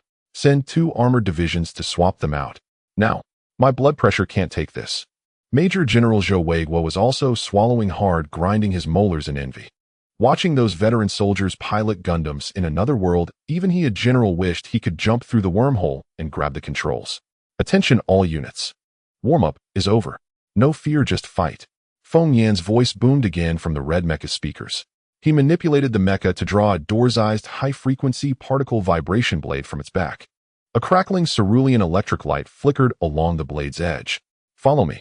Target Dragon Palace of the Deep Sea. We're bringing back Lu the Gown and Zhang the Dagger safe and sound. Feng Yan's mecha kicked off the edge of the deck and the red behemoth leaped into the void. Special Task Force. Dive. Zhao Qingtian roared. One after another, the 6 heavy mechas plunged into the turbulent deep sea like depth charges. Geysers of water shot into the air. The bone-chilling seawater swallowed all sight. The immense water pressure squeezed the mechas' hulls, producing a grating, teeth-aching screech. The mechas descended deeper. The surrounding light grew dimmer. Suddenly, a distorted scream from Feng Yan cut through the deep-sea communication channel. Holy shit. Radar's going off. There's something down there. And not just something, a whole bunch of somethings. Everyone draw your blades. In the abyssal depths of the sea, hundreds of enormous vertical pupils gleaming with a bloody red light opened without warning in the darkness, locking onto the 6 descending mechas. The seawater churned violently. The mech dove downwards, surrounded by darkness. The radar alarm blared frantically, piercing the eardrums. Hundreds of crimson vertical pupils lit up in the dark, locking onto the mech. Feng Yin pushed the control stick back and activated the mech's headlights. The eerie blue light split the murky seawater. Upon seeing the scene before him, Feng Yin cursed on the spot. Damn, it's all sharks. Mutated deep-sea great white sharks larger than dump trucks. A school of fish was tearing apart the ruins of a building. The water was filled with remnants of minced meat and packaging. Feng Yan's eyes widened in shock, his heart aching. That was the life-saving supply just sent by Earth Dad. Half a slice of premium pork belly. Boxes of pure meat hot dogs. Even the spicy strips from Wei Long that he had begged for with all his might. Now all of it was in the bellies of these gluttonous sharks. The sea was swirling with the oil from braised pork. What a waste. Feng Yin pounded his chest against the communicator, crying out. That was the pork belly I saved for the new year. Those bastards are enjoying it more than I would. They even swallowed the plastic bags. Little Seven flapped his titanium alloy wings, stepping on Feng Yan's helmet with a claw. Can you foodie, be a little more situationally aware? Stop lamenting over your 2 ounces of meat. Look at the radar. They have their eyes on us. 6 10-meter-tall alien mechs descended into the water. It was as if they had directly overturned the banquet table of the shark school. The gluttonous sharks instantly went berserk. Dare to steal their meal. Let's get them.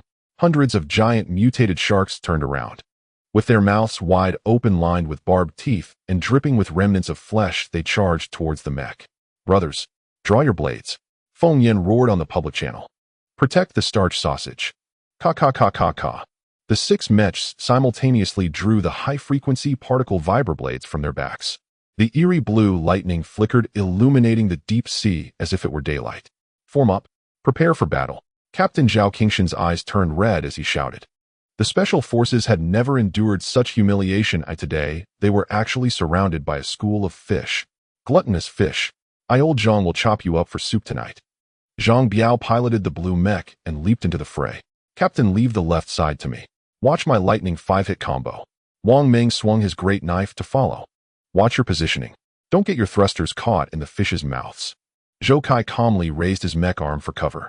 We're making a fortune here. They're all walking crystal cores.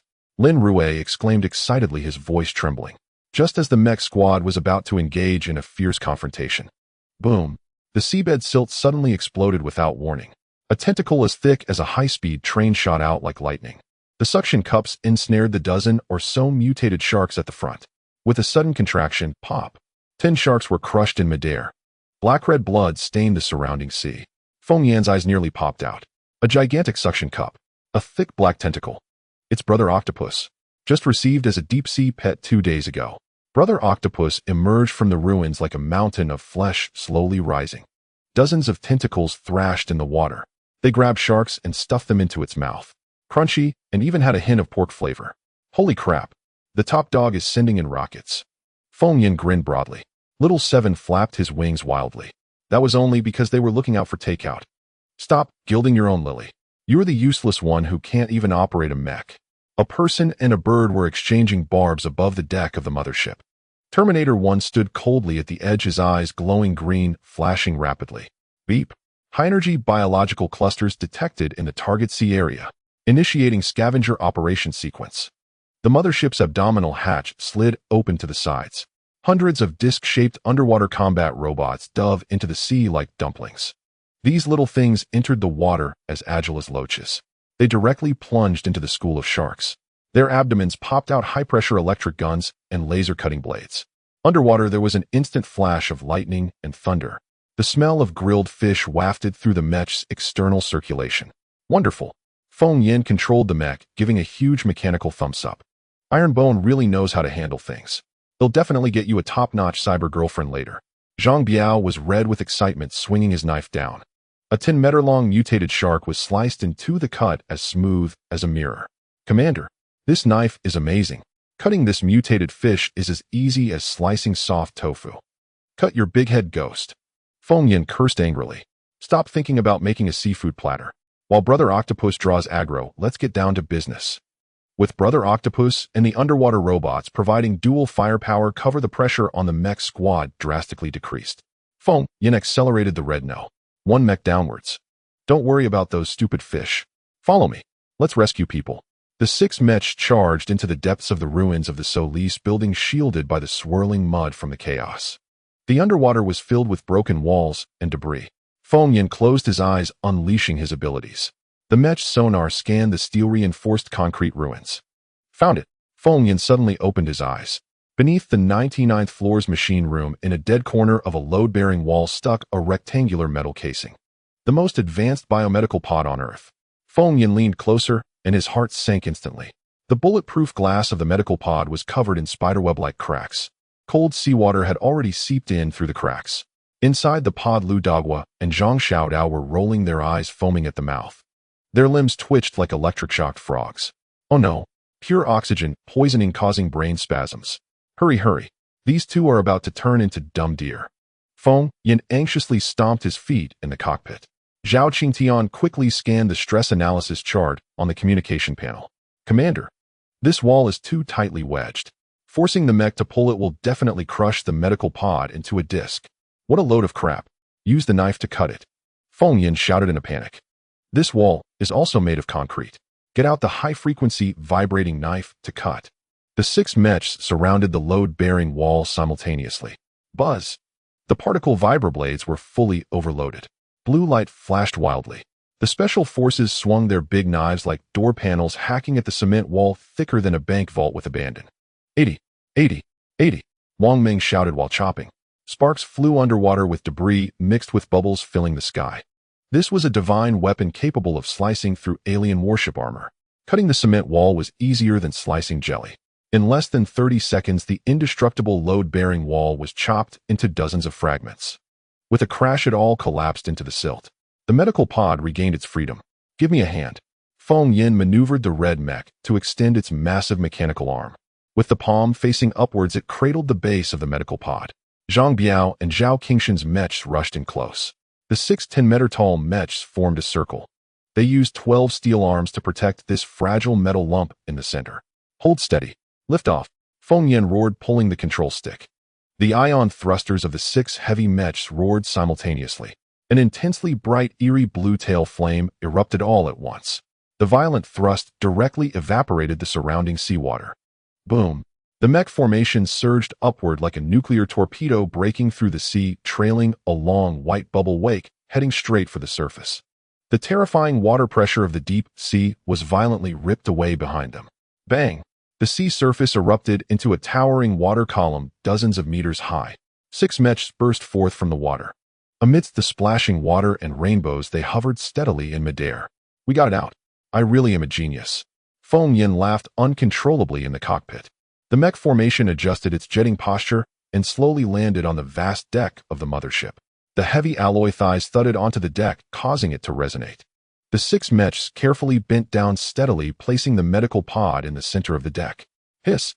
The cockpit's air valve popped open. Feng Yin was the first to climb out. As soon as his feet hit the ground, his legs felt as weak as noodles, and he fell to his knees on the deck with a thud. Ugh! I'm going to throw up. This alien tractor is too taxing. My gallbladder is about to pop out. Yang Shui, wearing a white coat and tactical boots, strode over. She didn't even glance at Feng Yin, coldly staring at the two in the medical pod, who were still foaming at the mouth. If we had been 5 minutes later, these two wouldn't even be worth resuscitating. They could have been packed up to feed zombies. Little Seven flew out of the mech chamber dizzy and plopped down on Feng Yan's head. Why are you still kneeling? Waiting for red envelopes for the new year. Hurry and open the door. Do you expect them to hatch out by themselves? Feng Yin wiped the sour water from the corner of his mouth and crawled up. He waved at the mech. Brother Zhao, use the vibrating knife to open the can. Be careful not to chop the people. Zhao Qingtian skillfully controlled the big knife, gently making a cut along the hatch's seam. The scrap metal door crashed onto the deck. Feng Yin leaned in halfway and slapped Lu Daguo's face. Lu Dagua, Zhang Xiaodao, wake up. Stop twitching. Your cyber emperor has brought you back. Bang! Feng Yin slapped Lu Dagua across the face. Lu Dagua, Zhang Xiaodao, wake up. Stop twitching. Your cyber emperor has fished you back. Lu Dagua gasped violently, his chest heaving as he opened his eyes, exclaiming, cough, cough, cough. Ugh, what is that smell? Who's cooking herring in a can here? Zhang Xiaodao rolled out of the medical pod, kneeling on the ground and retching spicy throat. Did the Supreme Lord's alchemy furnace explode? Xiaoqi flapped its iron wings and dove down, its red electronic eyes gleaming arrogantly as it activated its group mocking mode. Be content. This is the raw ecological waste of zombies. 1 whiff wakes you up, 2 whiffs grant immortality, and 3 whiffs you'll be playing cards with the King of Hell. It's a blood prophet. Feng Yin couldn't be bothered with the foul-mouthed bird, turning to look at Yang Shui. The beautiful doctor had her hands in her pockets, her cold gaze sweeping over the two on the ground, her tone icy. They want die. Half their lives are thrown into the sea for the next half-month. They'll just lie flat as waste. Feng Yin waved his hand, exuding an air of arrogance. As long as there's breath, that's all that matters. Back to Earth to recuperate. Brother now has plenty of money chartering a flight to send you back home. Buzz. A blue glow intertwined as a 3-meter-wide wormhole opened up. On the other side, Major General Zhou Weiguo and Academician Wang Tonghe, along with a group of big shots, were craning their necks, sweating with anxiety. Old Zhou. They've been fished back.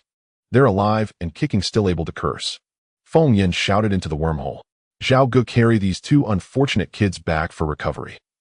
Zhao Qingtian was about to reach out. Stop! Yang Shui suddenly shouted sharply. She stepped forward, pointing at the 2's torn protective suits, her words piercing to the heart. They inhaled a large amount of blue star air. The deep blue virus has already entered their bodies. Bringing them back to Earth now would mean turning it into a zombie paradise. At this statement, the wormhole fell into a deathly silence. Zhou Weiguo's face changed drastically as he turned around and yelled angrily, Biochemical Defense Camp. Highest alert. Lock down the wormhole. If anyone dares to let even one in, military law will be enforced. Academician Wang was so anxious he was jumping up and down, his beard askew. Oh, my ancestors. Are you bringing back a gas bomb? This is bad. Feng Yan's face fell, looking like a bitter melon. It's all over, Lu Dagua. You guys are now black households. Earth's green cards have been revoked. Zhou Weiguo decisively stated from the screen. We can't take this risk. Once the deep blue virus spreads on Earth, it will definitely be a catastrophe. Xiaofeng, since the Solis Tower has been submerged, that spaceship beneath your feet is our frontline position. Build a field hospital on the mothership. Got it.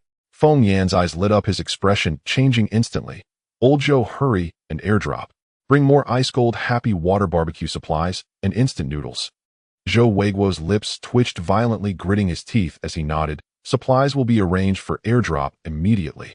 I guarantee there will be enough. Next, the wormhole transformed into a bottomless pit. The wormhole became a delivery outlet. Compressed biscuits, emergency medicine, large medical machines, generators. Tons and tons were being thrown out. Feng Yin directed the special forces to mark out a large area on the 2nd level below the mothership. It would directly serve as the base. Zhang Biao, arrange the sauerkraut noodles neatly. Wang Meng, hurry up and connect the generator. Feng Yin placed his hands on his hips, directing with a grin. We're setting up a 5-star farmhouse on an alien aircraft carrier. Xiaoqi stood on the battery, puffing out its chest as it pointed at the landscape. Be careful. That's my charging dragon bed at night. If you break even one feather, it'll shave you all bald. Zhao Qingtian was full of black lines, leading the Special Forces members to work hard. They turned the alien high-tech hangar into a big market in Earth's countryside. The wormhole was still open. Academician Wang held up a report, bringing his face close to the screen, excitedly shaking his beard. Foam Kid, we've made a big breakthrough. The reverse research on the zombie crystal nucleus is complete. Feng Yin leaned in for a look, his head spinning. What is this? Double helix. Genetic chain. Old Wing, I barely graduated from 3 schools and am a sea fishing streamer. Do you think I'm Einstein? Xiaoqi landed on his shoulder, sneering. Einstein. You're at most a blind appendix cut off from Einstein. You understand nothing. Feng Yin reached out and plucked the bird's feathers. You stubborn old bird, haven't you learned anything in 3 days, hey?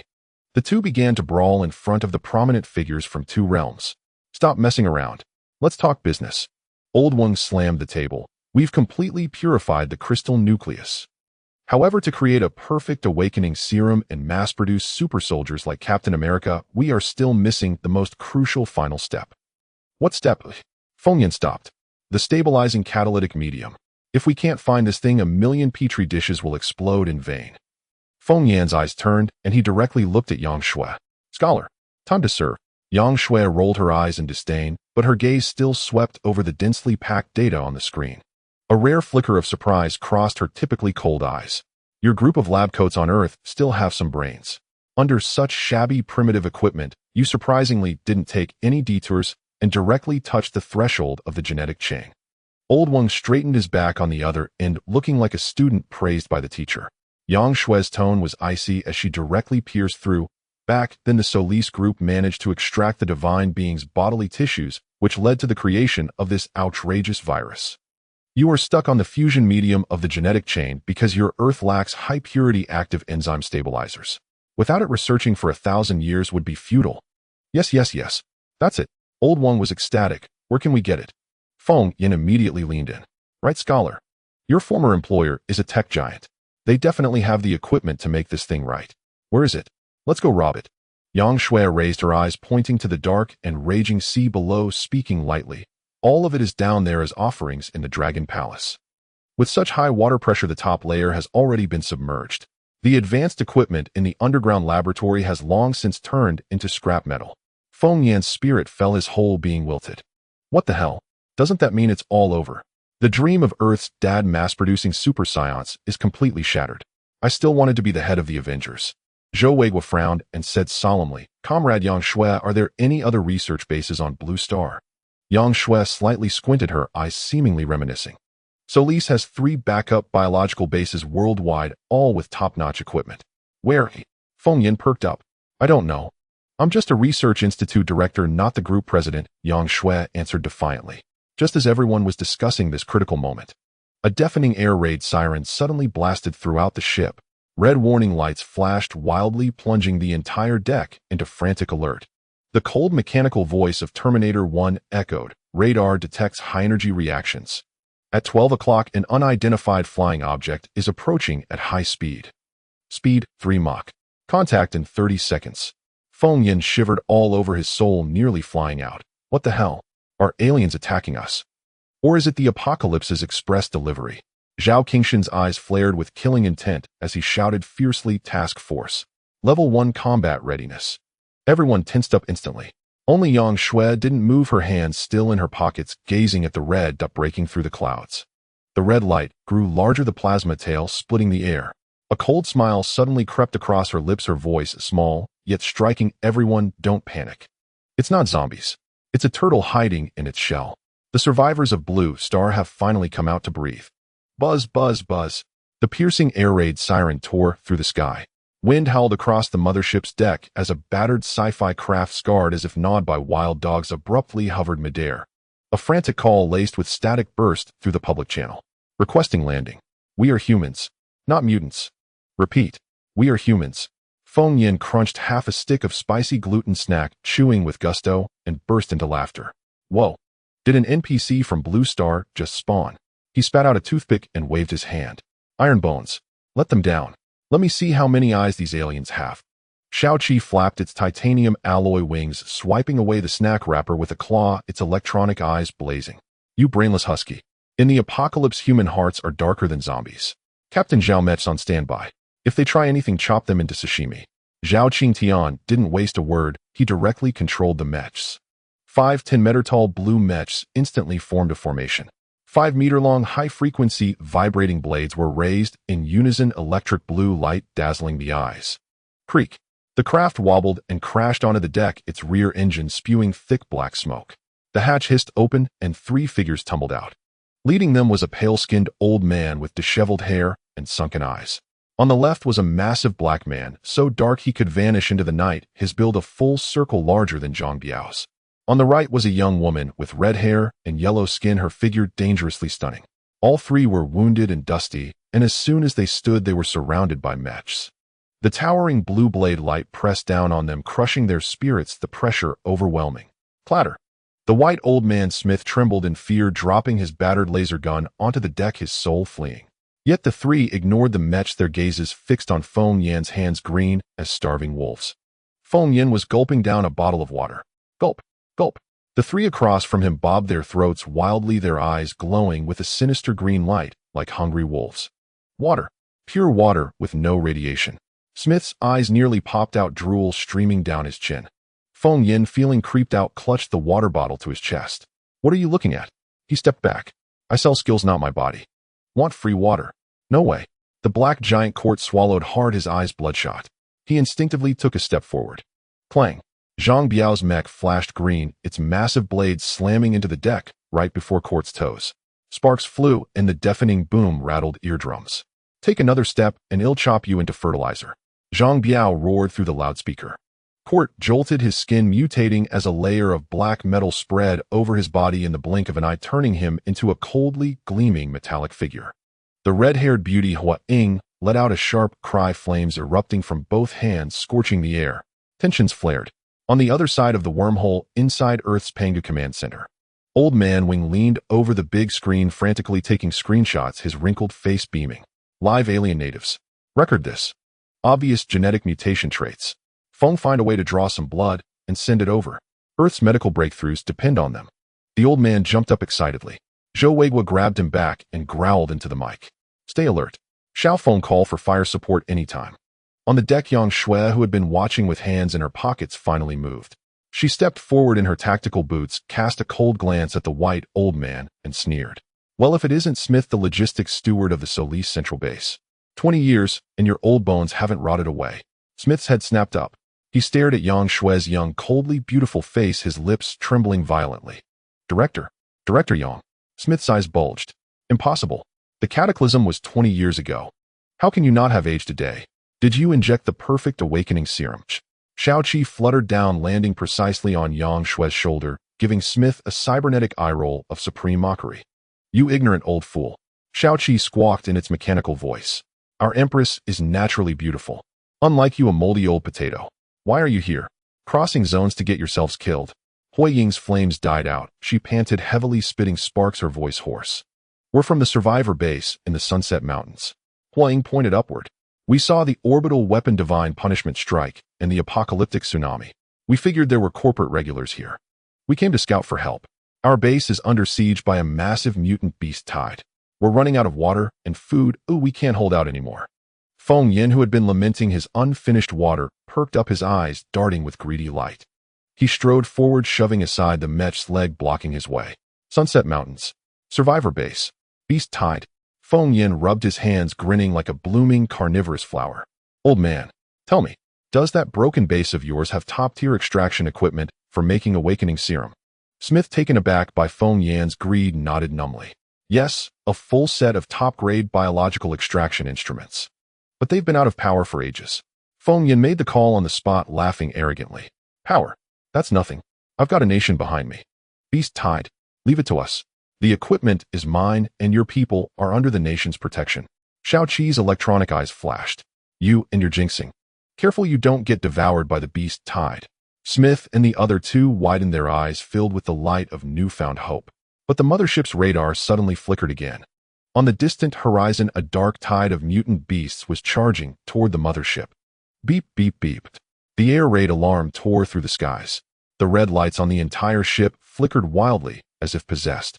Feng Yin stared at the radar screen.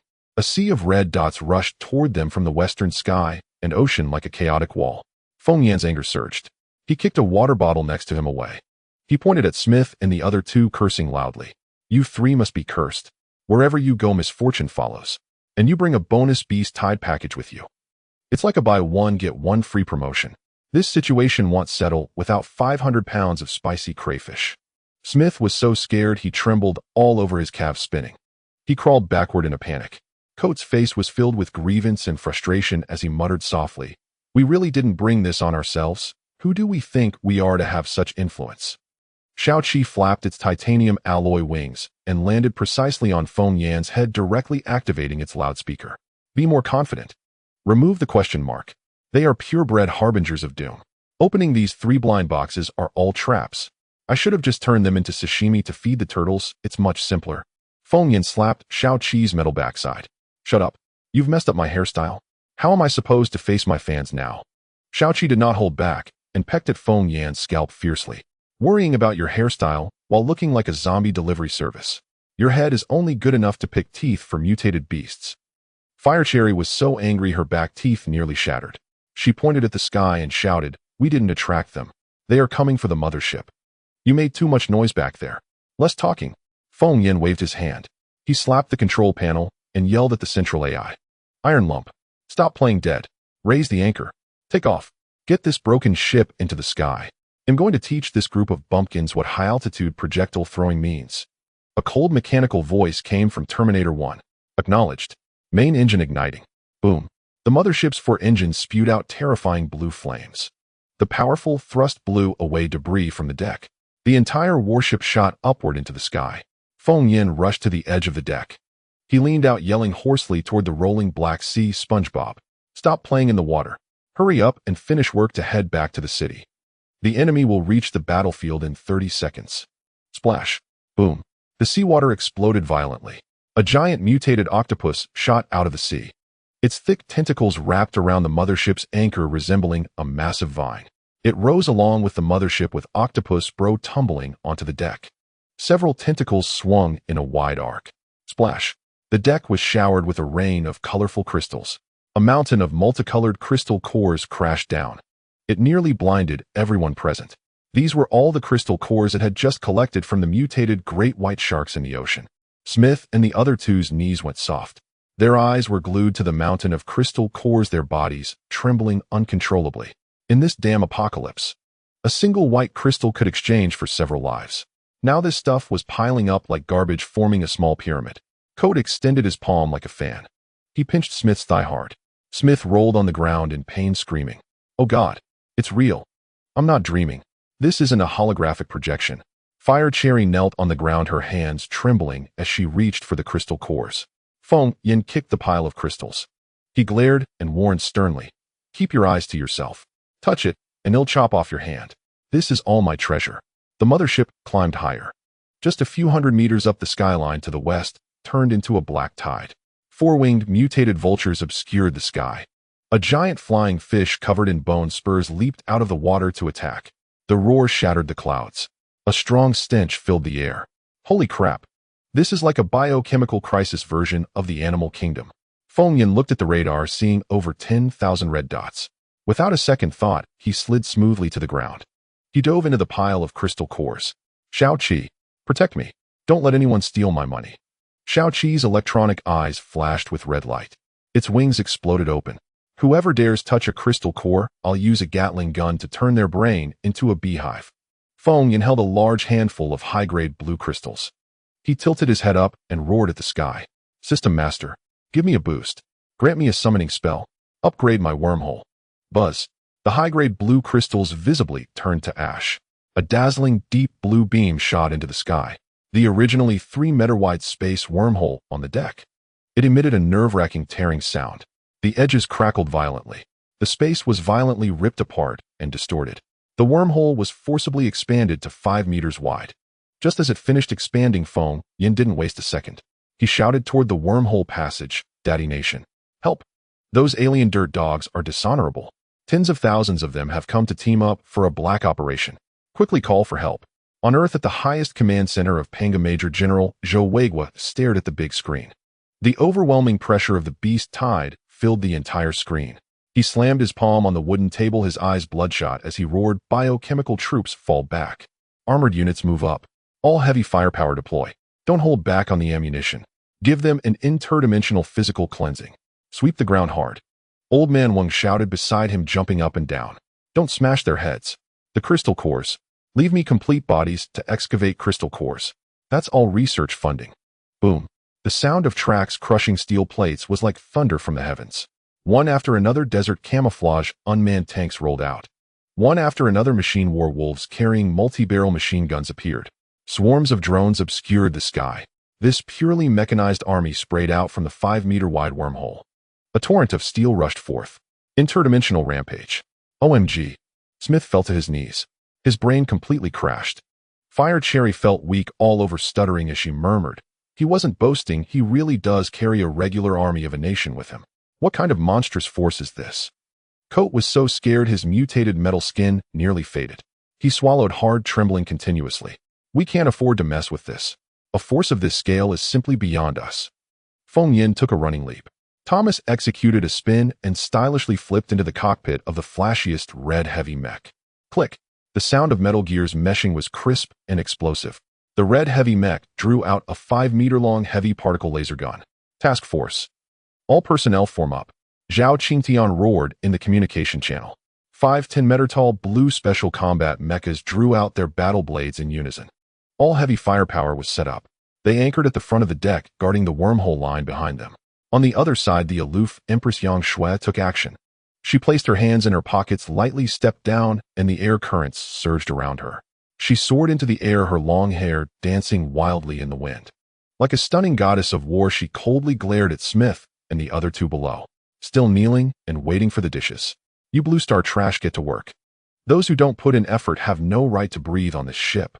Smith gritted his teeth and climbed up, his withered hands pressed together with all his strength. The air rapidly cooled. Dozens of sharp ice arrows formed in front of him. Coat roared loudly, his body swelling crazily again.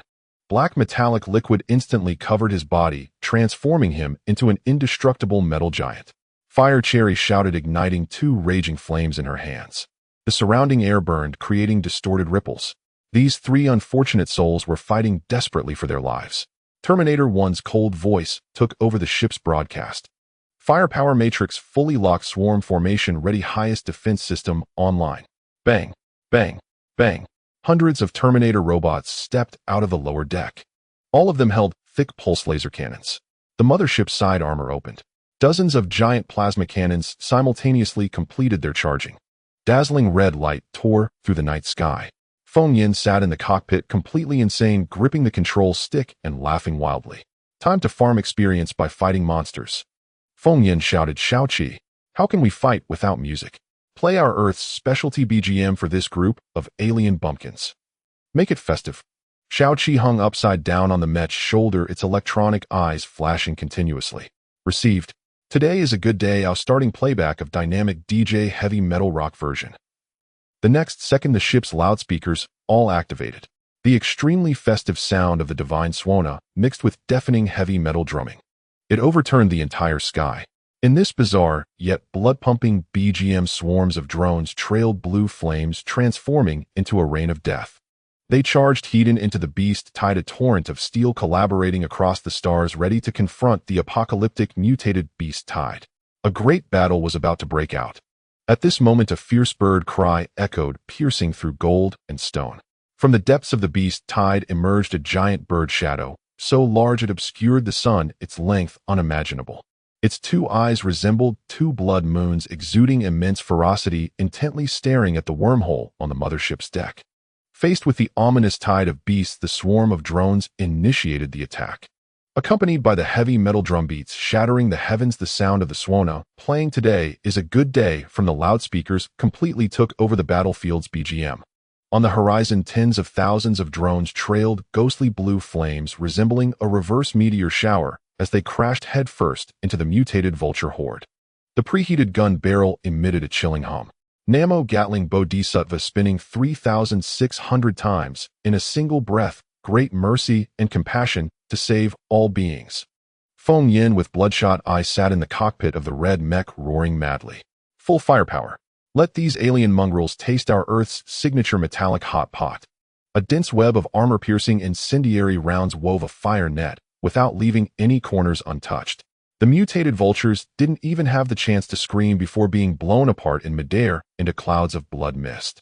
The air was filled with the stench of blood and charred feathers raining down mercilessly. Then the armor on both sides of the mothership opened up and dozens of massive plasma cannons protruded from their barrels. Dazzling red light violently plowed through the clouds, creating several vacuum barbecue zones out of thin air amidst the dense flying beast tide. The deck was equally chaotic. The turret of the camouflage drone tank spun to its limits as the 125mm smoothbore cannon roared to life. Dozens of mechanical battle wolves equipped with multi-barreled machine guns pinned their 4 legs to the deck, unleashing endless steel barrages towards the sky. The Terminator robotic army coldly pulled the triggers of their pulse cannons.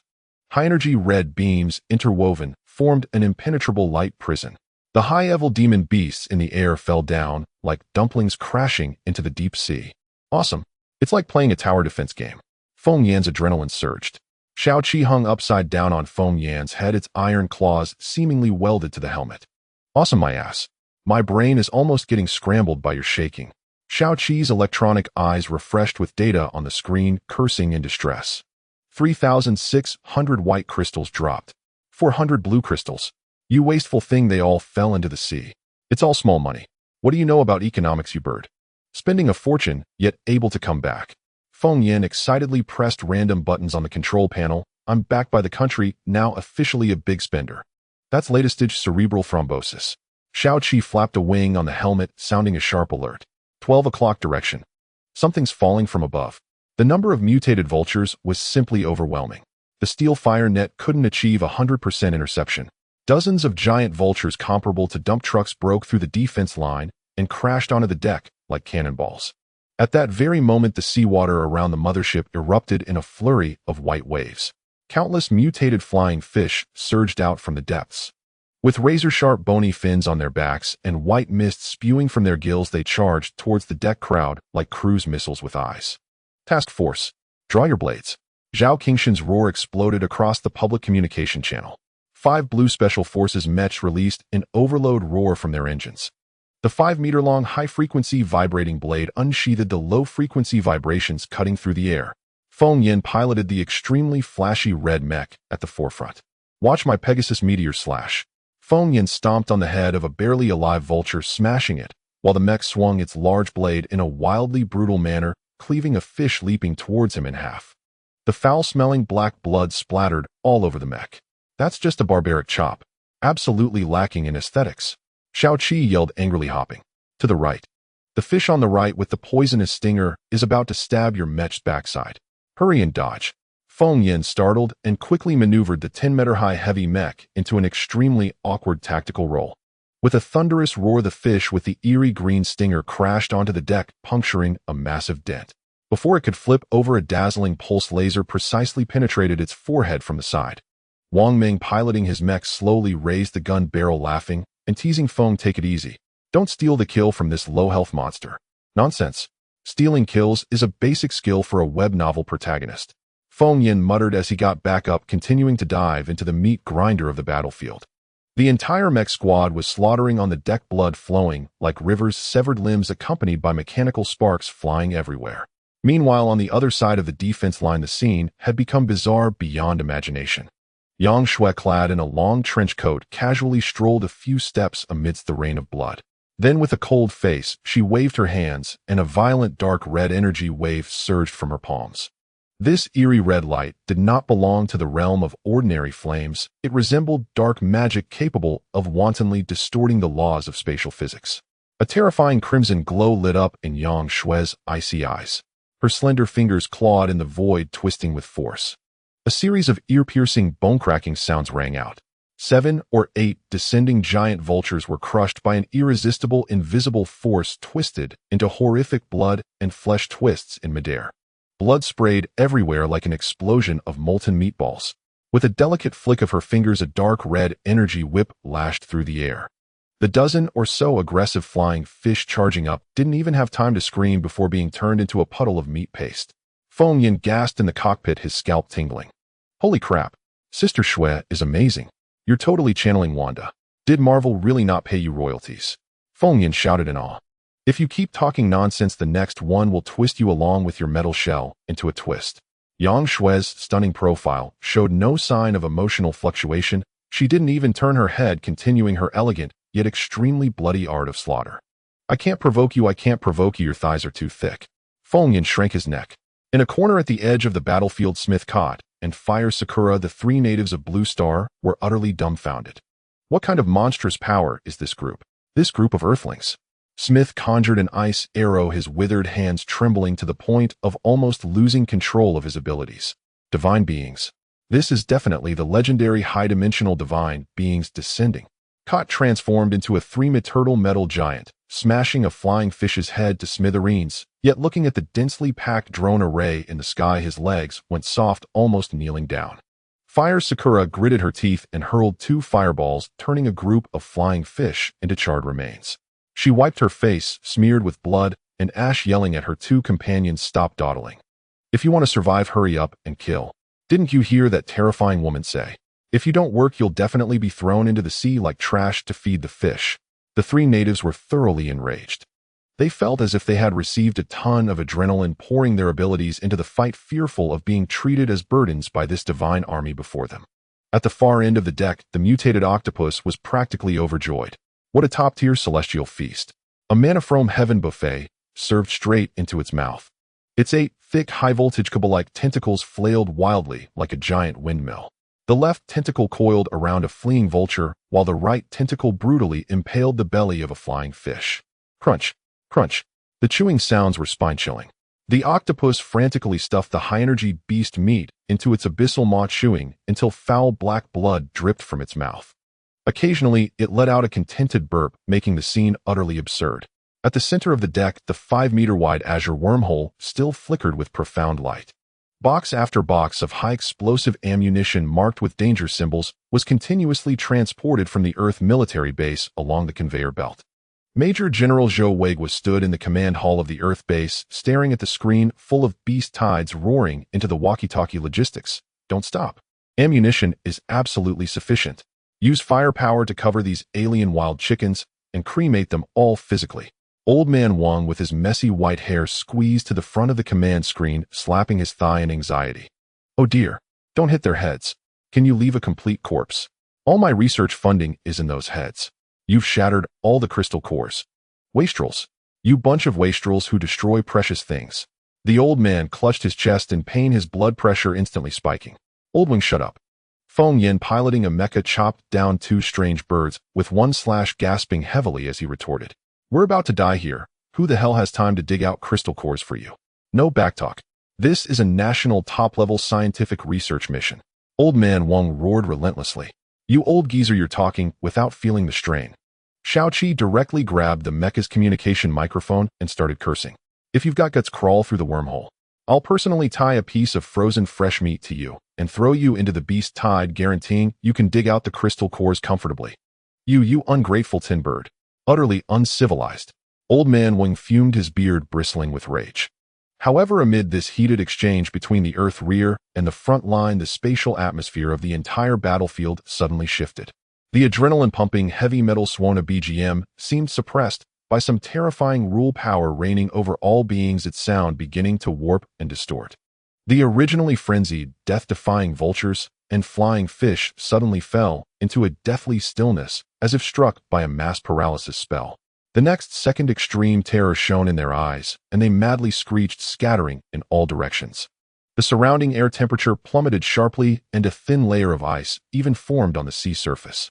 A suffocating, bone-crushing stench of blood, like a level 10 typhoon, rapidly pressed down from 10,000 meters high. Beep, beep, beep. All the holographic radar screens on Feng Yan's mecha console turned a piercing blood red in an instant. The sharp ultimate air raid siren stabbed everyone's eardrums. Highest level warning. Detecting bioenergy fluctuations exceeding the critical threshold, world annihilation level. The cold, emotionless mechanical voice of Terminator 1 for the first time showed a slight stutter under the immense data impact. Feng Yan's heart skipped a beat. He stiffly raised the mecha's head observation camera and looked up at the sky. 10,000 meters high, the mutated demon rock, its body several miles long and vast enough to blot out the sky, could no longer hold back. Its enormous eyes, hanging in the night sky like 2 blood moons, had never deigned to look directly at the ants on the mothership. Its gaze was locked firmly on the center of the deck, the 5-meter wormhole flickering with an azure halo and connected to Earth's higher dimensional laws. In the giant bird's dark crimson pupils, greed and madness intertwined into solid flames. Damn it! Xiaoqi's metallic feathers stood on end like a cat's hackles, and its electronic voice emitted a despairing shriek. This freakish giant isn't here to fight. It's craving the essence of your Earth's higher dimensional space. Feng Yin felt a chill shoot from his tailbone to his crown, his scalp nearly exploding. Holy crap. It wants to go through the network and eat a buffet of 1 billion people. A thunderous explosion erupted in the heavens. The giant bird slowly folded its sky-covering wings. It descended like a black asteroid, deviating from its orbit, carrying the might to destroy everything. The air was torn apart, and massive white sonic boom clouds exploded layer by layer around it. It plummeted recklessly straight toward the wormhole. The terrifying spiritual pressure descended upon the mothership's deck first. In a series of crisp bangs, dozens of robotic war wolves that hadn't retreated in time had their metal cores crushed by the tangible pressure, turning into a pile of paralyzed scrap. Smith and his 2 companions couldn't hold on for even a second. Their knees slammed through the alloy deck, and they spat blood in torrents. Even Yang Shui, who had been handling things with ease, turned pale, a trace of blood at the corner of her mouth. A hint of ferocity flashed in her stunning eyes. She raised both hands upward, draining all the energy in her body to conjure a thick, dark red shield to resist the pressure. Father Nation, retreat immediately. I'm forcibly closing the door. Feng Yin let out a piercing, desperate scream into the communication channel. Inside Earth's Pangu Command Center, Major General Zhou Weiguo stared at the massive blood-colored claw rapidly enlarging on the screen, filled with boundless brutality, his face ashen to the extreme. Report, Chief. The heavy material transport track is stuck in the wormhole. It needs 30 seconds to complete the physical cut. The operator was drenched in sweat, his fingers blurring over the keyboard. A piercing, shattering shriek penetrated the barriers of two worlds. The immense destructive sound waves shattered all the searchlight glass on the mothership's deck. A claw as large as a mountain covered in icy black scales tore through the thick air. With an unstoppable, ferocious momentum, it precisely clawed at the azure wormhole light source. It not only wanted to enter Earth, but also intended to forcibly tear the wormhole's law range. The razor-sharp claw tips touched the blue light barrier at the wormhole's edge. The space around the wormhole instantly twisted wildly and chaotically like a mirror struck by a heavy hammer, emitting a hair-raising sound of spatial shattering. A segment of the giant claw's pitch-black shadow was about to pierce through the thin light curtain and reach into the underground command hall of the Earth military base. Major General Zhou Weiguo's eyes turned bloodshot. He abruptly drew the sidearm from his waist. A soldier's determination to die together flashed in his eyes, and he let out a desperate roar that shook the entire hall. Initiate the base's underground nuclear explosion protocol immediately. Full power countdown. Even if we blow this place to ruins, we will never allow a single feather of that feathered beast to fall into our Chinese territory. In the other world storm center, Feng Yan's eye sockets cracked, oozing blood. Old Zhao, go. Stop it. With Feng Yan's beast-like roar, the engines of 5 battered blue special mechas and the mottled red heavy mecha let out a wail surpassing their life limits. 6 unyielding steel figures simultaneously raised their high-frequency vibration blades. Against that sky-covering godlike mountain claw, they slashed upward in defiance. Confronted by this world-ending colossal demonic beast, Feng Yan and his squad charged forward in their mechas. However, the oscillating blade struck the giant claw without leaving even a scratch. The beast raised its claw. Zhao Qingshan's 5 special combat mechas were sent flying like golf balls, crashing into the deep sea with a series of thuds. Feng Yan, startled, fell flat on his face, sprawling awkwardly on the deck. The beast ignored these scraps of metal, its claw continuing to reach into the spatial rift, the blue barrier stretching like a rubber band about to snap. On Earth, alarms blared loud enough to wake the dead. Zhou Weiguo cursed frantically. Feng Yan's eyes instantly turned bloodshot as he gritted his molars to the point of breaking. The cerulean psionic energy within him surged out like a dam breaking. A buffet for 14 billion people. Did you ask your bro Yan? I paid my social insurance, you know. Feng Yan roared at the top of his lungs. His mechanical affinity psionic power was pushed to its limit. The red mecha emitted a painful roar as it forcibly overclocked itself. Blazing flames burst from the mecha's body, and the high-frequency oscillating blade hummed forcefully, generating a raging fire sword aura over 10 meters long. Flame pillar style. Fire God's divine dance. Die for me. Feng Yan launched the mecha, and with a single strike the blade landed squarely on the joint between the demonic bird's neck scales. A grating screech echoed as black blood gushed out. This strike finally carved a massive gap. The beast, racked with pain, let out a roar that shattered the heavens. It finally deigned to look at this biting ant, its head larger than a high-speed train carriage, turning with a creak as its massive maw opened wide. Deep in its throat, a dark red magma gathered rapidly, distorting the surrounding space with heat. If this blast were unleashed, Feng Yan and his mecha would be utterly annihilated. Warning. Detected ultra-high thermal radiation. Evasion probability 0. Red lights flashed wildly in the cockpit. Just as Feng Yan prepared to close his eyes and await death, Shaoqi suddenly leaped onto his wrist, pecking fiercely at the smart bracelet with its icy titanium alloy beak. Damn, this loss is huge. Shaoqi's electronic eyes flashed with garbled code. This bird finally woke up from a pile of scrap metal only to follow you, an unlucky, unreliable master. Can't even get a warm meal of motor oil, and now I have to throw away my bird life. Feng Yan was stunned. What are you doing? Get back here. Next life, this bird is definitely finding a lucky master. Shaoqi wiped a non-existent tear with its wing in a strikingly human gesture. It cast a lingering glance at Feng Yan. "Don't die, you idiot, master."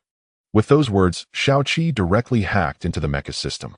The cockpit door silently cracked open a palm-sized gap.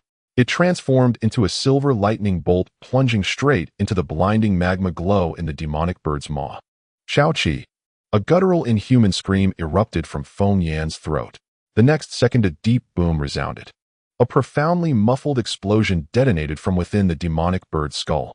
Shao-Chi had detonated the micronuclear battery inside its body, blooming from the inside out.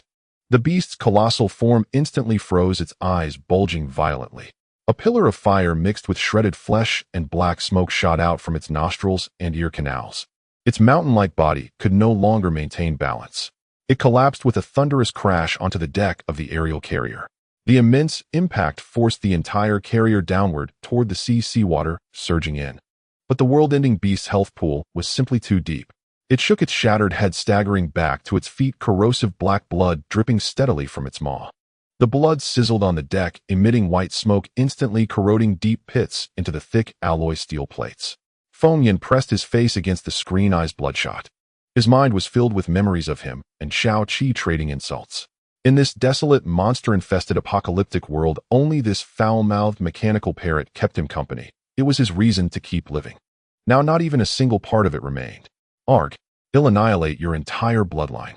Feng Yan completely lost it. His psionic power went berserk, blood seeping from every pore as cerulean light clung to the mecha like ghost fire. In full manual neural connection, the red mecha became a rabid beast, raising its burning, oscillating blade and hacking wildly at the demonic beast. "Die? Give me back my bird. Give me back my bird's life." 1 slash. 2 slashes. The beast impatiently swung its sky-covering wing. With a dull thud, the 10-meter oscillating blade was sent flying into the sea. With the mecha disarmed, Feng Yan simply ordered it to pounce directly. Iron fists rained down like a storm on the demonic bird's face, bending the mecha's fingers until sparks flew.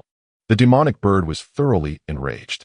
It raised its black blood-dripping giant claw and stomped the red mecha underfoot. Steel groaned under pressure, the cockpit screen instantly shattering into a spiderweb of cracks. The beast opened its half-ruined beak, pecking viciously at the cockpit on the mecha's chest like a woodpecker. Thud, thud, thud. The mecha's armor was torn apart layer by layer as the system screamed warnings. It was about to be pecked through. At this critical moment, the spatial rift at the center of the deck suddenly erupted with blinding light. A track pushed through the distorted space, delivering an oversized metal container. Old Man Wang's hoarse voice roared over the comms. "Kid Phone, catch. This is an emergency replica of the runes from that 100-meter divine spear made by the Academy. It's a Hail Mary." The container exploded and a 15-meter-long silver spear engraved with cerulean runes rolled out. Its size was perfect for the mecha. Feng Yan, eyes blazing red, stared at the spear. This is light." He pulled the emergency overload lever. The mecha's right arm ejected a dazzling exhaust flame, barely wrenching half a hand free from under the giant claw, and grasped the rune-engraved spear. The moment the mechanical hand gripped the spear, the dormant cerulean rune mark on Feng Yan's right wrist exploded with blinding light, resonating powerfully with the weapon. The cerulean glow around the mecha transformed into a piercing golden radiance. "Believe in the light, alien scum." Feng Yan, as if possessed by Ultraman, commanded the battered mecha to shove the beast's claw aside. Then he swung his right arm in a full arc, aiming the spear at the wound on the demonic bird's neck. With a violent, reckless, and unreserved motion, he thrust it deep inside. With a wet crunch, the entire 15-meter spear was buried. The cerulean runes, upon contact with the beast's blood, exploded like boiling water hitting hot oil. Terrifying divine energy rampaged within the beast's body. The demonic bird let out a despairing cry, its massive form deflating like a punctured balloon. Scales blasted off in chunks as black blood stained half the sky. With a thunderous crash, it slammed onto the deck, finally dead, kicking up a massive cloud of dust. The battle was over. The scene was one of devastation. The aerial carrier was nearly half destroyed. Feng Yan kicked open the severely deformed cockpit door and crawled out covered in grime. Dragging his bleeding leg, he stumbled step by step toward the colossal corpse of the demonic bird. On the ground there was nothing but shredded flesh. No trace of Shao-Chi's scrap metal remained, not even a single titanium alloy feather. Feng Yan's legs gave way, and he collapsed to the ground with a thud. He tilted his head back, staring at the overcast apocalyptic sky, tears mingling with blood as they dripped down. "You damn tin bird, who told you to play the hero?" Aren't you usually the biggest coward? You'd hide behind me just to grab a snail. If you're gone, who's going to argue with me? Feng Yin cried harder, a snotty, teary mess bawling like a 100-kilogram fool. Just then the smart bracelet on his left wrist, which had been black, flickered with a strange burst of static. Then a familiar, incredibly annoying electronic voice crackled through. What are you crying for? This bird isn't dead yet. Feng Yan's sobbing stopped abruptly, a snot bubble popping on his face. He stared at the bracelet in disbelief, raising his left hand. Holy crap, you're not dead. Wait, did you just rise from the dead? On the bracelet's screen, a pixel art bird was frantically flipping him off. Rise from your head. This bird is a senior AI from the Solis group. I transmitted my core data to your bracelet a second before the explosion. Just basic skills, don't be impressed. Feng Yin, shocked and overjoyed, burst out cursing. Damn it. You scared the hell out of me. Do you know how precious my tears are? Pay up. The pixel bird put its hands on its non-existent hips, looking incredibly smug. Pay your grandma. If this bird hadn't made the ultimate sacrifice, you'd be bird poop by now. Stop howling over there. Hurry up and scrounge up some good materials to build me a new body. Xiao Qi started hopping around on the screen, placing its order. This bird's demands aren't high this time. I want a body that can spit fire and transform with 8 engines and light wings, a ridiculously cool and dashing form. Got it, you idiot master. Boom. A thunderous sound shook the heavens. The heavily damaged Sky Mothership could no longer withstand the pressure. With thick smoke billowing from its hull, it plummeted into the turbulent sea like a kite with severed strings. A towering wave 100 meters high surged into the sky. The seawaters surged back, washing over the steel deck that resembled a battlefield. Puff! The sea erupted with 5 splashes. Zhao Qingtian piloted the waterlogged blue combat mech, being the first to climb up onto the deck from the sea. Following him, Wang Meng Lin Rui and 2 others emerged from the water, their mechs trailing black smoke, looking as disheveled as drenched chickens. Several mutated seaweeds were still tangled around the joints of the mech. The Terminator, no. One's eyes glowed red, and its cold mechanical voice echoed throughout the ship. Alert cleared, activating full-scale damage repair protocol. No sooner had the words been spoken than the hatches on all decks of the mothership popped open in unison. A swarm of maintenance robots, like a colony of ants, rolled out on their tracks. They extended their mechanical arms with welding guns, spitting blue sparks, working furiously on the damaged armor. Countless cleaning robots followed closely behind. They waved high-pressure water guns and giant mops, diligently scrubbing away the stinking dark blood of the demon beasts that covered the ground. That tireless, non-stop frenzy would bring tears to the eyes of capitalists back on Earth. The 996 work culture is nothing compared to these iron machines, who were the real 007s. At this moment, in the center of the deck, Feng Yin was dragging his injured legs, circling around the corpse of the mountain-like demon rock. He reached out and tapped on the black scales that were harder than bulletproof glass. Xiao Qi, what do you think of this skeleton? I could extract it and fashion a new spine for you. It would be absolutely sturdy. The smart wristband on his left wrist lit up, and the pixelated bird in the holographic projection was drooling electronically. Not enough, not enough. I want its primary feathers for wings. Go and rip them off for me to make light-winged engine vanes. Xiao Qi's holographic projection was bouncing around, making all sorts of outrageous demands. I want to transform. I want to be able to spit plasma beams from my mouth. Otherwise, this bird will loop the most dazzling ethnic style in your head every day. Feng Yin felt a headache coming on and grimaced. Don't push your luck. Where am I supposed to find you a Transformer's core? Despite saying this, his gaze towards the broken bird was filled with gratitude. This broken bird had just sacrificed itself to protect him, and as long as it was alive, he would find a way to meet any ridiculous request. In this damned apocalypse, without this noisy companion to argue with, he would have gone mad already. Out of the corner of his eye, he caught a glimpse of something, and his eyelids twitched violently. Yang Shui had changed into a brand new white lab coat without him noticing. She held a specially designed syringe as thick as a fire extinguisher and approached the neck of the demon rock, which had been pierced by a spear, with an expressionless face. Puff! The thick syringe plunged violently into the flesh. Dark red demon blood was drawn into the syringe, emanating a violent wave of energy. Excellent experimental material. A rare fervor for research flickered in Yang Shui's cold eyes. Lu Degu and Zhang Xiaodao, both of whom were useless in battle, were now wrapped in bandages, looking like 2 mummies. The 2 of them, one on each side, held the blood-filled container, eagerly assisting Yang Shui. Sister Shui is mighty. Sister Shui is leading the entire team. Zhang Xiaodao shouted until his voice cracked. On the other side, the wormhole flickered with light. Dozens of Earth microdrones passed through the passage, scouring the deck like diligent little bees for scattered demon beast crystal cores. Academician Wang leaned his grizzled head directly toward the communication screen. "Phone kid, hurry up. Cut open the head of that big demon bird. There must be excellent crystal cores inside." Academician Wang was so excited that his dentures almost flew out. "The research value of this thing is immeasurable. It must be returned to Earth intact." Feng Yin did not lift his head and flatly refused.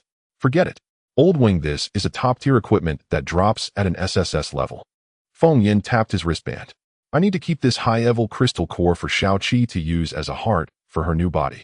Academician Wang was so anxious that he slapped the table. "You are wasting a national treasure. Are you giving a priceless energy source to a noisy, broken bird as a battery? That's a crime." Xiaoqi instantly exploded with anger. The holographic projection of the pixelated bird drew out a Gatling gun and sprayed bullets at Academician Wang. "You bald old man, who are you calling a broken bird? Do you believe this bird will crawl through the network and send your hidden study materials to the Chinese Academy of Sciences group? You unruly AI." Academician Wang clutched his heart and gasped. Feng Yin protectively spread his hands. "Did you hear that? I am a bird protector. This crystal core is mine to keep." At this moment, the towering Terminator No. 1 approached with heavy steps. "Commander, the mothership has sustained 60% damage. Full repair is expected to take 15 blue star days." Feng Yin frowned. "So long can the progress be expedited?" Terminator No. 1 shook its metal head. "No acceleration possible. The internal inventory of construction materials for the mothership has been depleted. We are short on high-strength steel, titanium alloy, and insulated copper wire." Feng Yan's eyes shifted, locking onto Major General Zhou Weiguo on the other end of the wormhole. "When in doubt, look to the national government." "Director Zhou, what do you think about this?" Feng Yin rubbed his hands, smiling obsequiously. Major General Zhou adjusted his military uniform collar, exuding an aura of authority. "Is this little issue worth worrying about? The state will cover all basic materials. Don't mention steel and copper wire. If you need a fully automated steel smelting plant, I can drop it to you in modules within 10 minutes. Director is wise. Long live the director." Feng Yin showered praises. With the materials sorted, Feng Yin looked at his heavy mech, which had lost its cockpit door, and at Zhao Qingtian and the others whose combat mechs were leaking oil. "Old T, do we have the equipment to repair mechs on this ship?" Terminator No. 1's electronic eye flickered. "Report to the commander. Below the third deck of the mothership, there is a complete automated mech production line." As soon as those words were spoken, the air suddenly fell silent. Feng Yan's eyes instantly lit up like 2,000-watt bulbs. "What did you say? A mech production line? Can it directly fabricate mechs?" Terminator No. 1 nodded. "As long as there are blueprints and materials, mass production is no problem. Customizing a body for your artificial intelligence is also easy." "Wow." Feng Yin was so excited he jumped 3 feet high. "Quick. Immediately upload all blueprints and technical parameters to my wristband." A few seconds later, with a beep, the data transfer was complete. Feng Yin wasted no time swiping his finger through the air, utilizing the wormhole's encrypted network to directly send this data package comparable to a high-dimensional nuclear bomb back to Earth. On Earth, in the Pangu Command Center's hall, the sound of a pin dropping could be heard. Then a deafening cheer erupted that could blow the roof off. Academician Wang, who had been cursing Xiaoqi just a moment ago, was now grasping the large screen with both hands, tears streaming down his face. Complete high-dimensional mech production line technology, plus the parameters for the accompanying power furnace. Academician Wang was trembling with excitement. "Feng kid, you are the living savior of our Academy of Sciences. Don't just use high-level crystal cores. Even if you want to use a nuclear warhead for that bird's heart, I will personally help you tighten the screws." Xiaoqi huffed disdainfully in the screen. "You recognize your elders, I see." Just then a weak coughing sound broke the celebratory atmosphere. The Earth natives Smithcote and Hoying supported each other, limping towards Feng Yin. They were covered in blood and looked at Feng Yin with fervor as if they were gazing upon a deity. Smith's knees buckled and he directly knelt before Feng Yin. "Commander Feng, great benefactor, please show mercy." Tears streamed down Smith's face as he clutched Feng Yin's pant leg tightly. "The survivor base in the Sunset Mountains is still under attack from mutated beasts. There are still a few thousand unarmed civilians inside. Please send troops for rescue." Cote and Hoying also knelt down, banging their heads heavily against the bloodstained deck. Feng Yin was stunned. He turned his head and glanced at his surroundings. The Sky Mothership was still billowing black smoke. Countless maintenance robots were busy patching things up. Zhao Qingtian and Wang Ming were climbing down from their mechs, wringing out socks that were dripping with half a bucket of water nearby. Most of the Terminator robot army had been reduced to damaged versions missing limbs. Feng Yin helplessly spread his hands. "Send troops. Uncle, open your eyes and look at my sorry state." He pointed at his red mech, which was missing its cockpit door. "I'm so broke that I have to ask the government to reimburse me for a new pair of underpants. What do you think I can use to send troops? Shall I send this group of cleaning robots to polish the mutated beasts, eh?" In the Pango Hall, Major General Zhou Weiguo clearly heard the conversation between Feng Yin and Smith on the other side of the wormhole. The old general's eyes widened in shock as he grabbed the communication microphone. "Poor. With 1,4 billion Chinese backing you, how dare you call me poor?" Zhou Weiguo's voice boomed like thunder. "Listen carefully, that guy named Smith tell the people of Blue Star. We Earthlings will never abandon any human being at the mercy of monsters." Commander Zhou waved his hand, and the stars glittered. "Send my orders, activate the Southern Heaven Gate plan for practical implementation, and bring over those 3 newly launched Luenbird aerospace carriers immediately." Feng Yan's smart wristband suddenly vibrated, and a holographic projection of Shao Qi popped up, drooling with electronic saliva. "Damn, Southern Heaven Gate. This is the ultimate remedy for firepower deficiency. The country is confused. This is pulling out all the stops." The sound of thunderous treads echoed from the other side of the wormhole. The 5-meter-wide wormhole became the biggest obstacle as the Luenbird drone aircraft carrier was too large to fit through. Commander Zhou made a decision on the spot. "Wings too wide. Take them off and transport them piece by piece, then assemble them on site." The wormhole flashed with blue light as sections of aerospace-grade composite armor were forced out onto the deck by heavy treads. Feng Yin beamed with joy and snapped his fingers. "Number 1, take your cleaning robots and weld them to death." Terminator Number 1's eyes glowed fiercely. "Understood, Commander." Thousands of maintenance robots surged forward with welding gun sparks flying like lightning. Mechanical arms swung, creating afterimages as they began assembling the aerospace carrier on the deck. While the robots were busy working, Feng Yin sneaked to the edge of the deck and kicked a nearby blue mech that exuded a fishy smell. "Number 1, take those water bubble vehicles belonging to Zhao and the others, and my convertible mech without a roof, and send them to the 3rd basement level for major repairs." Feng Yin stroked his chin. "For my mech's paint, use the most eye-catching bright red." Zhao Qingtian expressionlessly said a few words beside him. "I want camouflage." Sniper Wang Ming raised his hand. "Can you add a super large magnifying scope to my mech? I want to see even the tiniest mosquito clearly without shooting." After arranging the mech repairs, Feng Yin turned to Yang Shui, who was frantically drawing black blood from the demon bird with a large syringe. "Sister Shui, you stay behind on the mothership. Do me a small favor and get the design blueprint for Shao Qi's new body. You can use the demon bird skeletal materials all over the ground to create whatever you want." Shao Qi's holographic projection immediately jumped out, flapping pixelated wings wildly. "My requirements are not high. I want a colorful black design with a cyberpunk style from the cultivation world. The most important thing is that it can shoot annihilation cannons from its mouth." Yang Shui didn't look up, her stunningly beautiful and cold face showing no expression. She suddenly raised the specially made syringe, the blood-stained needle pointing directly at the wristband screen. "If you talk nonsense again, he'll pull this broken code out and stuff it into the cleaning robot's toilet brush." Shao Qi instantly logged off the screen, went dark, playing dead for safety. Half an hour later, the equipment was assembled. Feng Yin picked up a Gauss electromagnetic rifle and slung it over his back, his expression extremely serious as he surveyed the Special Forces team. "Comrades, this time we are going to the Sunset Mountain Range. We are just going for reconnaissance, focusing on a strategy of not getting involved. If we encounter a world-ending monster worse than that big demon bird just now, anyone who dares to block my path will find me right behind them." The communications soldier Lin Rue adjusted his tactical glasses. "Don't worry, Commander Feng, my skills in planning escape routes are unmatched in the entire military district." 1 hour later, the deafening roar of engines split the raging sea wind. 3 Luenbird drone carriers, under the violent repair efforts of the maintenance robots, were perfectly assembled. The anti-gravity engines spewed out blue plasma tails as the massive hulls slowly ascended. Each Luenbird carried a total of 88 Xian Envy aerospace drones beneath its belly. Countless thick cannon barrels gleamed with a cold, piercing, murderous intent under the sunlight piercing through the clouds. Beside this overwhelming divine fleet, a dilapidated transport plane painted in mottled colors with its left wing still bolted trembled as it launched from the mothership's deck. Feng Yin and Zhao's team, along with 3 locals, were crammed in the drafty cabin, feeling dizzy from the turbulence. Xiaoqi in the wristband was ranting wildly. Why do we have to ride in this old man's vehicle? I want to pilot a Luenbird. Feng Yin gripped the overhead handle, grinding his teeth in anger. You useless data, without a physical form, get your head in the game. Once I build your new body, the first thing you'll do is carry explosives. The transport plane flew in the shadow of the 3 massive Luenbirds soaring towards the western horizon. Feng Yin pressed against the window to look down at the endless, deep, blue wasteland sea.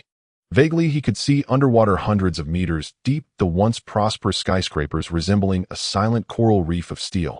A mutated bone-spiked whale, over 200 meters long, suddenly leaped out of the water, creating a 100-meter wave that violently shook the transport plane thousands of meters high. This is the truly suffocating apocalypse, where the forces of nature exert absolute pressure on human creations. The atmosphere in the cabin was tense.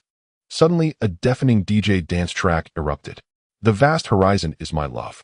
Xiaoqi, the pixelated bird wearing sunglasses similar to those in the Matrix, was wildly scratching records in the holographic projection. Let's get hyped up. How can we go fight without a BGM? Zhao Qingshan's forehead twitched as this iron-blooded tough guy strode over. A slap landed solidly on the speaker of the holographic projection, instantly silencing it. Play it again, and it'll throw you into the sea to feed the fish.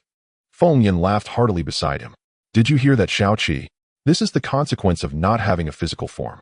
If you annoy old Zhao, he can really come through the network and beat you up. Commander Feng, high energy reactions ahead. Lin Rui stared intensely at the tactical tablet in his hands, his expression instantly tightening. Everyone quickly gathered outside the cockpit. In the far distance, a continuous range of black mountains abruptly rose above the sea level. Half of the mountain body submerged in the furious waters, while the upper half pierced the clouds. This was the Sunset Mountain Range. At this moment, the radar screen displayed red dots representing mutated beasts densely packed, like a lump of congealed blood. They surged towards a fortress-like base at the highest peak. Smith leaned against the window, tears streaming down his face as he turned to Feng Yin to explain the situation. My lord, after this planet was submerged by floodwaters, all coastal inhabitants perished, leaving only these high-altitude mountaintops in the interior as the last human islands. Not only are we short on supplies, living daily on mutated rats, but we also need to defend against the mutated beasts from above and below. Smith sighed heavily, pointing at the highest peak of the Sunset Mountain Range. Our base, because it hides a top-tier biological extraction device from the old era underground, has become the coveted prize for everyone, and everyone wants a piece of it. Smith gritted his teeth, his eyes filled with hatred. The survivors there are the weakest civilians, and there are a few tough characters occupying the nearby mountaintops. One is controlled by the remnants of the regular army of the Solis group, fully armed. The other is a city of sin established by a notorious gang. Those people are simply beasts. They wouldn't spit out bones after eating human flesh. They send us signals every day threatening us to hand over the device, or they'll massacre the mountains. Smith's knees buckled, and he almost knelt down again. Upon hearing this, Feng Yan's hair stood on end, and he jumped up from his seat. Damn, a top-tier biological extraction device. That belongs to me, Feng Yan. Feng Yan's eyes turned bloodshot, a true guardian of his possessions. He screamed hysterically into the communicator. Number 1, immediately order the Luenbird's main cannon to charge, and all Xian drones to carry incendiary bombs. Anyone who dares to touch my equipment will have their ashes scattered today. The transport plane suddenly lowered its flying height, penetrating thick layers of radioactive clouds. The cargo door slammed open, and a violent stench rushed into the cabin as everyone brandished their weapons and peered out. They were shocked into taking a deep breath at the sight before them. Below, not only were there mutated beasts surging like a black tide, wildly attacking the alloy walls of the base, but also behind the beast horde, dozens of heavy armored vehicles were parked in neat rows on the mountain path. The vehicles were painted with extremely bold and bloody skull graffiti. Rows of heavy machine guns were trained on the crumbling entrance of the base. Damn it! Smith's eyes turned blood red as his nails dug deep into his flesh. It's the gang from the city of Sin. Those bastards took advantage of the beast tide to rob us. At this moment, on the outer defenses of the survivor base at the Sunset Mountain Range, the crumbling walls trembled under the assault of the tide of mutated beasts below. Fight! Hit them hard! Throw all the last bit of supplies at them, roared the base commander Lei Laohu with his rugged voice. His muscles bulged as he held a nearly falling apart machine gun, spraying bullets at the black mass of mutated beasts beneath the city wall. Beside him, a burly blonde-haired blue-eyed man named Clark was directing the defense personnel. Conserve ammunition. Aim for the big one's eyes. Clark, wearing a pair of ill-fitting black sunglasses, gritted his teeth as he stared into the darkness ahead. They were not afraid of the brainless beasts below. What truly unnerved them were the 20 heavily armored vehicles adorned with graffiti of white skulls lurking behind the tide of beasts. The Serpent Gang of the Sin City. These thugs were like vultures smelling blood. As soon as the base's defenses showed the slightest crack, they would surge forward, devouring every living soul until nothing remained. Click. Suddenly, a heavy fire point fell silent. The soldiers below shouted in despair, "Boss Lay. Brother Clark. We're out of bullets. We've used the last armor-piercing round." FCK. Clark cursed. He ripped off his worn tactical vest and stormed towards the now silent fire point. "Get out of the way." Clark took a deep breath and suddenly removed his black sunglasses. In that instant, his azure pupils dilated violently, and then 2 beams of violet red high-energy rays erupted from his eyes, as sharp as laser swords. With a sizzling sound, the violet light swept across. The dozen or so mutated wild boars charging at the front were sliced in half as if cut by a hot knife through butter. The cut surfaces turned charred black with not even a drop of blood spilling out. In the sky inside the transport aircraft, Feng Yin was pressed against the window, just in time to witness those 2 dazzling violet rays. What the hell? Feng Yan's eyes nearly popped out. Laser eyes. X-Men. Did Marvel not pay royalties to Blue Star? This infringement is so blatant. Xiaoqi immediately jumped out from the wristband, and the pixelated little bird in the holographic projection pushed up the non-existent sunglasses. Don't be surprised. This is just a low-spec version of genetic mutation. When this bird's new body is ready, not only will I have eye beams, I can even shoot plasma waves from my nostrils. Absolutely 100 times cooler than him. Spare me, will you? Feng Yin rolled his eyes, sneering. With your condition, you'd be lucky to be a battery-depleted, iron-armored Xiao Bao. If you dare to spray me with your nostrils, I'll flush you down the toilet. Impudent. I am a noble AI, and you are blaspheming artificial intelligence. Just wait. Tonight I'll blast explosive tracks in your helmet. Xiaoqi's projection jumped in anger. Meanwhile, Smith was peering out the window, watching Clark go wild below, trembling with excitement. It's Clark. Commander Feng, he and Lei Laohu are our base's strongest psychics. But their powers won't hold for long. Please let those metal lumps in the sky open fire. On the battlefield below, Clark's violet rays began to flicker like a faulty light bulb, and his face visibly paled. Clark, fall back. Let me take over. Lei Laohu roared like the arrival of a thunder god. He suddenly shook his arms, dark clouds gathered in the sky, and countless blue-white bolts of raging lightning fell entwining around his fists. Thunder, half-moon slash. Lei Laohu leaped into the air, his fists charged with high-voltage electricity, crashing into the beast horde. Boom. The smell of burnt flesh filled the air. A large number of mutated beasts were convulsed by the violent currents, instantly charred. However, there were too many mutated beasts, and they simply could not kill them all.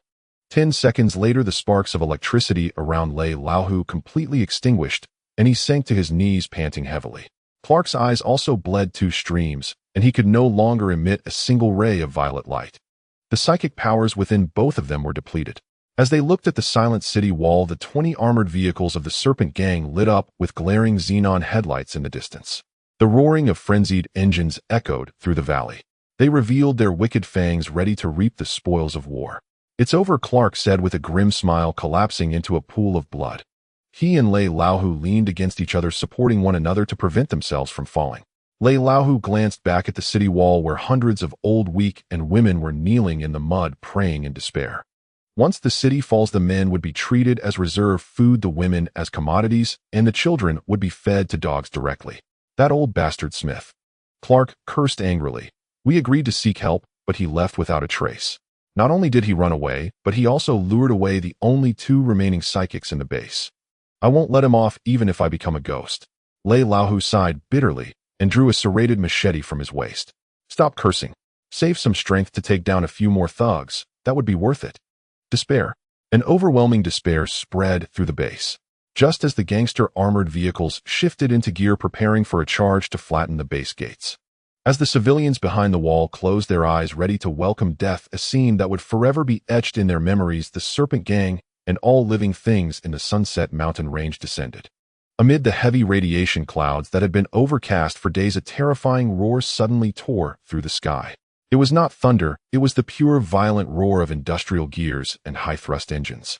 Then 3 steel behemoths, each several hundred meters long, smashed through the dark clouds, bringing an overwhelming sense of oppression as they rushed out. What the hell is that thing? The leader of the Serpent Gang poked his head out of the armored vehicle's sunroof, oblivious even as his cigar fell into his lap. Clark and Lei Lauhu were equally stunned. They saw 3 airborne motherships with wingspans exceeding 100 meters hovering in the air like 3 cold, ancient war gods. The eerie blue flames lit up the entire sky like daylight. Click, click. The belly armor of the 3 motherships simultaneously opened like a beehive, revealing dense hatches. Team Xiannu detach from the mothership. Free fire permitted. Eliminate those scoundrels below who dare to touch my private property. Feng Yan's cocky voice echoed throughout the Sunset Mountain range through the mothership's loudspeakers.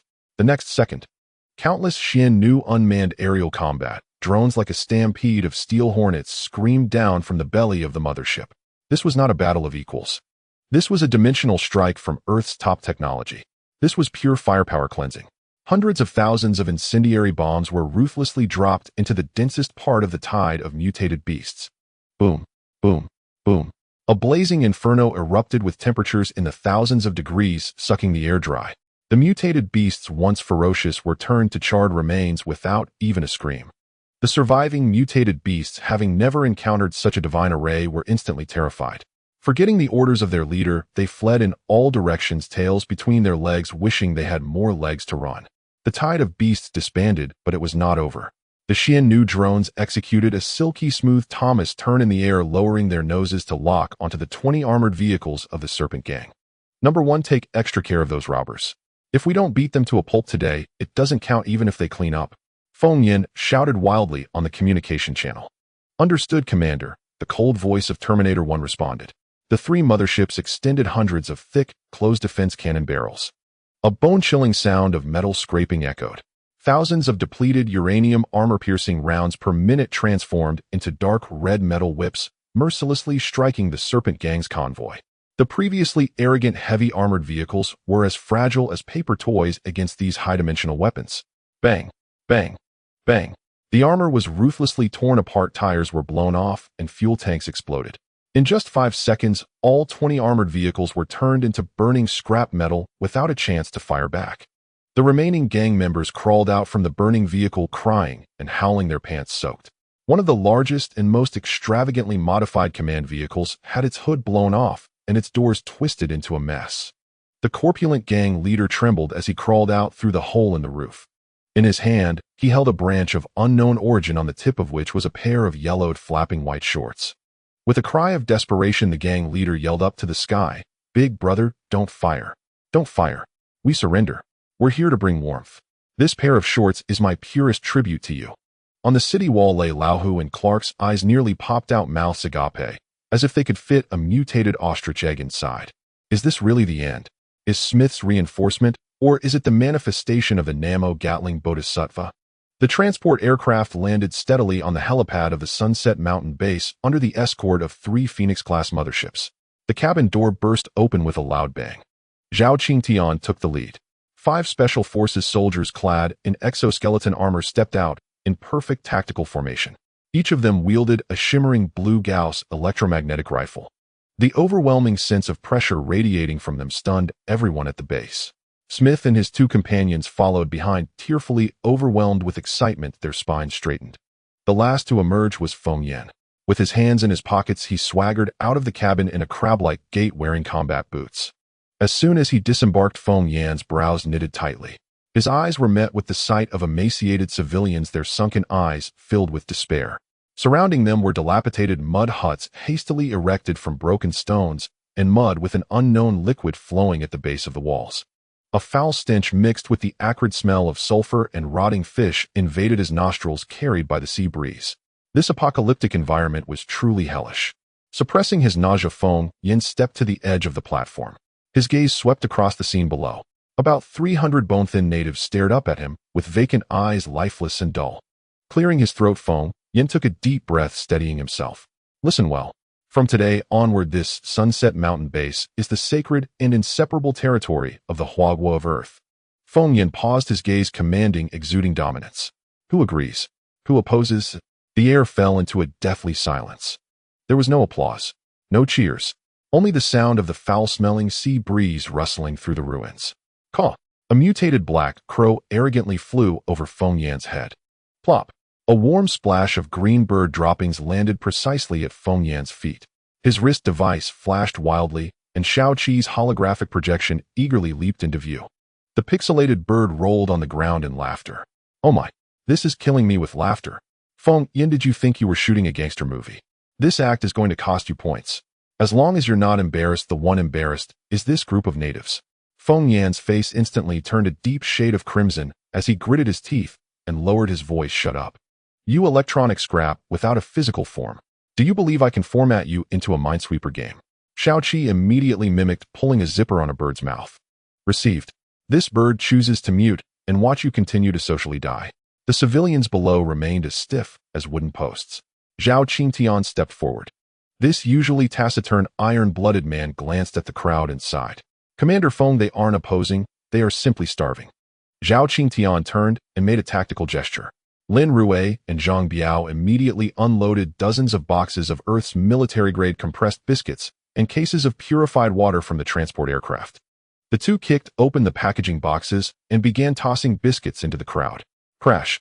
As the enticing aroma of the compressed biscuits wafted through the air, the previously vacanted civilians suddenly gleamed with a terrifying green light.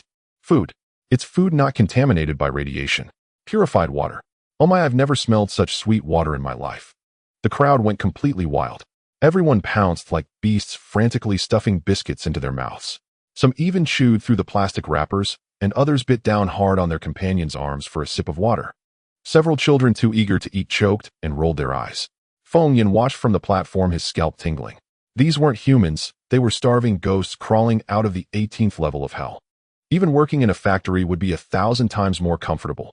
Once these starving ghosts were fed, the real show would begin. Feng Yan stood atop the crumbling city wall, taking command of the defense of this broken base. Below the city wall, Zhao Qingtian single-handedly lifted the overweight leader of the Poison Snake Gang and slammed him down at Feng Yan's feet. Behind the fat man, dozens of trembling gang remnants were bound with high-strength zip ties by the special forces, resembling pigs awaiting slaughter. Most glaring was the tattered branch above the fat man's head, on which hung a yellowed pair of underpants flapping in the wind. Feng Yan didn't even glance at the pile of flesh on the ground. He turned to the side, looking at Lei Laohu and Clark, who were supporting each other, his eyes filled with excitement. You two performed well just now. That Thunder Half-Moon Slash and that knockoff laser, I looked quite impressive. Are there so many superhumans on the streets here? With just a small base having 5 superhumans, how powerful must the larger forces outside be? Were they all super psions? If we could bring this back to Earth, it would be a pure human-shaped walking weapon. Lei Laohu chuckled bitterly, spitting out a mouthful of blood-stained saliva. So you jest. During the initial outbreak of the Great Disaster, those who couldn't withstand the genetic mutations became zombies, and a lucky few naturally awakened. The probability of that is 1,000 times lower than being killed by a meteorite. Lei Laohu pointed to the mountains of mutated beast corpses outside the city wall. Later survivors discovered that hunting zombies and giant beasts could yield crystal cores from their skulls. Clark interjected nervously, touching his bloodshot eyes. Gray crystals, white crystals, blue crystals, and even the rumored purple crystals. The higher the quality of the crystal core, the more violent the energy. Grinding these things into powder and mixing them with various mutated herbs could produce low-level genetic potions. But those are essentially lethal poisons. Ordinary people who drink them have less than a 1% chance of awakening. The remaining 99% die on the spot, leaving not even a trace behind. We were also forced into a cornerback, then closing our eyes to take this gamble. Damn, you dared to drink something with only a 1% chance. Feng Yan gasped, realizing how stubborn the natives of Blue Star were. Lei Laohu smiled bitterly. We have a relatively advanced gene extraction device that can barely improve the success rate slightly. The Poison Snake Gang's large-scale attack was aimed at this device. Understanding the situation, Feng Yan turned and kicked the fat gang leader hard in the rear. Hey, you with the underpants. As the gang leader, you must be quite a tough character, right? Speak. What superpower do you have? Can you breathe fire or create ice sticks? The fat leader trembled in fear, his body quaking as he knelt and knocked his head repeatedly against the ground. My lord, spare me. I have no superpower. I'm just logistics. I usually help the brothers make barbecues with mutated rat meat. Feng Yan looked at him with disdain. He pulled out a pistol, the cold barrel pressed against the fat man's forehead. No superpower. Then what use are you? Just wasting national resources.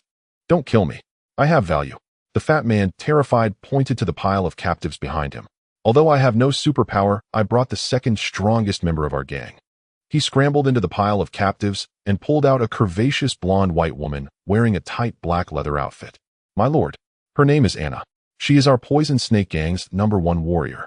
This entire wave of mutated beasts outside was secretly led here by her, using her superpower. As long as you don't kill me, I'll give her to you to serve as your foot washer. The fat man shouted hoarsely. Anna was roughly thrown to the ground, but remained unfazed. She nonchalantly posed in an extremely alluring manner on the ground. The collar of her leather outfit was wide open, revealing glimpses of her snowy skin, and her watery blue eyes cast a flirtatious glance at Feng Yan. Hey, handsome.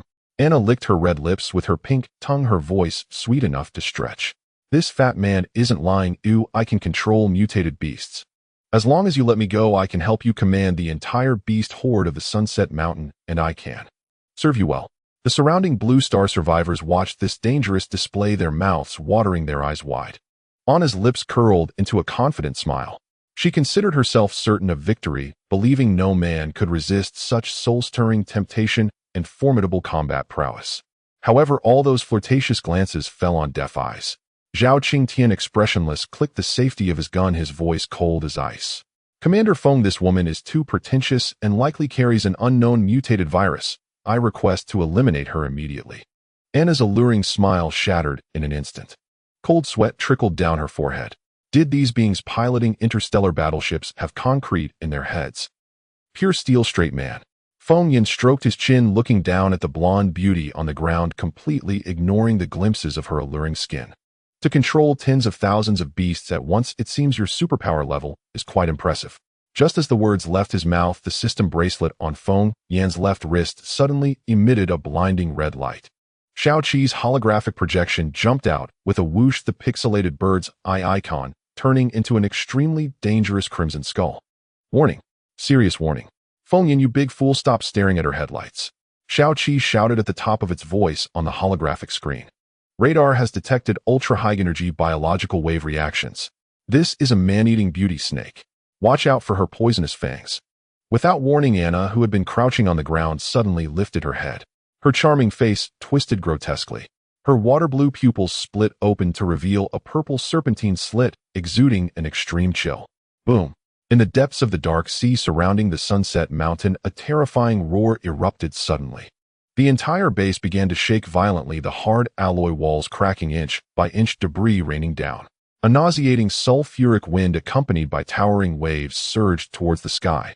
Anna opened her mouth, her grin stretching to her ears, revealing 2 rows of sharp, terrifying fangs as she let out a hysterical, maniacal laugh. It's too late. Everyone die. My treasure has awakened. Anna's seductive face twisted into a grotesque knot. The corners of her mouth tore straight to her ears, a nauseating sight. Her violet vertical pupils locked onto Feng Yan, and from her throat erupted a screech like an old hen's cackle. You all die now. My darling has awakened. Boom. The sea surface exploded like a boiling cauldron. A black-scaled sea serpent over 100 meters long burst through the water, with arcs of azure electricity crackling between the gaps of its thick scales. Under the serpent's immense pressure, the base's alloy guardrails emitted a teeth-grinding screech of metal twisting. A suffocating stench of rot and malevolent aura instantly enveloped the entire scene. Everyone forgot how to breathe. A bone-chilling cold shot from the soles of their feet straight to their crowns. Giggle, giggle. The civilians' teeth chattered uncontrollably, their legs too weak to stand. The air was thick with the pungent smell of sulfur and highly decayed flesh. Ugh. Someone in the crowd couldn't hold it in anymore. The compressed biscuits they'd barely managed to eat after days of hunger were vomited out along with sour, while triggered by the stench. This was a true calamity, a mythical apocalyptic beast from legends. Thunder Tiger collapsed to the ground, his machete clattering down as his burly body trembled like a sieve. Clark despairingly tore off his broken sunglasses, his bloodshot eyes filled only with hopelessness. Heart-wrenching cries of anguish erupted from the base. There was no way to fight this, it was a death sentence. On the other side of the wall, the foul wind whipped Feng Yan's clothes wildly. He stood with arms crossed, his face not showing a hint of fear, but rather overflowing with disdain. Feng Yan, run, you idiot. Radar shows this giant worm's energy is off the charts. Xiaoqi's holographic projection flickered like a faulty neon light, the pixelated bird frantically yanking its own cybernetic feathers on the screen. The protective fat under its skin is thicker than aircraft carrier armor. That little pea shooter you're holding isn't even good enough to give it a scratch. Feng Yin let out a scornful laugh, eyeing the arrogant black sea serpent with a sidelong glance. Is that it? Just a supersized eel that ate too much mutated feed. Compared to the apocalyptic-level giant turtle and bird head just killed, this thing's presence was far weaker. A scratch. Xiaoqi, did you crash? Feng Yin picked his ear with a roguish air. That was when I was fighting solo. Now I've got the whole nation behind me. Why would I need to lift a finger for some wild beast? He raised his hand and tapped the smart bracelet on his wrist. Don't you know why our great Hua nation built the Luan Bird aerospace carriers? It's to reason with aliens. Feng Yin pressed his communicator, his voice ringing through the skies. Commander 1, forget those flashy conventional missiles. Go straight for the top-tier dish from Project Quafu. Give this eel a physical transcendence package, max power. As his words faded, 3 Luan Bird aerospace carriers like steel behemoths began adjusting their positions above the gloomy clouds. The thickest armor plates on the carrier's bellies slid open, revealing 3 Azure core hatches aimed directly below. It was a high-energy particle-focusing array capable of vaporizing an entire mountain in an instant. For the piece of blue planet, let's perform laser slice surgery on this supersized eel. Feng Yin snapped his fingers with a crisp, sharp sound. Hum. 3 beams of blinding azure light pierced the sky. This wasn't thunder. This was physical transcendence, potent enough to melt the Earth's core. The light beams struck the serpent's raised head solidly. There was no bloody explosion nor any agonizing scream. The serpent's colossal body, strong enough to shatter city walls, was like plastic foam thrown into a blast furnace within 0.01 seconds of contact with the azure light. From head to tail it vaporized on the spot. Not even a handful of ash remained. The manic grin on Anna's face froze completely. Her eyes bulged as if they would pop out, and a sound of air being sucked in like she'd seen a ghost came from her throat. No, this is impossible. What kind of damn technology is this? Bang. The response was a deeply muffled Gauss sniper rifle shot. Sniper Wang Ming didn't even blink. The Viper Gang's enchanting top warrior stiffened abruptly, a blood blossom blooming in the center of her forehead. She fell straight into the mud, twitched twice, and was completely still. Feng Yin pursed his lips, his face full of pain. What the hell? This firepower is way too strong. I was hoping to keep the body whole to make some snake stew and dig out a top-grade crystal core to recoup some costs. Now it's all turned to dust. I've lost my shirt. Xiaoqi rolled her big white eyes and mercilessly started her taunting mode. Dream on. That's highly radiated mutant snake meat. If you dare take a bite, you'd grow a 3rd leg by tomorrow. Not a single hair of the giant serpent remained. The entire Sunset Mountain range fell into a deathly silence. The Blue Planet civilians were all dumbfounded. They stared blankly upward at the 3 azure giant ships suspended in the sky. Their gazes weren't looking at machines, but at true gods descending upon the mortal world. With the crisis over, Feng Yin waved his hand. Tie up all the remaining Viper Gang scum, hove piss their pants. Throw them all in the dungeon. They'll keep them as minesweeping cannon fodder later. Zhao Qingtian acknowledged the order, and the special forces pounced like wolves, quickly subduing the remnants. Feng Yin turned and strode to the broken square in the center of the base, expertly activating the portal. As the azure light gate stabilized, the holographic screen switched to show Commander Zhou Weigua and Academician Wang Tong'a. Feng Yin instantly changed his expression, putting on an extremely obsequious smile while standing ramrod straight. Congratulations, Commander Zhou. Congratulations, Elder Wang. Just now I successfully secured the first legal territory for Earth's Hua nation in the otherworld. This is an unprecedented, monumental achievement. History books will need at least 2 pages just for me. His exuberant expression practically screamed, "Praise me now." Commander Zhou on the screen was caught between laughter and tears, pointing a helpless finger at him through the screen. But the commander's crow's feet at the corners of his eyes couldn't be hidden. Securing a fixed bridgehead on the dangerous Blue Planet was of astronomical strategic value. After currying favor, Feng Yin immediately switched to begging mode. He pointed his bracelet camera at the dilapidated slums around them. "Commander, take a look. Just look. All around are broken shacks made of rotten wood and stinking mud. Even a rat would sigh passing by. And look at these Blue Planet folks we just recruited, starving to death. Our great Hua nation's first extraterrestrial enclave can't look as shabby as the Beggars Sect headquarters, can it?" Commander Zhou burst into laughter at the kid's slickness and waved his hand grandly, displaying the confidence of a great power. Stop your whining. The entire nation is behind you now. Full service is on its way. The light gate flickered with intense brightness once more. Several heavy-duty, all-terrain engineering vehicles emblazoned with the red characters Military District Infrastructure Unit roared like steel behemoths out of the portal. Following them, fully armed military engineers in protective suits marched in precise steps into Blue Planet. The Hua Nation's infrastructure frenzy was officially online in the other world. Bulldozers roared, leveling the mud huts in no time. Prefabricated modules clicked into place like building blocks precisely aligned by massive hydraulic arms. All kinds of large automated engineering machinery ran at full throttle, the sparks from welding torches more dazzling than festive fireworks in the wasteland's dark night. In less than 2 hours, a multifunctional military camp made of high-strength special alloy with a futuristic cyber-heavy style rose from the ruins. Tall defense towers, an integrated energy supply module, and a small water purification plant. Everything was in place. Lin Rue led a squad of fully armed soldiers onto the wall.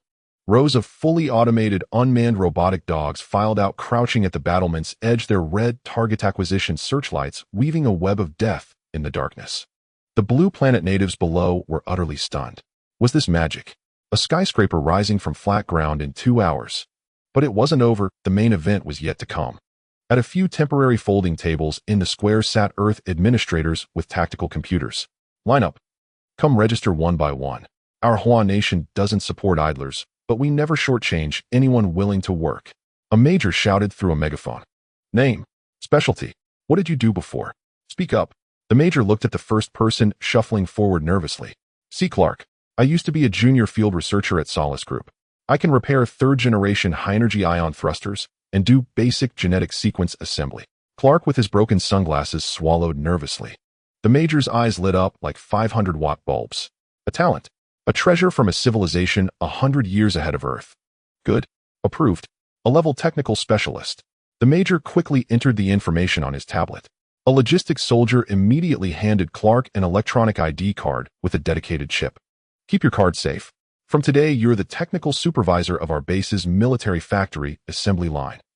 The major pointed to the newly built small energy station and production line. With this card, after your daily work, you can collect 3 full meals from the logistics department, plus 10 liters of absolutely radiation-free pure water. Do well, and you'll get new clothes too. Clark held the thin plastic card as if it were a sacred relic, nearly fainting from excitement. Soon the group of 200 to 300 people was quickly screened and assessed. Those who understood mechanical repairs or basic biological preparations were treated like precious gems. Even those with nothing but brute strength were assigned to carry bricks and building materials. After registration came the highly anticipated mealtime. Zhao Qingtian waved his hand. Logistics soldiers pried open dozens of large iron boxes marked with red stars. Packs of Earth's self-heating hot pot were distributed. Add water, and they heated up. Within 3 minutes, the rich, spicy aroma of red oil beef tallow mixed with various spices wafted through the camp on the sea breeze.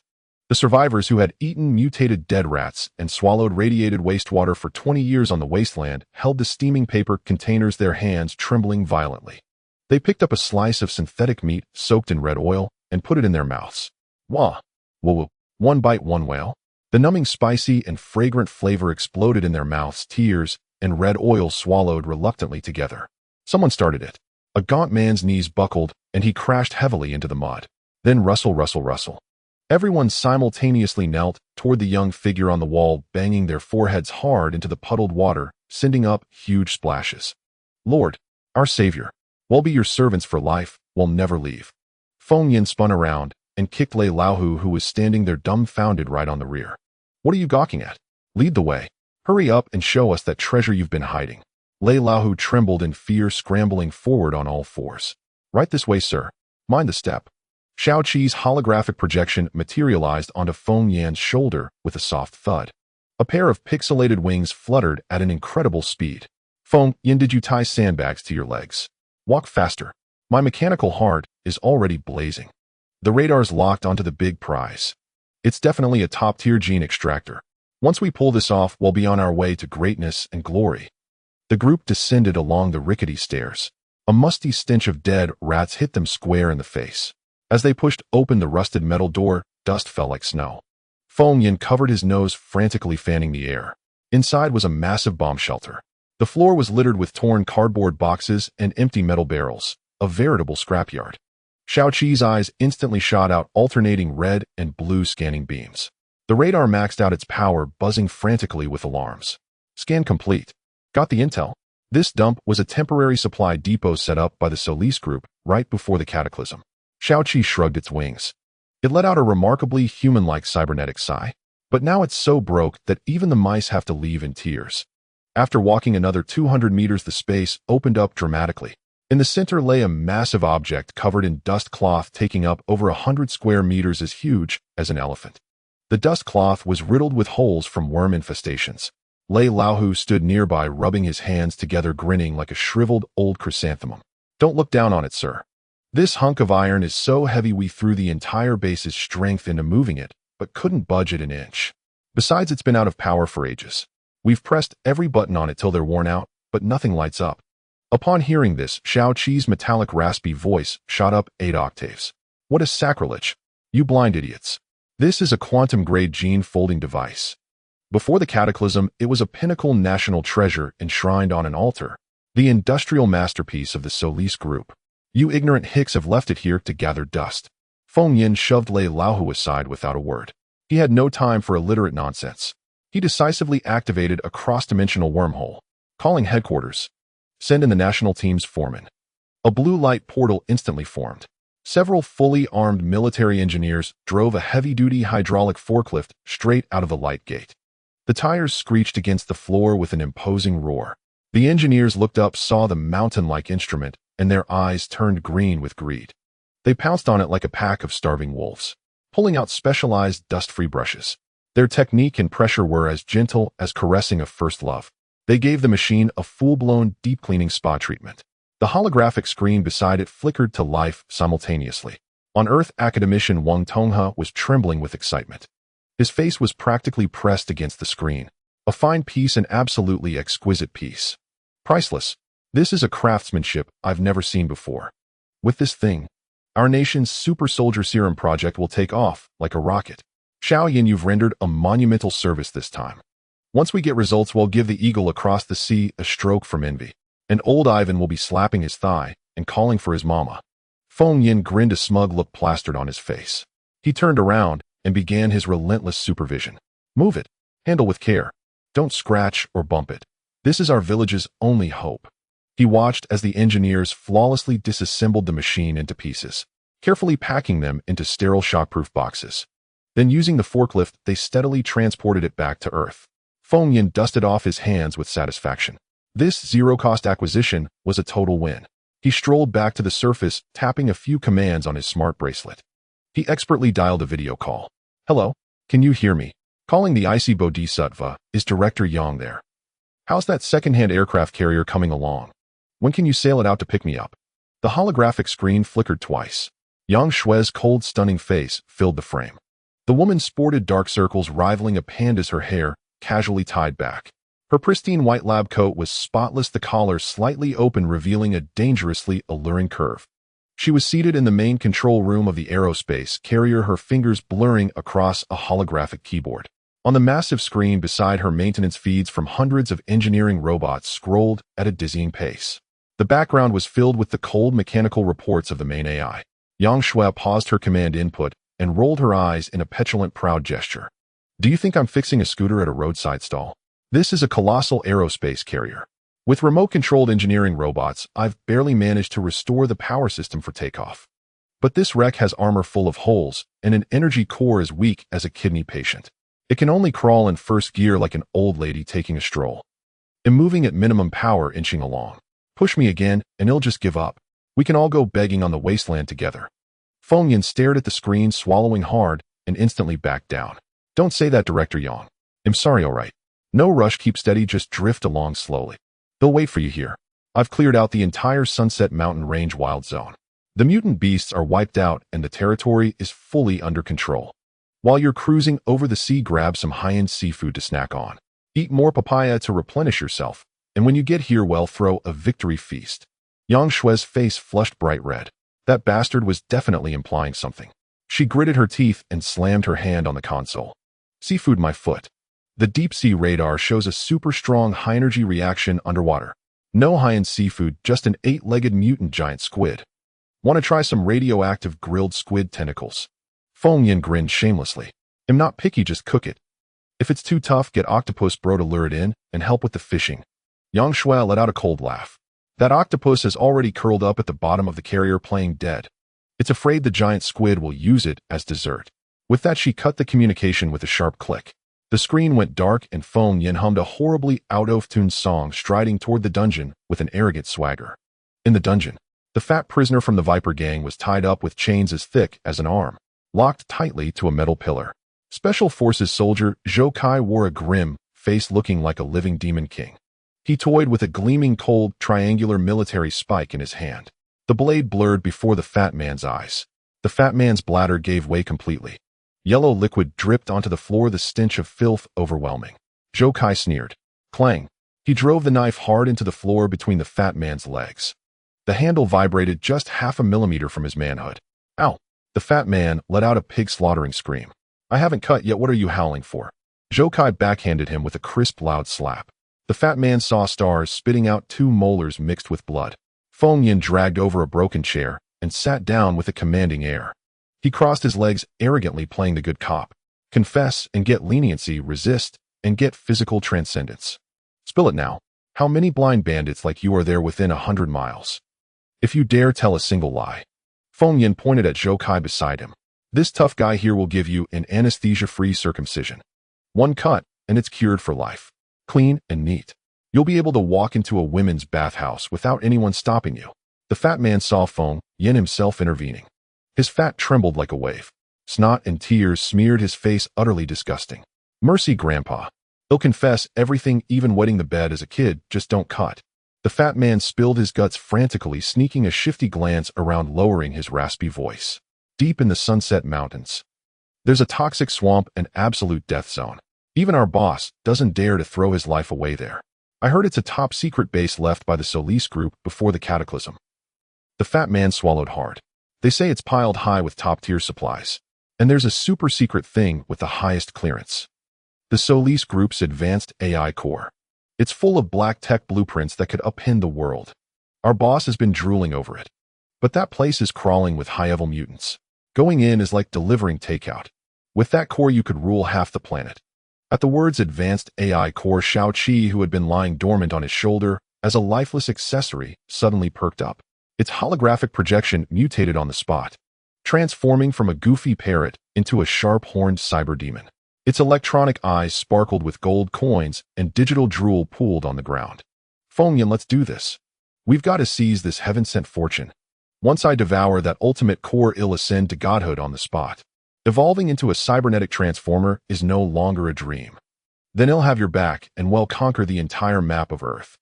Feng Yin stroked his chin, a flicker of madness in his eyes. This was fate force-feeding him a top-tier gift pack. All right, the hidden dungeon is officially activated.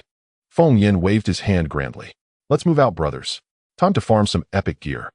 Upon learning they were to be sent to that sub-base, Smith and Clark's faces instantly turned as pale as if they had been plastered with 3 layers of putty, looking like they had just spent the night playing mahjong with the ghost Sadako. Sir, please no. Smith shook his head frantically, spraying spittle everywhere. That toxic swamp is so deadly, even a mutated fly would dissolve into a puddle of green liquid the moment it flew over. And at the center of the swamp, there's an glass horror guarding the gate. The survivors of the Sunset Mountains call it the Tyrant Lizard. With just our few people here, we wouldn't even be a decent snack for it. Feng Yin nonchalantly picked his ear, a look of utter disdain on his face. Tyrant Lizard. Can it eat a nuclear bomb raw or tear apart an aircraft carrier with its bare claws? Shao Qi's holographic projection landed on Feng Yin's shoulder, its pixelated wings cocked defiantly on its hips. Yeah, right. I'm from Resident Evil 2. If it dares to show its face, I'll teach it how to be a beast in no time. Let it have a taste of the physical salvation from the bodhisattva of the Gatling gun. Feng Yin stroked his stubbled chin, his eyes darting around thoughtfully. Despise the enemy tactically, but stabilize the strategy. That said, we're not going to do a stupid save the grandpa routine like in the story. We need to call in reinforcements. You know what swarm tactics means, right? Feng Yin made the final decision.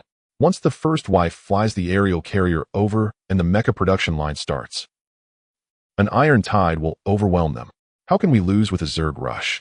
Xiaoqi's pixel eyes instantly turned into two sly crescent-shaped slits. It leaned close to Feng Yan's ear, lowering its electronic voice. When you say first wife, do you mean that flying hunk of metal or Director Yang? Be careful that talk doesn't reach the ears of that icy female bodhisattva, or she might give you a painless physical castration with a scalpel in the middle of the night. Feng Yan smacked Xiaoqi's projection away. Shut up. Adults are talking, a little birdies shouldn't eavesdrop. He adeptly tapped his smart brain wristband and dialed Yang Shue's private line. The screen flickered twice, and Yang Shue's cold, stunning face filled the camera. She was still wearing her spotless white lab coat with wire-rimmed glasses perched on her nose. She sat in an immaculate command center, her slender fingers flying across a holographic keyboard in a blur. Cold ascetic, exuding the aura of a top scholar. But behind her on the holographic surveillance screens was a scene of utter chaos. Hundreds of engineering robots under the merciless commands of the onboard AI swarmed the carrier's outer deck, welding frantically amidst a shower of sparks and billowing black smoke. What's the rush? Yang Shui pushed up her glasses impatiently, her beautiful eyes filled with resentment. I've got the AI running on Grandma's strolling mode here. Feng Yan instantly put on a fawning smile. Oh, female bodhisattva, where have you drifted off to? My great blade is already thirsting for action. Yang Shui irritably grabbed a tube of green reagent beside her, shook it, and rolled her eyes beautifully. Nowhere near. We ran into a scammer on the way. A giant mutated squid burst out of the sea and wrapped its 8 tentacles around the carrier's anchor, refusing to let go. Brother Octopus is hanging underneath, playing tug-of-war with it. Those 2 mollusks are getting all lovey-dovey tentacles entwined. It's disgusting me to death.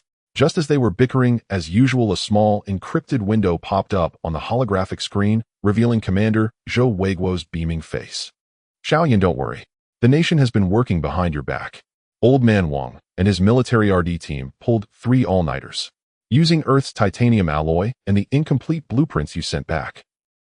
They not only handcrafted a batch of light exoskeleton armor for you, but also built a few Mengshire armored personnel carriers and brand new Gauss electromagnetic rifles. We'll airdrop them to you right now to hold the line. As his words faded, the blue light of a wormhole flickered wildly. Dozens of huge military green wooden crates and several imposing steel beasts were pushed out by tracked vehicles. Feng Yan eagerly pried open a crate with a crowbar, and his eyes were instantly blinded. Holy crap! Why the hell is it bright silver? And there's a red car logo on the chest. Old Man Wang stroked his beard smugly on the video feed. The Wooling Sunshine Special Edition. Durable, reliable, can haul and run. The Akina Legends Wasteland Edition, you deserve it. Not only that, but the nearby Mengshire APCs emanated a pure aesthetic of brute force, and the brand new Gauss rifles glowed with a cold blue light. Thunder Tiger and the newly recruited native Blue Star soldiers stood by completely dumbfounded. They couldn't understand a word, but they were deeply awed. Was the martial prowess of this Huan nation not only abundant, but its aesthetic sense so bestial? Half a day later, a deafening roar like a tractor's filled the sky, billowing black smoke blotting out the sun. An aerial carrier looking as if it might disintegrate at any moment plunged headlong into the sea outside the base. Boom! A massive wave erupted. Feng Yan walked forward, his mouth twitching uncontrollably. You call this Grandma's stroll? This is more like Grandma pushing a wheelchair in a deep-sea drift race. The hatch clanged open. Yang Shui stepped out in knee-high tactical boots, holding a holographic datapad. Without even glancing at Feng Yan, she swiped her slender finger across the screen. From the cargo bay behind her, a swarm of tracked robots pushed out 6 massive heavy mechs. Don't dawdle. I've had the AI roughly repair the basic frames of these 6 mechs. They're not junk anymore. But for core activation and underlying programming, I still need your freakish ability. Yang Shui yawned and waved her hand. I'm done. I need to go back and extract the ink genes from that squid. Feng Yan's eyes lit up like torches as he pounced on them. He pressed his hands against the cold metal surface, unleashing his mechanical affinity ability at full power. A blinding blue light shot into the sky. The metal seemed to come alive, flowing like liquid mercury under Feng Yan's hands, completely fusing and reforming as the underlying logic was fully activated. Witness the moment of miracle. Violent modification initiate. In just half an hour, 6 brand new Storm-class heavy mechs rose from the ground. One was painted crimson, the other 5 in camouflage. Their streamlined heavy armor gleamed with a cold, sharp light under the sun, exuding an overwhelming sense of pressure. With the mechs ready, the army officially set out. Their target, the death-forbidden zone. The formation this time was incredibly audacious. At the front, a large number of native Blue Star soldiers equipped with the new Wuling exoskeleton armor and brand-new Earth-made Gauss electromagnetic rifles led the way. Some special operations soldiers rode inside the Mengshire APCs. In the middle, 6 heavy mechs marched with earth-shaking steps. In the sky, swarms of Xuanwu drones scattered like locusts for reconnaissance. With such an insane firepower configuration, it would be overkill even for a Third World War, let alone a dungeon raid. As the army advanced deeper, the surrounding environment became incredibly eerie. This was Feng Yan's first real trek through the mountainous wasteland of Blue Star, and the alien ecosystem was an eye-opener.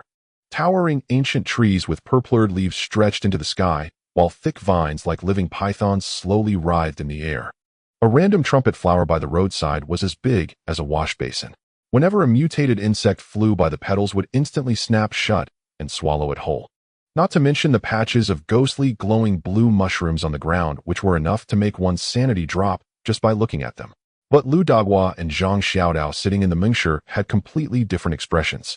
These two guys, wrapped in bandages, each carrying a huge military specimen collection box, were frantically collecting samples like madmen behind the convoy. Holy crap, the medicinal properties of this red-haired herb are incredible. It's a super tonic. Lu Dagwa's eyes gleamed green as his hands dug into the soil in a blur. Zhang Xiaodao carefully stuffed a few glowing mushrooms into a bag, practically drooling.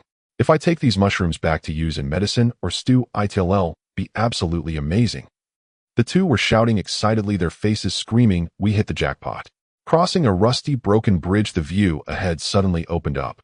A boundless swamp bubbling with green, oily gas blocked their path, its stench piercing straight to the brain. Smith nervously raised his Gauss rifle. "Sir, this is the place." As soon as he spoke, a gurgling sound echoed from the swamp. Hundreds of mutated toads, each the size of a calf, burst from the mud, spraying nauseating green venom from their backs like a rain of flowers. Thunder Tiger roared an order, commanding the frontline native soldiers to open fire immediately. Hundreds of brand-new Gauss rifles hummed, unleashing a dense barrage of blue electromagnetic rounds. But the bullets merely skidded off the toad's thick layer of slime, leaving only a few shallow, harmless grooves on their skin. Enraged by the pain, the mutated toads opened their mouths wide and sprayed concentrated venom. The venom hissed as it hit the muddy ground, instantly corroding it into large, smoking, charred craters. The native Blue Star soldiers, never having witnessed such a scene, were terrified and screamed as they retreated. The defensive line collapsed instantly. Zhao Qingtian, sitting in the cockpit of the lead mech, sneered at the chaotic formation. And they dared to be arrogant with such weak defense. Zhang Biao, even more excited, frantically mashed the fire button as the crosshairs on the main screen locked onto the toad swarm. The 5 mechs at the front simultaneously stepped forward, raised their massive arms, and their rotary cannons roared to life. Blue tongues of flame shot out over 2 meters long, and shell casings larger than a human head clattered to the ground like a waterfall. Gentlemen, the times have changed. Take this, a scorched earth bombardment. The dense storm of bullets, like a meat grinder, instantly shredded the toad swarm along with their slime, turning them into churning clouds of green blood mist. The satisfaction was overwhelming. It was a complete one-sided massacre. But just as the toads were wiped out, a sudden change occurred. The deepest toxic fog of the swamp was forcefully pushed aside by a terrifying wave of air. The earth split open violently. Alarm sirens blared incessantly. Shao Qi's holographic projection was so scared that all its pixelated fur stood on end, turning it into a glowing sea urchin. Ultra-high energy reaction. That's not biological energy. It's pure mechanical nuclear kinetic energy. Thick green vines were violently torn apart. A colossal metal fortress rose directly from the mud at the bottom of the swamp. Rows of terrifying scarlet electronic eyes lit up on its thick alloy armor. A cold mechanical synthesized voice echoed across the wasteland. Unauthorized intrusion detected. Solis Ultimate AI Core has ended hibernation. Tyrant Lizard Purge Protocol activated. The top of the fortress exploded with a thunderous roar. A 50-meter heavy mechanical beast crawled out. It had the body of a Tyrannosaurus Rex, covered in densely packed missile launchers and high-energy laser cannons. With a casual whip of its massive steel tail, it sliced the top off a nearby hill, leveling it. Shao Qi sucked in a breath of cold oil. Holy crap, not only is this junk AI not dead, it's even built itself a mechanical metal grayman. Feng Yin, sitting inside the red mech, stared at this terrifying behemoth. Instead of fear, a glint of greedy green light shone in his eyes. Holy crap. a fully decked-out mythic-grade hidden boss. He's about to drop legendary gear, brothers. Charge. At the edge of the toxic marsh by the Sunset Mountain Range, Feng Yin sat in his flamboyant red mech, filled with enthusiasm. He waved his hand dramatically, and the mech struck a pose reminiscent of a Super Saiyan transformation. Feng Yin shouted into the public frequency, "X-Men, charge with me. Tonight all expenses will be covered by young Master Zhao." Xiao Qi's holographic projection rolled its eyes exaggeratedly and retorted, "Feng Yin, you're mixing channels. They are mutants. What we have here is a Wuling Shinshe rural stage. Don't flatter yourself." The 50-meter-tall mechanical Tyrannosaurus Rex completely disregarded the several 10-meter-tall mechs. Zhao Qingtian piloted a camouflage mech to lead the attack. 6 Gatling rotating machine guns roared wildly, bullets striking the Tyrannosaurus armor, sending sparks flying. Zhao Qingshan's cold voice came through the communicator. "This monster's bulletproof level is a bit outrageous. It's steadier than the cafeteria ladies serving food. It can't be broken through." Zhang Biao frantically pressed the fire button, yelling, "Captain, this isn't firing. This is just giving it a cyber scrub." The native psychics of Blue Star were equally unyielding. Thunder Tiger unleashed electricity like an enraged Pikachu. Clark shot out 2 beams of red laser light from his eyes. Smith hid behind a tree, firing ice arrows. The black giant named Cout was solid as a black iron tower, preparing for close combat. Fire Sakura's outrageous figure undulated with her movements as she conjured 2 large fireballs and hurled them forward. Feng Yin watched from the cockpit, munching on sunflower seeds while commenting, "Thunder King Yang called the beast. Low-tier laser eyes. Old age spots Iceman. Plus Shiranuimai. Are you all performing at a comic convention here? All flash, no damage." Though the scraping operation dealt 0 damage, it was highly insulting. The mechanical Tyrannosaurus Rex was thoroughly provoked. Its heavy armor on the back suddenly opened up, revealing densely packed missile-launched nests resembling honeycomb. Xiao Qi was so frightened that its electronic feathers fluffed up. It screamed and dashed around. "Holy crap. They're unleashing their ultimate move. Full-screen Gaia energy cannon. Run." Countless small missiles shot out, trailing long white smoke. Feng Yin panicked and frantically stomped on the accelerator in the cockpit. The red mech staggered with drunken steps. Feng Yin held positioning. "Positioning. Look back and dig. Can't see me, can't see me." The surrounding special forces and natives frantically searched for cover. Bombs landed in the mud, exploding into a shower of green water. The entire scene was extremely absurd and chaotic. They barely avoided the first wave of cleansing. Feng Yin watched the mech's shield value plummet, shouting, "No more pretending. I'm laying it all on the line. It must witness the weight of Earth's physics." The mech's mechanical arm suddenly stretched behind, pulling out a 15-meter-long replica divine spear. Xiao Qi immediately provided commentary, "Dun dun dun. Your exclusive big treasure is online, and this long and hard stick will definitely give it a refreshing chill." The red mech struck an exaggerated reclining pose reminiscent of an Olympic javelin thrower. The mech's engine emitted a ghostly blue flame. Feng Yan's ability locked onto the Tyrannosaurus chest. He took a deep breath and shouted, "Take this great mighty dragon." The spear shot forth with a piercing sonic boom. Like a silver lightning bolt, it struck fiercely at its target. There was a loud bang as the spear precisely hit the seam of the Tyrannosaurus chest armor, electric sparks crackling everywhere. The mechanical Tyrannosaurus let out a wailing sound reminiscent of an old steam train's whistle. However, it did not fall. Xiao Qi, eyes scanning red and blue, dejectedly said, "Feng Yin, your damage is a bit lacking." Only 5% of its health bar dropped. "This monster is too tough. I suggest returning to the novice village to recharge with the village chief." Although it didn't die, the mechanical Tyrannosaurus was thoroughly enraged by the blow. Its mechanical nostrils spewed forth thick, white smoke. Its pair of crimson electronic eyes immediately locked onto the most flamboyant red mech on the battlefield. A cold alert echoed through the marsh, locking onto the highest threat target, executing elimination command. The Tyrannosaurus completely ignored the others firing from the sidelines. It charged forward with earth-shattering heavy legs directly towards Feng Yin. The Tyrannosaurus' mouth opened wide, and a blinding red death ray shot straight at him. Feng Yin jumped up in the cockpit, panicking. "Holy crap!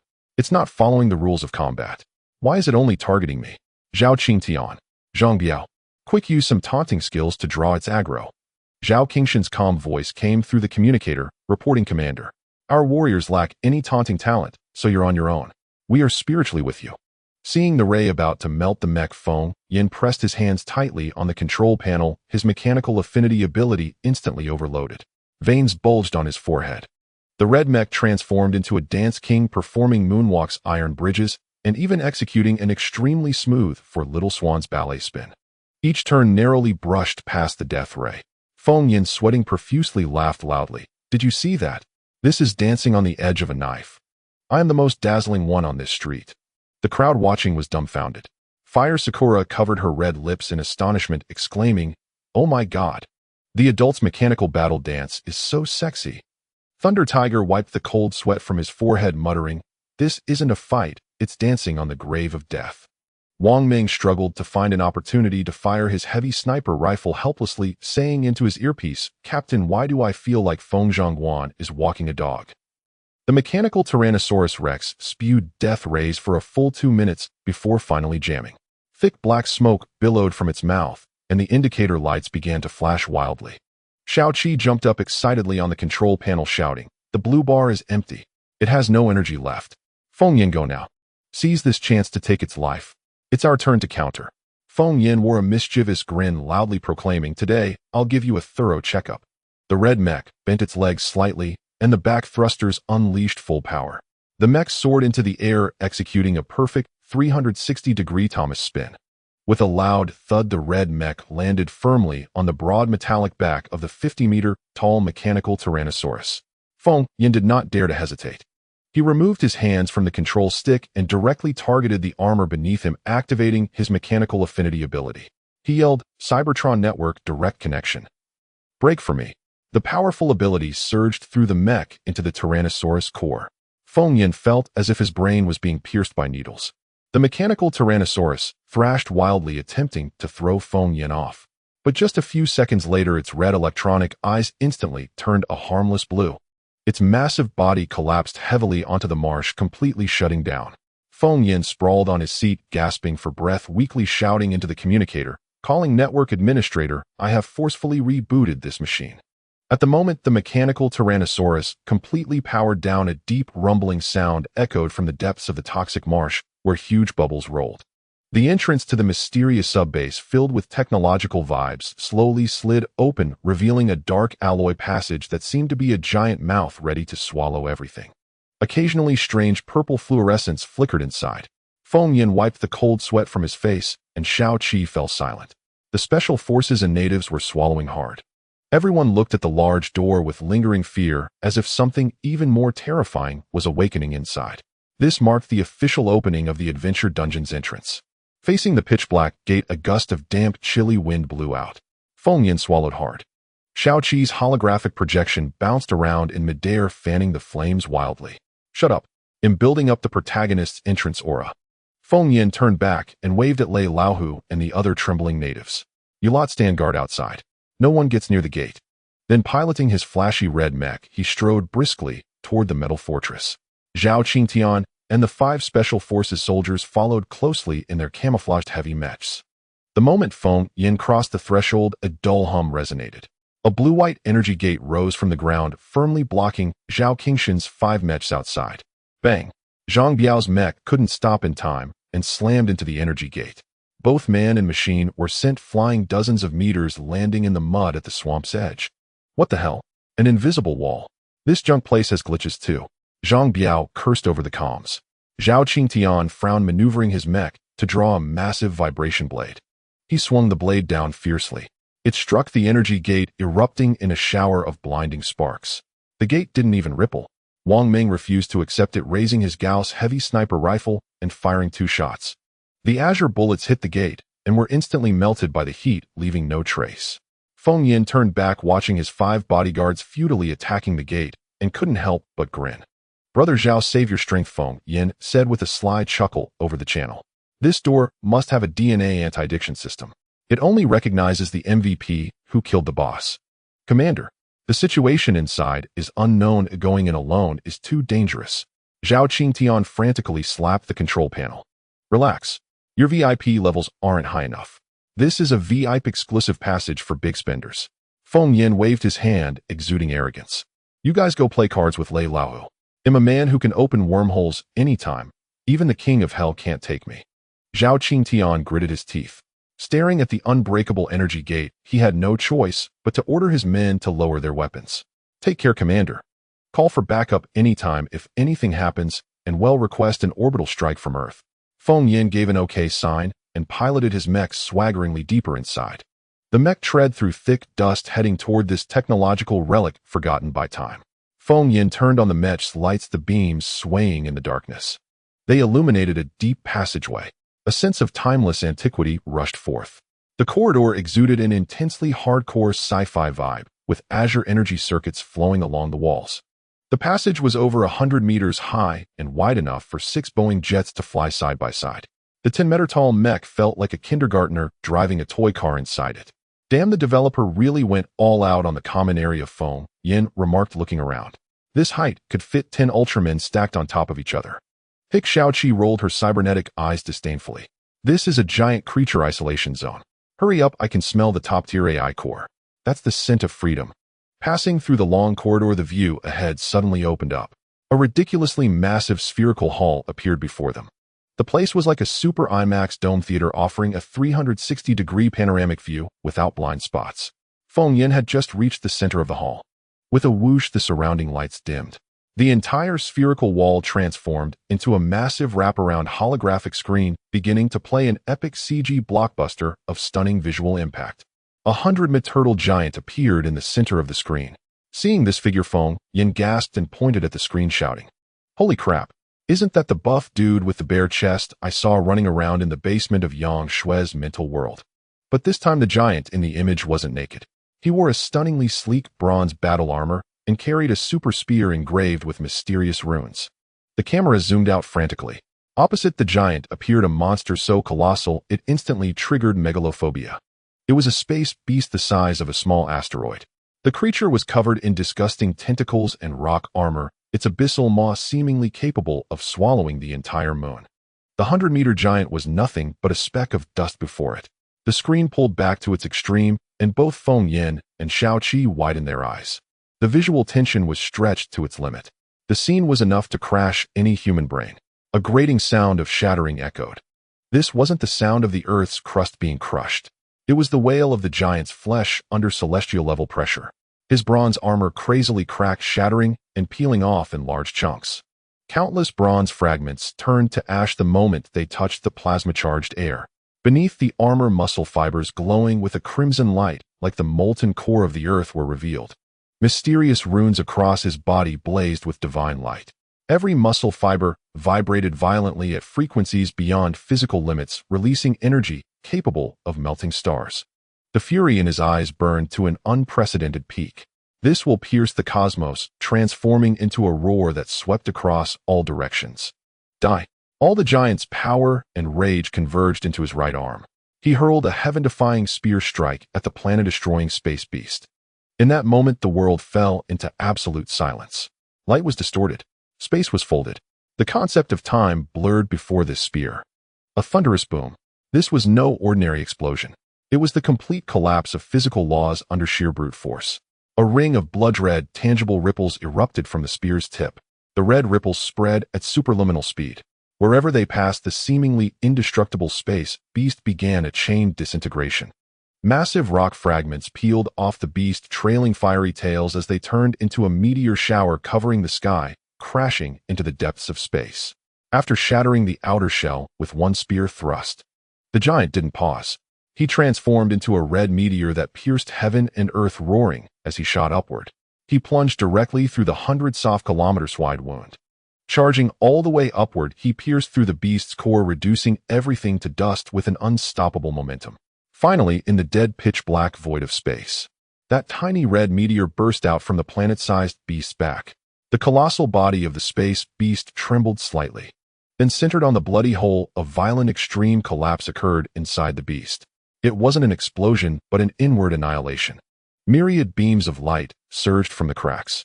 The space beast that fed on planets silently turned into cosmic dust under the spear's brutal will. This scene completely overturned human understanding of power. With the most primitive, most unreasonable basic attack, it had brutally obliterated an enemy of planetary scale. The footage ended abruptly.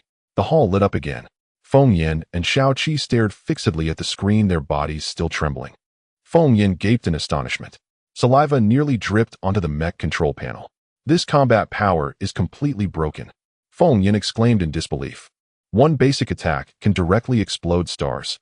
Did the game designers fill in the values with their feet? This is seriously overpowered. Unbelievable. Xiaoqi jumped excitedly at the control panel. These special effects. This storyboard. Even Cameron would tear up the script for Avatar on the spot and change careers to selling pancakes on the street. As this person and bird were going wild in excitement, the metal plates on the hall floor slid open silently. A blue beam shot out, projecting a holographic figure the size of an average person in midair. Feng Yin simply opened the cockpit and jumped down from the mech. It was an old man in a white lab coat. He had a full head of white hair, a typical yellow-skinned East Asian face, and wore a pair of old-fashioned gold-rimmed glasses on his nose. Looking at this old man, Feng Yin was stunned. He felt that the old man's aloof, poker-faced demeanor was incredibly familiar. Ahem, illegal intruder, hello. The old man stood with his hands behind his back. His voice had a mechanical echo. To defeat the mechanical Tyrannosaurus outside, it shows you are not an ordinary person. Who are you, old man? Feng Yin circled the projection twice. With your looks, you could play a high IQ villain without any makeup. The old man's eyes twitched violently. Clearly in his base code, he had never encountered an intruder with such a sharp tongue. My name is Yang Jian. The old man adjusted his glasses. I am a fragment of a residual consciousness from the intelligence core of this Solis subbase, essentially an artificial intelligence. Feng Yan's mind raced. What the hell? What is your relationship with that aloof, female, genius Yang Shui? You two look like you were cast from the same mold. The old man was clearly taken aback. The previously calm holographic image flickered twice, nearly freezing. You know Shui? Yang Jian's voice rose, tinged with uncontainable excitement. I am her father. Oh my, father-in-law.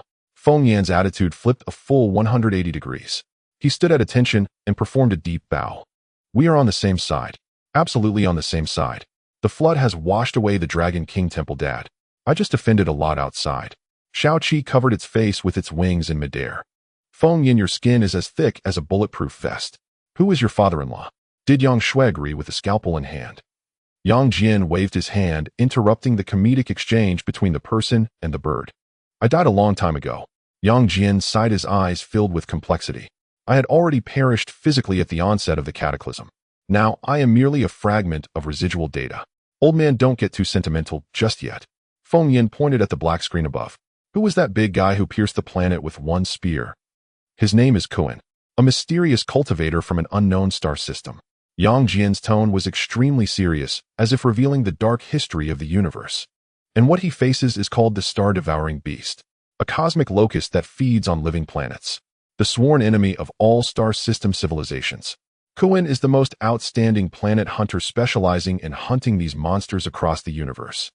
But the star-devouring beasts are not only enormous. Their most terrifying ability is mental seduction and genetic contamination. They conspired together to poison Kuan and forcibly threw him into a black hole. After Kuan fell into the black hole by a stroke of luck, he crashed onto our blue star. He was found by our group's expedition team in the deep sea. Feng Yin took a deep breath. Good heavens. This is the source of the apocalypse. Extraterrestrial gods fighting, and the natives of Blue Star suffer. At that time, Kuan was in a deep coma, and we extracted blood from him. Yang Jian's face revealed an expression of extreme pain. We thought we had discovered the blessing of the gods. Divine blood could indeed enable the human body to undergo incredible evolutionary abilities. But we were wrong, so wrong that we lost our pants. In the divine blood there lurked a terrible toxin left by the star-devouring beasts. This toxin is not only highly infectious, but can also completely control the thoughts of the infected from their subconscious. Yang Jian held his head in his hands, and the holographic projection flickered violently. After the first batch of test subjects awakened, they directly turned into emotionless zombies. They smashed the isolation pod with their own hands and spread the virus all over the world. This is the truth behind the destruction of Blue Star. The zombies and mutated beasts outside are all derivatives created by the toxin from the star-devouring beasts. By the time I discovered this fatal bug, it was already too late. Yang Jian's face was ashen. I realized my own body was starting to lose control. To avoid becoming one of those rabid dogs biting everything, I forcibly uploaded my consciousness here and destroyed my physical body. Before I died, I forced my only daughter Shui into the highest level frozen sleep pod, locked deep within the building. Yang Jian revealed a shocking secret all at once. The scene fell into a deathly silence. Xiaoqi muttered softly, I get it. The current blue star is just a large garbage dump infected by the cosmic virus. But Feng Yin felt a chill running down his spine. An extremely dangerous thought flashed through his mind. Divine blood can enable evolution, but it carries a controlling toxin. The crystal nuclei in the zombies' brains are precisely the energy crystals produced by this toxin. So now those who absorb the crystal nuclei to awaken their abilities, including the old Tiger Lei and the others outside, are all potential puppets infected by the toxin. Feng Yan's eyes widened in shock. What the hell? He jumped up suddenly and reached for Yang Jin's collar, but his hand passed through and grabbed nothing but air. Father-in-law, you are digging a pit for your son-in-law. Feng Yin was drenched in cold sweat, shouting at the top of his lungs. If the ability users eventually all turn into puppets of the star-devouring beasts. My daughter Director Yang is now the top-level ability evolution body on Blue Star. She nearly went berserk earlier due to insufficient energy. Will she suddenly be possessed by the virus? Will she come at me with a scalpel in the middle of the night, turning into a Yandera and physically castrating me? Yang Jian stared intently at Feng Yan. This is also the reason why I would rather endure loneliness and wait here. Yang Jian's holographic eyes suddenly burst with fervent light. The toxin of the star-devouring beasts is not entirely unsolvable. The only hope is this. As Yang Jian spoke, a holographic orb appeared in his right hand. Inside the orb, there was actually a swirling galaxy slowly rotating. This is called the Creation Pearl.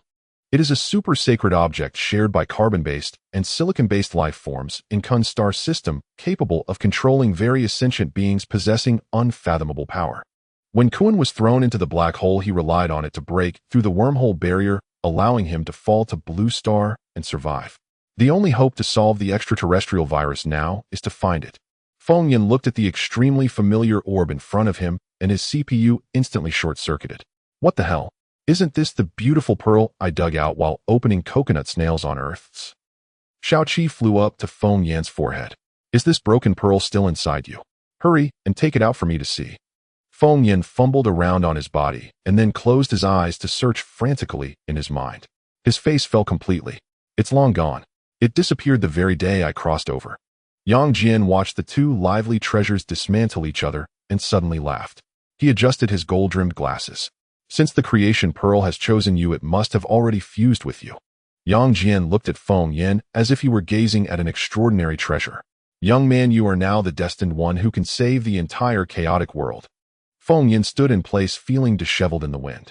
After all this time, the greatest external help had already been swallowed by me like a candy bean. The clown turned out to be me. Upon hearing that Feng Yan had swallowed a universe-class treasure like a candy, Yang Jian's holographic projection flickered violently, resembling an old cathode ray tube television on the verge of disconnection. Feng Yan rubbed his hands, nervously stepping forward in an attempt to salvage the situation. Father-in-law, don't pull the plug just yet. Let me explain myself. This is what we call in the cultivation world using the human body as a cauldron to nurture a divine artifact. My stomach acid concentration is high. They'll definitely polish that Creation Pearl to a glossy shine. Xiaoqi's holographic projection rolled its eyes a full 360 degrees in midair, mercilessly activating its mockery mode. Oh, give it a rest. That's just a stomach stone at best. Others call it devouring the starry sky. You call it devouring a bead. Old man Yang Jian really made a bad investment this time. Walked right into a P2P scam the moment he stepped out. The eyelids in Yang Jian's projection twitched rapidly as he barely managed to stabilize his crumbling code. He stopped dwelling on the bead, his expression turning exceedingly grave. Yang Jian told Feng Yan that the backup nuclear energy of this underground fortress had run dry. He was now nothing more than an isolated, fragmented subroutine.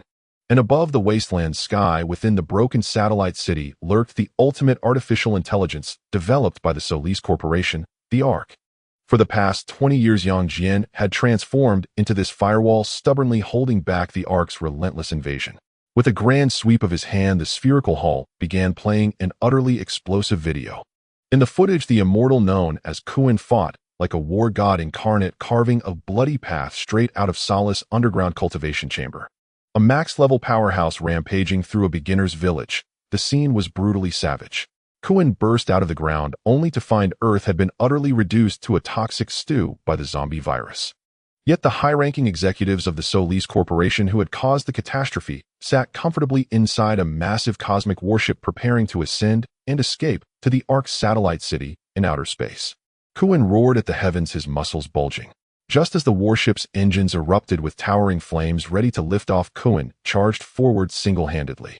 He physically embraced the Star Destroyer 3 times larger than an aircraft carrier and assumed the perfect stance of an Olympic hammer thrower. Spinning 3 times on the spot, he hurled it with all his might. The colossal warship shot through the air like an arrow, and with a resounding crack it embedded itself deep into the core reactor of the Ark satellite city. Feng Yan and Shao Qi below were utterly dumbfounded. Feng Yan gulped and shouted. Even the Hulk from Marvel would have to respectfully offer him a cigarette after watching this. Physical disconnection. That's absolute physical disconnection, Yang Jian explained with a bitter smile. Because of that electromagnetic cannon-like throw, the Ark satellite city's signal was completely severed and no further commands ever reached Earth. Yang Jian's figure grew increasingly transparent, his voice fragmenting into intermittent static. He fixed a burning gaze on Feng Yan. My time is running out. Kuan was severely wounded back, then sometimes his mind becomes clouded and he forgets himself. He's undoubtedly hiding somewhere on Earth now. You must find him. Only the creation pearl within you combined with Kun's power can end this damned apocalypse. Feng Yan's face turned green upon hearing this. Treating a guy who can destroy a planet with a single basic attack. I might as well be delivering takeout. As Yang Jian was about to dissipate into particles of light, Shao Qi's holographic projection frantically shed pixelated feathers as it lunged forward, embracing Yang Jian's holographic leg, and wailing, "Old man, don't croak just yet. Send the password. We haven't divided the inheritance yet. Your underlying code is just going to rust anyway. Hurry up and transfer it to me. An ultra-universal blossom-witching super AI like me can definitely carry on your legacy and protect this crappy planet for you." Yang Jian looked at this shameless cyber parrot, a hint of gratified smile appearing on his face. "Then it's all up to you, big beauty." With those words, Yang Jian completely disintegrated, transforming into a brilliant blue torrent of data. With a whoosh, it all poured into Feng Yan's smart bracelet. The only thing lingering in the air was the old man's final threat: take good care of Schwer. If she loses, even a single hair will crawl through the internet as a ghost and kill you. This touching recognition ceremony hadn't even lasted 3 seconds. The entire underground base erupted with blaring alarms. Red emergency lights flashed wildly. The main control system sustaining the base's operations promptly crashed. The hall's dome split open instantly, and tons of alloy steel plates mixed with black mud from the swamp crashed down with a thunderous roar. Shao Qi screamed from within the bracelet. "Collapse on command. Which contractor built this shoddy project?" Feng Yan leaped up in fright, taking 3 steps in 2 as he jumped into the cockpit of the flashy red mecha. He shoved the engine thrust past the overload redline. Temple Run activated. "Shao Qi, plot me a route now." Falling rocks rained down inside the tunnel. Feng Yan's eyes blazed with the dazzling light of his mechanical affinity ability. The red mecha executed an impossibly serpentine path, racing through the collapsing tunnel at breakneck speed. Just as the final main control door was about to close, and the torrential swamp poison water surged in, the mecha transformed into a blinding meteor, sliding on its belly to barely squeeze through the door. With a thunderous boom, the mechanical fortress housing the highest secrets of the old era collapsed into ruins, completely swallowed by the black swamp mud. Feng Yan had just managed to crawl the mecha out of the mire, not even catching his breath, when a grave voice from Special Operations Captain Zhao Qingtian crackled through his earpiece. "Commander, be on alert. We're surrounded by unknown armed forces. The sky is full of enemies." Feng Yan jerked his head up. On the horizon of the Sunset Mountains, over a dozen sleek shuttle-shaped aircraft were flying and darkening the sky. The muzzles of various heavy weapons had already locked onto the 5 camouflaged mechas on the ground, and the group of natives led by Thunder Tiger. In midair, a strikingly conspicuous figure hovered before the lead ship. The man wore an arrogant tight combat suit with a red cape billowing behind him without wind. He was a low-budget version of Homelander, looking down at Feng Yan with a disdainful sneer. "A mere stray rat from the wasteland dares to touch the legacy of the Solis Corporation. Hand over what you dug up from the base, and he'll be merciful enough to leave your corpses intact." Faced with this sudden deadlock, Feng Yan picked his ear inside the cockpit and let out an angry laugh. Where did this redunderweren't outside enthusiast crawl out from? Feng Yan snorted as he pulled the control lever. "When the tiger doesn't show its might, you take me for a Hello Kitty." Feng Yan sat in the mecha cockpit, casually picking his ear. He gazed up at the figure in the sky, a man clad in a tight suit and a red cape, and found him utterly irritating. In this day and age, someone still dares to show off in front of me, Feng Yan. Bro Zhao, who gave this guy the nerve? Does wearing underwear on the outside count as a superpower now? Feng Yan ranted wildly through the comm channel. Zhao Qingshan's calm voice replied, reporting to the commander. Judging by his hovering posture, it's possible he possesses some form of mutation ability. Having just swallowed all the inheritance from his father-in-law Yang Jian, Shao Qi was now in an extremely inflated state. Shao Qi's holographic projection instantly switched to a flashy white lab coat with a pair of black-rimmed glasses perched on his parrot head. He looked every bit a cyber scoundrel, daring to fly in front of me, the one with the highest authority in Solis. You're looking for death, like searching for a lantern in a latrine. Shao Qi paced back and forth on the control panel. The low-rent Homelander in the sky, seeing no one paying him any attention, sneered and continued his threats. You ants below, hand over your... Before he could finish his sentence, Shao Qi extended a pixelated wing pointing at the sky and muttered an incantation under his breath. Mommy Hong. Great Veyron. Down with him. As Shao Qi directly invoked the underlying code authority, the 12 avant-garde Solis shuttle-shaped aircraft on the distant horizon suddenly erupted in a burst of blue light. Their power engines instantly shut down completely. The indicator lights turned a dire red, signaling a crash. Holy crap! What's happening? Panicked screams came from the aircraft in the sky. A series of thuds echoed incessantly like dumplings being dropped into a pot. All 12 aircraft, which had been so imposing moments ago, lost control. They lined up in a freefall formation and plunged headfirst into the surrounding swampy mud, splashing up foul black water. The Homelander, hovering in midair, was utterly dumbfounded. He whipped his head around, staring at his scattered army on the ground, cold sweat beading on his forehead. The impressive formation collapsed in an instant. Feng Yan was overjoyed below. Is this it? Did you guys come here just to pull a scam? Without a second thought, he maneuvered his flashy red mecha into a clean vertical leap. He landed steadily on the broad metal back of the dormant mechanical tyrannosaur, pressing his hands firmly into the gaps of its armor.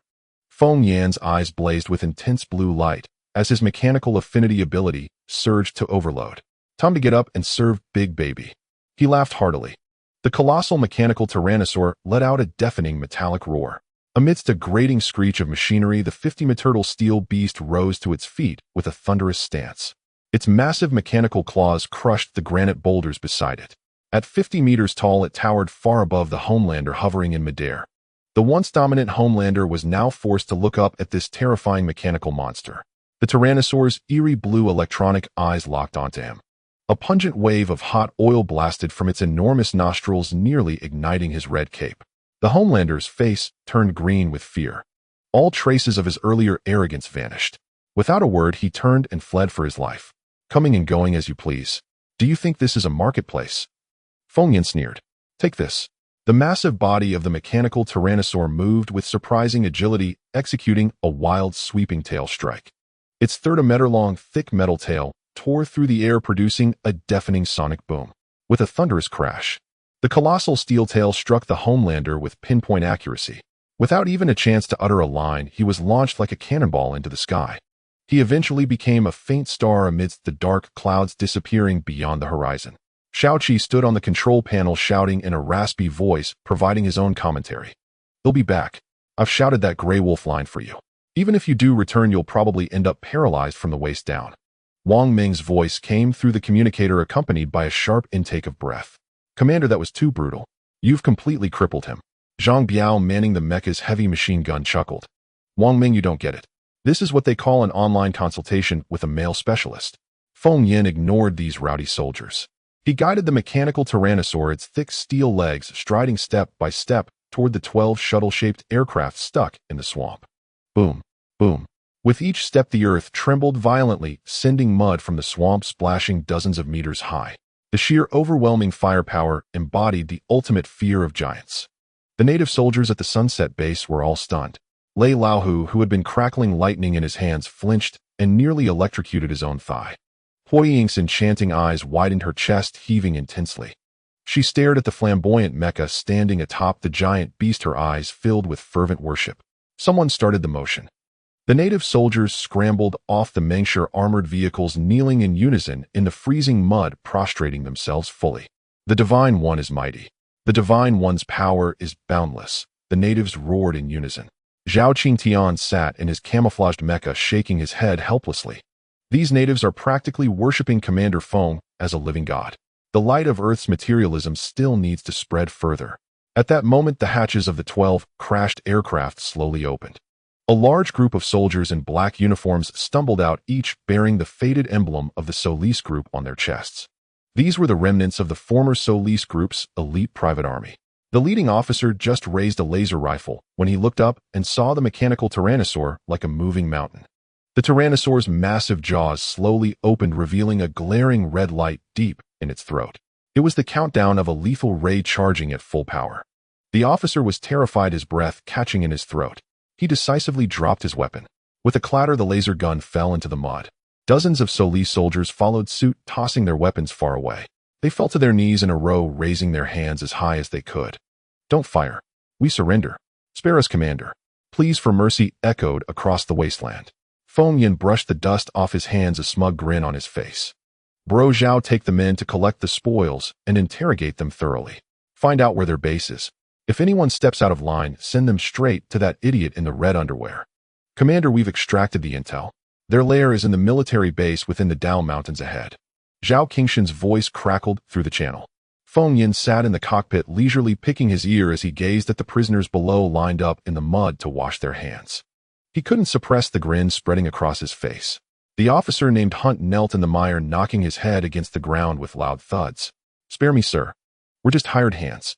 The one who flew away in the red cloak is Johnson. He's our boss." Feng Yin chuckled. "Good grief, who bulk ordered these names for you? Are we shooting a third-rate dubbed film here?" Shao Qi's holographic projection picked its cybernetic nose on the console. "What's there to guess? That guy in the red underwear is Johnson. Does he have a buddy named Jack?" Shao Qi rolled its eyes dramatically. Hunt jerked his head up, his face a mask of utter disbelief. "Divine One, how did you know our deputy leader is called Jack?" "You're a prophet." Feng Yin and Shao Qi exchanged a glance. Man and bird burst into snorting laughter. "Brother Zhao, have the boys fish those flyers out of the mud. Let's go meet this Jack." Feng Yin called out over the channel. Zhao Qingtian gestured. Zhou Kai, the demolition maniac of the special forces, rubbed his hands in excitement, his eyes gleaming with a green light. "Commander, this thing's got a unique design. If we pack it full of C4, it'd make a perfect suicide cruise missile." Zhou Kai was practically drooling. Zhao Qingtian smacked Zhou Kai on the helmet. "Reel in that terrorist mindset. This is a key scientific prize. You're gonna pay if it gets damaged." Shao Qi hacked into the flyer's core code directly through the network. "Move aside. Let yours truly give them a cyber spa treatment." Beep. The red lights on all 12 flyers turned green. Engines hummed with a low drone. They rose in unison from the swamp. They obediently landed on a patch of dry rock nearby. Feng Yin turned to look at the 50-meter mechanical Tyrannosaurus. He felt a bit troubled. This oversized collectible is nice, but it takes up too much space. "Big baby, take a mud bath in this pit and oil up while you're at it. Big bro will build you a luxury garage bigger than a bird's nest when we get back," Feng Yin said, patting the dinosaur's metal toe, which was larger than an armored vehicle. The Tyrannosaurus let out a pitiful mechanical whimper like a 200-ton child left behind. Shao Qi mercilessly exposed him. "Even a capitalist would kowtow to your skill at painting castles in the air. That's a mechanical beast, not a husky you're walking around." Feng Yin ignored the sharp-tongued parrot. He opened the mech's external speakers and shouted at the native subordinates on the perimeter. "Tiger, Oldshire, Clark, Court, and Hoying." Lei Tiger snapped to attention, hands pressed tight against his trouser seams. "What are your orders, Divine One?" Lei Tiger's voice cracked from shouting. Hoying swayed over with a snake-like waist, throwing an intensely seductive glance. "Master, I want to go with you. I can warm up your mech's cockpit, you know." Her voice was syrupy enough to stretch into threads. Feng Yan's face reddened, and he quickly coughed to cover it. "Cut it out. This is a single-seat economy cabin. You'd have to hang off the windshield and eat the wind. You all lead the teams. Guard the base and the warriors." Lei Tiger thumped his chest in assurance. "Rest easy, Master. Well, hold the fort. Anyone who tries to steal our treasures gets a full course of high-voltage electrotherapy." With everything arranged, Feng Yin yanked the control lever in the cockpit. The flashy red mech blasted out a searing blue exhaust from its back. "Brothers, target the Dao Mountain Steel Fortress. Full assault. Follow me for a zero-cost shopping spree." Zhao Qingtian and the others followed in their 5 camouflage mechs. The 12 flyers under Shao Qi's autopilot formed an arrogantly sharp formation. The mech squad carved 6 white contrails across the sky, heading straight for Dao Mountain. The comm channel was buzzing with noise. Sniper Wang Ming carefully wiped his large rifle. Commander, our lineup is too intimidating. My Gauss sniper rifle feels like this is beneath it. Machine gunner Zhang Biao rubbed his bald head and chuckled. The barrels on my rotary gun are gathering dust. Hope this jack has thick skin and can take a hit. Communicator Lin Rue stared intently at the radar panel. Beep, beep, beep. Reporting, Commander. Large metal structures detected ahead. High-energy readings are extremely dense. Xiao Qi's holographic projection jumped directly onto Feng Yan's tactical helmet. I just took a stroll through the network. Good grief, this fortress firewall is a total sieve. Their core password is 8 zeros. Who's that supposed to stop? The old man with Alzheimer's at the village entrance. Xiao Qi rolled around the console laughing. At the edge of sight, a colossal steel fortress appeared so vast it took one's breath away. It looked like a gigantic metal hedgehog. The walls were bristling with countless dark anti-aircraft turrets. Inside the fortress, alarms blared to the heavens. The walls were in chaos. But from Feng Yan's first-person view, what they saw wasn't a defensive formation aimed at them. Instead, it was a chaotic brawl of superpowers unfolding in the base square below. That Homelander Johnson hadn't died from the fall. He stood unscathed in the center of the square. But his state was deeply off. Black smoke poured from him. His face was twisted like a crushed purple eggplant. Behind him stood 5 others, all varying in height and build. Their only commonality was the black smoke gushing wildly from their bodies, seeping from pores, billowing from eyes. Black aura churned around them, their pupils glowing dark red. They looked like a pack of demons crawling out of a coal mine. Feng Yan raised an eyebrow. He pulled out a bag of chips, stuffed a handful into his mouth, and crunched loudly. He brought up the mech's holographic scan interface. The screen immediately displayed the energy values of the 6 individuals. Johnson's numbers were absurdly high, showing a bizarre negative curve, completely opposite to normal superhumans. Interesting. Feng Yan stroked his chin. Did the virus mutate again? Turned into a shady coal baron. Across the square stood 3 black-haired, yellow-skinned superhumans, 2 men and 1 woman. They were clean with no black smoke. The leader was a man around 30 dressed in a vintage long robe. Behind him on the left was a young woman with a high ponytail twirling a green leaf in her hand. The leaf flipped between her fingers in a blur. On the right was a tall, thin man with round glasses, hands in his trench coat pockets, his face as expressionless as a robot. These 3, and the smoking nonconformists across from them, were from 2 entirely different worlds. Lu Chun in the long robe stopped walking. Johnson, Lu Chun said coldly. You want this fortress to be your tomb? Johnson gritted his molars. Lu Chun, this fortress was always mine. He raised his right hand, black smoke compressing wildly in his palm into an expanding dark energy sphere. You know what? Blame those damned outsiders.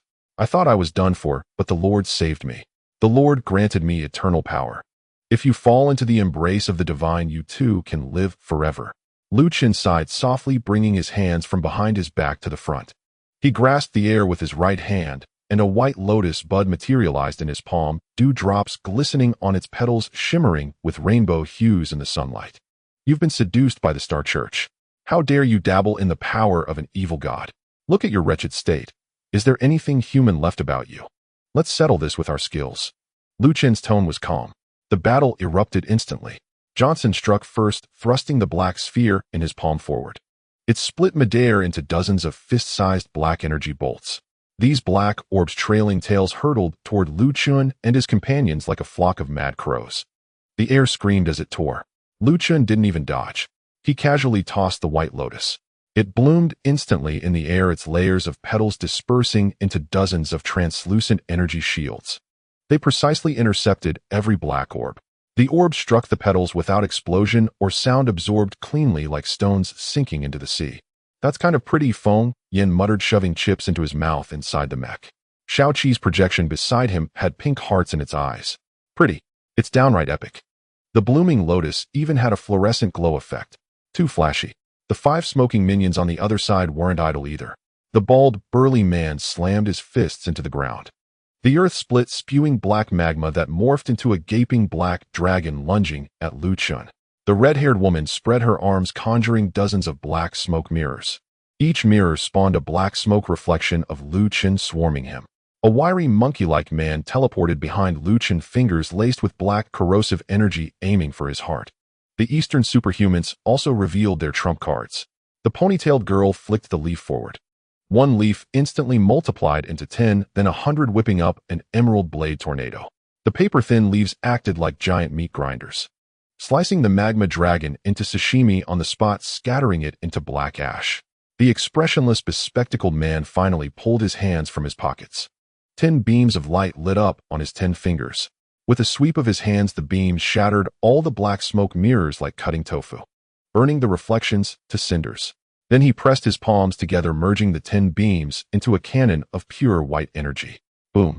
He fired directly at the sneak-attacking monkey, blasting the man and his black smoke dozens of meters away, carving a deep trench in the ground. Feng Yan watched from above without blinking. It wasn't the ferocity of the fight, but the sheer splendor of the light and shadow effects. An emerald blade storm white 6 meridian divine swords plus the water-rippling white lotus shield. It was over the top. Are they fighting or shooting a Xianxia music video? Feng Yan couldn't help but quip. Xiao Qi frantically slammed the screenshot button on the console. This light pollution is insane. You'd go blind without sunglasses. Back on Earth, they'd be sued into bankruptcy by the Environmental Protection Agency. The battle below escalated. Johnson, finding conventional attacks useless against the defense, went completely berserk. He clapped his hands, and the black smoke surging from him multiplied tenfold. The thick smoke coalesced behind him into a 20-meter black giant apparition. The giant had no face, only a pair of glowing red eyes fixed on the 3 below. Let me show you the true power of a god. Johnson's voice dropped to a bass rumble. The black giant raised a palm as large as a door and slammed it down. The force of the strike crushed the concrete ground. Black smoke cascaded like a waterfall. Lu Chen's face paled. His hands formed seals at lightning speed. The white lotus flew above his head, instantly expanding into a giant lotus shield 10 meters in diameter. But the moment the black hand struck, the petals began to tremble violently, cracking with dense fissures at the edges. Help me! Lu Chen finally dropped his cool facade, shouting at the top of his lungs. The ponytailed girl waved her hands, sending a green torrent to slice at the giant's wrist. The bespectacled man fired energy nets from his 10 fingers, straining to hold the giant's arm. The 3 of them pushed with all their might, barely holding off the massive black hand. Feng Yan shook his head repeatedly inside the mech, reaching for his chip bag. Finding it empty, he tossed it aside and stretched lazily. All they do is the same tricks. Get bigger, get blacker, get thicker. Then they think they're invincible. Broaden your horizons, folks. Feng Yan sighed, his tone dripping with frustration at underachievers. All flash, no substance. Just empty showmanship. Are these guys survivors of the apocalypse or fresh graduates from Hogwarts? Xiao Qi flew onto Feng Yan's shoulder and spread its wings. So this is the legendary bigger means dumber. Should we go down and give them a lesson in true, absolute physical salvation? Feng Yan could no longer bear to watch. The brawl below was more tedious than village women pulling each other's hair, though the visual effects were earth-shattering, as if filming a Hollywood blockbuster. Yet all they did was scratch each other's surfaces, inflicting no real damage. Brothers, no more monkey show, Feng Yan called out through the communication channel. These special effects are hurting my eyes. Let's give them something real. Zhao Qingshan's voice immediately came through. Commander, how do we fight? The Bodhisattva of Gatling, 3,600 rounds per minute. Let's grant them salvation through physical means. Feng Yan chuckled. 6 mechas materialized simultaneously in midair. The weapon bays on their backs burst open with a roar, revealing thick, heavy machine gun barrels. Feng Yan pushed down the control lever. Great Vajra Dragon. Open fire. The 6 mechas formed a web of fire in the sky, and massive Gauss kinetic bullets poured down like a torrential rain. Half the sky was illuminated by the muzzle flashes. 6 deep, deadly chains of fire plowed across the ground. The 5 nonconformist underlings below, who had been arrogantly spewing black smoke just moments ago, before absolute firepower, didn't even get a single line. Their bodies were instantly riddled with holes, flesh and blood flying, turning into 5 puddles of smoking gore on the spot. Lu Chun and his 2 companions, who had been preparing for a desperate fight, were terrified out of their wits. What the hell were these metal lumps that had fallen from the sky? Fall back. Fall back quickly, Lu Chun shouted, drawing out the word. The ponytailed girl Lin Xiaolu rolled like a donkey into the ruins. The expressionless, bespectacled man, Qi Mo, ran faster than a rabbit with his hands over his head. The 3 of them trembled behind cover. Brother Lu, which deity is this? This magical artifact is too terrifying, Lin Xiaolu said, poking half her head out and swallowing hard at the sight of the gore on the ground. Qi Mo pushed up his half-broken glasses. Magical artifact, my ass, that's a mecha. It's definitely the pinnacle of pre-cataclysm military technology. We've run into some serious trouble. In the square, the 20-meter black giant phantom conjured by Johnson looked up, its crimson eyes fixed on the sky. He immediately recognized the flashy red mecha in the center. It was this bastard, the one that had whipped him up into the sky with its tail earlier. Eyes met, burning with hatred. "It's you blasphemers," Johnson roared in a non-human voice, relying on his current energy form. He braved the hail of heavy machine gun bullets. Pushing off the ground, his massive body actually flew straight into the air. The bullets only created ripples upon hitting the black smoke. They couldn't penetrate at all. Damn it, this guy activated invincibility cheats. The machine gun can't damage him. Zhang Biao yelled in the channel. "What's the panic? Immune to magic attacks. Then we go melee. All units switch weapons." Feng Yin remained calm in the crisis. The 6 mechas retracted their machine guns in unison. With a crisp metallic clang, the mechas drew their high-frequency vibration blades. The blades shimmered with dazzling blue electric arcs. "Give him a haircut," Feng Yin shouted. The engines on the backs of the 6 mechas instantly spewed blinding orange exhaust. Like 6 meteors, they charged straight at the black giant. Shao Qi was on the console, excitedly rubbing his wings together. Cut his center, go for his lower 3 paths whirlwind charge. The high-frequency blades sliced into the black mist, producing a piercing sizzle. This was a weapon that could cut through special steel plates like tofu. Johnson, who had just borrowed the power of the evil god, was only a half-baked vessel himself. Faced with the mecha's extremely unscrupulous aerial maneuvers, he became a complete sitting duck. Zhao Qingtian executed a slide, his mecha passing under the giant's crotch. A rising cut sliced off a large chunk of black mist.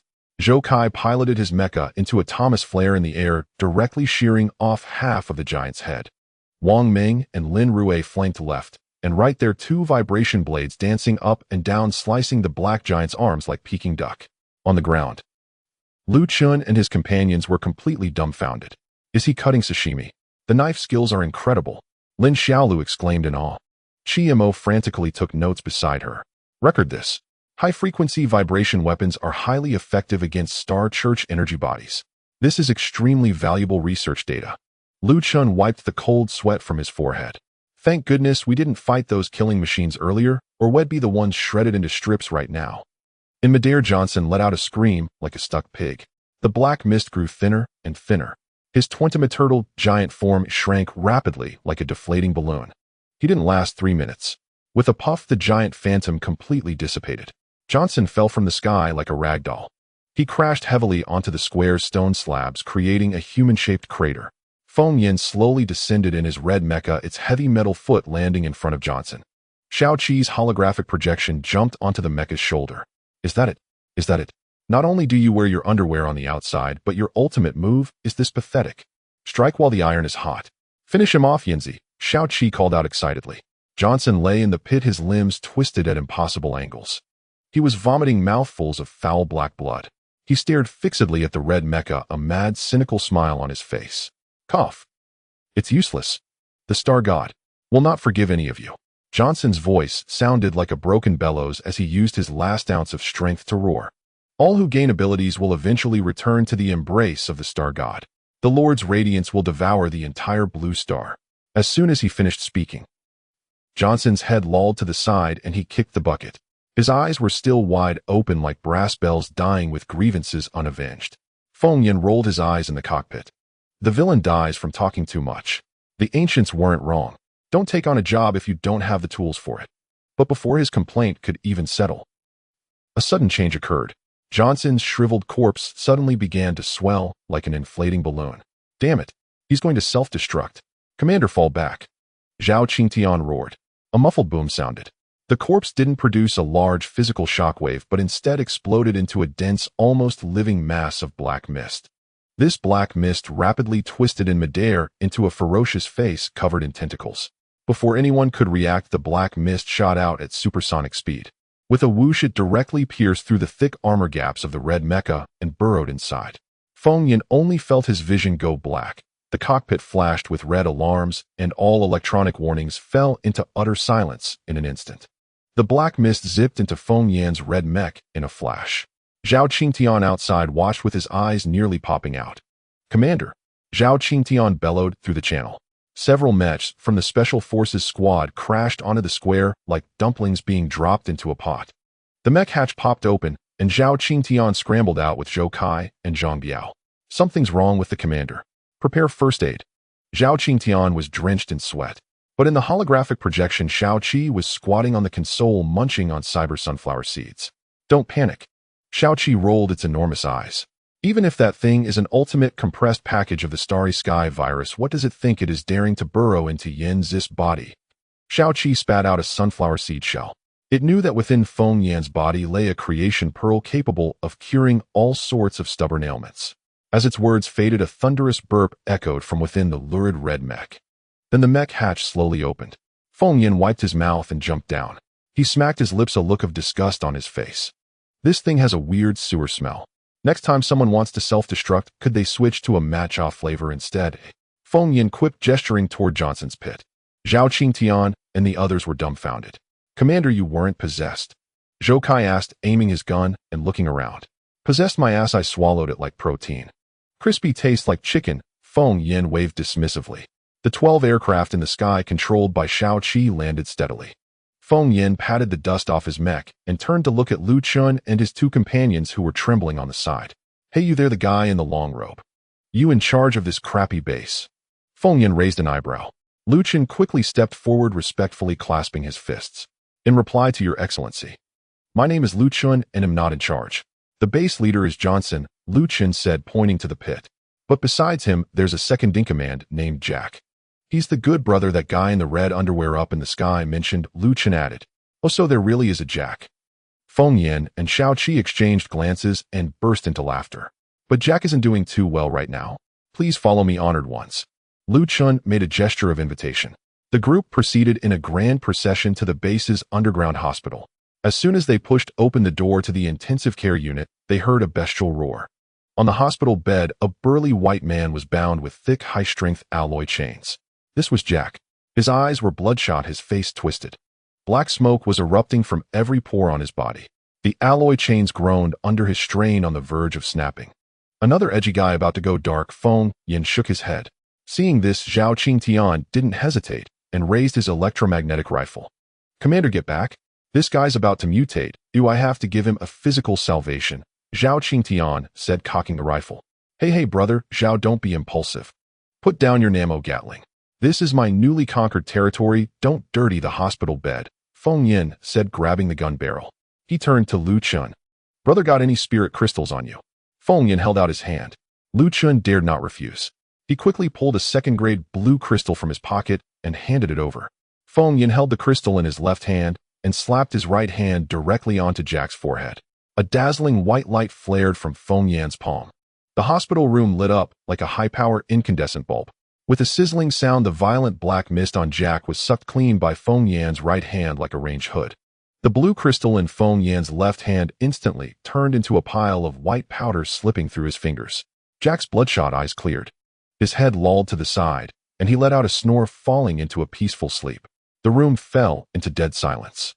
Lu Chun, Lin Xiaolu, and Chi Mo, the three natives, were utterly stunned, their jaws nearly hitting the floor. How is this possible?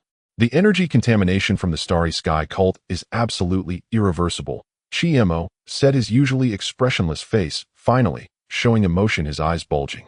This violates the law of conservation of energy. It defies the foundations of biology, Chi Mo muttered frantically, pulling at his own hair. Lin Xiaolu tossed aside the leaves in her hand and fell to her knees with a thud. A deity. This is truly a divine descent. The young girl's eyes sparkled with stars. Lu Chun was also trembling with excitement. For years they had lived in constant fear, terrified that they might one day turn into monsters spewing black smoke. Now someone could actually remove this genetic contamination. Without a second word, Lu Chun, along with Lin Xiaolu and Chi Mo, prostrated themselves fully on the ground. Great Divine One, we beg you to show mercy and remove the hidden dangers within us. Lu Chun's eyes were red. Feng Yan stroked his chin. Healing the sick and saving the dying is Hua Tua's job. I don't lift a finger without profit. I've set my sights on this base. Feng Yan said with a grin. From now on, this base is mine. You three and that sleeping Buddha on the floor, Jack, all of you will follow me. Room and board covered, medical treatment included, but no guarantee of year-end bonuses. Deal? Feng Yan crossed his arms. Deal? Absolutely deal. Whoever doesn't agree is a bastard. Lu Chun cried tears of joy. When your life is on the line, these terms were practically a charity. Being a dog for a supreme powerhouse like this wasn't being a dog at all. It was being a loyal follower from start. Feng Yin nodded with satisfaction. He directly took over the highest authority of this Dar Mountain steel fortress. Shaoqi roamed through the system, changing all the security codes to absurdly complex gibberish. This base was originally an important military research facility of the Solis Group. The warehouse was stacked with the latest laser cannons and various blueprints yet to be deployed. Feng Yan's eyes gleamed green, and he was practically drooling. This zero-cost shopping spree is a huge win. Feng Yan rubbed his hands together. He found an empty warehouse and waved his hands. A massive, shimmering blue wormhole appeared out of thin air. Move it all. Empty it out. Brother Zhao, get the men to help, Feng Yan commanded. The ruffians of the Special Forces squad transformed into professional movers. One by one, the extravagantly designed laser cannons along with the 12 Solis spindle-shaped aircraft outside were all dragged and shoved through the wormhole. Feng Yan also didn't forget to package the recording head gotten from the Solis swamp fortress, an epic blockbuster of the alien war god Kuan fighting a cosmic beast, and sent it as a compressed file back to Earth. Back on Earth, in the underground command center of the South China Sea Military District, Wang Tong and an old professor were staring at the video on the big screen. 100 turtle bronze giant and a planet-devouring monster were locked in a cataclysmic battle. Old Wang was so excited he crushed the paper cup in his hand. My God, this completely defies the existing framework of physics. This is practically theology. Old Wang howled. A holographic projection lit up, and Feng Yan's smug face appeared on the screen. Old man, don't just gawk at the sci-fi blockbuster. Put that gene serum project on hold for now, Feng Yan said, dropping his playful demeanor. He repeated the secret his father-in-law Yang Jian had told him. That stuff has genetic contamination from the starry sky devourer beast. Using it will definitely turn you into a zombie, Feng Yan said seriously. Old Wang shuddered in fright and quickly grabbed the internal phone to issue a seal order. That was close. We almost caused a catastrophe, Old Wang said, wiping cold sweat. Commander Zhou Weiguo walked into the frame, standing ramrod straight. Feng Yan, the laser technology, anti-gravity aircraft, and mech production line you sent back this time are enough to accelerate our nation's scientific research by a full 50 years. Commander Zhou said with immense satisfaction. But you've stirred up too much trouble. Lately, the foreign spy satellites over our South China Sea military district are more numerous than flies in a market. Those sharp-nosed bastards from the Eagles and Sakura country have already sniffed out that we're up to something big, Commander, Zhou snorted coldly. Feng Yan curled his lip. No big deal. Those peeping toms just need a good lesson.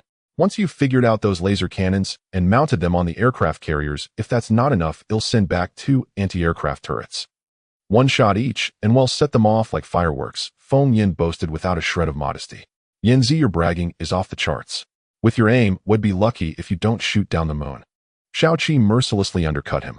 Just as Feng Yan was about to get into a real brawl, with Shaoqi, the smart bracelet on his wrist suddenly went berserk. A piercing alarm blared throughout the warehouse. A holographic projection automatically popped up showing the scene at the Sunset Base.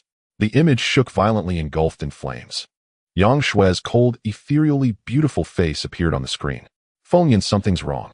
The base can't hold out, Yang Shui panted heavily. Behind her, Thunder Tiger was furiously charging a ball of lightning.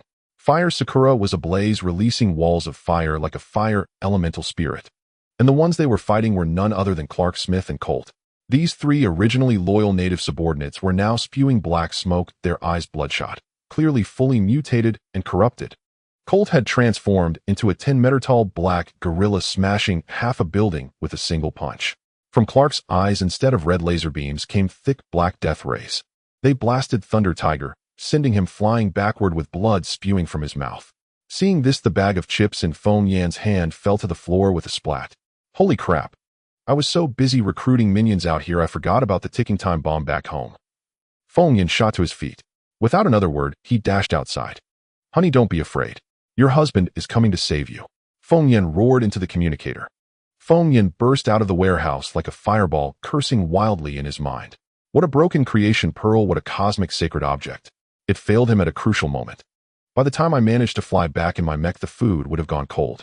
The Ice Queen is about to turn into an ice sculpture. Feng Yan slammed on the brakes. His body froze in place. The creation pearl, which had been playing dead without showing any presence, seemed to be provoked by the scolding. It bounced violently within his sea of consciousness. An arcane energy wave surged into his brain. The smart device on his wrist flashed wildly, and Shao-Chi's holographic projection sprang into existence. This broken bird was flapping its wings in a panic. Yanzi, what's wrong with you? Is playing with a wooden dummy fun? The crystals are about to be flattened. If you don't go save the situation, your father-in-law's ghost will crawl through the network tonight to claim your life. Feng Yin directly ignored the agitated Shao-Chi and turned to stare at Lu Chun. Lu Chun, bring all the crystal cores from your base out here. Hurry! Feng Yin shouted, spitting everywhere. Lu Chun, not daring to waste time, hurriedly sent Lin Xiaolu and Chi Mo to sprint to the storage room. In less than a minute, 3 natives returned with 2 large boxes of colorful crystal cores. Gray crystals, white crystals, blue crystals mixed together. At least several hundred pieces. Feng Yin took a deep breath, spread his feet apart to stabilize himself, and aimed his hands at the 2 large boxes of crystal cores. Prajna Permitha. Nightlight treasure box. No, wait. Upgrade the creation pearl. Feng Yin shouted until his voice was hoarse. Shao-Chi covered his face with his wings on the side. It's over, this idiot has completely lost it. His lines are all mixed up. As soon as the words left his mouth, the 2 large boxes of high-level crystal cores instantly turned into a sky full of white powder scattering in the wind.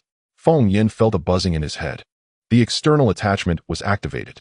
The originally unidirectional wormhole connecting to Earth directly upgraded to a bidirectional portal. I can set coordinates freely now. This is a huge profit. Feng Yin was overjoyed.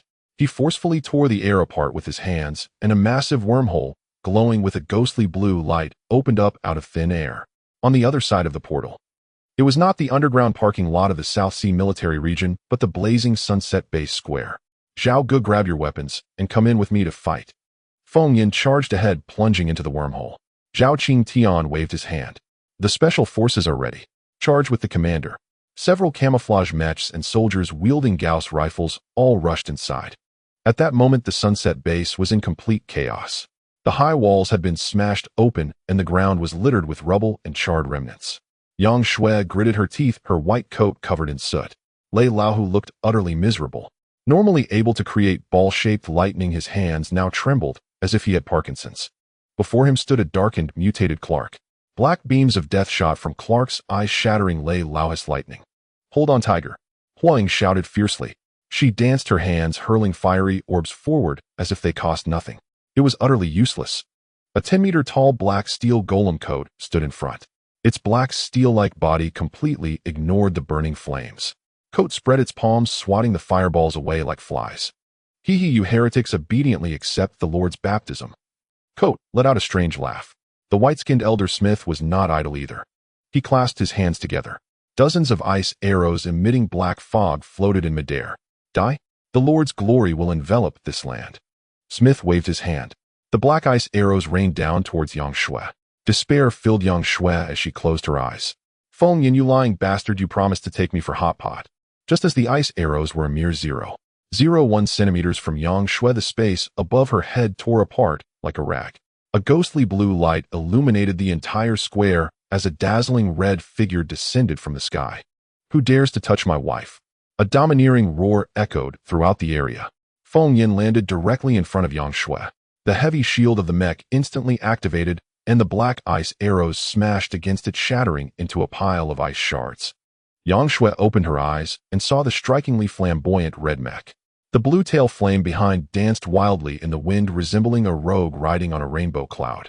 Yang Shui felt a pang in her heart and forcibly held back her tears. What a cheesy entrance, she huffed, trying to maintain her aloof demeanor. Yet her tone carried a hint of sulkiness. Feng Yin grinned in the cockpit. Don't be too moved, my dear wife. Let me clear the way first, and we'll catch up later. People continued to pour out of the wormhole. Zhao Qing Tian led the special forces, landing like dumplings. Special forces, prepare for combat. Zhao Qing Tian roared. Sniper Wang Meng raised his sniper rifle and took to the skies, while Zhang Biao laughed maniacally, hugging a rotary machine gun. Crazy demolitionist Zhou Kai pulled out 2 miniature nuclear batteries. These soldiers from Earth looked at the smoking non-mainstream fighters as if they were observing third-rate soldiers. Oh, isn't this our golden laborer? Shao-Chi's projection appeared atop the mech. Haven't seen you all for a few days, and you all have started with smoky makeup. Coat your head got bigger again. Did you grow up eating pig feed? Xiao Qi's mocking skill was fully charged. Clark with red eyes glared at Feng Yan. Feng Yan, you pseudo-god, today I will use you to sacrifice to the god of the starry sky. With his eyes shooting out thicker black beams of death coat, and Smith followed suit, unleashing a barrage of ice arrows and giant iron fists towards the red mech. You asked for it. If you want to be non-mainstream, I'll send you to hell to get your membership. Feng Yan ceased his playful demeanor and drew shadows with his hands on the control panel. Xiao Qi, take over the weapon system.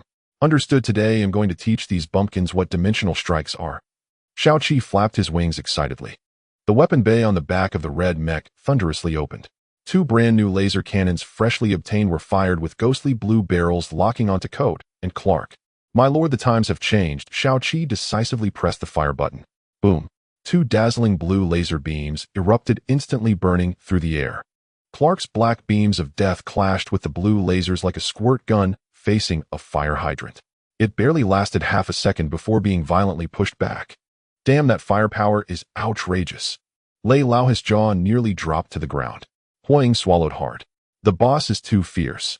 Clark let out a miserable scream as the laser cannon pierced through his chest, creating a transparent hole the size of a basin. Coat's proud, hardened skin melted into a puddle of mush under the high temperature. He rolled on the ground in pain.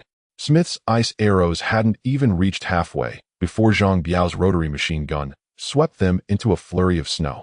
That's it. I thought they were tougher than this, Feng Yan scoffed. The mech's hatch opened, and he jumped down, striding towards the nearly defeated Coat and Clark. Commander, be careful.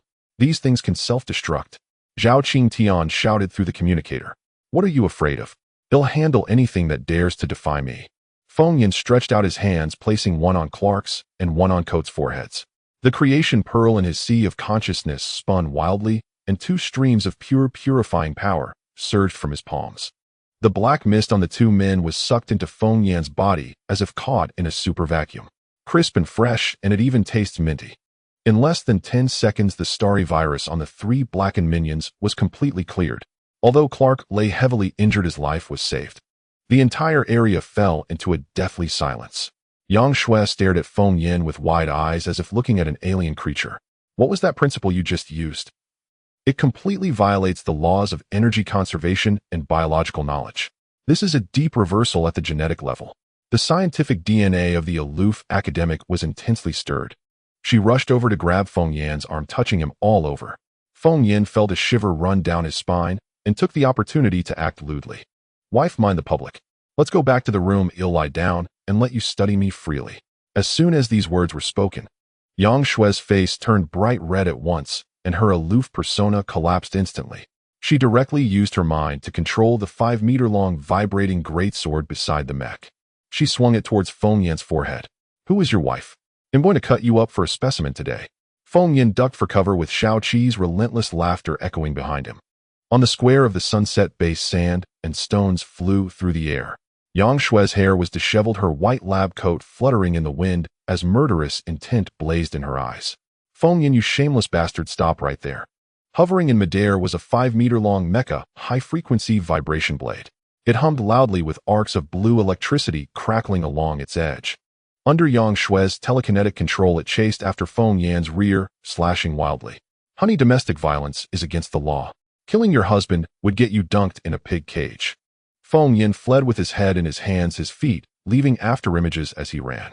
In the holographic projection, Xiao Qi crouched in midair, somehow conjuring a cyber-cheering stick from nowhere. Director Yang, you're magnificent. Cut his midline, yes, give him a physical neutering. Let him keep philandering all over the place. Xiao Qi fanned the flames with reckless abandon. The Earth Task Force, watching from the sidelines, crouched in a neat row, not a single person stepping in to break it up. Zhang Biao grabbed a handful of caramel sunflower seeds. Captain Zhao, the chief's footwork is terrible. Is this king of Qin circling the pillar? Zhao Qingtian spat out a sunflower seed shell with a blank expression. Shut up. That's the chief's family business. What do you know? This isn't Waterworld romance. Zhou Kai stroked his chin and analyzed. From a demolition expert's perspective, the slashing angle of that vibration blade is perfect. If it were just 10 centimeters off, the chief would have to become the head eunuch. Lu Chun, Lin Xiaolu, and Chi Mo, the trio who had just arrived through the portal, stood frozen like they'd been struck by lightning, dumbfounded in the wind. Lu Chun rubbed his eyes. Was this the apocalypse? No scheming, no stabbing each other over half a moldy bread loaf. Were these people really that carefree? Lin's eyeless eyes sparkled. Brother Lou, everyone here is so fun. I saw that uncle with lightning powers helping the fire-breathing sister roast sweet potatoes. Chi-Mo adjusted his glasses, a rare smile breaking across his stoic face. This collective neurasthenic optimism from a biological perspective can effectively resist the mental contamination of the star virus. We've come to the right place. This long-lost sense of humanity and absurdity made the three natives who had lived in fear for so long feel their eyes sting with tears. They immediately felt that joining this faction was a good choice. Such a vibrant atmosphere was the right attitude for surviving in this apocalypse. Stop chasing, my dear wife. Our marriage was officially stamped and approved by my father-in-law Yang Jian, completely legal. Feng Yin shouted from behind a pile of rubble. At the mention of her father's name, Yang Shue's body stiffened. The air fell silent. The 5-meter blade in midair lost control instantly. With a deafening crash, it slammed heavily onto the concrete square, smashing the tiles to pieces. Yang Shue stood frozen, her eyes visibly reddening. You've seen my father. Her voice trembled. The mask of the aloof scholar shattered, and she looked like a lost little girl. Where is he? Is he still alive? Is he okay now? Feng Yin stepped out from behind the rock, shedding his usual carefree smirk. He walked up to Yang Shue, looking at her reddened eyes, and sighed softly. Well, my father-in-law. He actually ascended to the western paradise of bliss right at the start of the great cataclysm. Feng Yin's voice was gentle. Yang Shue swayed her face, turning deathly pale. Xiaoqi, play the recording. Feng Yin snapped his fingers.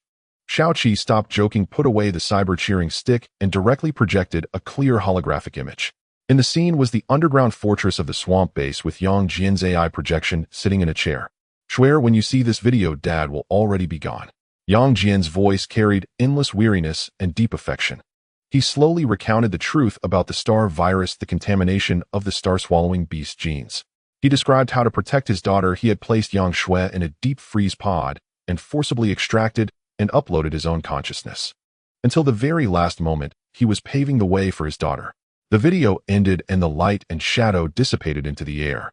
Yang Shue could no longer hold it together. She covered her mouth, tears pouring out like a breached dam. Her thin shoulders shook violently as she bit her lip hard, trying not to sob.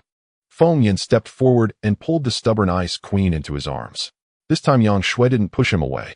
No powers, no calling him a pervert. She gripped the fabric of his back, tightly buried her face in his chest, and wept openly. In this damnable apocalypse, yearning for family, facing the terror of life and death, all the grievances, fear, and loneliness were fully released in this embrace, not broad, yet exceptionally warm. Feng Yin gently patted her back over and over. Cry, it's good to let it out. Feng Yin's voice was tender like never before. Before he left, our dad entrusted you to me. I've taken his favor, so from now on, as long as I have a bite to eat, you'll never just have soup. He'll take care of you. Yang Shue, still crying, punched his chest. Damn you, who's our dad? All right, your dad. From now on, I'm yours. Do whatever you want with me. Feng Yin sighed softly and held her tighter. Seeing this, Zhao Qingtian silently gestured. Special ops team attention. About face, target the cafeteria, forward march. Zhang Biao muttered, Captain Zhao, I haven't had my fill of this dog food yet. Zhou Kai slapped the back of Zhang Biao's head. Eat your sister. Being a third will get you struck by lightning. Get lost. Thunder Tiger, equally tactful, pulled Fire Sakura and waved at the still-dazed trio of Lu Chun. Come on. Let me take you guys for a private meal. Clark and Coat, you guys go to the medical room for a stomach pump. The vast square was soon completely empty. The setting sun was like blood, its afterglow spilling over the broken ruins of the base. It cast the shadows of Feng Yin and Yang Shue long finally intertwined tightly together.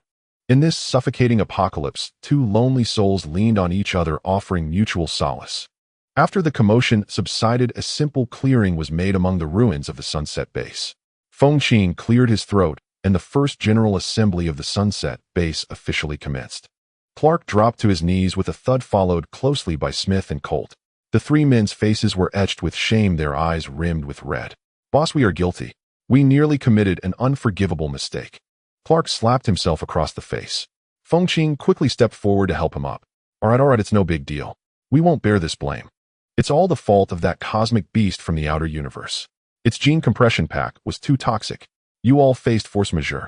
Xiaoqi landed on Feng Qing's shoulder, munching on cyber sunflower seeds. Exactly who told you to download unknown files without installing antivirus software? Getting hit with ransomware isn't shameful, just reinstall the system. Colt scratched his bald head. Boss, can this virus really be completely eradicated? Put that question mark away. I'm a professional. Feng Qing planted his hands on his hips. He walked straight up to Thunder Tiger. Old Thunder, dial back your 100,000 volts. Let me give you a deep clean. Feng Qing pressed his hands against the foreheads of Thunder Tiger and Fire Sakura. The creation pearl inside him spun wildly. With one inhale and exhale, 2 wisps of black chi were completely absorbed. Whoa, this clarity feels like downing 3 bottles of ice-cold Sprite on a scorching day. Thunder Tiger's entire body of lightning instantly purified by 8 shades. Fire Sakura was so thrilled she spontaneously released a massive fireball, her fiery figure radiating striking visual impact. Boss is mighty. I feel like I'm back in the game. Lu Chen, Lin Xiaolu, and Chi Mo stood in a row. Feng Qing repeated the process, even including Rockman Jack, who had just woken up from his sickbed still dazed. He also received a purification massage on the side. Chi Mo pushed up his glasses, his expressionless face brimming with fervor. This defies science that completely breaks the entropy increase law of carbon-based life. This is a miracle. To hell with your science. Here I am, the law. Feng Qing smacked Chi Mo on the back of the head, causing Lin Xiaolu to cover her mouth and giggle nearby. Scene shift. The entire crew boarded the fully repaired Solis sky carrier. In the central command room, a massive holographic sand table glowed with a faint blue light. Feng Qing and Yang Shui stood at the main position. Xiao Qi crouched by the sand table. Zhao Qingtian's special ops squad stood tall and proud. Sniper Wang Meng was meticulously polishing his large rifle. Communications Officer Lin Rue tapped away at the keyboard, checking for any omissions. Bomb-crazy Zhou Kai toyed with a micro-bomb in his hands. Machine gunner Zhang Biao hugged his rotary machine gun, grinning foolishly. Researchers Lu Dagua and Zhang Xiaodao furiously took notes on the side. Terminator 1 stood erect behind Yang Shui. Because of his massive size, Octopus Guy could only press a thick tentacle against the glass outside the command room to listen in. Comrades, the Sunset Mountain Range now has only one last bone left to gnaw. Feng Qing pointed at a huge red dot on the sand table. The Sin City built by those ruthless gangsters. Lu Chen stepped forward and cupped his fists. Boss, this place is no joke. It houses 3 major gangs, though we crippled half of the Viper Gang earlier. The Black Tiger Gang and the Wolf Gang remain. These 2 gangs possess heavy firepower. They're all murderous madmen. Black Tiger Gang. Wolf Gang. What kind of names are those? A zoo convention. Xiao Qi rolled his huge eyes. So tacky. Feng Qing waved his hand grandly. No matter what beast they are, if they mess with our Sunset Demolition crew, we'll pull their teeth and clip their claws. This mountain range must be entirely under our control. We're going for an absolute monopoly. At that moment, Yang Shui pulled up a 3D design drawing of an extremely stylish mechanical bird. This is a new body design I created with AI. It uses the core of that extinction-level rock beast and the latest nuclear energy as its absolute power source, with its bones and feathers as the physical framework, combined with a newly formulated high-strength alloy material. A hint of pride flickered across Yang Shui's cold, beautiful face. This is undoubtedly the most top-tier individual weapon on this planet right now. Xiao Qi stared, wide-eyed, drool dripping from the holographic bird's beak. The lines, the texture. This insanely cool and domineering design. Mistress Yang, you are my second parent. From now on, anyone who dares to provoke you, I'll peck their eyes out first. Don't rush to call me mother. Yang Shui poured cold water on him. We're still missing a special nanomaterial that can infinitely deform for neural bridging, otherwise the skeleton can't move at all. It's just a high-end figurine. Feng Qing's eyes lit up and a sly grin curled at the corner of his mouth. What a coincidence. I just saw in the intel that this nanomaterial happens to be in the Sin City's warehouse. Then what are we waiting for? Xiao Qi flapped his wings frantically, nearly turning into a propeller. Muster the troops, march out immediately. I'm going zero shopping, I'm going to loot them. Feng Qing immediately began deploying his forces. Honey, you stay and guard the base. I'm putting you in full charge from today onward. You're the big housekeeper here. Feng Qing winked at Yang Shui. Yang Shui shot him a glare, the tips of her ears slightly red, but she still nodded coldly. Stay safe. Don't always try to steal the show. If you come back missing an arm or leg, I'll dissect you. Terminator 1, stay and assist the mistress. Anyone who dares to cause trouble, give them a direct physical termination. Terminator 1's electronic eyes glowed with a cold red light. Receive, Commander. Intruders shall die. Feng Qing turned to face the crowd, his aura surging. Brother Zhao, bring your special ops squad. We're taking a trip. Luch and Old Thunder Clark, Chi-mo, you all come with me too. Lead the way for our brothers from Earth. Zhao Qingtian gave a crisp textbook military salute. Task force mission guaranteed. Wang Ming and the others howled with excitement. Finally, they had a legitimate reason to open fire. Before we set out, let's make a stop first. Feng Qing stroked his chin. Where to? Shao Qi tilted his head and asked. To the swamp. We're bringing out that 50-meter mechanical Tyrannosaurus Rex. How can you go to a gang fight without some heavy vehicles? We're making the most arrogant entrance possible. The aura must be maxed out. Feng Qing was full of swagger. Half an hour later, the transport plane hovered steadily over the swamp.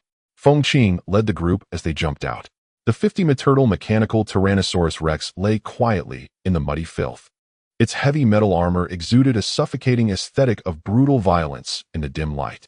Feng Qing strode forward confidently and pressed his hand directly against the dinosaur's barrel-thick metal thigh. The Tyrannosaurus Rex's massive electronic eyes suddenly blazed with two terrifying red glows. It threw its head back and let out an earth-shattering mechanical roar. The sonic blast sent swamp mud and water flying dozens of meters high. A rain of mud and stones poured down. That's so cool. This is the ultimate romance for a man. Zhang Biao hugged his machine gun, trembling with excitement. Zhou Kai whistled wildly on the side. If we load this thing with a few tons of high explosive and charge straight into Sin City. The imagery is too beautiful to imagine. It's the ultimate demolition machine. Feng Qing leaped onto the Tyrannosaurus Rex's head. He drew a massive sword and pointed it toward the distant Sin City. Brothers, follow me and crush them. Deep within the Sunset Mountain range, a massive fortress built from piled stones looms like a ferocious beast. Here sunlight is a rarity throughout the year. At the center of the fortress stands a towering black mountain upon which an extremely eerie ancient temple is situated. Above the temple, a layer of dark clouds composed entirely of pure resentment swirls ominously. These layers of clouds, ever present and unyielding, exude a chill that seems to drill deep into the bones. Surrounding the fortress, the bluish stone walls are densely lined with heavy machine guns and old artillery. The mottled walls are riddled with massive claw marks accompanied by layers upon layers of dried, darkened bloodstains. The air is thick with a nauseating scent of blood. This place exudes a sense of utmost barbarism and madness even in its bricks. Yet at the base of the towering walls lies a sprawling slum that stretches out of sight. The makeshift tents are constructed from foul-smelling rags and broken planks. In the mud puddles, sewage flows freely, floating unknown, decaying flesh. The civilians living here are gaunt and skeletal, resembling corpses draped in human skin. They huddle numbly in the corners. In their murky eyes there is not a glimmer of life. They are like walking corpses still drawing breath. There is no hope, no tomorrow. Everyone is in a dazed state, waiting for death, or they may perish in the stinking ditches before the sun rises again. In this city woven entirely from violence and depravity. For the lower-class civilians, there are only two fates, either being drained dry by the three major gangs controlling this place used as human shields, or being forcibly taken away by the divine servants from the temple on the mountain, flayed and dismembered to feed their so-called divine pets. If the militarized management of the Dershun base is hell, then this place is a member zone of the 18 layers of hell that even the king of hell would shake his head at. Yet they do not dare to escape. Once they leave the protection of these demons and venture into the wilds outside the city, they will become food for the zombies in the blink of an eye. Today, a small Karami from the Wolf Gang is on duty guarding the city wall. He yawns in boredom, digging a large chunk of nasal mucus with his muddy hands. Without warning, the hardened blue stone wall beneath his feet trembles violently. Karami's finger twitches, nearly causing him to poke his own nose off. Thud, thud, thud. The ground begins to shake rhythmically with frantic vibrations, as if a walking iron mountain is approaching with heavy strides. He cursed under his breath and raised the binoculars in front of him, looking toward the end of the mountain range.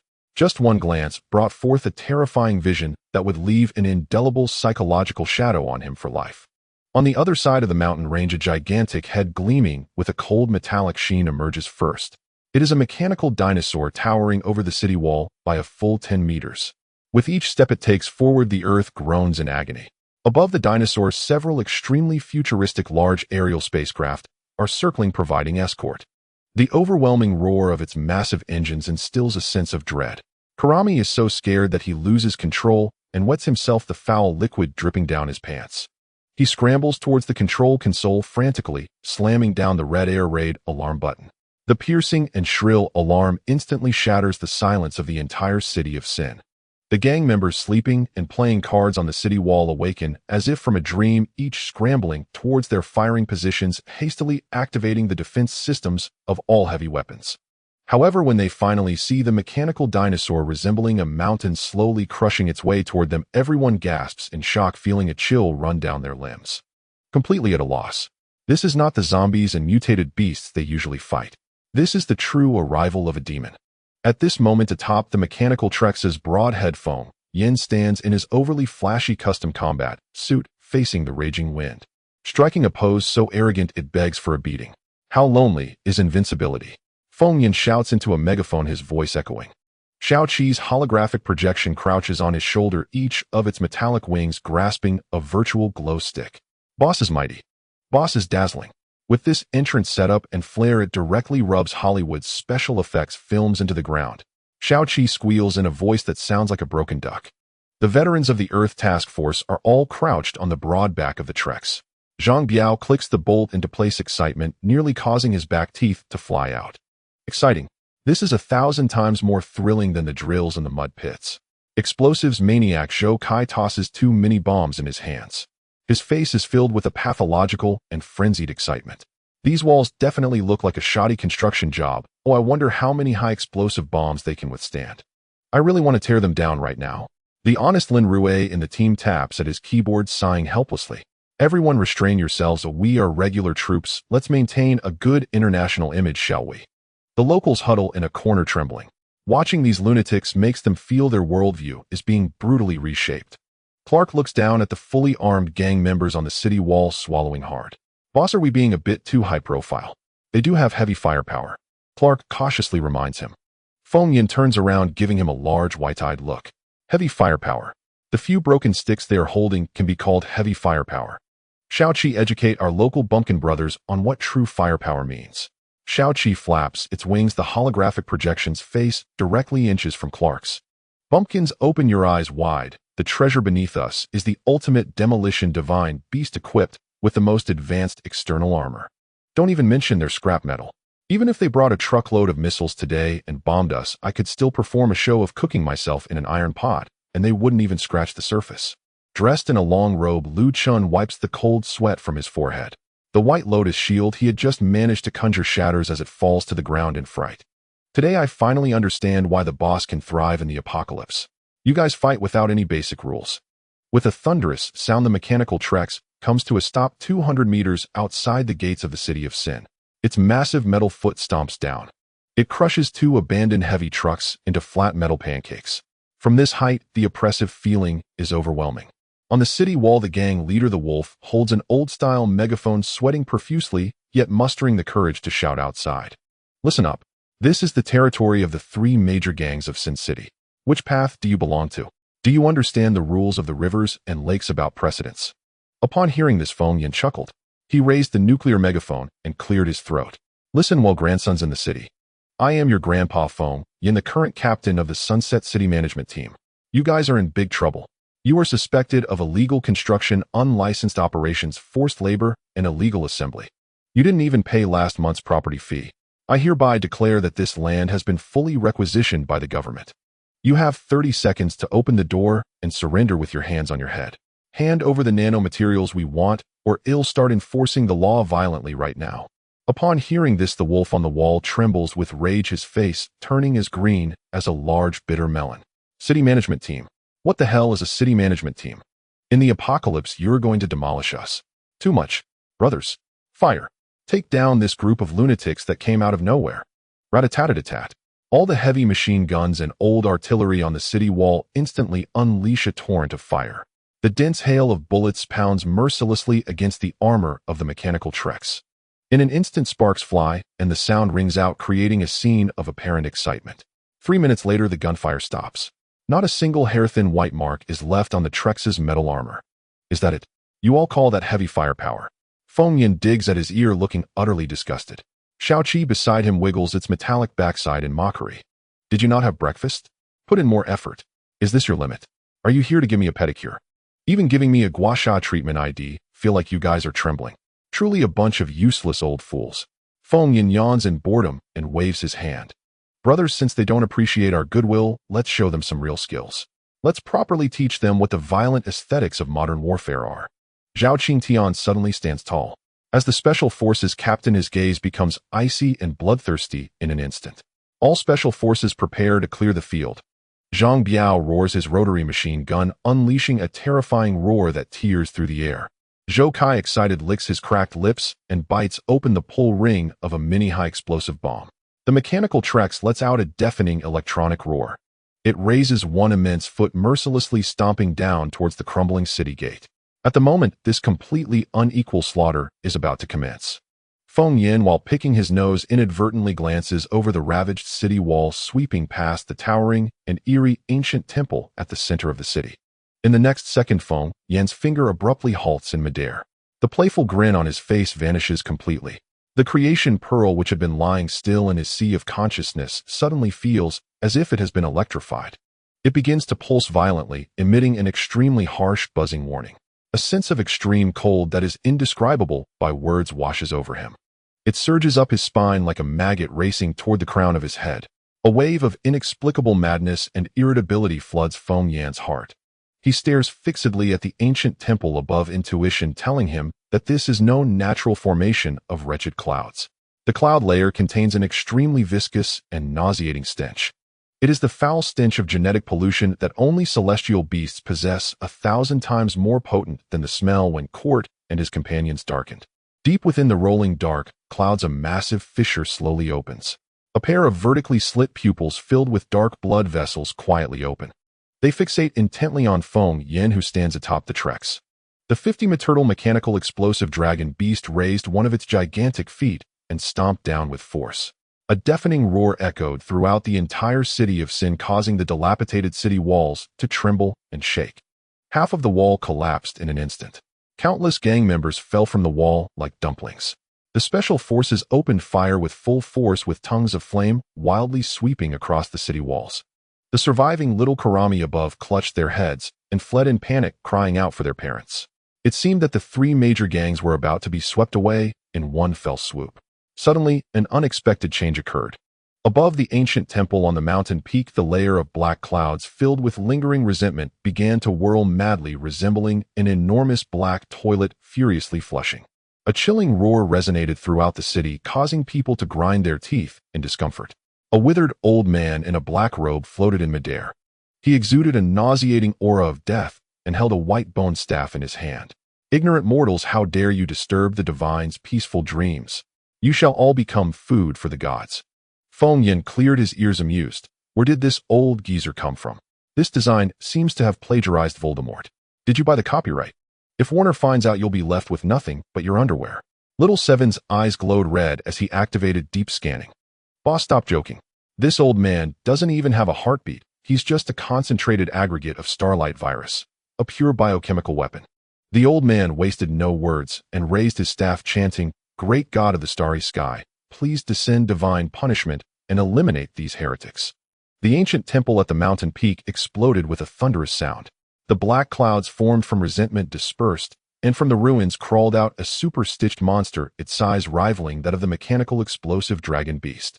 This creature was essentially a giant version of a zombie wrapped in burial cloth, with stitched lines and needle holes visible on its exposed skin.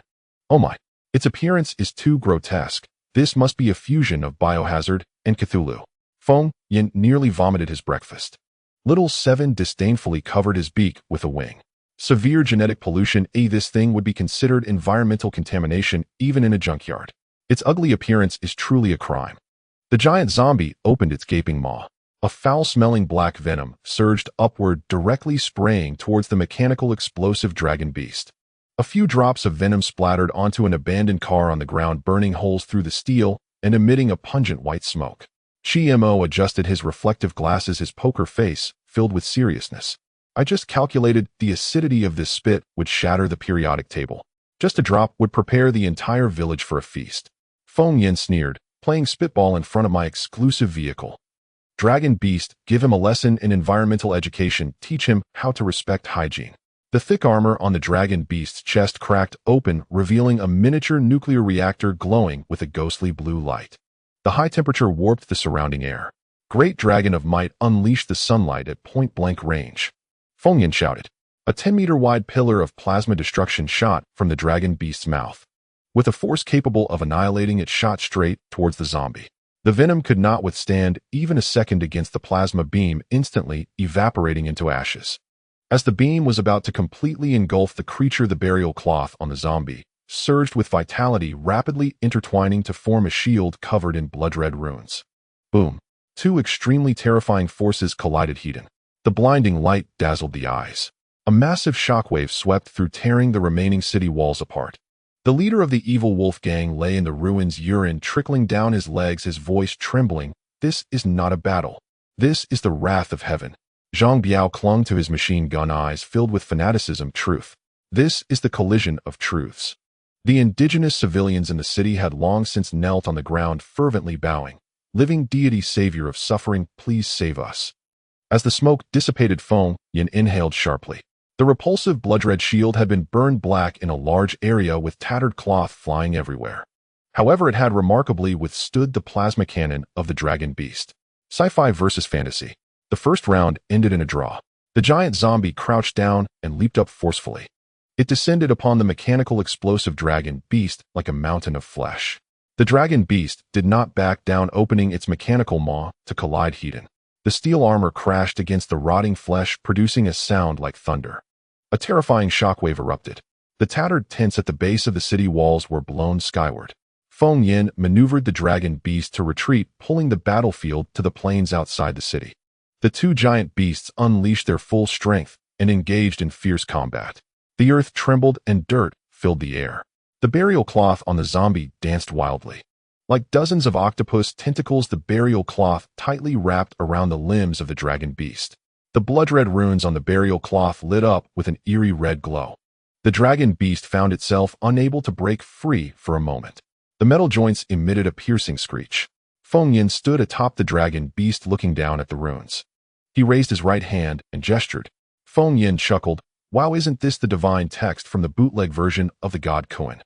These old pickled vegetables really know how to play, creating monsters from divine blood while infringing on intellectual property. He shook his right hand. I wonder how your counterfeit will fare against the genuine, authorized version. The divine text on his right hand erupted with blinding blue light. Feng Yin slapped the dragon beast on the forehead with great force. The dragon beast let out a roar towards the sky.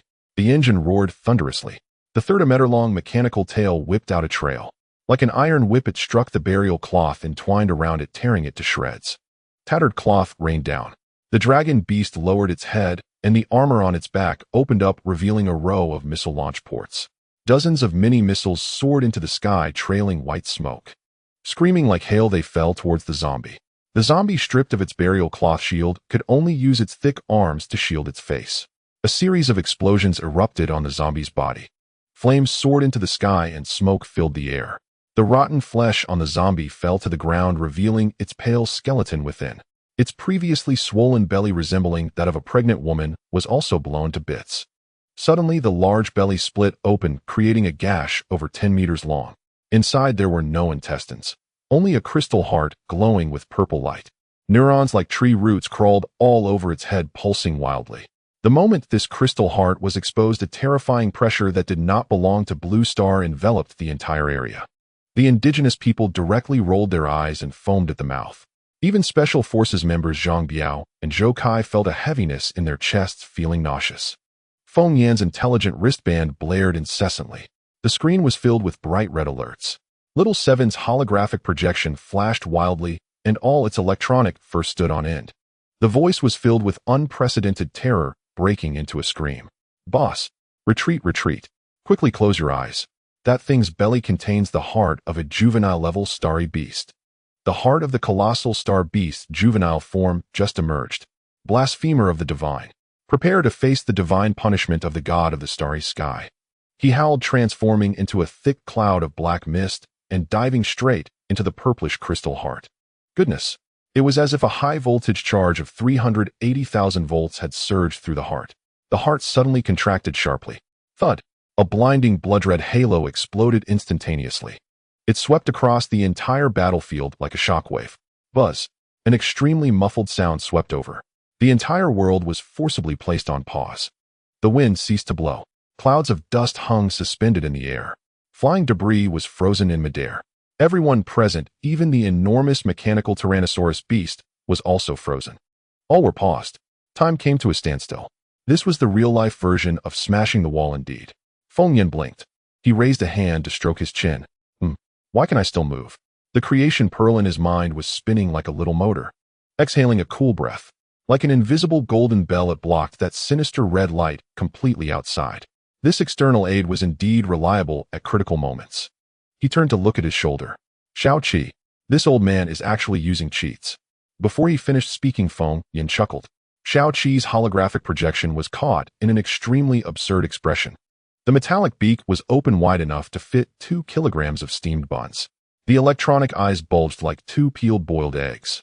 Even on the bird's head, a line of green garbled text floated reading Error 404 offline. Hey, is it frozen? Feng Yan reached out to flick Shao Qi's head. His finger passed right through. The silly bird showed no reaction, completely frozen. Feng Yan clasped his hands behind his back like an old man strolling in the park. He looked down. The mechanical Tyrannosaurus beast beneath him had only sprayed half of a dazzling plasma beam. It resembled a 50-meter-long giant glowing popsicle suspended in the air without moving. Looking back at the Special Forces team, Zhao Qingtian was holding a gun, his mouth wide open, maintaining a roaring posture. The rotary machine gun in Zhang Biao's hands had the flames shooting out of the muzzle turned into a solid model. A long line of yellow bullets floated in front. The bullets were trailing visible ripples of air behind them. Goodness! Even Keanu Reeves would call this impressive and kneel to pay respects on the spot. Turning to look at the indigenous people, Clark rolled his eyes. The laser beam just shot out a segment.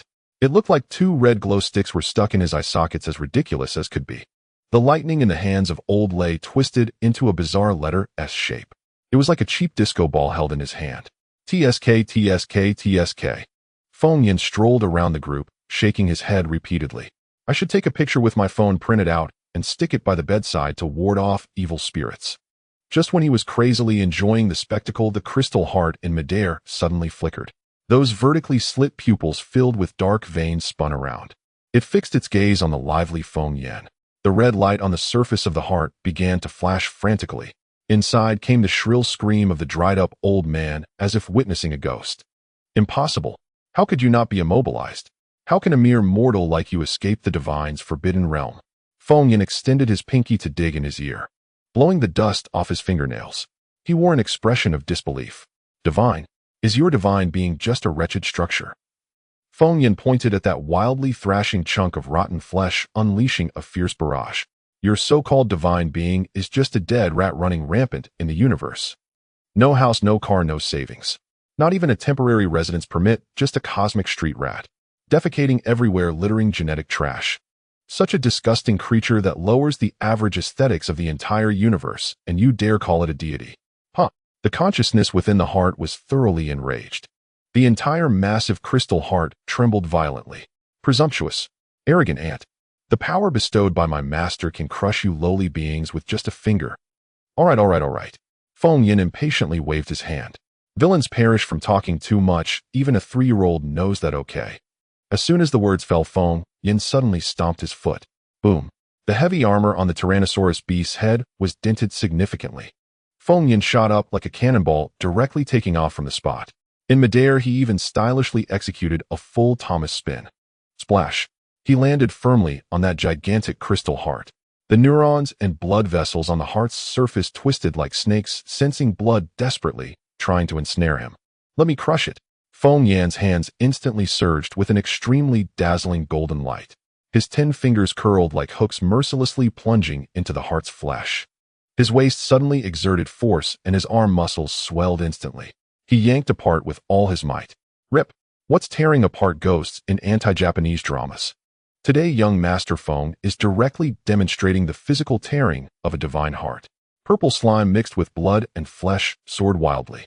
That heart, which had just been posturing and disgusting, was forcibly ripped into 2 symmetrical halves. A desperate scream of despair erupted from the heart's remnants. A large amount of pure black mist surged out like a burst sewer, rolling and gushing forth. It split into several streams, trying to escape in all directions. Trying to run. Feng Yan grinned. Have you consulted the esteemed one in my mind? The creation pearl, which had been quiet in his sea of consciousness, reacted immediately. The spinning speed skyrocketed instantaneously. A terrifyingly domineering suction force emerged. Feng Yin slightly parted his lips, transforming into a human-shaped Dyson, high-powered vacuum cleaner. Those black mists that had just escaped 2 meters away had no chance to struggle. They were all forcibly sucked back, directly rushing into Feng Yin's body. Gulp! Feng Yin comfortably let out a loud belch. He even smacked his lips. The taste is somewhat like moldy, stinky tofu, definitely a bad review. As the heart was completely destroyed, the black mist was entirely drained. The blood-red halo encompassing the entire area in midair snapped with a crack. Boom. Time resumed its flow once again. Boom. The massive popsicle that the Tyrannosaurus beast had been holding back finally shot out. The plasma beam swept away, completely reducing the previously rotting flesh into ash. Rat-a-tat-tat. Zhang Biao's rotary machine gun continued to roar with bullets firing into the air. Clark's laser beam was shooting chaotically. 2 high-temperature rays directly razed the nearby remaining half of a broken house to the ground. Oh crap! What happened? What just happened? The scene instantly turned into a chaotic mess. Everyone was left dumbfounded, staring blankly at each other. Just a second ago, the massive lump of flesh was still making threats. How did the heart explode in the next second? Shao Qi's garbled text on its forehead vanished, and the holographic projection suddenly popped out. With a voice that cracked like a duck's, it yelled, "Retreat! Protect the big!" Huh, where is it? Oh crap. Boss, what did you do? Shao Qi was sharp-eyed. It immediately spotted Feng Yin standing on a pile of flesh. The special forces and the indigenous people followed its gaze and were left stunned. This boss was simply not human. In less than the blink of an eye, he had instantly taken down this ultimate boss. Feng Yin stood on a heap of minced meat, shaking off the slime on his hands with disdain. He placed one hand on his waist. Just as he was about to strike a cool pose and boast about his unmatched prowess, a sudden loud buzzing echoed in his mind. Oh crap! Overindulgence. The black mist was absorbed too aggressively, causing the data processing center of the creation pearl to overflow. An indescribable torrent of violent consciousness surged into his brain. The residual mental pollution from the colossal star beast began to backfire. Feng Yan's legs went weak, and he staggered 2 steps. His vision began to wildly drop, frames overlap and smear. The entire world spun in his eyes. Boss, what's wrong? Zhao Qingtian, seeing this, had red eyes and shouted as he rushed over. Shao Qi was even more frantic, sparks flying as it flapped its wings and flew in front of him. Beep, beep, beep. Red alert. Mental threshold severely exceeded, breaking the critical point. Undergoing unknown high-risk data stream physical attacks. Brainstem about to burn out. Feng Yan's vision was filled with absurd illusions that humans could not comprehend. He trembled, pointing at the air with a silly grin spreading across his face. Brothers, look. That Giga Ultraman with 8 octopus tentacles. Why is he wearing white stockings and a JK skirt? Dancing the Pure Land on the street. Everyone collectively gasped in surprise. It's over. The boss has completely lost his mind. Feng Yin forced out the last sentence, rolling his eyes. His whole body stiffened like a piece of wood collapsing from the mound of flesh. He physically crashed and completely fainted. Shao Qi's holographic projection flickered wildly, pulling up 3 blood-red exclamation marks. It spun frantically in midair, its metal wings nearly smoking from the frantic motion. Immediately, it called the Sunset Base through the smart bracelet. Calling Empress. Calling Empress. Urgent. Your man's CPU has completely fried. He's raving nonsense, now demanding to see an 8-legged Ultraman in white stockings dancing Gokura Kujodo. A strange silence hung on the other end of the line for 2 seconds. Hold on. I'm on my way. Yang Shui's cold voice came through. Less than 5 minutes passed. The sky darkened. A massive shadow mercilessly loomed over the scarred battlefield. The aerial carrier, like a prehistoric steel beast, brutally tore through the thick clouds and hovered in midair with a suffocating pressure. The deafening roar of the engines made the air tremble violently. The hatch swung open. Yang Shui, clad in a sleek black combat suit, landed steadily through the high-altitude airflow. Behind her followed all the remaining superhumans stationed at the Sunset Base. The aura of a cold top-tier scholar and supreme powerhouse instantly subdued the entire scene. She strode quickly to Feng Yin. Looking down at him, foaming at the mouth, eyes rolled back, wearing a bizarre, idiotic smile. Yang Shui's heart clenched, but her face remained as cold as eternal ice. His IQ wasn't high to begin with. Now he's fully cooked to medium well. Just prepare for the funeral. Might as well eat the funeral feast while it's hot. Shao Qi's holographic projection crouched nearby. It pretended to wipe tears frantically with its metal wings while sneaking into Feng Yan's pocket and rummaging around. Wah? Boss, you died so tragically. I need to check if you've hidden any inappropriate hard drives in your pocket. So you don't leave with a tarnished name. Must destroy the evidence. What the hell? Can't even find a single coin. Broke loser. Pff. Yang Shui annoyed swatted away this drama queen bird that talked nonsense. Move. They'll give him a physical level deep reboot. She took a deep breath. Dazzling electric arcs of deep blue flickered at her fingertips. Dark magic mixed with high-voltage powers crackled in her palm, sending chills down the spine. Crack. Yang Shui mercilessly slammed her palm onto Feng Yan's chest. Boot up, damn it. The terrifying high-voltage current surged through his entire body. Feng Yan, like a fish out of water, sprang up from the ground, convulsing wildly. His hair exploded into a Super Saiyan style, and he even blew out a massive black smoke ring. Then with a thud, he fell back stiffly, completely dead, unmoving. Damn. Empress, is this a rescue or an execution? Boss is really cooked by you now. I can already smell the meat. Shao-Chi's hologram glitched in terror. Just then, from behind the collapsed city wall ruins, wild, beastly roars erupted. The Black Tiger Gang leader crawled out from the rubble, a bloodthirsty grin on his face. Feng Yan's heart-tripping move earlier was terrifying, but he keenly noticed that the god of death had fallen. That kid's dead. Even a woman's stepping up. Brothers, strike while they're down. Release the hounds. Two colossal bio-zombie beasts smashed through the ruins and charged out. One was a zombie black tiger the size of a heavy truck, its body bristling with bone spikes. The other was a two-headed, 3-story-tall, giant zombie wolf. The few hundred remaining thugs from the three major gangs, as if injected with cheap stimulants, swarmed out from all directions howling. Grab all their top-tier gear. Take down that iron turtle in the sky. Let's finish them all here today. Yang Shui, already agitated by Feng Yan's coma, was at her wit's end. These blind bastards had run straight into the mouth of a supervolcano. Why pick a fight with a woman on the verge of widowhood? So noisy. Yang Shui's gaze was cold enough to freeze an elephant instantly.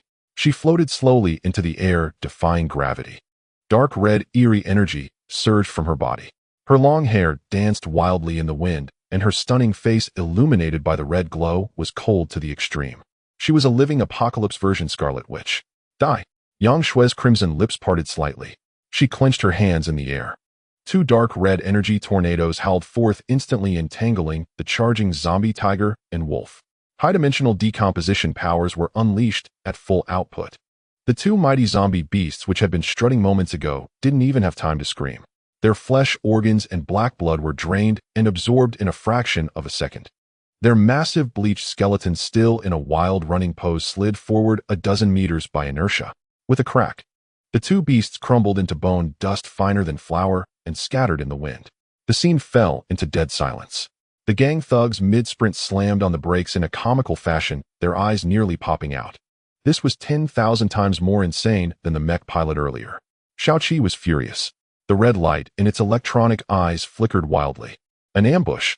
He'll make sure your whole family gets matching blind boxes today. Skynet mode activate. Feel the machine uprising, you scum. All lower hatches of the aerial carrier opened. Hundreds of Terminator robots gleaming with cold metallic sheen rained down from the sky like dumplings. Each one wielded a 6-barreled Gatling gun. Their red electronic eyes locked onto all enemies below. Namu Gatling Bodhisattva. Mow down these bastards to avenge the boss. The Special Forces machine gunner Zhang Biao was so excited his eyes gleamed, and he held the trigger down all the way. The explosive maniac Zhou Kai tossed a handful of high-explosive bombs, laughing more maniacally than any villain. Let's put on a big fireworks show for the folks.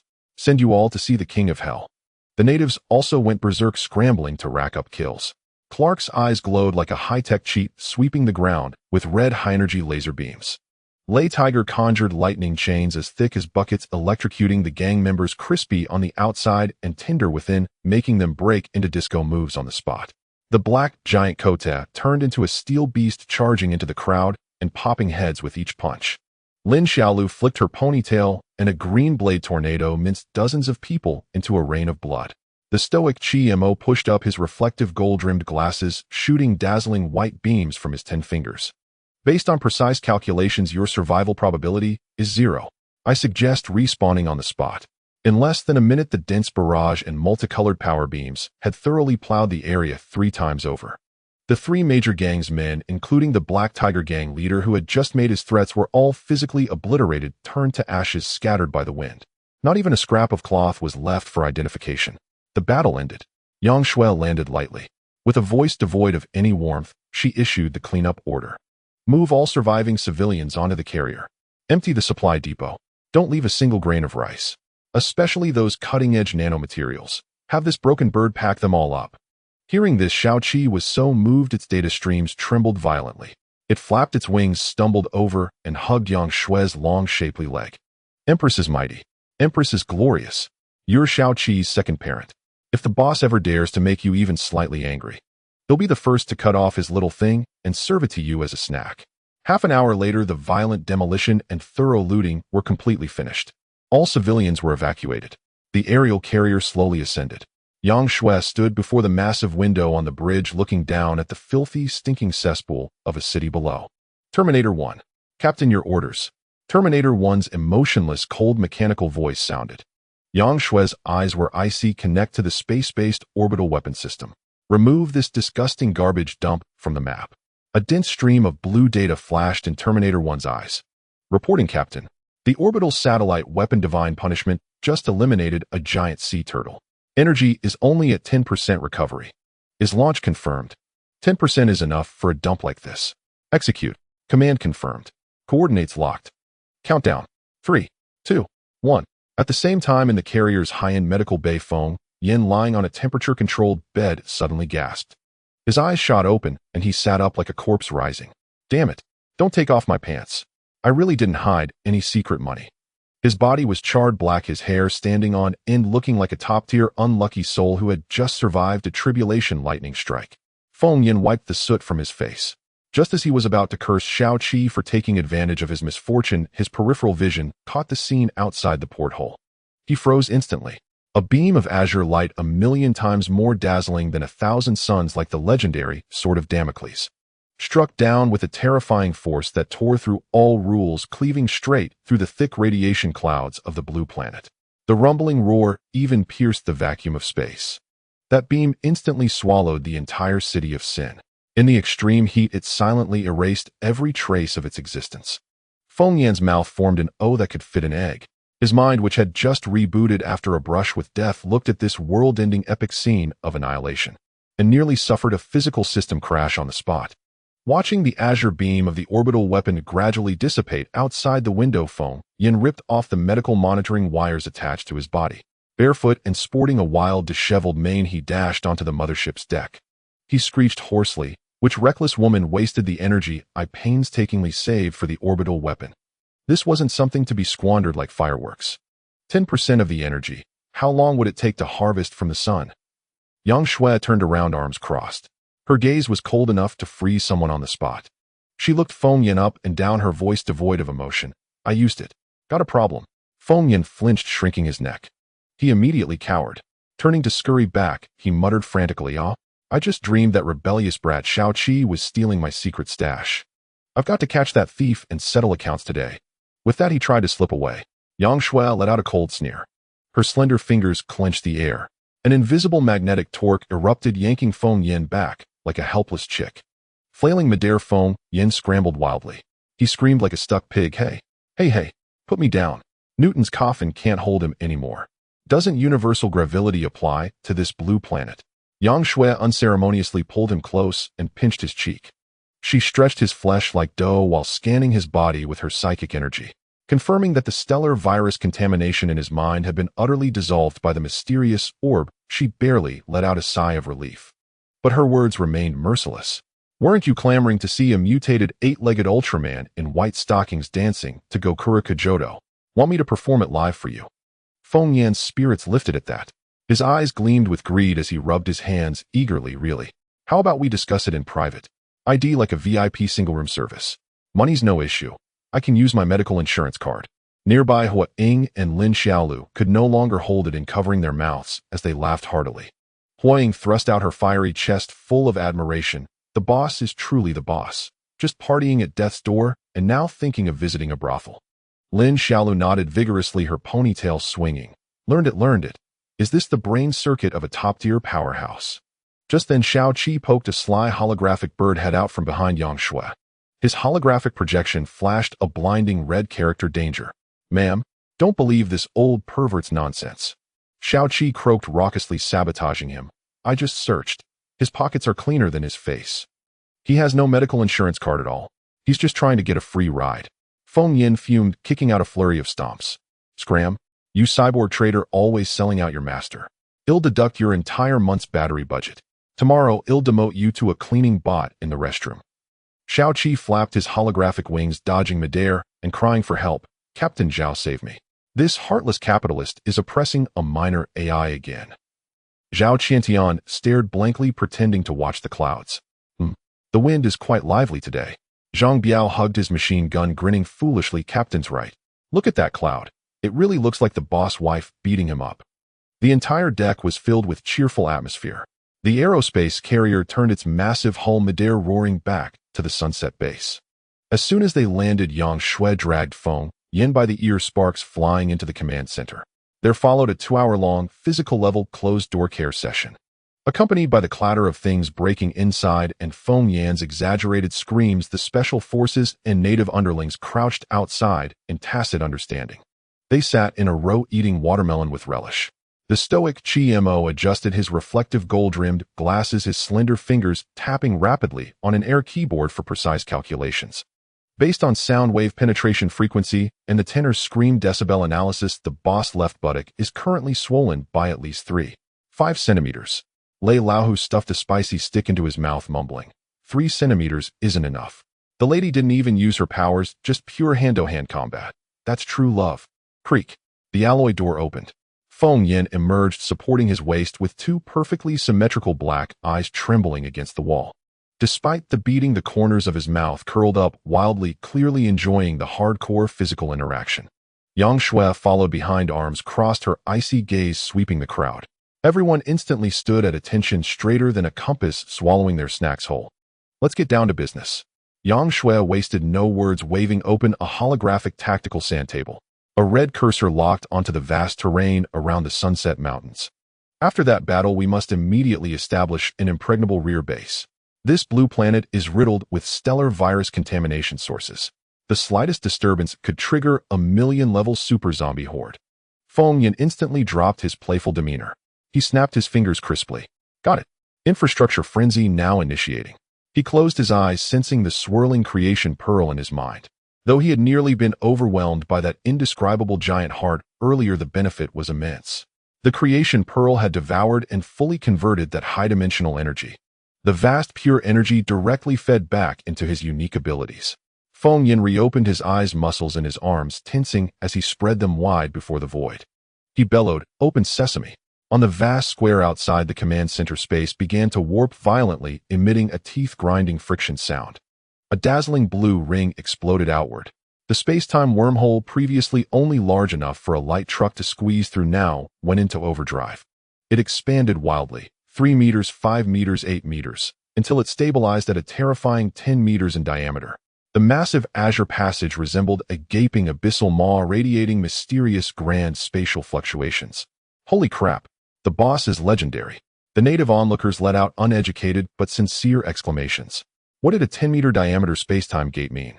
It meant that Earth's true heavy steel beasts could now roll in without any restrictions. Light flickered wildly. From the other side of the wormhole came a hair-raising roar of heavy industry. The scene shifted. Earth South Sea Fleet Panga Project Secret Base. Major General Zhou Weiguo stood before the monitoring screen, watching the surging spacetime gate data. In his excitement, he crushed his stainless steel thermos filled with goji berry tea. Good lad. I knew that little rascal Feng Yin had a tough life. Zhou Weiguo spun around, roaring with authority, "Pass my order. All elite engineering troops move out." Academician Wang Tonghe, now hopping with joy like an old child, pointed at the steel army prepared in the warehouse behind him. "Quick, bring all my developed treasures over. We must cure the fear of insufficient firepower today.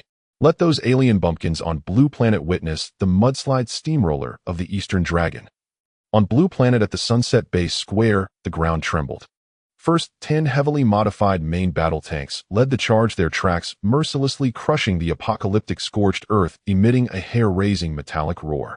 Then hundreds of giant armored engineering vehicles lined up in an endless column rumbled out.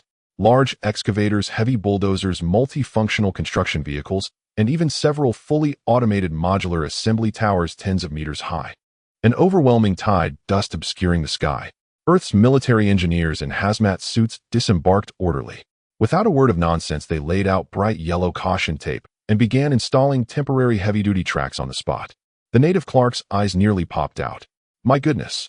Boss, are people from your hometown all steel machines that don't need to eat or sleep? The explosive maniac Zhou Kai walked over, patting Clark's shoulder with a grin. Basic moves, don't overhype it. Close your jaw. You'll soon see what true infrastructure frenzy means. Feng Yin stood on the highest platform of the square, pointing proudly at the endless Sunset Mountain range. Comrades, I set a small goal: within half a month hollow out this mountain range completely. Build an apocalypse survival fortress that even a 10-megaton nuclear bomb can't breach. Shaoqi zipped over, landing steadily on his shoulder. His holographic wings swept forward with ceremonial flair. Skynet system fully connected. 500 Terminator construction robots ready. Your ace foreman Shaoqi is at your service. As the entire Sunset base buzzed with activity, thousands of heavy machines frantically excavating and pouring concrete, a thunderous rumble echoed from deep underground. The ground shook violently 3 times. A giant armored tunnel-boring machine tasked with deep excavation suddenly stalled. Its massive alloy drill emitted a piercing alarm, grinding against the earth with blinding sparks.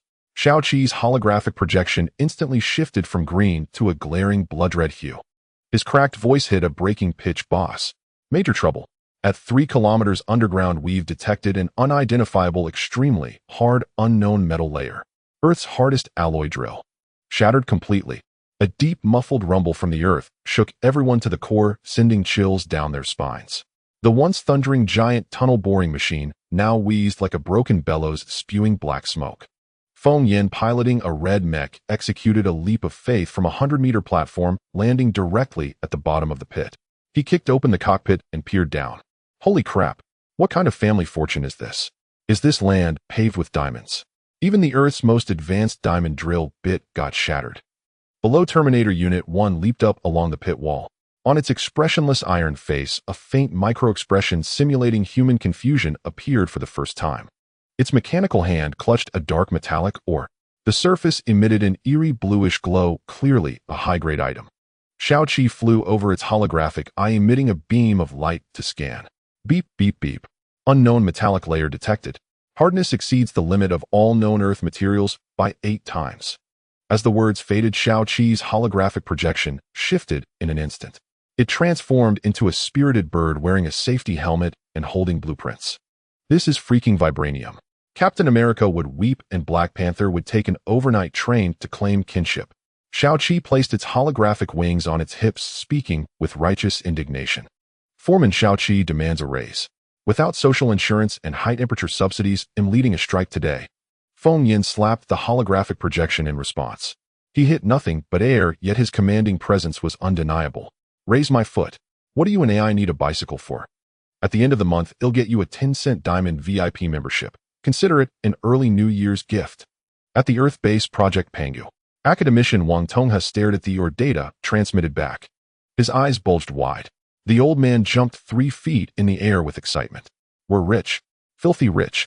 This is a groundbreaking divine material. Bulletproof, blast-proof, and it can even channel spiritual power. Wang Lao's face glowed red as he sprayed saliva across the screen. Feng Yin, dig like there's no tomorrow. The armor plates for our Pangu fleet's ultimate mech finally have a source. Beside him, Major General Zhou Weigua was also boiling with passion. He slammed his hand on the command table, making teacups clatter. Elite Engineering Corps, hear my order. Spare no expense. Switch all to ultrasonic cutting equipment. Even if you have to gnaw with your teeth, scrape 3 layers off Blue Star's surface today. With the nations backing, the entire Sunset base entered a frenzy of overdrive. Fueled by Earth's massive resource support, the base's transformation was visible daily.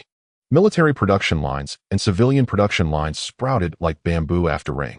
These Blue Star natives who once ate rats and bark in the apocalypse were now standing tall.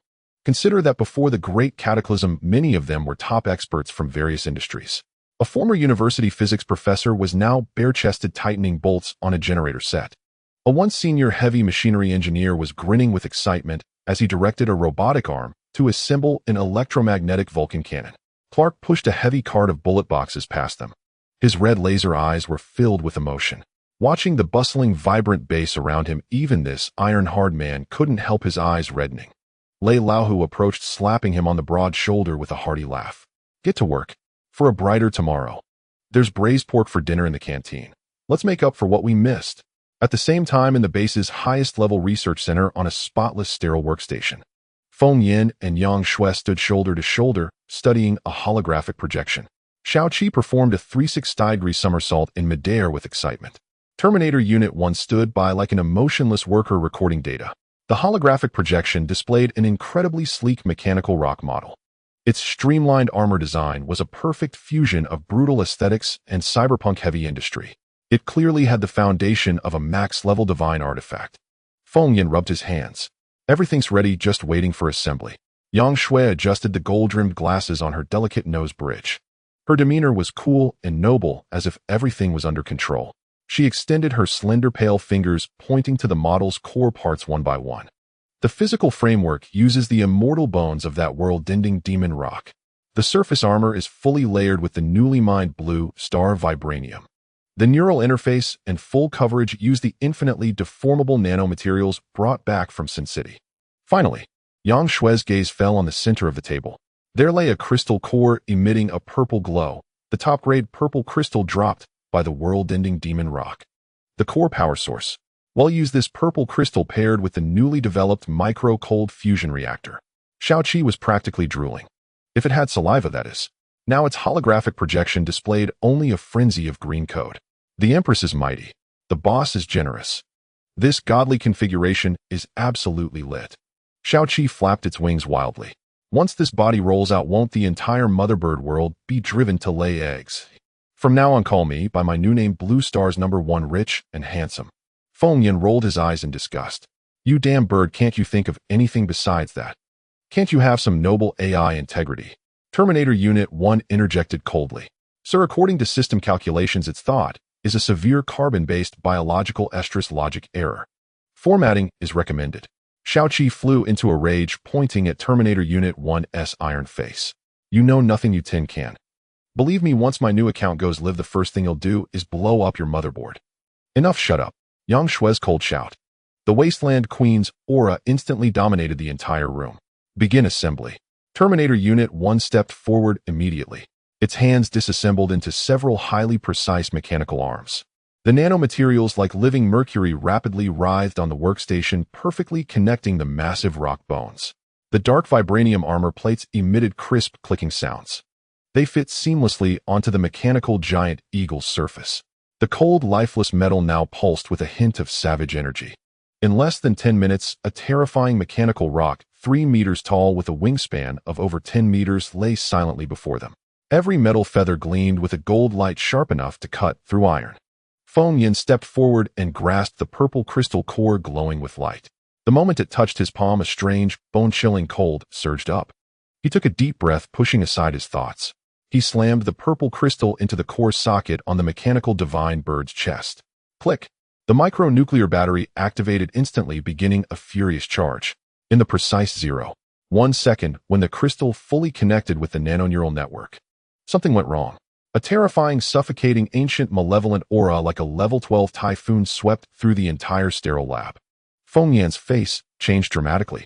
Deep in his mind, the ever-quiet creation pearl suddenly vibrated violently, sounding the highest-level soul alarm. It was the remnant soul of the world-ending demon rock. This creature, unwilling to die, had been lurking in the deepest part of the purple crystal all along. Now contacting its original bones from its past life, combined with the endless energy from the micro-fusion reactor, it had awakened. On the workstation, the once lifeless, giant mechanical divine bird suddenly opened its eyes. The originally blue AI electronic eyes now blazed with 2 beams of terrifying blood-red light. The violent demonic aura was unstoppable. Bang, bang, bang.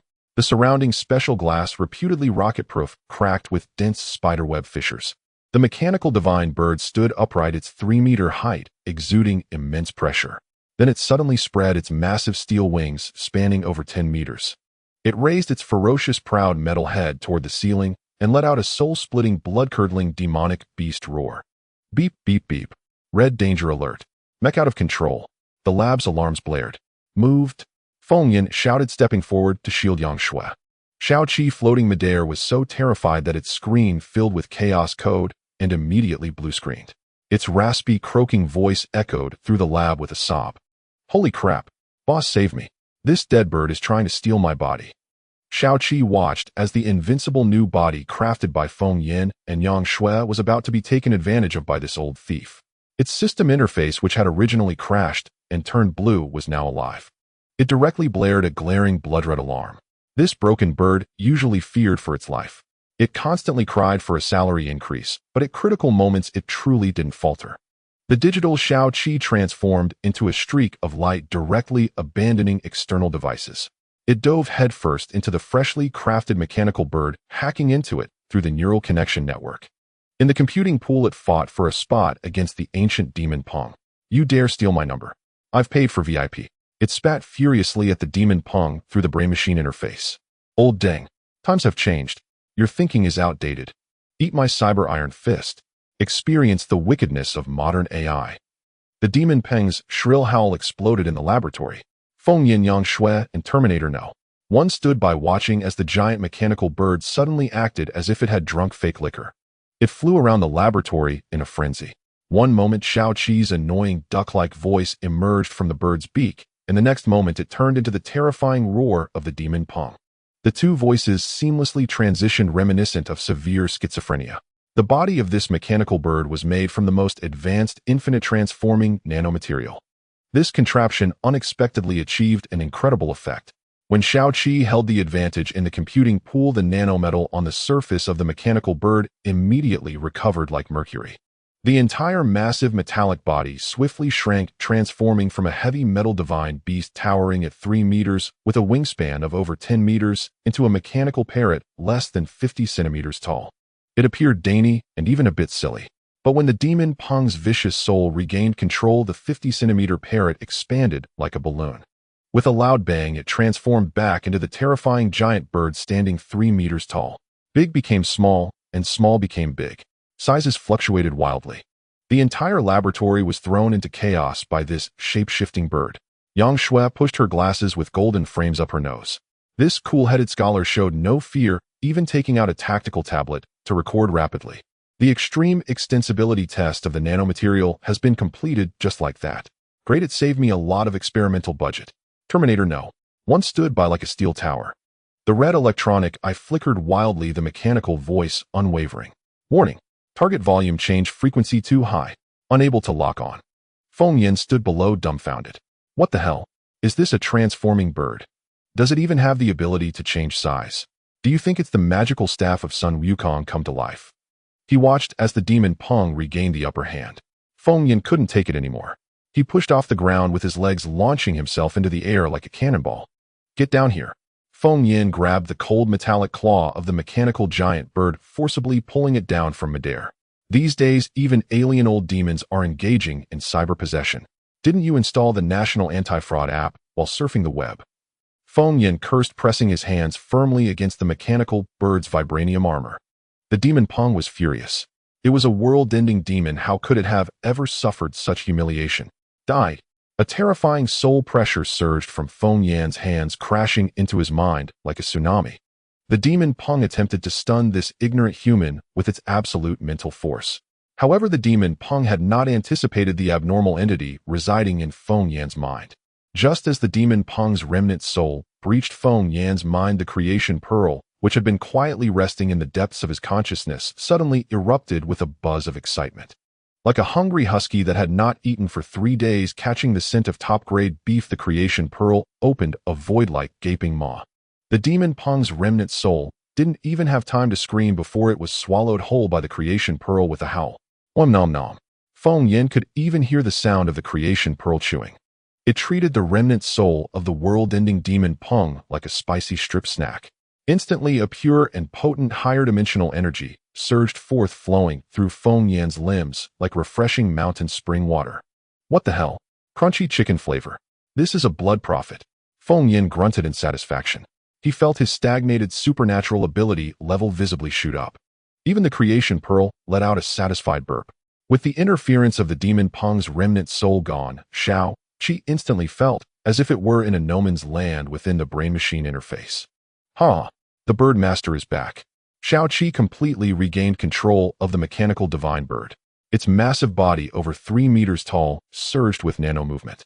It transformed back into that delicate mechanical parrot. Xiao Qi flapped its metallic wings glimmering in the light, landing perfectly on Feng Yan's shoulder. Then with its newly acquired vibranium beak, it unceremoniously pulled out a hair from Feng Yan's head. Hiss! Feng Yan gasped in pain, about to swat its bird head in retaliation. You damn bird. Just came back to life, and you're already stealing from your father. Xiao Qi nimbly tilted its head to dodge, its green electronic eyes filled with pride. This is called experiencing the physical feedback of the new body. Boss, I feel like I can take on 10 of you now. Feng Yan rolled his eyes dramatically. All right, let's see if you're a mule or a horse.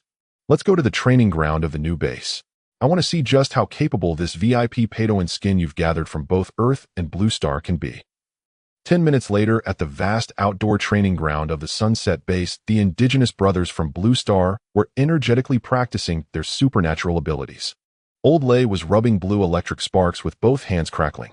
Lu Chun, dressed in a green long robe, had his eyes slightly closed with a white lotus flower shield radiating water ripples resting in his palm.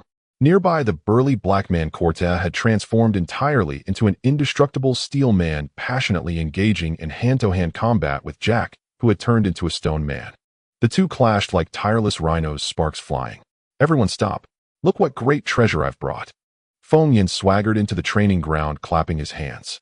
Everyone stopped their movements and gathered around. Old Lei wiped the sweat off his forehead and glanced at the small mechanical parrot on Feng Yan's shoulder. Boss, you call this a great treasure?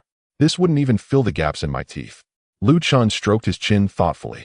Such a delicate and marvelous creation indeed has high ornamental value. They'll find a good cage for it later. Hanging it under the eaves to listen to music would be wonderful. Corta laughed heartily, taking advantage of his steel man form. He gestured with his finger. With its tiny frame, I could flick it away to the Sunset Mountains with just my pinky. Standing on Feng Yan's shoulder, Xiao Qi immediately became displeased, its electronic eyes flashing a dangerous crimson. A bunch of country bumpkins who have never seen the world. Dare to mock me. I'll let you see what a Patoan player's brutal strength feels like today. Feng Yan stepped back with a gleeful expression. He grabbed Xiao Qi and, like throwing a grenade, hurled it into the sky. Go Pikachu. You're the chosen one. Begin your performance. In midair, Xiao Qi's mechanical wings suddenly flapped vigorously.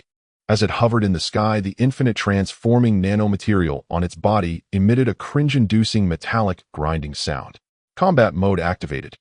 In less than a second, the 50-centimeter cute parrot vanished, replaced by a terrifying mechanical golden-winged roc, standing 3 meters tall, with a wingspan of over 10 meters.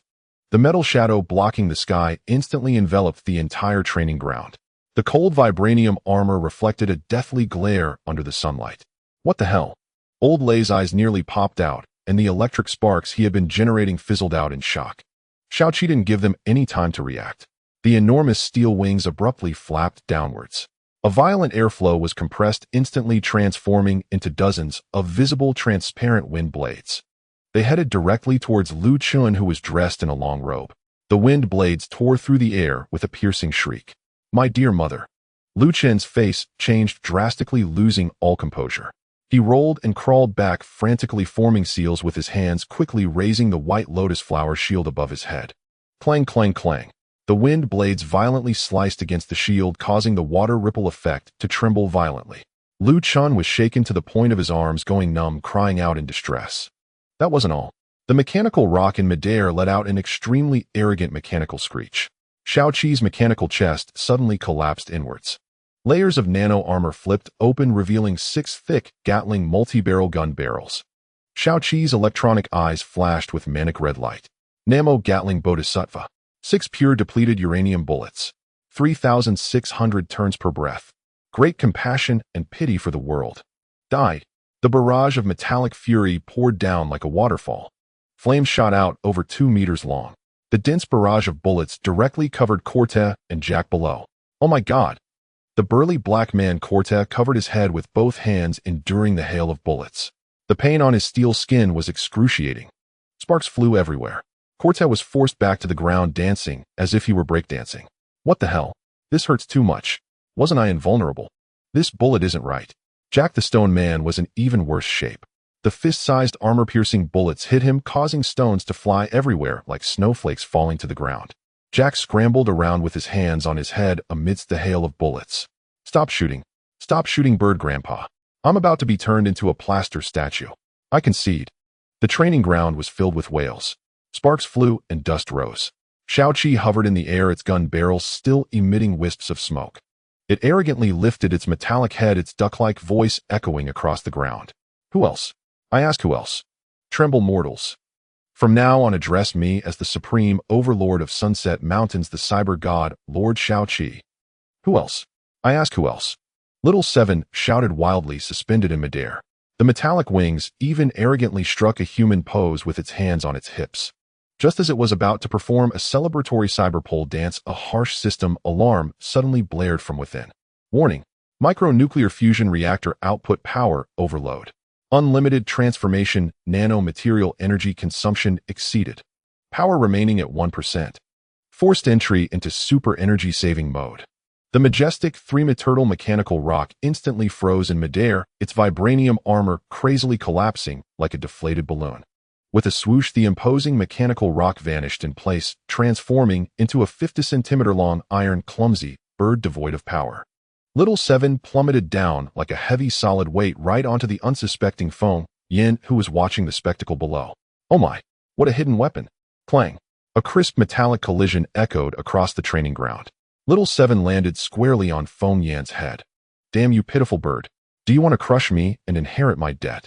Feng Yin groaned, clutching his head and hopping in pain. Little Seven lay sprawled on the ground, motionless. Its green electronic eyes turned into two crossed red lights, weakly emitting a tiny bubble sound. Boss, help. I'm out of power, hurry and find a charger. The arena fell into silence. The natives, who had just been trembling in fear of the rock, exchanged glances. Old Thunder rubbed the dying sparks in his hands, looking bewildered. Lu Chun dispersed the white lotus shield in his palm, adjusting his disheveled long robe, his mouth twitching. Yang Shui, dressed in a white lab coat, walked over in high heels, coolly adjusting the gold-rimmed glasses on her nose. She looked at Feng Yin, who was grimacing in pain on the ground, and the feigning dead Little Seven. Her red lips parted slightly as she uttered four words: intelligence basin. The members of the Earth Special Forces nearby watched this scene, their eyes filled with uncontainable anxiety. Sniper Wang Meng swallowed hard, tightly gripping the butt of his gun. Captain, when can we also cheat like these Blue Star people? Watching them zap and transform into stone, my heavy sniper suddenly feels less appealing. Crazy demolitions expert Zhou Kai patted the C4 explosives at his waist, slamming his thigh. Exactly. Our firepower is fine against ordinary zombies, but if we encounter that kind of powerful monster... If I swallowed all this explosives to detonate, it probably wouldn't even break their defenses. Zhao Qingtian crossed his arms, the usually taciturn, iron-blooded man burning with deep concern in his eyes. As a soldier of Huagua, he didn't see cool superpowers, but rather he pondered what the nation would use to defend against such colossal beasts if they appeared on Earth. This was the deep-seated fear of firepower deficiency etched into the bones of Huagua soldiers. He took a deep breath, his voice low and powerful. Everyone, don't be anxious. The country sent us here to clarify this evolutionary path. Once Director Yang's serum is ready, we Earth soldiers will still be able to tear the monsters apart. At that time, we will be the first line of defense for Huaxia. Everyone's gaze turned in unison towards the underground sterile laboratory of the newly built base. At this moment, the atmosphere in the laboratory was tense to the extreme. Lu Degu and Zhang Xiaodao, two top researchers, were dressed in heavy protective suits. They were pulling their hair in frustration in front of rows of glass cages, all filled with experimental, white, mice brought from Earth. Now these mice were either exploding and splattering against the walls, or covered in tumors transforming into little monsters. In the end, they could only be physically exorcised by the laser guns. Another failure. Lu Degu removed his goggles, panting heavily, drenched in sweat. The Starlight virus in the zombie crystal core is too domineering. Current purification technology simply cannot eliminate it completely. As soon as the genetic sequence of Earth organisms is injected, it will definitely cause malignant mutations. Yang Shui stood in front of the control panel, her brows tightly knitted together. She flipped through a long list of failed genetic blueprints on the smart brain, her expression flickering. Suddenly, her gaze passed through the transparent glass wall, locking onto the figure on the sofa in the living room. Feng Yin was crazily competing with Little Seven for chips. On Yang Shue's cool and stunning face a smile as radiant as spring flowers suddenly bloomed. She pushed open the laboratory door and walked straight up to Feng Yan. Feng Yan was stuffing chips into his mouth, momentarily dazed by this unexpected smile. "Director Yang, your smile is a bit eerie. What's the matter?" Yang Shui flicked her long hair beside her ear, unexpectedly throwing Feng Yan a stunningly lethal wink. This gaze was enough to leave Feng Yan a lifelong single dumbfounded. "Feng Yan, I've encountered a bit of trouble. Could you help me out?" Yang Shui switched to a deadly sweet tone, her voice dripping with allure. Feng Yan's resolve crumbled instantly. He pushed aside Little Seven, who was acting as an electronic pet, and thumped his chest. "No problem. I will go through fire and water for you. Whoever dares to bully our Shui, I will chop him into pieces with my spatial blade right on the spot. So obedient, then follow me." Yang Shui turned around, a smirk of triumph crept onto her lips. Feng Yan followed her like a bewitched silly deer. He followed her into the laboratory, and 3 minutes later blood-curdling screams, 100 times more horrific than a pig being slaughtered, erupted from the sterile room. "Damn! Yang Shui, what are you doing? Let me go. You're murdering your husband."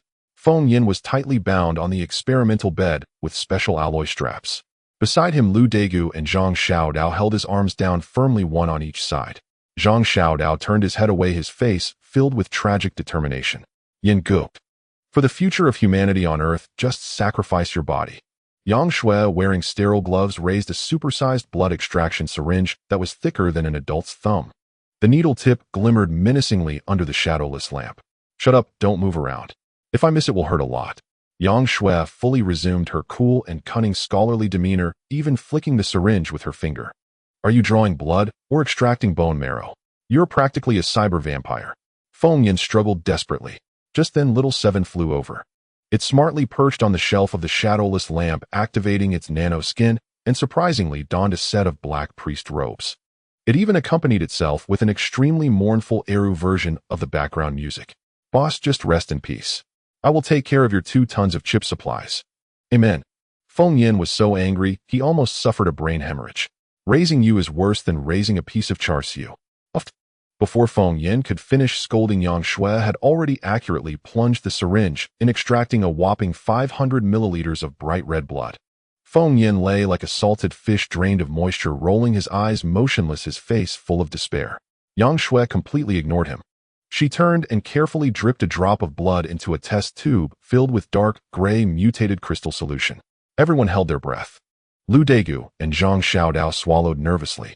A miracle occurred. As soon as Feng Yan's blood touched the toxic starlight virus, a weak yet pure golden light erupted in the test tube in an instant. It was the antibody blood modified by the creation pearl. Accompanied by a faint sizzling sound, the previously murky and violent dark gray solution in the test tube completely transformed. All lethal impurities were instantaneously purified. It visibly turned into a crystal-clear, soft blue potion radiating a gentle glow. Perfect fusion. Yang Shui's cool eyes burst forth with unprecedented fervor as she excitedly gripped the test tube. Feng Yan's blood contains a top-tier antibody never seen on Blue Star. It perfectly neutralized the violent genes of the Starlight virus. Lu Degu, overwhelmed with excitement, hugged Zhang Xiaodao tightly, tears streaming down his face. "It worked. The first-generation gene serum has been born." Feng Yan, lying on the experimental bed, weakly groaned. "Hey, can I get a bottle of nutrient drink first? I feel completely drained." Yang Shui was not completely blinded by joy. She pushed her glasses and swiftly scanned the row of glass cages on the table. "Lu Degu, bring over those 2 half-dead white mice from cage number 2. Without verifying the lethality through animal experiments, we cannot easily proceed to human trials." Lu Degu promptly grabbed the cage, pulling out 2 barely alive white mice. Yang Shui used a micropipette to extract a drop of the sky blue potion. She injected it into the 2 white mice. Zhang Xiaodao was so nervous, he didn't even dare to breathe. Based on past experience, the white mice would self-destruct within 10 seconds after injection. 10 seconds passed. 30 seconds passed. There was no movement in the cage. Suddenly, squeak. The white mouse on the left let out an extremely sharp cry. Its originally dull fur stood on end, and its size actually bulged outwards. It vehemently clawed at the specially made alloy cage. Crack, crack. The sound of metal fracturing echoed. The alloy mesh, harder than steel, was actually bitten through by a mouse, creating a large hole. Lu Degu exclaimed, "Oh my goodness! This mouse has become a spirit. Its strength has increased by at least 100 times." The white mouse on the right, however, showed no significant movement. It merely let out a loud belch, flipped over, and fell sound asleep on its back. Aside from being a bit lethargic, its life signs were surprisingly stable. Yang Shui let out a long breath of stale air, her eyes filled with ecstatic joy. The experimental conclusion is out. The lethality rate of genetic mutation has nearly dropped to 0. That powerful white mouse represents the perfect awakening of physical enhancement abilities. That sleepy white mouse indicates it did not awaken, but is merely undergoing bodily rejection metabolism, which will not endanger its life. Outside the laboratory door, a crowd of Earth Special Forces members had already gathered, alerted by the news. Yang Shui, holding the sky blue potion, strode out from the sterile operation station. Every steel man looked at the potion shimmering with blue light, their breathing becoming rapid. Yang Shui pushed her glasses, her gaze sweeping over everyone. Although the animal experiments were successful and the lethality rate dropped to the lowest, this potion still contains the violent energy of third-level blue crystals. For ordinary human bodies, the pain index during the injection process may be extremely terrifying. The success rate of awakening is still unknown. The specific direction of mutation is also uncertain, and it might result in nothing but suffering. This is the first attempt for humanity on Earth to step into the extraordinary threshold, still accompanied by unknown risks. Who will be the first volunteer? The air fell silent for merely 3 seconds. I will. A deep voice like a thunderclap resonated. Zhao Qingtian strode forward. He removed his military cap, revealing a resolute buzz cut. As a lieutenant colonel in the Special Operations Brigade, he was the captain of the Earth Special Forces. This hard man, always charging at the front lines, fixed his gaze on the potion tightly. He took off his camouflage jacket, exposing his muscular arms marked with bullet wounds. His eyes burned with a relentless determination. The commander sent me to bring the team here, not to watch these natives show off their operations. As long as it allows Huaxia to possess the means to combat the colossal beasts of the stars, as long as it cures my fear of firepower deficiency, I will die on this experimental platform today. I will pave this extraordinary path for my brothers behind me. Upon learning that Zhao Qingtian was to be the volunteer for Earth's first genetic potion human trial, the Earth Panga base could no longer sit idly. They vehemently demanded that Feng Yin initiate a real-time livestream. Shaoqi flapped its wings in midair, directing wildly, "Boss, make the hole smaller to save electricity. Our base's electricity bill is very expensive, you know." Feng Yin rolled his eyes. With a faint thought, a wash-basin-sized wormhole split open in the air. A drone carrying a military-grade microcamera zipped through, hovering steadily in the sky. On the other side of the wormhole, in the Earth Panga Base Command Center, Zhou Weiguo and a group of high-ranking military officers stared intently at the large screen, forgetting even to breathe. Outside the sterile lab on Blue Star, Wang Ming, Lin Rui, Zhou Kai, and Zhang Biao, for iron-willed Special Forces kings, had completely lost their composure. Each one clung to the floor-to-ceiling glass like giant geckos, their noses squashed flat like pigs. "Brother Ming, move over, you're blocking my view," of the captain taking off his clothes. "Get lost. This is a historic, epic-making moment. I need to remember it to brag about later." Zhou Kai, the explosive maniac, pressed in relentlessly. Wang Ming's eyes bulged like brass bells, standing his ground. Inside the lab, Yang Shui adjusted her gold-rimmed glasses, her icy gaze revealing a hint of scientific fervor. She manipulated the robotic arms, steadily holding the tube of azure-glowing genetic potion. "Lieutenant Colonel Zhao, this stuff can't be given with anesthesia. It might hurt a little during the process." Zhao Qingping lay flat on a specially made alloy experimental bed, his limbs firmly secured by wrist-thick alloy straps. He grinned, utterly unconcerned. "Bring it on. If I so much as frown, am not a soldier of the Hua nation." The long needle precisely pierced a vein, and the sky-blue potion was slowly injected. "Oh." Within a single second, Zhao Qingtian jerked his neck back, letting out a beastly, agonized roar.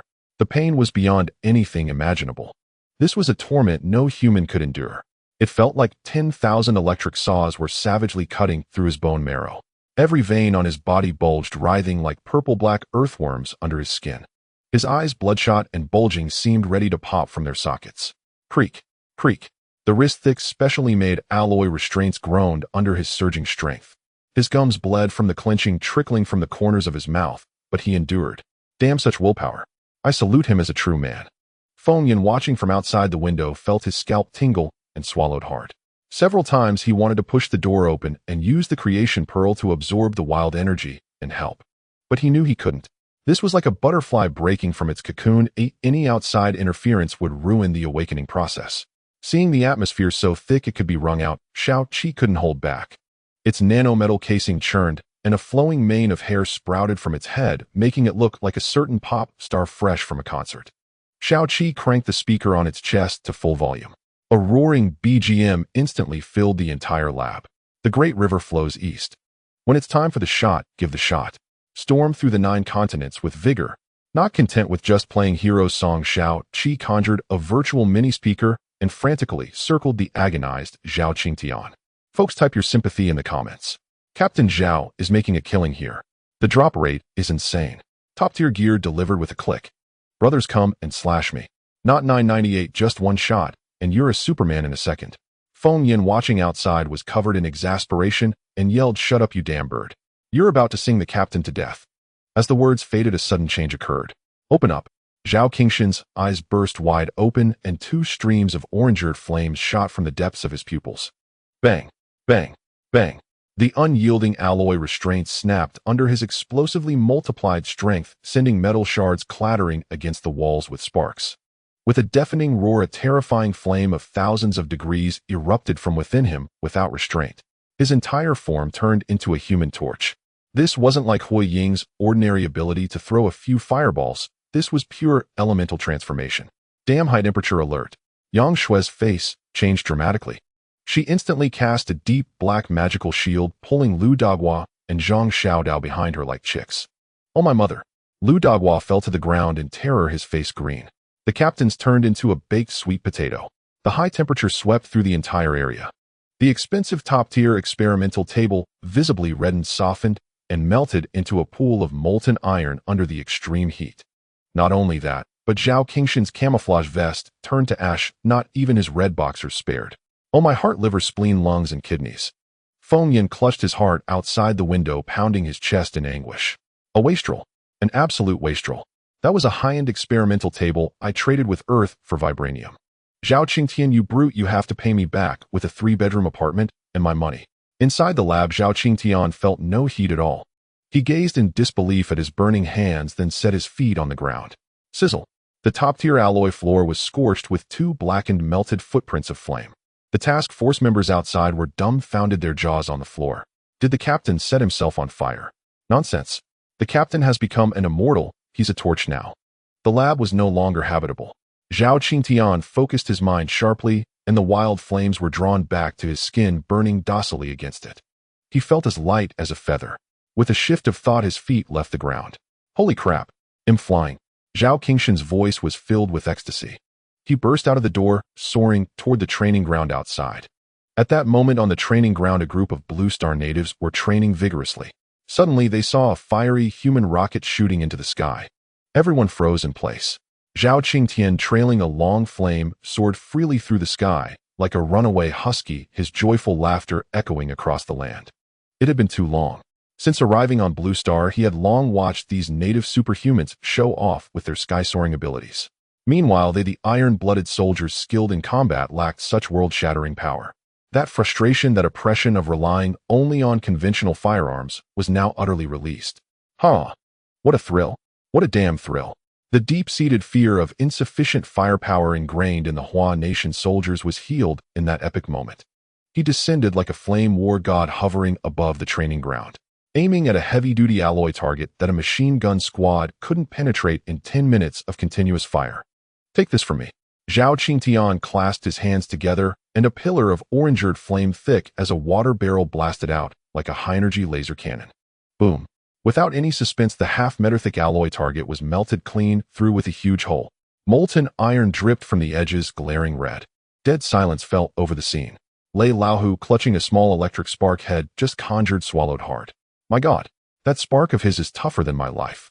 Huang looked down at the fireball in her hand and instantly felt it was lackluster. So we're both in the fire business. I'm barely a disposable lighter. Seeing this, the Earth Pango base, watching through the drone feed, erupted in cheers that threatened to lift the roof. It worked. It had truly worked. In the video feed, academician Wang Tung's eyes gleamed green like a starving old wolf. He snatched the microphone, his voice cracking with excitement. Feng Yan, hurry. Send the bloodstains on that needle back for testing. Hey you Lu Dagua, get the biggest tube and draw Feng Yan's blood. The lad's sturdy, a few thousand milliliters won't kill him. Feng Yan gave the drone lens a big middle finger. You old rascal, are you trying to send me to meet my great-grandma early? No way. Major General Zhou Weiguo suppressed his excitement, slamming the table with dominating authority. Wang Meng, Lin Rui, Zhou Kai, Zhang Biao. The four of you get in line for the shot right now. If the whole team succeeds, it'll immediately report to the highest command to select the most loyal elite soldiers from the entire military to form the 1st Dawn Special Operations Battalion. The supernatural era for our Earth Huan Nation military officially begins. Hearing Zhou Weiguo's resolute words, Feng Yan felt his blood boil. For the sake of his homeland's rise, the blood he was about to donate was worth it. On the training ground, the electric sparks in Lei Lao's hand had completely died out. He stared blankly at Zhao Qingtian, a blazing figure of fire soaring through the sky. He turned his head in a daze to look at Huaying. Sis, you've played with fire since you were little.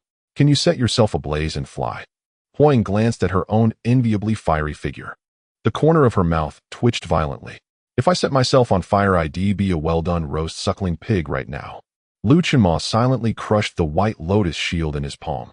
He straightened his disheveled robe, tilted his head up at a 45-degree angle, and gazed at the sky. My Dao heart is shattered. Shattered beyond repair. Lei Laohu slapped his palm against his face on the verge of tears. We Blue Star folks risk our lives swallowing crystal cores, and we still have to guard against the starry sky virus burning our brains into idiocy.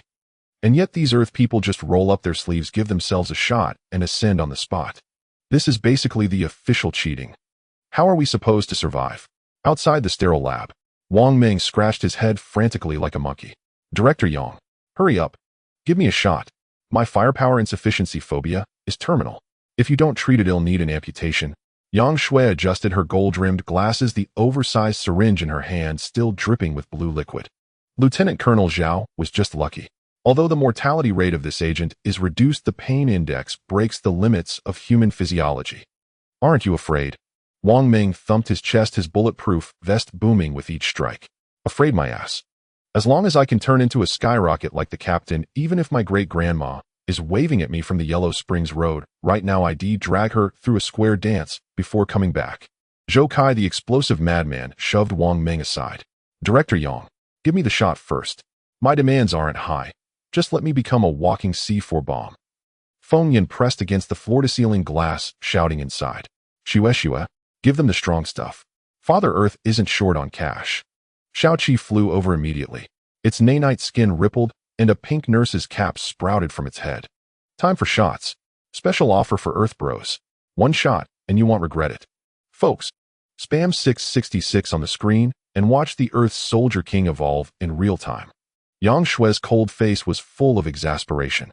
She took a deep breath and turned into a relentless injection machine on an assembly line. 3 minutes later, a symphony of agonizing screams erupted from the sterile operating room. Wang Meng, Lin Rui, Zhou Kai, and Zhang Biao each wailed more miserably than the last. Shao-Chi thoughtfully transformed into a massive subwoofer. It blasted a manic version of Little Apple for them. You are my little apple. I can never love you too much.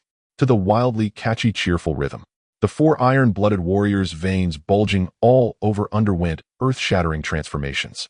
Wang Meng's skin turned into gleaming silver metal. His hands morphed directly into two titanium alloy longswords sharp enough to cut through iron. Metal elementalization.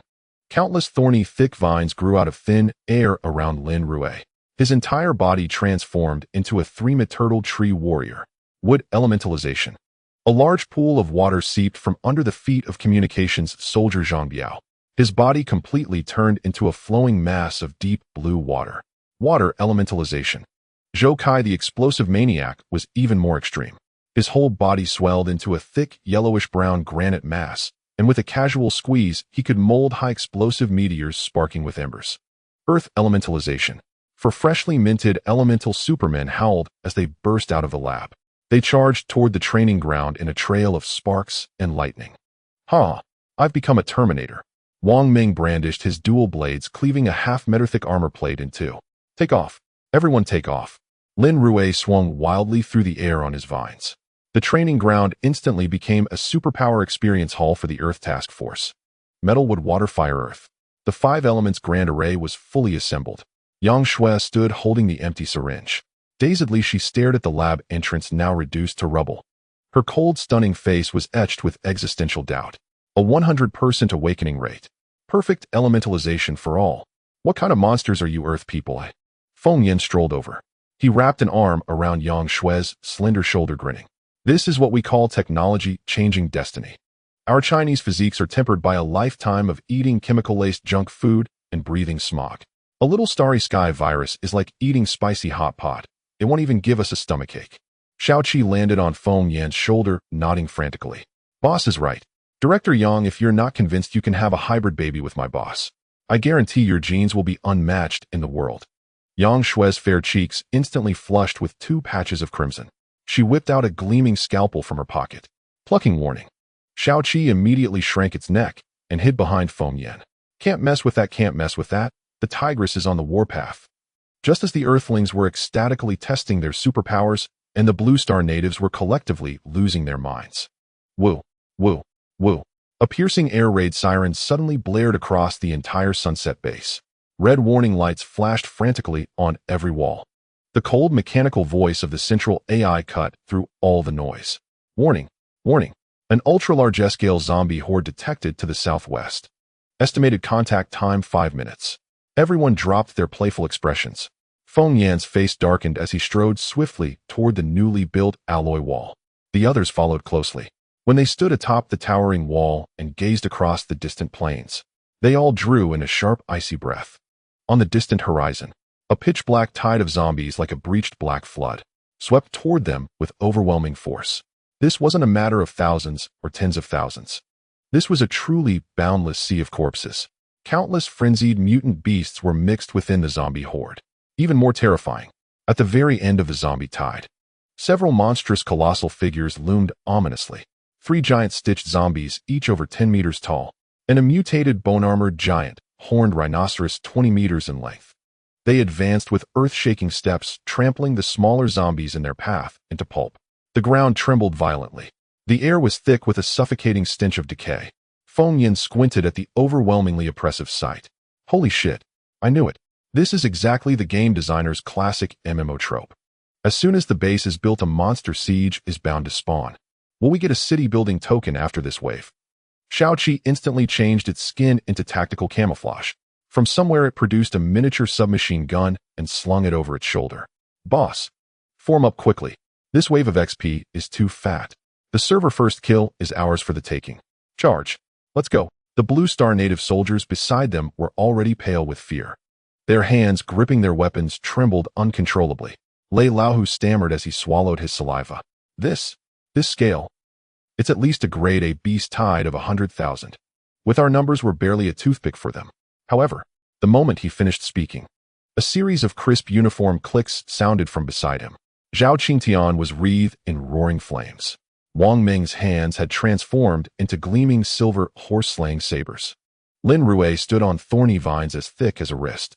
Zhou Kai tossed glowing rock grenades between his hands. Zhang Biao stood atop a rapidly spinning deep-sea vortex. The 5 Earth Soldier Kings, newly empowered, showed not a trace of fear.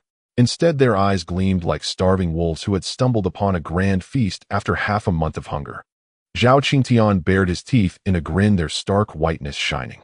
The dancing flames cast his smile in the likeness of a bloodthirsty demon god. 100,000. Just as my firepower insufficiency is cured, they send so many moving targets. He spun around sharply to face Feng Yin, his voice like a booming bell. Commander, the Earth Dawnbreaker Special Ops Squad requests permission to engage. Today these 100,000 heads are all ours. Watching the 5 Earth soldiers, who were engulfed in flames and water, yelling to charge out. Feng Yan's face darkened. What the hell have you all inflated your egos? Even if you were a donkey from a production team, you'd still be exhausted to death after chopping off 100,000 heads. Zhao Qingtian touched his bald head, chuckling. Commander, I just got some divine gear, and I want to go to the novice village to bully some weaklings. Bully weaklings. Feng Yin rolled his eyes dramatically. When poor resort to tactical maneuvers, when prosperous blow things up. This is a fine tradition passed down from our ancestors. Why are you trying to engage in close combat when you have our country's great support? Xiaoqi called the Panga base. Xiaoqi flipped in midair and produced a virtual phone, tucking it under her wing. Hello, is this the father of the nation? Your child is surrounded by 100,000 small monsters and urgently needs heavy fire support. In the next second, Feng Yin held his hands in a virtual grip and his thoughts erupted violently. A 10-meter-high, giant wormhole tore open on the plains behind the sunset base. Buzz. On the other side of the wormhole, an ear-piercing air raid siren echoed through the sky. A deafening roar of engines surged from deep within the wormhole. Swish, swish, swish. Countless silver-gray warplanes emerged like a swarm of bees rushing madly out of the spatial gate. J-20 modified drones. J-35 drones. J-50 drones. The streamlined fuselages shimmered with a cold metallic luster under the setting sun. Xiaoqi somehow got her hands on a command stick, waving it wildly from the top of the city wall. Woohoo! Take off! The Air Force of Huagua is about to unleash chaos. All stand up. The squadron of aircraft showed no sign of slowing down as they soared over the city wall.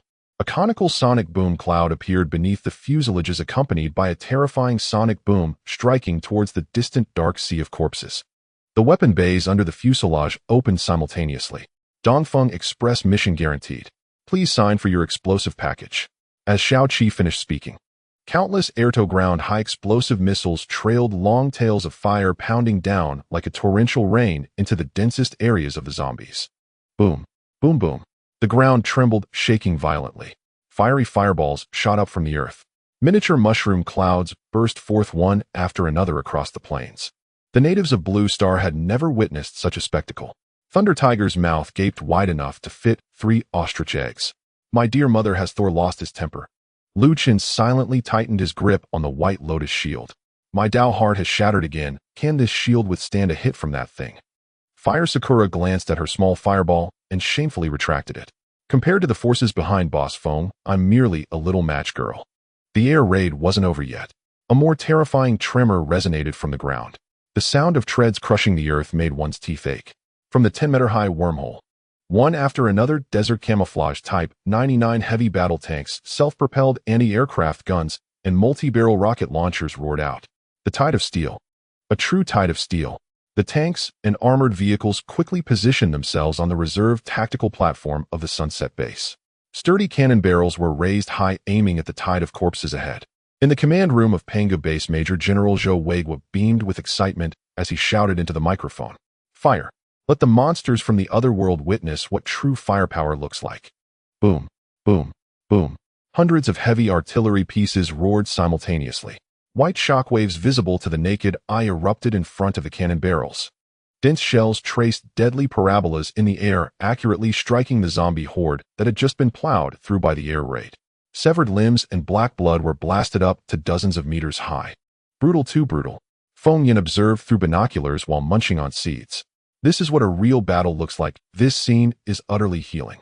However, the monsters clearly had no intention of passively enduring the blows. Suddenly, a piercing shriek echoed from the sky.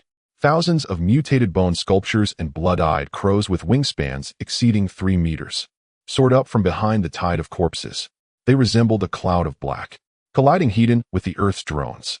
An extremely fierce aerial battle erupted instantly. The fire god cannon fired wildly, feathers and metal parts flying everywhere. Meanwhile, the zombie horde on the ground suddenly split to the sides. A group of bizarre mutated beasts the size of toads, but with pus-filled backs, crawled out. Feng Yin spat out a mouthful of seeds. What on earth are these things? Are the toads evolving? Xiaoqi scanned the area and began to frantically alert. Boss high-energy reactions detected. These toads are about to unleash their ultimate move. The mutated toads all turned around in unison, suddenly sitting down, their large backsides directly aimed at the metallic walls of the Sunset Base. With a disgusting sound, purple viscous blood plasma cannons erupted from the toads' rears. Spanning over 1,000 meters, they smashed into the walls. Hissing, the alloy walls instantly emitted acrid white smoke, with thick metal panels corroded into deep pits like butter. Feng Yin was dumbfounded. What the hell, firing from the backside? This attack method is too unorthodox. This is pure biochemical weaponry. Xiaoqi, take out those toads that are pooping everywhere. Xiaoqi's antenna perked up. Received. Activating the close defense cannon system, let them know that pooping everywhere comes with a price. The dense array of fire god cannons on the city wall instantly activated. With a terrifying firing rate of 10,000 rounds per minute, they lashed out dark red whips of death in the air. Where the fire whips past, those toads, aiming with their backsides, were directly turned into purple paste. Watching the Earth's weapons in action, the natives of Blue Star finally came to their senses. "Brothers, we can't just stand by and watch the big shots show off." Thunder Tiger shouted loudly. He clasped his hands together, conjuring a massive ball of lightning. He hurled it fiercely at the agile zombies climbing the walls. Fire Sakura gritted her teeth and threw out a volley of fireballs. Luchin sighed. The white lotus in his hand transformed into countless petals, slicing through the enemy's throats like flying daggers. The entire Sunset Base unleashed its firepower. The sounds of gunfire, roars, and explosions intertwined to form a frenzied apocalyptic symphony. However, at that moment, the entire battlefield suddenly fell eerily silent for an instant. Even the deafening cannon fire seemed to be suppressed by some invisible force field. Thud, thud, thud. Extremely heavy footsteps echoed from the depths of the corpse tide. With each step, the walls of the Sunset Base shook violently. The ground cracked. A three-headed giant stitched zombie, standing over 15 meters tall, finally pushed aside the cannon fodder in front, exposing itself to everyone's view. Beside them, a mutated armored giant rhinoceros over 20 meters long shimmered with a chilling blue light. But what shocked Feng Yin the most were not these giant beasts. It was the figures standing atop the monsters. A dozen silhouettes, floating quietly around the giant beasts. They were enveloped in dense, unresolvable black mist. Within the dark smoke, one could vaguely see pairs of emotionless pale eyes. The intense aura of starry sky virus pollution made everyone present feel a wave of nausea from afar. These were Blue Star's fallen abilities, completely assimilated by the will of the starry sky giant beasts reduced to monsters. The lead figure in black robes slowly raised a pale bone staff, pointing towards the Sunset Base. An oppressive force 100 times more terrifying than the tide of 100,000 corpses instantaneously enveloped the entire area. The alarm light above Shao Qi's head flashed wildly, turning a glaring blood red. Boss, highest level alert. High-energy life forms detected ahead. These guys shrouded in black smoke are not to be trifled with. Feng Yin tossed aside the seeds in his hand. He slowly straightened his body. Around him, Zhao Qingtian, Wang Meng, Lin Rui, Zhou Kai, and Zhang Biao, 5 Special Forces members, erupted with violent elemental radiance. Fire, water, vines, metal, rock. 5 colors of brilliance shot up to the sky. The abilities of Blue Star also gripped their weapons tightly. Breathing rapidly, the real tough opponents have finally arrived. Brothers, weren't you satisfied watching the special effects blockbuster just now? Feng Yin's eyes gradually sharpened. Now it's our turn to be the protagonists. Feng Yin looked at the group of morally bankrupt, smoke-emitting fallen superhumans below the city. He then glanced at the enormous stitched monster that resembled a mountain. Turning his head, he patted Zhao Qingtian on the shoulder. "Old Zhao, the stage is set. It's your turn to perform. Go and deliver a shock to the compatriots of Blue Star with something from Earth."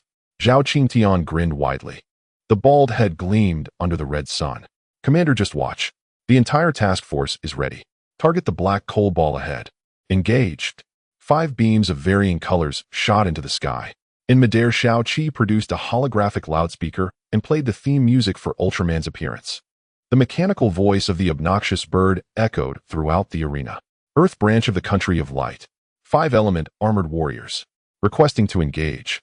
Zhao Qingtian was enveloped in flames, crashing into the enemy ranks like a meteor, raising his hand to unleash a wall of fire. Zhang Biao stood atop a water vortex, effortlessly dousing the black lightning hurled at them into silence. Wang Meng's titanium alloy dual blade spun like a windmill, the metallic storm shredding the minor monsters into bits. Lin Rui manipulated the barbed vines, playing the role of a mad, binding master among the monsters. Zhou Kai was even more brutal, transforming into a human catapult, launching glowing rock bombs as if they were free. The front of the fortress had turned into a Hollywood blockbuster set. Above and below, flames raged, branches flew wildly, rock bombs deafened the ears, and water tornadoes blotted out the sky. Various dazzling elemental effects collided with the black magic of the cloaked figures. The visual spectacle reached its peak. The natives of Blue Star stood on the city walls, dumbfounded. Thunder Tiger, holding a lightning sphere, was utterly dumbfounded, swallowing hard, his voice trembling. Is this the damage that carbon-based life forms can inflict? Do they not even need to check their mana bar when casting skills? Lu Chun looked at the white lotus shield in his palm, sinking once more into profound self-doubt. The Dao heart has shattered again. This time it was reduced to dust. The cloaked figures emitting black smoke were caught off guard. Their prideful starry virus contamination was utterly insufficient against these 5 Earthlings who disregarded martial ethics. Touching it meant death, and proximity resulted in injury. The cloaked leader, furious, began to shriek, "Great God of the starry sky, grant me the power to crush these ants." He waved his hand forcefully. Behind him, 3 gigantic stitch zombies and a mutated bone-armored giant rhino charged forward, their footsteps shaking the ground as they lunged at Zhao Qingtian and his team. Each step of the behemoth caused the earth to crack. Thunder Tiger and the others on the city wall changed color, ready to jump down to save people. Feng Yin reached out to stop them. He casually pulled out a sunflower seed and began to crack it, producing a crisp sound. What's the rush? Old Zhao and the others are elite Earth soldiers. They won't be so easily taken down. Xiaoqi did a flip in midair, the tuft on her head deforming, and began cracking electronic sunflower seeds as well. Exactly, let the bullets fly for a bit. We can just sit back and enjoy the show. A high-energy alert is coming soon. As the massive beast horde was about to trample overhead, Zhao Qingtian did not retreat, but advanced. He clasped his hands together with force and shouted, "Brothers, form the formation, 5-element Great Formation." The metaphysical genes within the bloodline of the Huagua people awakened entirely at this moment. Metal generates water. Water nourishes wood. Wood fuels fire. Fire creates earth. Earth produces metal. The 5 quickly positioned themselves, each unleashing the ultimate elemental power within. 5 streams of power converged and collided in midair, not repelling each other, but rather perfectly nurturing and absorbing one another, merging together. A gigantic multicolored halo formed in the sky. The halo spun wildly, sucking in the free energy in the air as if it were a boundless ocean. In the blink of an eye, a colossal multicolored spiral energy ball hovered in midair, its surface pulsing with chilling arcs and sparks. Even the space around it warped slightly under the pressure of this terrifying energy. Zhao Qingtian, seated centrally, had red eyes and bulging muscles. He roared skyward, "Taste the Earth's specialties, die." The massive multicolored energy ball fell like a meteor, carrying the might to obliterate, directly smashing into the rampaging beasts and stitched zombies. In the next second, an extremely blinding light erupted in the center of the battlefield, as if a miniature sun had been detonated on the plain. Everyone's eyes were instantly blinded, leaving only a field of white. Following that, a thunderous roar shattered eardrums. A terrifying hurricane swept through like a 12th-grade typhoon. The natives of Blue Star on the city wall were caught off guard. Thunder Tiger was blown away, rolling several times on the ground before stopping as his head hit a metallic column. Lu Chen's proud white lotus shield was torn apart as if it were made of paper, and he was blown into a rolling gourd. Fire Sakura screamed, clutching onto a nearby anti-aircraft gun for dear life, completely losing her fierce image. The scene was chaos. Only Feng Yin stood firm as a rock. He smoothly wrapped one arm around Yang Shue's delicate waist, standing steadily at the center of the storm. The fierce wind caused their clothes to flap wildly, raising their status to new heights. Yang Shui blushed, fiercely pinching Feng Yan's waist with 2 fingers. "Where should I put my hands? Hurry up and let go." Feng Yan gasped in pain, reluctantly loosening his grip. Shui, "I'm using my mighty body to protect you. This is blatant ingratitude." The strong light and dust gradually dispersed. The people on the city wall hurriedly crawled to the edge, peering down. They all gasped in unison. In the center of the battlefield, a massive crater over 100 meters in diameter appeared. The edges of the pit still shimmered with high-temperature molten glass. As for the previously invincible giant zombies and the giant horned rhino, they were all gone. Not even a bone fragment remained. They had been vaporized into mush and ash by the terrifying 5-element energy. Standing at the edge of the massive pit, Zhao Qingtian and his team looked like Pikachu with the plug pulled out, the elemental glow on their bodies completely extinguished. Their legs trembled, utterly exhausted. Supporting each other, they exchanged glances, feeling as if all of this was a dream. Then they simultaneously laughed heartily towards the sky. Refreshing. It was so damn refreshing. I've finally experienced what it's like to wipe out everyone in one move from a cultivation novel. Seeing this scene, the Earth Panga base, watching the live broadcast through drones, instantly turned into a sea of joy. Military bigwigs celebrated one after another. The usually stoic advisors hugged each other excitedly. Major General Zhou Weigua slammed his hand on the table. "Good. Well done. Huagua finally has its own powerful superhuman combat force. This is our national treasure. It's much cheaper than firing missiles." Beside him, academician Wang Teng's eyes sparkled with green light, intently staring at the screen showing the exhausted 5 elite soldiers. He rubbed his hands excitedly, nearly drooling. "Wonderful. The theory of the 5 elements generating and overcoming each other can actually be realized. Xiao Lu quickly prepare the largest blood-drawing kit. When they return, each one must give 500 cc's. I want to thoroughly strip away the gene sequence of this 5-element fusion. Just when everyone thought the monster siege had been successfully concluded and were preparing to pop the champagne, an abnormality arose on the battlefield. At the bottom of the originally empty pit, a chilling sound of flesh writhing suddenly emerged. Xiao Qi's tuft on her head spun wildly, and the red alarm light flashed again. Alert! Alert! Extremely evil life form detected ahead. The energy index is skyrocketing. Master, something foul is about to emerge. Feng Yin retracted his playful demeanor and quickly walked to the edge of the city wall. He saw the cloaked leader who should have been blown to smithereens slowly standing up. Half of his body had been blown away, revealing writhing black veins inside. His remaining eye was filled with vengeful hatred fixated on Feng Yin on the city wall. In his hand, he gripped a broken bone from an unknown starry beast. You lowly insects shall not be forgiven. He raised the bone high without hesitation and directly plunged it into his shattered chest. With a muffled thud, black blood gushed out like a fountain pooling among the fallen zombie monsters. The disgusting bits of flesh, broken bones, and rotting entrails. As if summoned by some evil force, they converged upon the cloaked leader in overwhelming numbers, accompanied by nauseating sounds of bones dislocating and flesh merging. A terrifying colossal entity rose from the mound of flesh, towering nearly 100 meters high, resembling a mountain of flesh blocking out the sun. It had tattered, gigantic flesh wings, its body composed entirely of rotten flesh and shattered bones, exuding a suffocating aura of evil. Thick, foul-smelling, viscous fluid dripped from its body, and the green liquid akin to concentrated sulfuric acid fell to the ground, corroding it into terrifying pits that emitted white smoke. This was a deathly corrupted dragon, thoroughly tainted by the starry virus. The corrupted dragon let out a deafening roar, sending shockwaves through the surrounding air, creating visible ripples. The members of the Sunset Base who had just relaxed felt a deep sense of despair rising from within. Feng Yin stared at the nauseating mountain of flesh before him. His mouth twitched uncontrollably as he cursed loudly. Damn it, after dealing with the small fry, now we get the big one. Are they even following biology? This is straight-up Lego puzzling. Feng Yin stared at the mountain of flesh before him.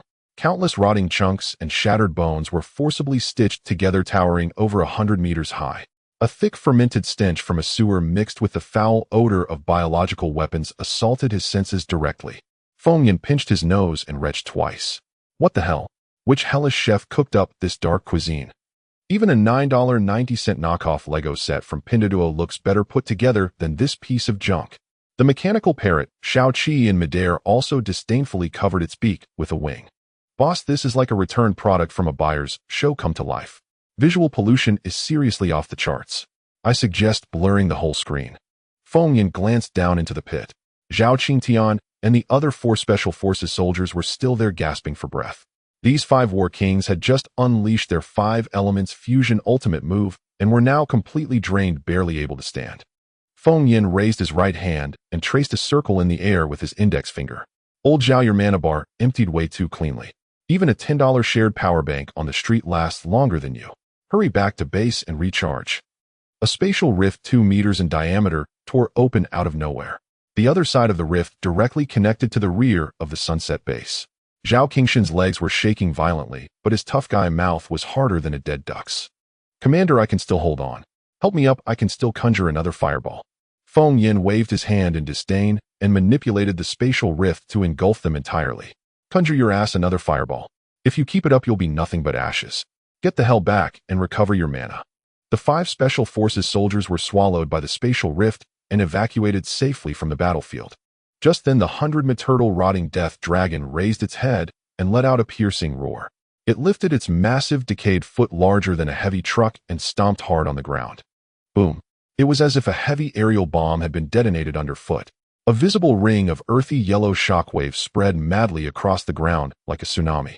A magnitude 12 earthquake instantly swept through the entire Sunset Base. Oh damn. The people on the city wall who had just gotten up were once again shaken and tumbled around like rolling gourds. Lei Laohu had learned his lesson this time. He desperately clung to a lightning rod, his legs trembling in midair. What kind of immortal spell is this again? Since when do earthquakes fall under the jurisdiction of monsters? The studious Chi Mo's glasses were even shaken off.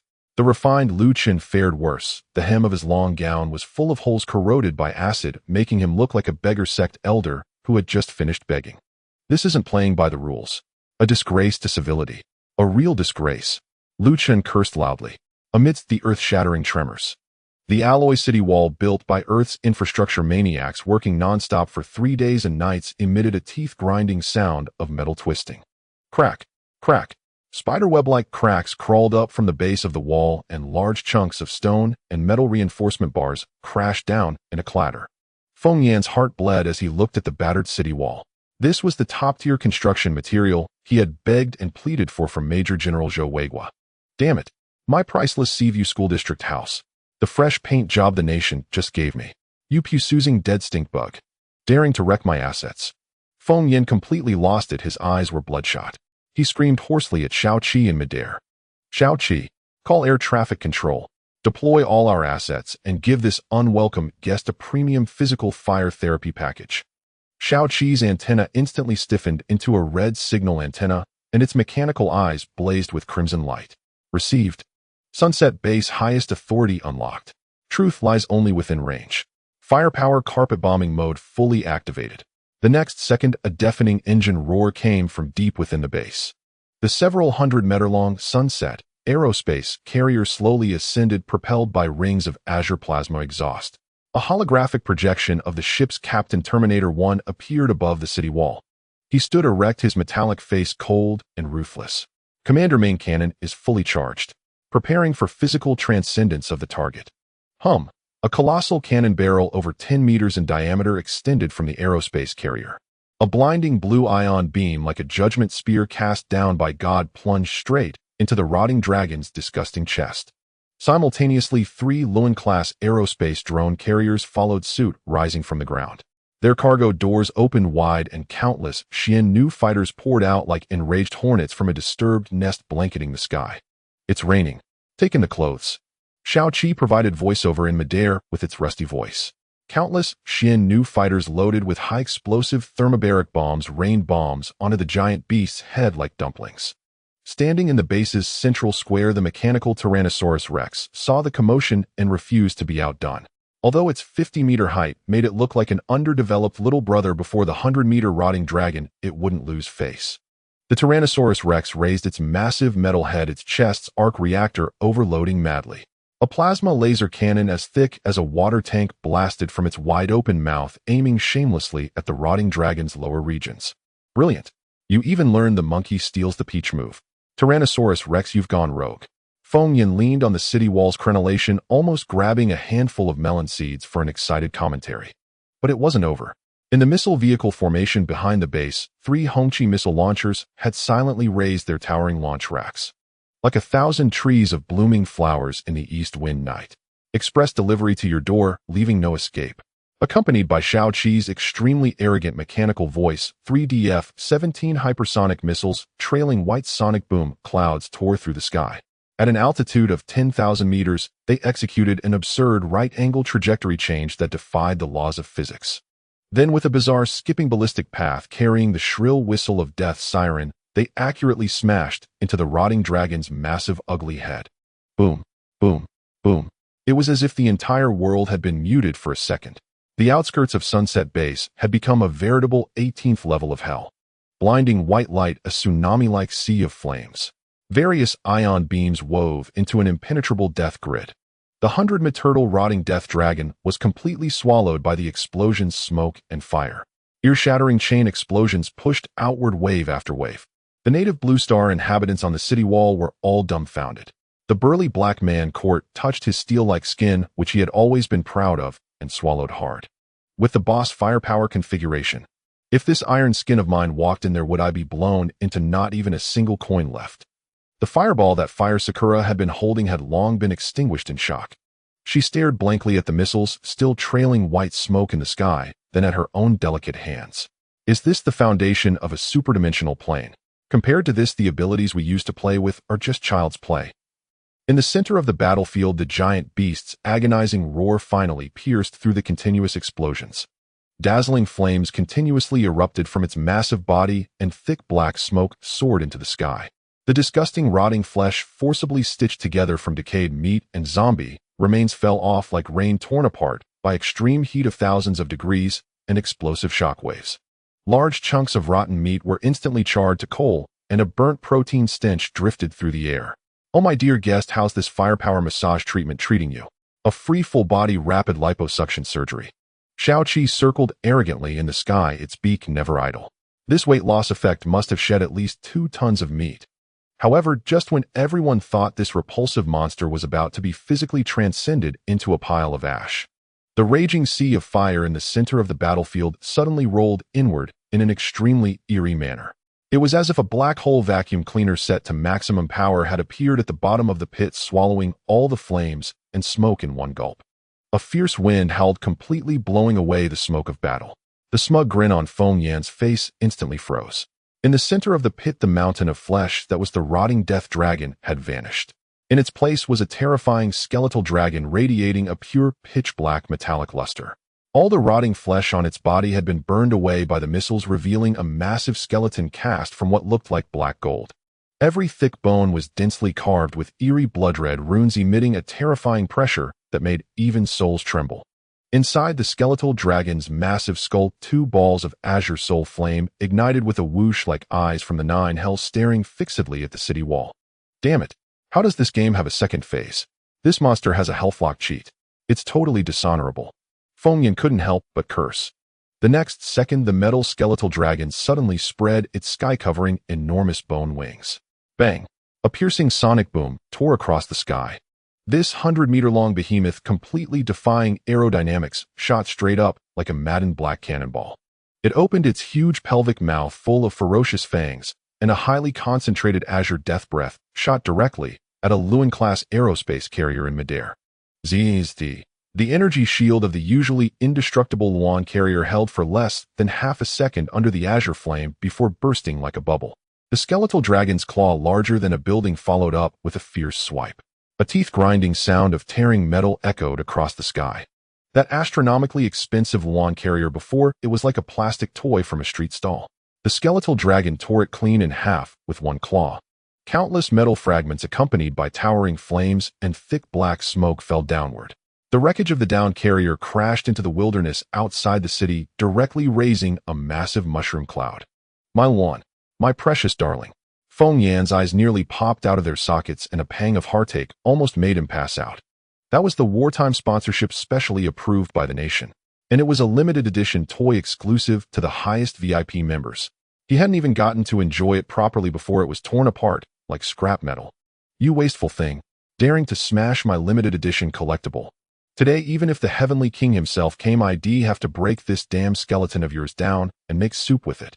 Feng Yan was now truly enraged. The creation pearl within his body sensed its master's killing intent and began to overload furiously. He kicked off the city wall's crenellation with both legs, leaving 2 deep footprints in the thick alloy bricks, and shot into the sky like an arrow from a bowstring. Midair, his figure vanished directly. Swoosh! A silver spatial rift tore open without warning directly above the skeletal dragon's head. Feng Yan stepped out, using a wormhole to flash onto the skeletal dragon's broad skull. He grabbed the huge horn on the skeletal dragon's forehead, steadying his swaying form with a reckless mad dog look in his eyes. When the tiger doesn't show its might, you really think I'm Hello Kitty. Today, I'll personally teach you what it means to get a physical transcendence from a keyboard warrior from Earth. Feng Yan was instantly enraged. That Phoenix mothership was a limited edition VIP divine armor sponsored by the state. It was actually torn apart by a mere skeleton. You ruined my limited edition toy. Feng Yan roared. He forcefully pulled his hands apart in the air. Crack!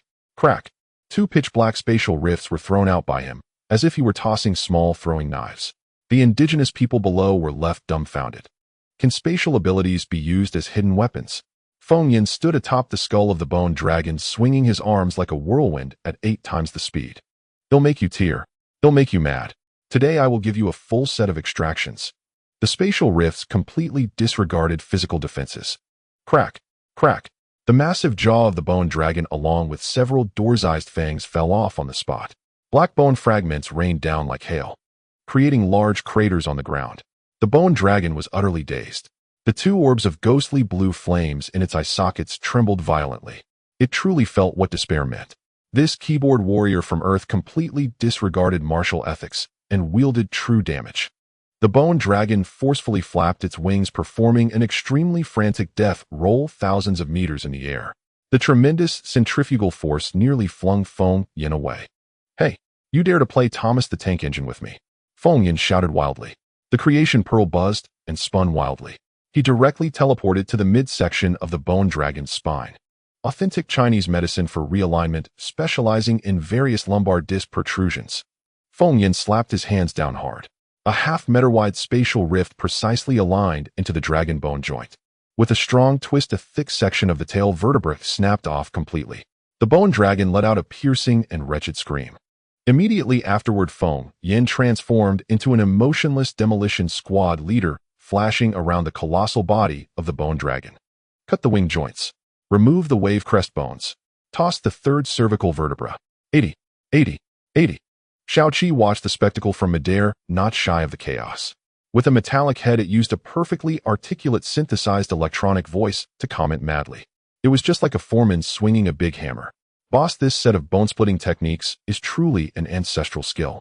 I strongly suggest we open a blind massage clinic for bone realignment back on Earth. Absolutely profitable." In less than 3 minutes, the 100-meter-long colossal creature was brutally disassembled into flying bone fragments by Feng Yin.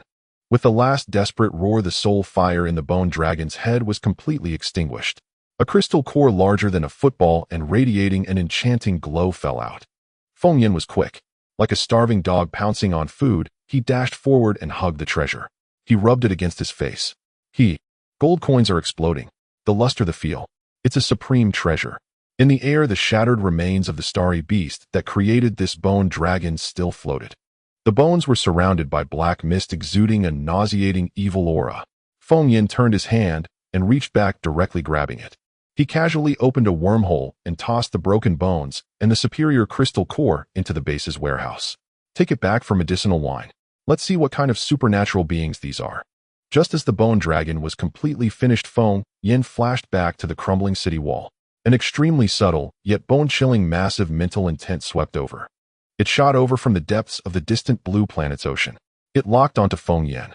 More precisely, it was fixated on the creation pearl within him. Feng Yin's hair stood on end. He felt as if a venomous snake had licked his neck. "What are you looking at? Haven't you seen the most charming and emotionally deep handsome guy on Earth?" Feng Yin instinctively made an internationally recognized hand gesture, raising his middle finger high. That consciousness seemed enraged by this shameless act. It rolled in anger before reluctantly retreating slowly. In the depths of the abyss far beyond the sea, a pair of immense blood-red eyes slowly opened in the extreme darkness. In the lair of the evil god's followers, something dirty had set its sights on the creation pearl. Crisis averted. Brothers, prepare to count the spoils. Feng Yin let out a long breath. Just as he turned to show off a bit to his subordinates, the aloof Empress Yang Shui had already adjusted her gold-rimmed glasses. Striding over with an air of indifference, she carried a silver-white, thermoregulated metal box. When the box opened, it revealed a neat array of various-sized chainsaw scalpels and steel tweezers. These dragon bones contain unknown high-dimensional energy and are invaluable research materials. They must be immediately sliced for biological analysis. Feng Yin glanced at the towering pile of dragon bones that resembled a small mountain. He then looked down at the small surgical knife in Yang Shui's hand, which was no bigger than a vegetable knife. His mouth twitched. "Sister, are you asking me to use a nail clipper to cut steel bars? Even a production team's donkey wouldn't dare to make such demands." Yang Shui's gaze was cold as she ruthlessly swept over the Special Forces team members who had just caught their breath. "Let Captain Zhao and the others handle it. The high-frequency particle vibrating knife on the mech is perfect for deboning and cutting meat." Zhao Qingtian, who had just been airdropped onto the city wall by Feng Yin, immediately buckled at the mention of this. "Director Yang, I am a dignified special operations team leader. I belong to the fire element, not a butcher." Feng Yin immediately laughed. "Old Zhao, don't be afraid. If you complete this task today, I'll personally sponsor you a high-grade fire elemental crystal core for cutting a piece of dragon bone. With a heavy reward, there must be brave men." Upon hearing that there were crystal cores to be had, Zhao Qingtian and Wang Ming instantly perked up and scrambled into the heavy mech that had just been airdropped. Holding a 5-meter-long cleaver, they ran off to play the butcher at the barbecue stall. "Cut along the third cervical vertebra. Don't damage the transverse process. I need it for gene sequencing, so be steady." Yang Shui floated in front of a massive mech professionally directing. Wang Ming swung the mech's giant knife, drenched in sweat. Sister Shui, I never thought in my life that I would be a butcher while piloting an advanced alien mech. Feng Yin ignored the workers. He glanced back at the Sunset Fortress, which looked as if it had been gnawed by dogs. Large sections of the special alloy walls had collapsed and deformed, leaving craters all over. The defensive turrets were reduced to nothing but charred skeletons still emitting black smoke. Feng Yin clutched his chest, feeling his heart bleed wildly. My invincible sea view house. My war fortress. How much money will it take to fix this? He immediately called Shao Qi. Hurry, let the Sunset mothership land. Release all the wall robot vacuums and get them to work. Shao Qi's antenna transformed into a high-speed electric fan. Received. The cleaning team is ready. We guarantee to clean it thoroughly. Not a blade of grass will remain, not a single zombie hair will be left. Boom. The enormous aerospace mothership slowly descended. The cargo bay doors swung open wide. Thousands of wall robot vacuum cleaners surged out like starving locusts. They were equipped with laser scanners beeping as they advanced madly across the battlefield littered with debris. As long as it was a shiny crystal core, regardless of whether it was bloodied or muddy, they were ruthlessly snatched away by mechanical claws and stuffed into their storage compartments. Watching the holographic screen display the rapidly increasing numbers of crystal cores entering his account, like a waterfall, Feng Yin finally revealed a sly smile akin to that of a greedy landlord. At this moment, the Earth Panga base, which had been watching the live broadcast through the wormhole, called in with a cross-border encrypted video link. The screen flickered. Academician Wang Teng's old face was directly pressed against the camera. The old man was so excited that even his beard was trembling violently. His eyes gleamed green like a starving wolf staring at the mountain of crystal cores on the screen. We hit the jackpot. We hit the jackpot. Feng, you are simply the greatest contributor to the nation. Major General Zhou Weiguo pushed aside the overly excited academician Wang. On his usually calm face, an uncontrollable joy was evident. Feng Yin, the batch of crystal core samples you sent last time has led to a breakthrough at our Academy of Sciences. I utilized the efficiently purified biological energy from the crystal cores as a super biological battery, completely transforming the power system of the Type 99 unmanned heavy tank. The old man was so excited he was dancing, his face flushed. Do you know what this means? Just one of the most basic gray crystals can fully arm a Type 99 main battle tank and allow it to run at full throttle for a full 24 hours. Upon hearing this, everyone on site collectively gasped. The fossil fuels on Earth had long been facing an exhaustion crisis. Now these monster crystal cores that had exploded all over the place. This was no mere stone. This was simply an inexhaustible high-grade oil crystal. Moreover, high-level crystal cores can also stably power newly developed plasma lightsabers. Major General Zhou Weiguo threw out the final enticing bait. Right now, this item is the most strategic material within our military. It sells for astronomical prices on the black market.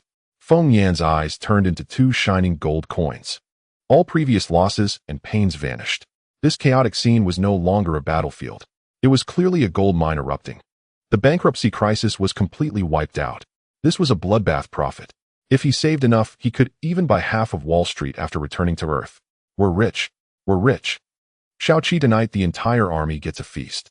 Open the champagne. Feng Yin was dancing with joy. Just then Shao Qi suddenly fluttered over with its mechanical wings. One of its mechanical eyes glowed red, projecting an extremely complex, three-dimensional holographic sea map in midair. Boss, don't rush to celebrate. There's a big task ahead. Shao Qi's tone became unusually serious.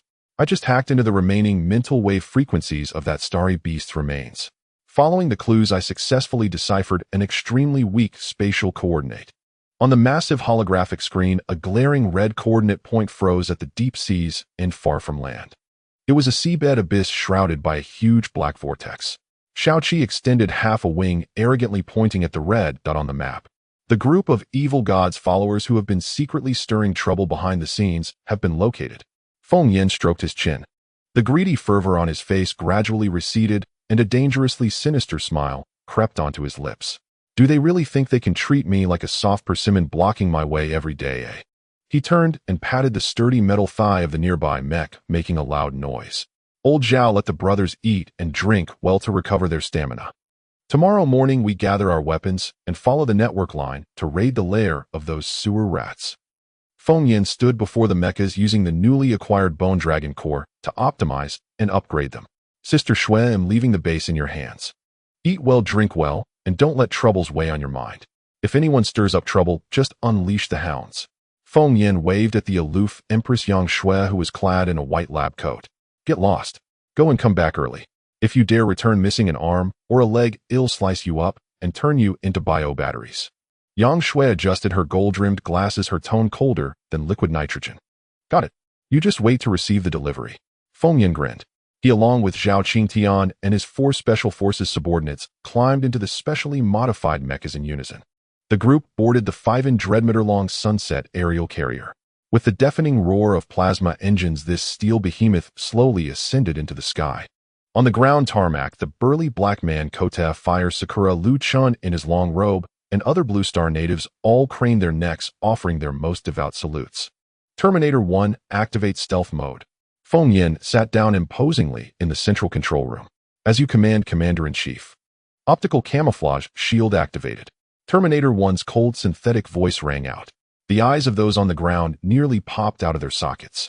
Under the belly of the aerial carrier, hexagonal mirror armor unfurled, perfectly reflecting the overcast clouds and dim sky of the apocalypse.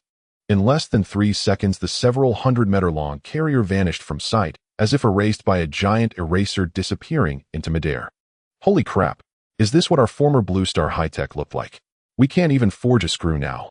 Thunder Tiger scratched his head, his face a picture of loss, as if had lost billions. In the carrier's central control room, a holographic sand table materialized in midair. Xiaoqi flapped his metal wings and landed precisely on the edge of the sand table. Boss, look here. Xiaoqi pointed a wing at a coordinate deep in the sea chart, flashing an eerie red light. Those sewer rats are hiding in the depths of this trench. Zhao Qingtian, along with Wang Meng, Lin Rui, and the other 3 strolled to the transparent edge of the deck, gazing down at the rapidly passing sea below. Once towering skyscrapers now jutted out of the water as mere remnants like desolate islands. Captain, how could a high-tech civilization that built aerial carriers like toys be brought down by a tiny virus? Wang Meng, holding his gleaming silver horse-slaying blade, sighed at the tragic scene below. Zhao Qingtian was silent for a moment. Dark red flames flickered faintly on his body, his eyes complex. Human greed knows no bounds. 1,000-mile dike crumbles in an ant's nest. Before microscopic disasters, the thickest physical armor is just a layer of paper.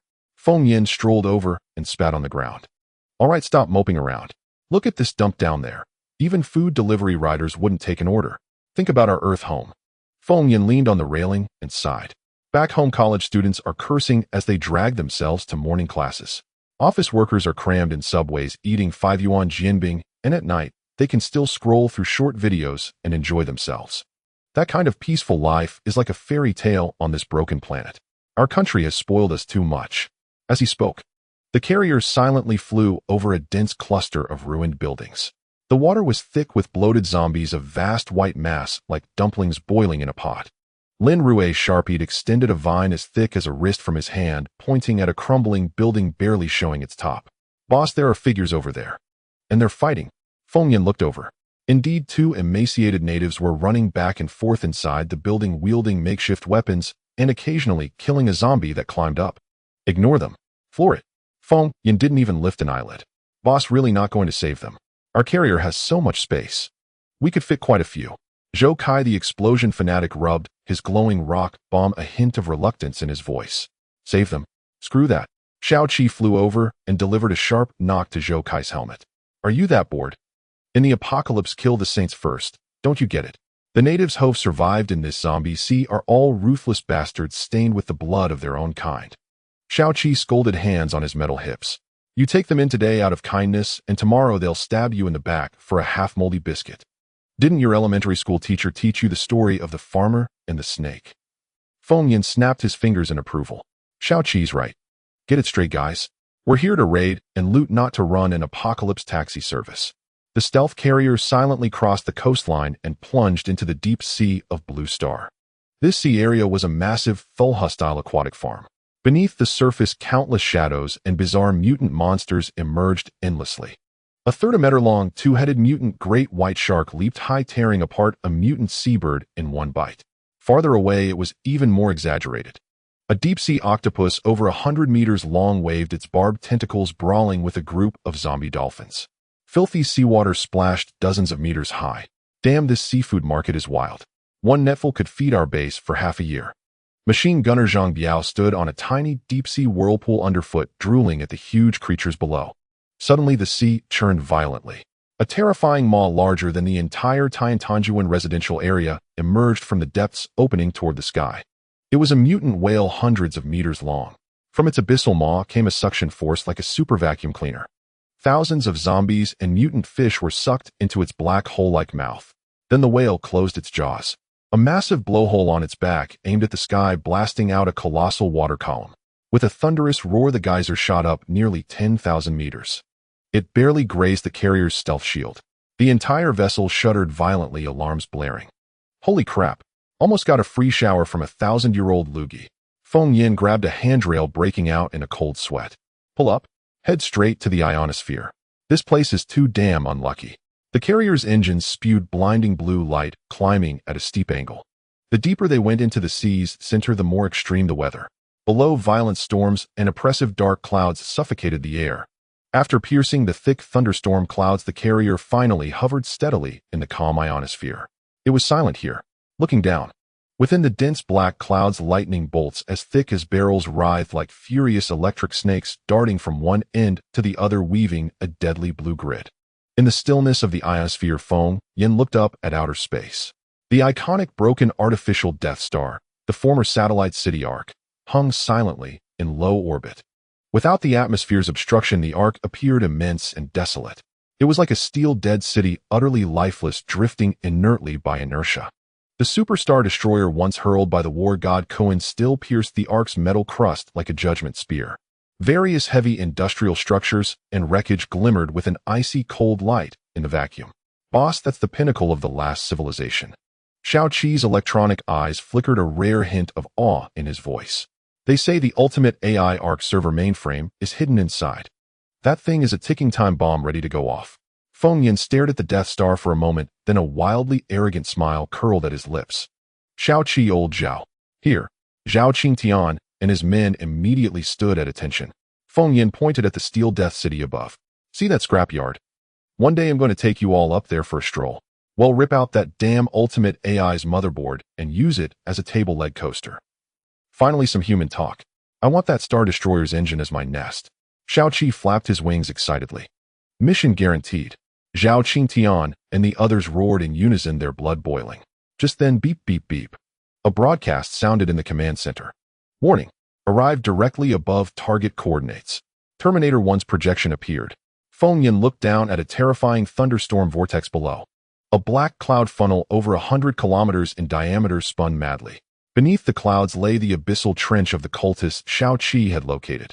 Strong magnetic interference caused the holographic screen to flicker with snow. The electromagnetic environment down there is too extreme.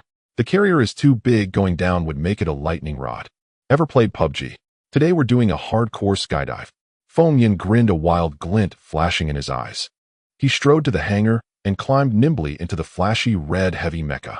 Zhao Qingtian and his men didn't waste a word. They each climbed into 5 heavy mechas painted in camouflage. Listen up, everyone. Charge weapons, preheat particle vibration blades. Today we're raiding their ancestral graves. No need for martial honor. Feng Yin expertly connected to the neural interface in the cockpit. 6 10-meter-tall steel behemoths lined up, stomping heavily on the carrier's hangar door. With a series of dull thuds, the floor hatch slid open.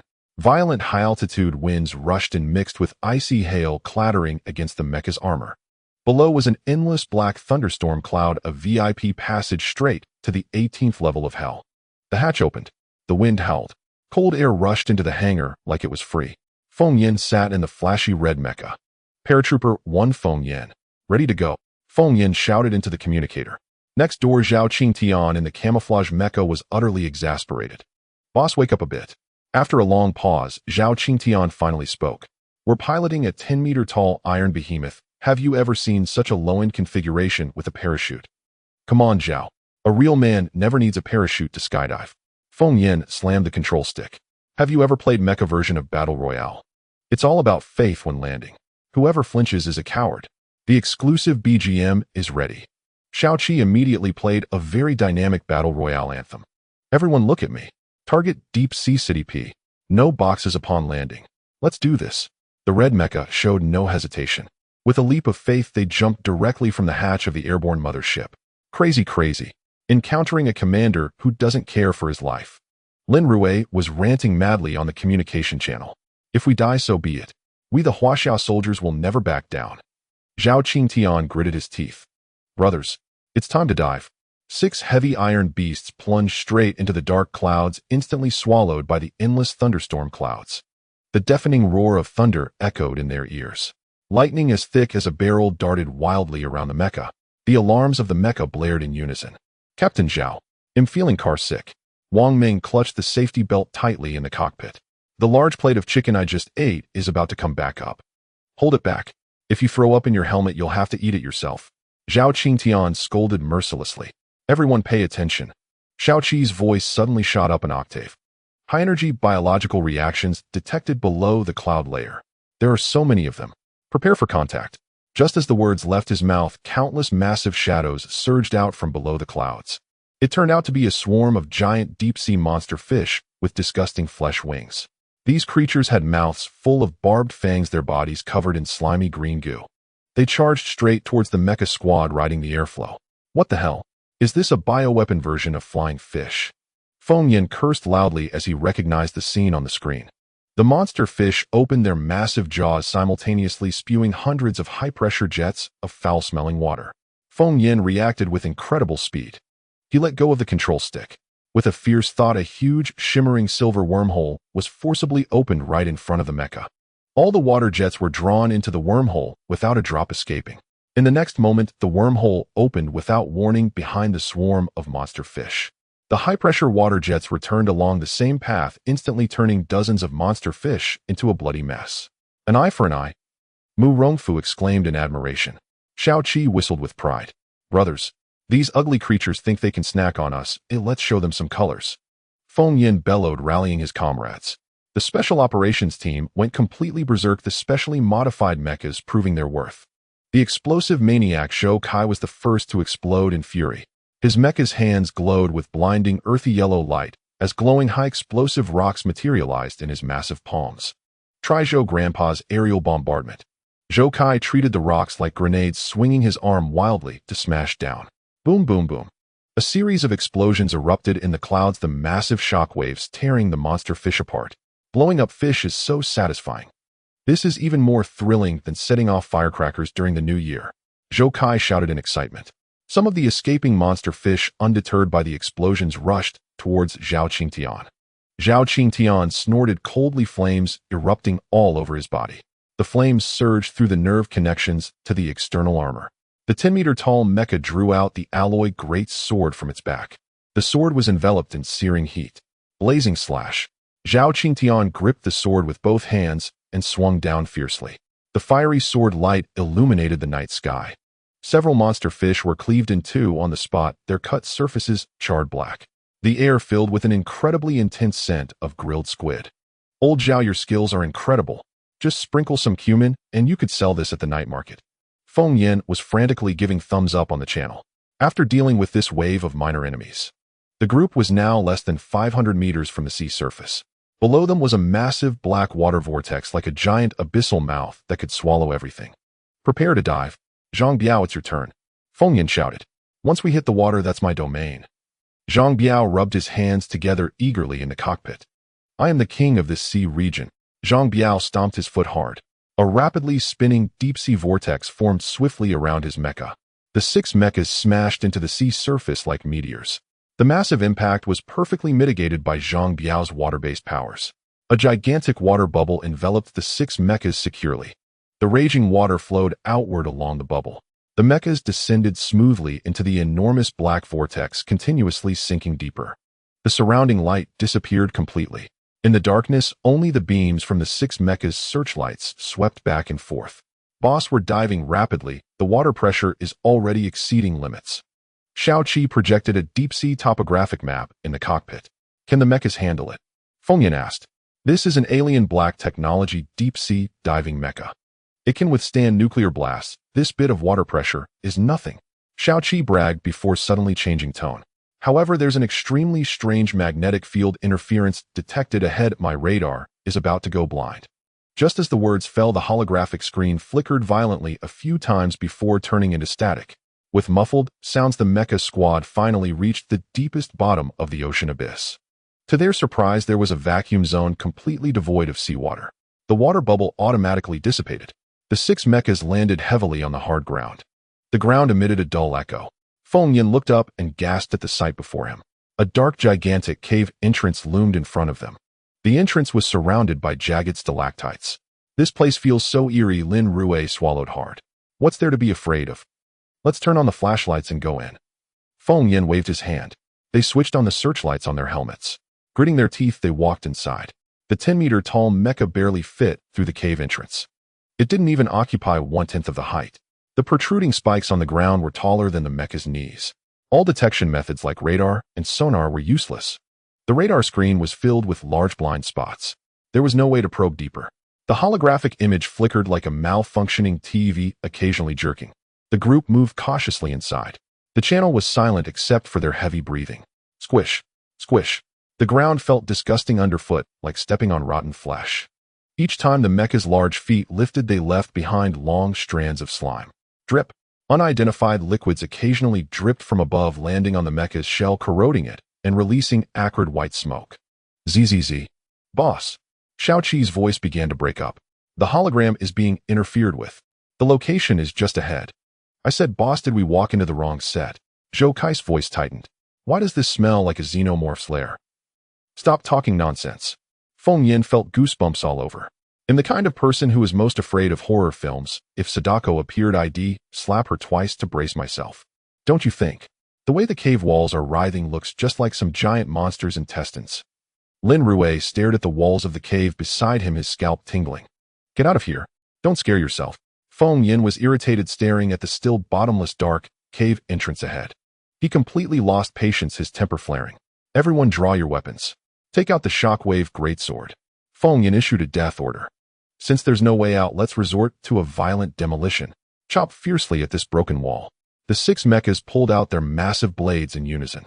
The engines roared, and several large blades powered by raging energy came crashing down against the inner wall of the cave. Splat! An extremely strange muffled sound echoed.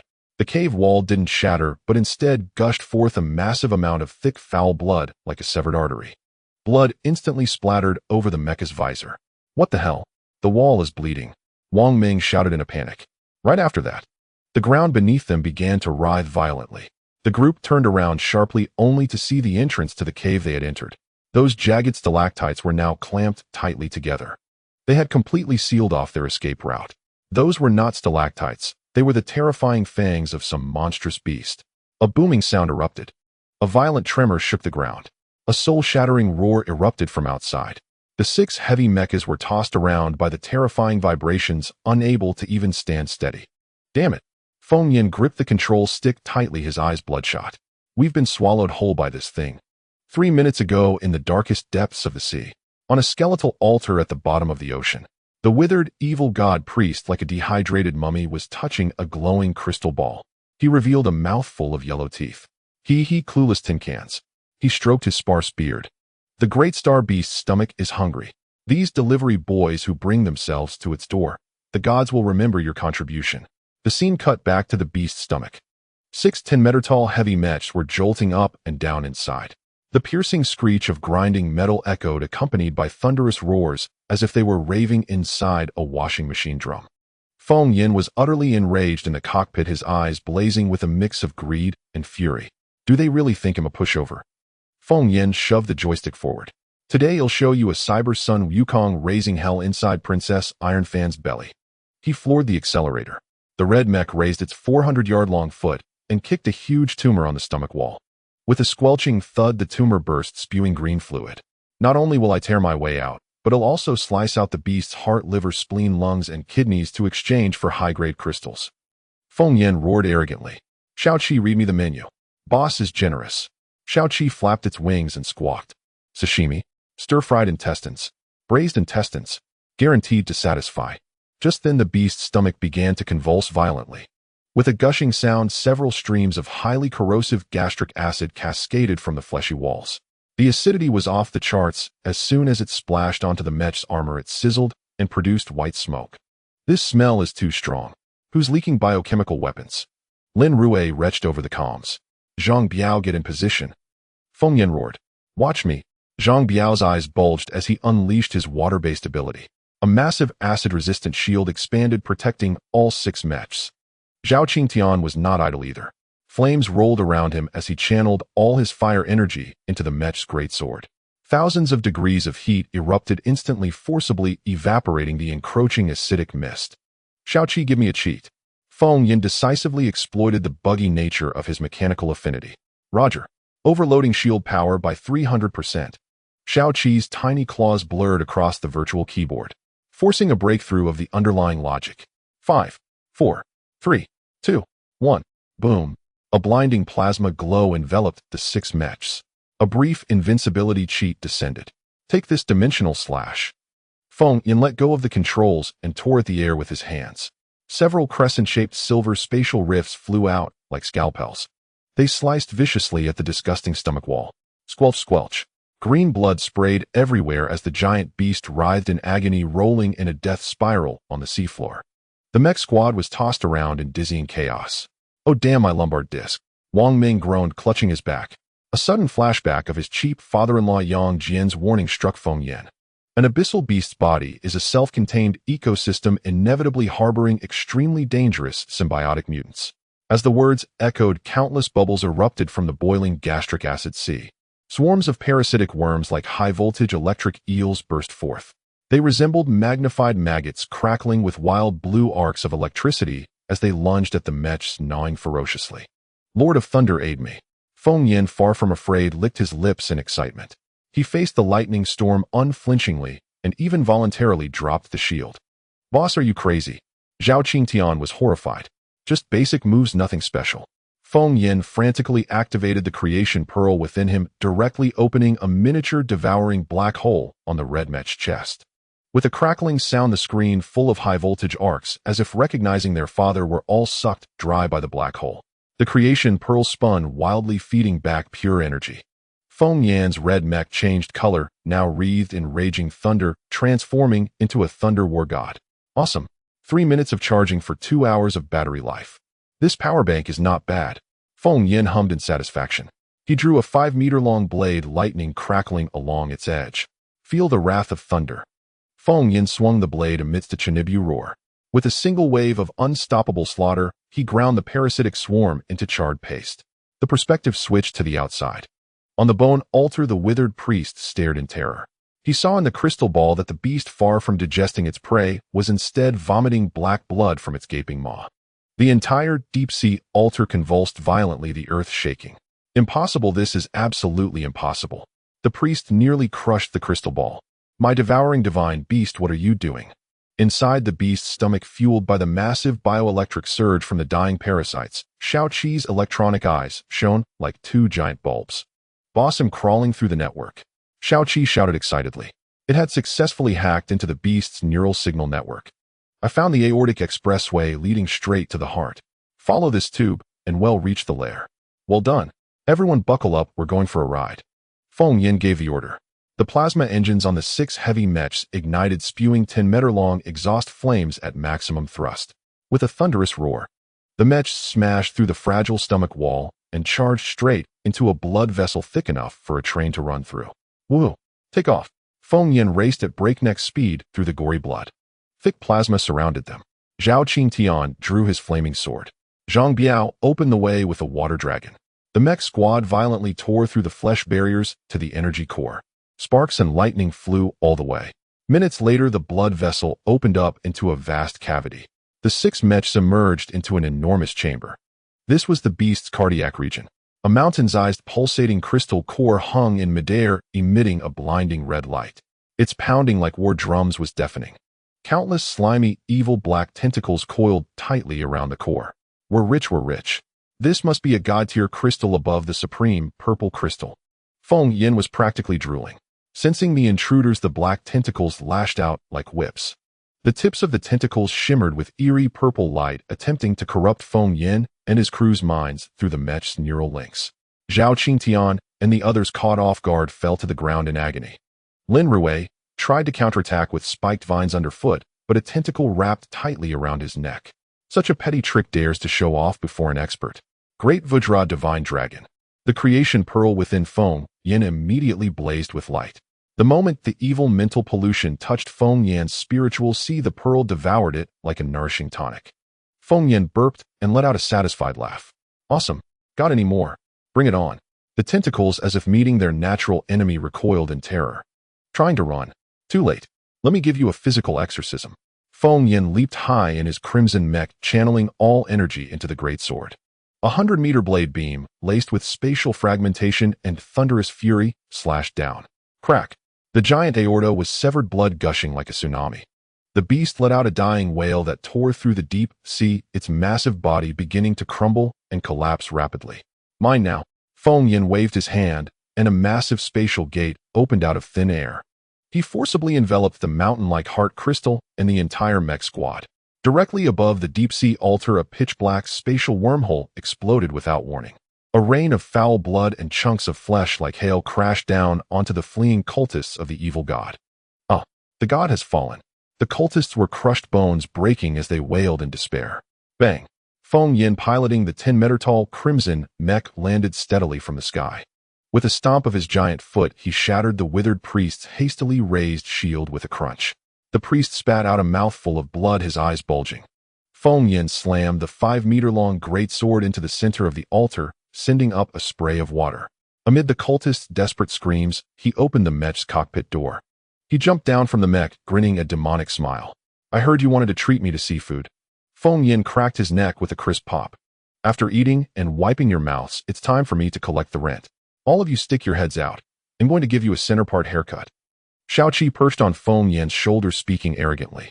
Don't worry, our boss is kind-hearted. He'll kill you and even bury you. Today's crematorium is all-inclusive. Want an honest op service?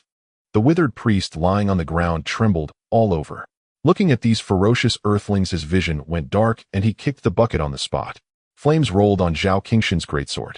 Boss, kill them all, or keep a few alive. Kill them all. Chop off the heads of these brainwashed evil god fanatics and use them as soccer balls. Feng Yan's eyes gleamed as he stared at the piles of glowing materials deep within the altar. This is a robbery. Men on the left, women on the right. Hermaphrodites in the middle. Hand over everything valuable. As his words fell, a bizarre tornado suddenly swept through the center of the altar. The already dead beast's flesh began to rapidly converge toward the altar's center. Damn, there's a backup plan. Feng Yan spun around. A black hole appeared out of nowhere, sucking him and Shaoqi inside. By the time Zhao Qingtian and the others rushed over, the black hole vanished with a pop. Now only the 5 special ops team members and the unmanned red mech remained. The 5 tin cans stared at each other, utterly bewildered. In the fathomless depths of the starry expanse upon the surface of a vibrant blue-green planet teeming with life, a patch of space was abruptly torn asunder like a tattered rag.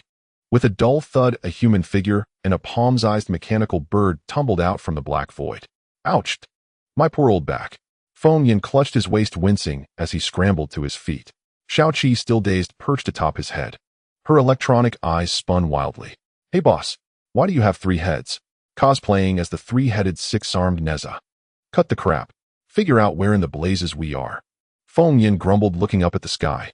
The next moment, both man and bird were petrified, gasping in shock. High above, a terrifying tumor-like planet vast enough to blot out the sun hovered just beyond the atmosphere. At its center, an abyssal maw slowly split open like a bottomless cosmic mouth. An impossible physics-defying gravitational force instantly enveloped the entire planet. Holy crap! Feng Yan's scalp tingled. Isn't that the star-swallowing beast from my cheap father-in-law's PowerPoint? It's really. And this huge. As his words faded, the ground began to crack. Mountains crumbled, oceans reversed their flow. Countless millions of tons of rock and towering ancient trees broke free from gravity. They flew straight toward the colossal mouth in deep space. Just as the planet teetered on the brink of annihilation from the spiritual mountains spanning thousands of miles below, tens of thousands of brilliant streaks of light shot forth. Feng Yan stared, his jaw nearly dropping. Cultivators. All of them are living gods flying on swords. Countless robed, ancient-garbed cultivators, standing on flying swords, soared against the gravitational storm, their momentum like a rainbow. What fiend dares devour the source of our realm? A white-bearded elder roared, his hair whipping wildly. A torrent of magical treasures was hurled skyward as if they cost nothing.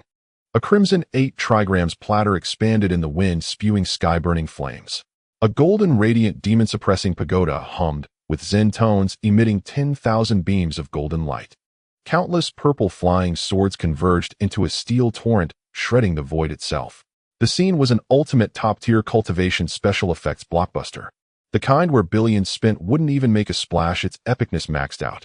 It stirred Feng Yan's blood, and he shouted, "This is lit. Xiaoqi, isn't this 100 times more intense than Boruto?"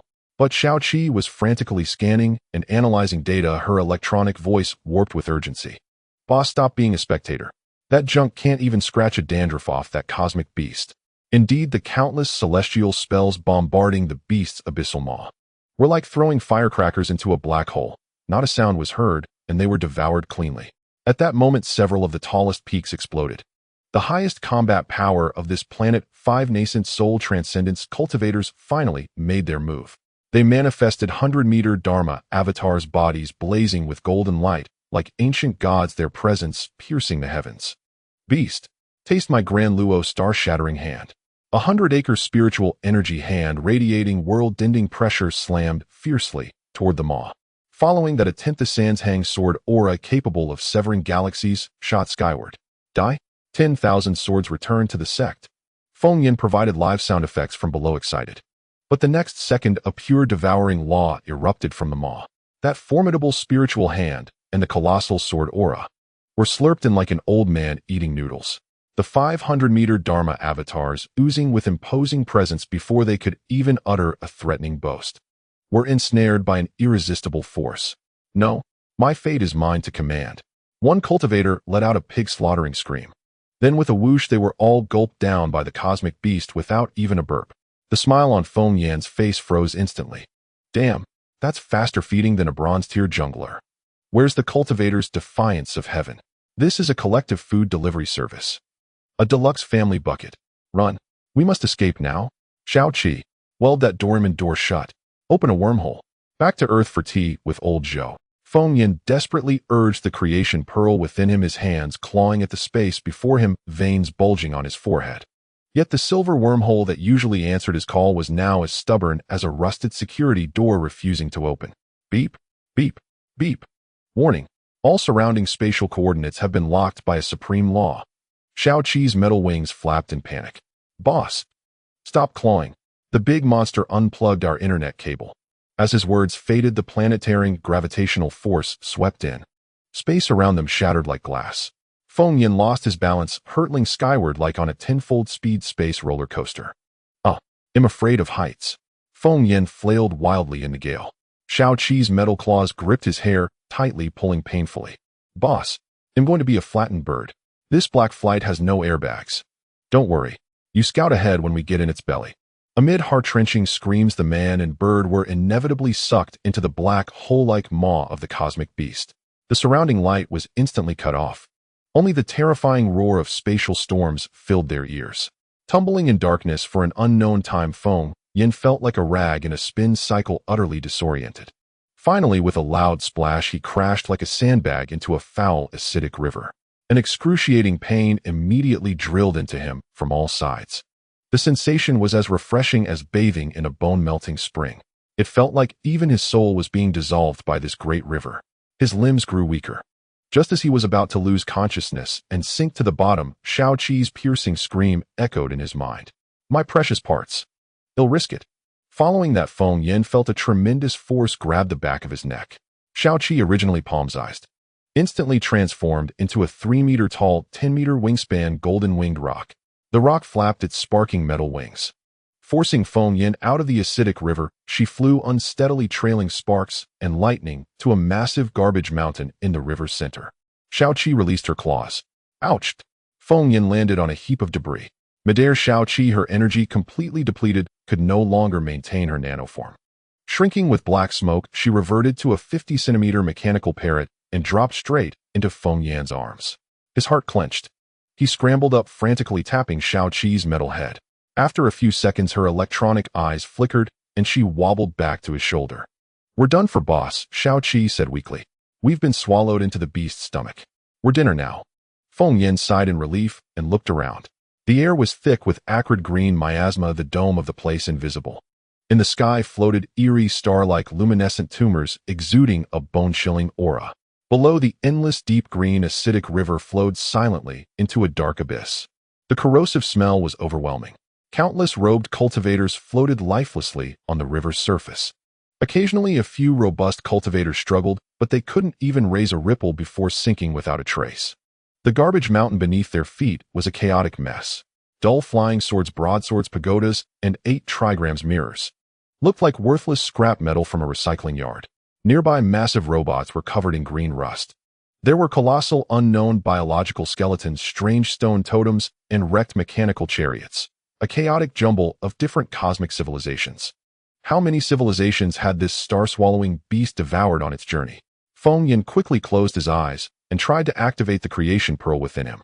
The system coldly informed him insufficient energy to open a spatial gate. They were truly done for. Suddenly, a faint glimmer at the corner of his eye caught Feng Yan's professional instinct. He strode over like a seasoned beachcomber. He pushed aside a thick layer of bone, ash revealing an ancient ring. Feng Yin picked it up and frantically wiped the dust off with his clothes. Xiaoqi immediately activated her scanning beam. A red light swept over the ring. Beep, material undetectable. Even with full-spectrum scanning, it's like a ghost. Damn. Feng Yin squinted, using the faint energy of the creation pearl to sense it. An extremely complex spatial fluctuation emanated from it. "This is from the cultivation world, no wonder your tech can't scan it." Feng Yin smirked directly, using his mechanical affinity combined with the creation pearl. He began to modulate different spatial frequencies, his fingers dancing like a top hacker cracking a safe. The unremarkable ring started flashing wildly, with alternating red and blue light. Finally, with a soft click, Feng Yin hacked into the ring's internal defenses. He probed with his consciousness. Holy crap. His eyes bulged like brass bells. Wow. Whose wealthy cultivator's spatial ring is this? Tens of thousands of cubic meters. Inside were piled mountains of glittering spirit stones, countless rare herbs, dazzling cold weapons, and stacks of cultivation jade slips. We're rich. This must be the entire treasury of a top sect. Xiaoqi slapped Feng Yan's forehead with her wing, exasperated. You money-grubbing miser. We're about to be digested, and all you think about is getting rich. Figure out how to escape. Who says there's no way? Feng Yin stared at the pile of spirit stones, eyes gleaming. The creation pearl is out of juice, right? All these high-energy spirit stones are natural batteries. Without further ado, Feng Yin sat cross-legged and began forcibly recharging the creation pearl. As the mountains of spirit stones in the ring visibly shrank, Feng Yan's mouth twitched in pain. This was too wasteful. Was this pearl raised on gold? Just as the progress bar was about to fill, a thunderous boom echoed. The entire garbage mountain began to shake violently like a magnitude 12 earthquake. The ground cracked open into bottomless chasms. In the distant high sky, those star-like luminescent tumors all shifted in unison, accompanied by a bone-chilling roar. Countless winged, Thulhu-esque stomach parasites swooped down from the deep void. Their maws dripped with all-corrosive acid, hissing as they burned through the air. Their target was Feng Yin and Xiaoqi on the ground, seeing the sky filled with descending monsters. Feng Yin clutched a high-grade spirit stone, his gaze shifting past the monsters to the depths of the garbage mountain. There kneeling was an 18-meter-tall, battered blue and white alien mecha. Feng Yin sprang up and roared, Xiaoqi, prepare to link up.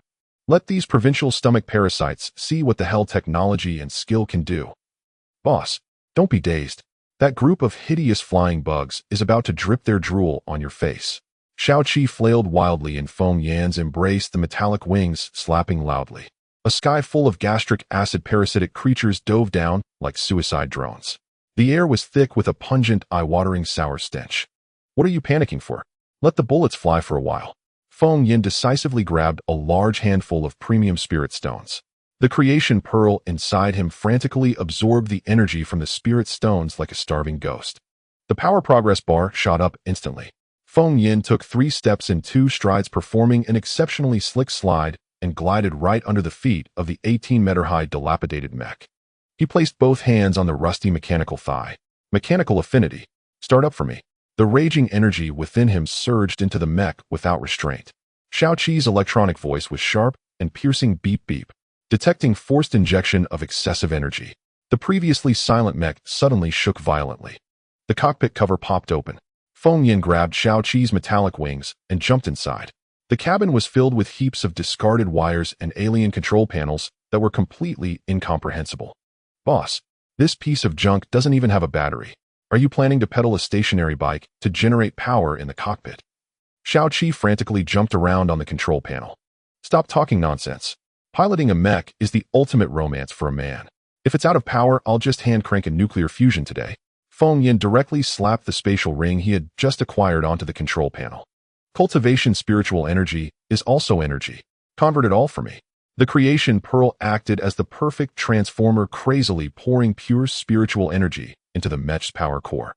With a low rumble, the reactor in the mech's chest lit up with a blinding cerulean glow. This alien war machine, dormant for countless years, was forcefully revived by the spirit stones of the cultivation world. The mech's eyes erupted with bloodthirsty red light. Woo! Take off! Feng Yin slammed the accelerator to the floor. The mech stood up with a thunderous roar. Shaking off layers of unknown biological ash and ancient rust, it revealed its blue and white base colors. At that moment, a massive gastric acid flying bug with its mouth wide open lunged at him. The mech delivered a standard military punch, instantly turning the bug into a splatter of green goo. Damn, that impact feels amazing. That pushback sensation. It's simply smooth. Feng Yin grinned widely, revealing his back teeth. Boss, don't get too happy too soon. There are too many monsters. We don't have any weapons on this piece of scrap metal. Xiao Qi pointed at the holographic screen with its metallic wings. The mech was completely surrounded by a dense cluster of red dots. No weapons. Isn't all this rubbish around us perfectly good for weapons? Feng Yan's eyes sparkled as he focused on the garbage mountain outside. He closed his eyes, and the terrifying wave of mechanical affinity spread out like a tsunami. The broken flying swords, gossip mirrors, and demon-suppressing towers on the garbage mountain, all lacking spiritual energy, began to tremble violently. Heaven did not create a master like me. The keyboard path lasts through the ages. Come to me. Feng Yin shouted dramatically. Whoosh, whoosh, whoosh. Hundreds of broken flying swords soared into the air. Under the unreasonable intervention of mechanical affinity, these treasured artifacts of cultivation masters were physically welded onto the mech's massive mechanical arms. In his left hand, he held a gigantic shield made of gossip mirrors. At the center of the shield, there was an incongruous demon-suppressing tower tip stuck on. In his right hand, he wielded a massive sword formed by forcibly piecing together hundreds of flying swords. He was a true cyberpunk heavy metal patchwork monster. Can this actually work? Xiao Qi was stunned, its electronic eyes flashing wildly. Watch closely, Xiao Qi. Today, I'll teach you what physical sword control is. Feng Yin controlled the mech to leap high. The massive door panel sword was swung like a brutal windmill. The windmill spins round and round. Line up to die for me. A sweeping strike. The sword energy mixed with dazzling mechanical sparks. Dozens of gastric acid flying bugs diving in were smashed into pulp. Green acidic blood splattered onto the gossip mirror shield, sizzling loudly. Awesome. Bring it on. Feng Yin was completely engulfed in bloodlust. The mech charged through the pile of monsters like a giant bulldozer, chopping left and slashing right, like the autumn wind sweeping away fallen leaves. But there were simply too many flying bugs in the sky, or it was a futile slaughter. Boss, they're collectively spewing acid. This broken shield can't hold up anymore. Xiao Qi frantically activated red alerts. Cut it out trying to force me to unleash my ultimate move. Feng Yin glanced at the mountain of premium spirit stones piled up in his spatial ring. Taking a deep breath, he directly clicked to recharge. The mechanical affinity erupted again beyond its limits. This time the target was the unknown giant beast bones nearby and the bizarre stone totems, accompanied by the harsh sound of bones being restructured. The totems shattered with a loud bang. High-tech metal parts perfectly fused with the finest materials from the cultivation world. In the blink of an eye, 6 oddly shaped floating cannon barrels were directly assembled onto the mech's back. The bestial bones served as cannon barrels, ancient totems acted as scopes, and the complex array patterns directly became conductive coils. Xiao Qi, take over the fire control system completely for me. Understood. Physical hacking is online. Xiao Qi excitedly radiated red light from its electronic eyes. Feng Yin grabbed a large handful of premium spirit stones. He recklessly stuffed them into the feeding port of the cockpit. Namaste, Gatling Bodhisattva 6 pure cultivation treasures. In a breath, 3,600 spins, great mercy and compassion for the world. Full power. Fire for me. Feng Yin roared to the sky. The 6 floating bone cannons automatically locked onto the swarm of flying bugs. Premium spirit stones ignited by the surging spiritual energy arrays. Bang, bang, bang, bang. These were not conventional bullets. They were a pure metal storm constructed solely from spiritual energy. 6 thick blue light beams shot up into the sky, directly weaving into an impenetrable net of lethal firepower overhead. The floating cannons spewing blue fire emitted a frantic roar. The sky full of gastric acid flying bugs fell like dumplings, making a loud splashing sound. Under the fire coverage, nothing could survive. This was a frenzied battle unprecedented in history. Scientific knowledge and cultivation mysticism were thoroughly sewn together. The alien mech clashed with the cultivation spirit stones in an ultimate showdown. In less than 5 minutes, the entire sky of mutated flying bugs was cleared out. On the ground remained a thick layer of green slime and charred severed limbs. Few being invincible is so lonely. Feng Yin coolly blew the smoke rising from the floating cannon. Boss is mighty. Boss is impressive. I'll give a perfect score for this cyberpunk cultivation maneuver, no fear of your arrogance. Xiaoqi excitedly danced on the control panel. A person and a bird were just showing off. Suddenly the temperature around them dropped to freezing point without warning. The entire garbage mountain began to twist bizarrely. An indescribably terrifying will converged from all directions within the starry beast's body, ultimately descending upon this gastric space. Beep, beep, beep. Red alert. Detecting psychic waves from a high-dimensional life form. Xiaoqi's voice was trembling. Just then, in the nearby quietly flowing green acid river, huge bubbles suddenly began to rise up by the hundreds. The lifeless bodies of cultivators floating on the river began to strangely float upright one by one. Their bodies were covered in foul-smelling black scales. Their eyeballs glowed with a terrifying purple light. They emanated a strong scent of starry virus. These unfortunate souls were not only digested by the giant beast, but their corpses were also deeply infected by the starry virus. They all resurrected as zombies in the cultivation world, and the worst was yet to come. From the depths of the river, terrifying roars echoed, nearly shattering eardrums. The 5 bodies of the god transformation stage masters long dead exploded out of the water. Their broken forms swelled in the wind. In the blink of an eye, they transformed into over 100 mutated terrifying zombie giants. Their flesh hung in tatters, dripping with pungent green acid. In their hands, they wielded a massive sword forged from mutated bone spikes. The 5 god transformation zombies synchronously rotated their stiff necks. 10 enormous blood-red eyes fixated on Feng Yan's mech. Even from within the cockpit, Feng Yan could feel the oppressive sensation that could freeze one's soul. The 18-meter mech appeared laughably small before the 500 mutated zombie giants. Damn, the old monster has no sense of martial ethics. If you can't play, just flip the table, huh? Feng Yan exclaimed, almost dropping his jaw to the ground. Even dead, they won't let people be at peace. They want to get up and keep working.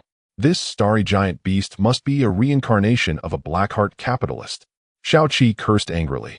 The 500-meter zombie giants slowly raised their giant swords. The surrounding space was compressed by the terrifying corpse energy, causing continuous explosive sounds. I can't provoke them. Xiaoqi, hold on tight. Feng Yan quickly scanned the system panel in his mind.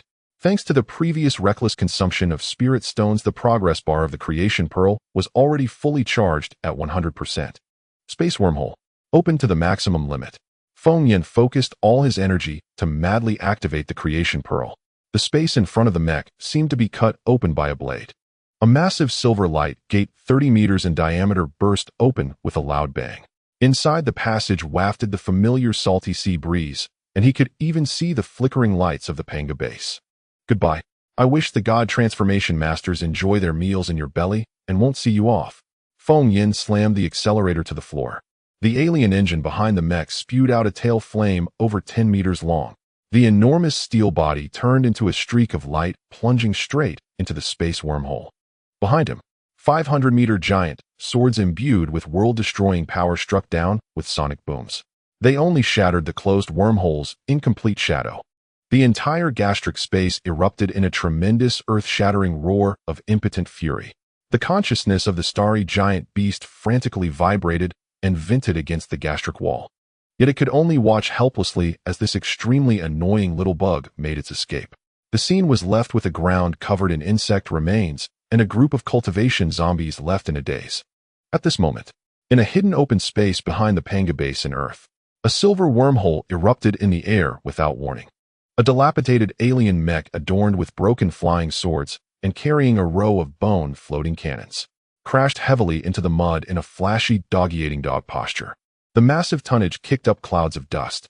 From the cockpit came Feng Yan's heart-wrenching coughs. Cough, cough, cough. I finally made it. Earth Daddy, I missed you. Almost simultaneously, the entire South China Sea military base resonated with a piercing Level 1 air defense alarm. Countless armed helicopters lifted off and hovered in the air. In the distance over the sea, the missile hatches of the 055D destroyer were all opened. On the ground, hundreds of Type 99A main battle tanks aligned their cannon barrels in unison. The dark muzzles of the cannons aimed unerringly at the cyberpunk patchwork that had fallen out of the wormhole. Feng Yan gazed at the over 100 black, gaping tank barrels before him along with the buzzing Wuji tin circling overhead. He felt as if he were a husky that had stumbled into a pack of wolves. His brain completely crashed in the cockpit. What the hell? Is this reception from Earth too hardcore? Feng Yan swallowed hard. He feared that any soldier might get nervous and accidentally fire. This patched-up alien Gundam could shatter into Lego bricks at any moment. Xiaoqi was anxiously pacing around the control panel. Boss, I'm too familiar with this scene. First time nervous, second time experienced. Open the cockpit door quickly. A hurried release of air pressure sounded. A crack appeared in the armor on the Gundam's chest. Xiaoqi flapped its metallic wings and shot out like a flying monkey. Its signature broken electronic voice echoed across the entire air defense position. Captain, don't fire. Don't fire. It's our own. Truly, it's one of us. Wang Lei stood atop the frontmost 99A tank, holding a walkie-talkie, staring at the familiar cyberpunk mechanical bird hovering in the air covered in scratches. The corner of his eye twitched wildly. Is it you again, you pesky bird? Xiaoqi quickly performed a stylish 720-degree loop in midair. Team leader, it's me. Your most considerate little cotton-padded jacket, Xiaoqi. Hurry and tell the brothers to retract the cannon. My core processor is about to crash from fright. Feng Yan leaned halfway out, waving his arms furiously. Hello, comrades. Thank you for your hard work. I am Feng Yan, a purebred Blue Star person. No way to purebred Earth person. Absolutely genuine. An ear-piercing screech of brakes sounded as 3 military off-road vehicles drifted to a stop. Major General Zhou Weiguo jumped down before the vehicles even came to a complete stop, followed closely by academician Wang Tongha, who was running faster than a rabbit. The two looked up at the 18-meter-tall, heavy metal-stitched monster Gundam with a Bagua mirror in its left hand acting as a shield and a glowing great sword in its right. 6 floating cannons in the shape of white bones were strapped to its back. Zhou Weiguo gasped and shocked the star on his shoulder, trembling along with him. What the hell is this? Academician Wang adjusted his nearly fallen reading glasses, fixating on the glowing premium spirit stone visible through the Gundam's seams. His eyes turned green with envy, resembling an old pervert who hadn't eaten for 3 days and finally saw a stunning beauty. An alien mech. This is a living alien mech. The power system isn't even nuclear fusion. Wang scrambled up the tank's cannon, arms wide open, ready to leap onto the Gundam. Baby, my dear baby, quickly bring me my wrench. I want to take it apart and see its structure. Feng Yan hurriedly slipped down from the mech in fright. Old Wang, have mercy. This thing isn't scrapped yet. It can still be salvaged. Zhou Weiguo, being an experienced veteran, remained calm. He decisively pressed the walkie-talkie. Hazardous materials disposal team. Move out immediately. Highest level quarantine. This kid just crawled back from another world. Who knows if he brought back alien foot fungus. 10 minutes later, in the highest level quarantine chamber 300 meters underground of the Panga base, Feng Yan was stripped completely naked and held under a faucet by 4 burly men in heavy protective suits. High-pressure sterilizing water poured over him like a waterfall. Easy on it, brothers. I'm a national hero. My skin is about to peel off. Please have some consideration. Feng Yan held inside. Xiaoqi was locked up in a nearby transparent box, undergoing a thorough ultraviolet barbecue. Just be content, boss. You just soaked in the gastric acid of a cosmic beast. That smell could make zombies retch. My titanium alloy paint is already fading. Who do I complain to? Xiaoqi rejoiced at Feng Yan's misfortune. After the thorough disinfection was completed, Feng Yan changed into a loose hospital gown and sat in front of a bulletproof glass wall. Outside the wall, Zhou Weiguo, Wang Tongha, and a group of military consultants stood ready. Zhou Weiguo knocked on the glass. Feng Yan, weren't you just doing construction on the ruins of Blue Star? Why did you suddenly drop from the sky with a piece of junk mech? Feng Yin immediately put away his cheeky grin. He kicked Xiao Qi, bring the real goods. Show the bosses a high-definition cosmic disaster blockbuster. Xiao Qi's red electronic eyes flashed wildly. A holographic projection appeared on the large screen of the wall. The scene opened with a terrifying beast capable of swallowing stars. The despairing process of the cultivation planet being swallowed whole was depicted. The powerful cultivators flying on swords were crushed like insects. Then the camera shifted. In the stomach of the cosmic beast, a flowing river of green acid meandered, and hundreds of meters-tall zombies from the divine transformation stage roared as they rose. They raised their 100-meter bone swords, wielding the power to annihilate the heavens and the earth, slashing towards the screen. The entire quarantine room fell into a dead silence, as if the air had solidified. The consultants gaped, their folders dropping to the floor. Zhou Weiguo gripped the armrests of his chair tightly, while academician Wang plopped down directly onto the ground. He painfully tugged at his graying hair. This is unscientific. It doesn't conform to biology at all.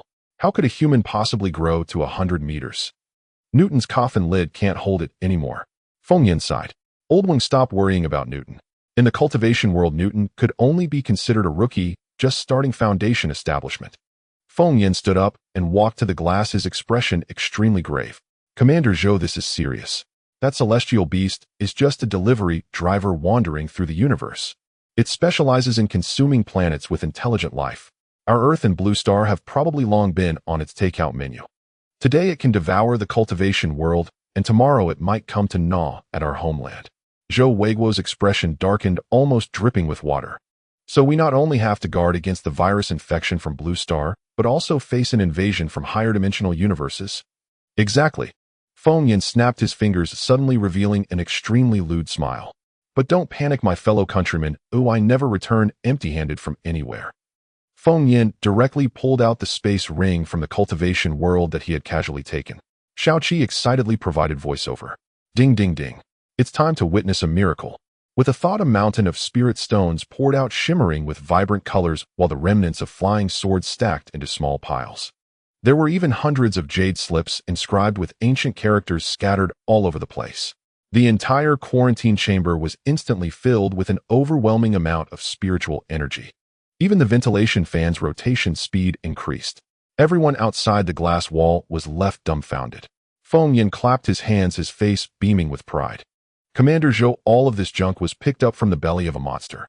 The cultivation methods and heavenly materials are all right here. Take it to copy. Take it for research. I suggest that all primary and secondary school students nationwide cancel the 8th set of radio calisthenics and switch to practicing sword flight tomorrow. Academician Wang suddenly sprang up from the ground, tears streaming down his face. He lunged at the thick bulletproof glass. Oh heavens! The barrier between cultivation and science has been shattered. I want to study the entangled state of spiritual roots and quantum mechanics. Open the door quickly. Zhou Weiguo took a deep breath. Suppressing the overwhelming joy and shock within him, he stood straight and saluted Feng Yin with an exceptionally solemn military salute through the glass. Feng Yin, you have made an unprecedented contribution. On behalf of the nation, I thank you for your efforts. From now on, the second phase of the Pangu mythological armed plan will be launched immediately. Feng Yin grinned. He touched the creation pearl at his heart. Commander Zhou, the handover is complete. I need to report back to Blue Star to ensure their safety. I've been missing for several days. My whole family must be in a panic. Feng Yin casually opened a wormhole. The scene switched to the Sunset aircraft carrier hovering over the ocean. Yang Shui was raging on the deck. The 5 iron-blooded tough guys of the task force were being chased around like ducks by her gravitational powers. Since Feng Yin had gone missing at the underwater altar, Zhao Qingtian immediately informed Yang Shui of the situation. The Icy Empress lost her temper on the spot. She drove a shuttle to the aircraft carrier, personally piloting Feng Yin's red mech to search for him in the sea, but after several days there was no news at all. She had a belly full of ire with no place to vent. When she saw the iconic silver wormhole suddenly open on the deck, Feng Yin's irritating face popped out, and her heart, which had been stuck in her throat, finally settled. Her eyes instantly turned red, but she quickly suppressed it coldly. Oh, who is so bold as to provoke the anger of my lady? Feng Yin immediately began to act cheeky. State your name. I'll go help you take care of him. Yang Shui's face was frosty, her lips tightly pressed. Without saying a word, an invisible gravitational power pierced through the wormhole, defying the laws of space, and immediately suspended Feng Yin in midair like a turtle. He was firmly bound across dimensions. Outside the isolation room, Commander Zhou and the others were stunned, only hearing Feng Yan's cries. Hey, hey, hey, my lady, easy on me. My ribs are going to break. Yang Shui remained silent, her expression cold. Her powers acted like the most precise scanner, gently scanning through Feng Yan's limbs and organs. From bones to internal organs, she meticulously checked him over, confirming that he not only hadn't lost a limb, but was also as vigorous as an ox. Yang Shui's tense shoulders finally relaxed slightly. A hint of relief flashed across her face, but she huffed coldly. Feng Yin, do you even know how to come back alive? I thought you had been digested into dung by some big fish. Don't. I came back to hand over national treasures. Feng Yin flailed like a ping-pong ball in midair. Quick, put me down. The national leaders are watching outside. Give me some face. Stubborn as a dead duck. You just secretly used your powers to feel my abs. Don't think I don't know. Yang Shui's cheeks flushed, and she angrily increased the gravity. Shut up. If you keep talking, I'll throw you into the sea to feed the fish. Within 5 minutes, get this scrap metal bird back here for a meeting. Just as they were bickering, the alarm in the Pangu base suddenly blared. The piercing red lights flashed wildly, and a high-altitude satellite image appeared on the tactical screen. Above the South China Sea base, a dense cluster of foreign spy satellites appeared. Meanwhile, on the other side of the Earth in the Pentagon, the head of the Eagle Sauce Intelligence Bureau was intently staring at the high-altitude aerial shots on the screen, revealing the Gundam wielding a Bagua mirror and flying sword. The director slammed the table like a mad dog, saliva spraying all over his aide. What kind of black technology is that rabbit hiding in the South China Sea? What the hell is that Transformers holding the Bagua mirror? Immediately connect with Sakura Country and the Bear. Apply the highest level of diplomatic pressure. We absolutely cannot allow the rabbit to monopolize such supernatural weapons. In the underground of Panga Base, Feng Yin had just been assaulted and was full of pent-up anger. Seeing these foreign satellites that didn't know any better, he rubbed his sore lower back and gave a direct order. Shao Qi, bring down all those meddling satellites in the sky. Shao Qi's 2 electronic eyes burst with a bloodthirsty red light. Its metallic wings trembled violently, emitting a mechanical roar. Got it, boss. This job is my specialty. My big knife has long been itching for action. Watch me flatten the foreign devils' heads today. Got it, Chief. This is right up my alley. Shao Qi's palm-sized bionic body began to reconfigure at breakneck speed. Nanometals surged like boiling water. In the blink of an eye, a mechanical golden-winged Pong, 3 meters tall with a 10-meter wingspan, soared skyward. Its sleek silver-blue armor gleamed with a razor-sharp glacial coldness. It shot upward like a missile shedding its shell, trailing a blazing plasma wake as it tore through cloud layers and pierced into low Earth orbit. Defense Intelligence Command Center, the Pentagon. The Eagle Nation's intelligence director nearly popped his eyeballs onto the floor. He stared transfixed at the main screen, where without warning a colossal mechanical bird's head filled the high-definition satellite feed. Shao Qi's titanium alloy optical sensors locked directly onto the lens.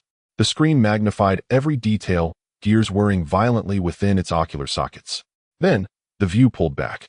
A massive metallic talon surged forward, filling the frame. 3 articulated digits slowly clenched, leaving only one thick, defiant middle finger raised high.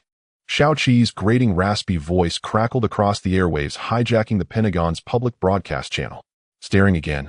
Never seen a cyber-majestic raptor this stunning. What tier are you even on?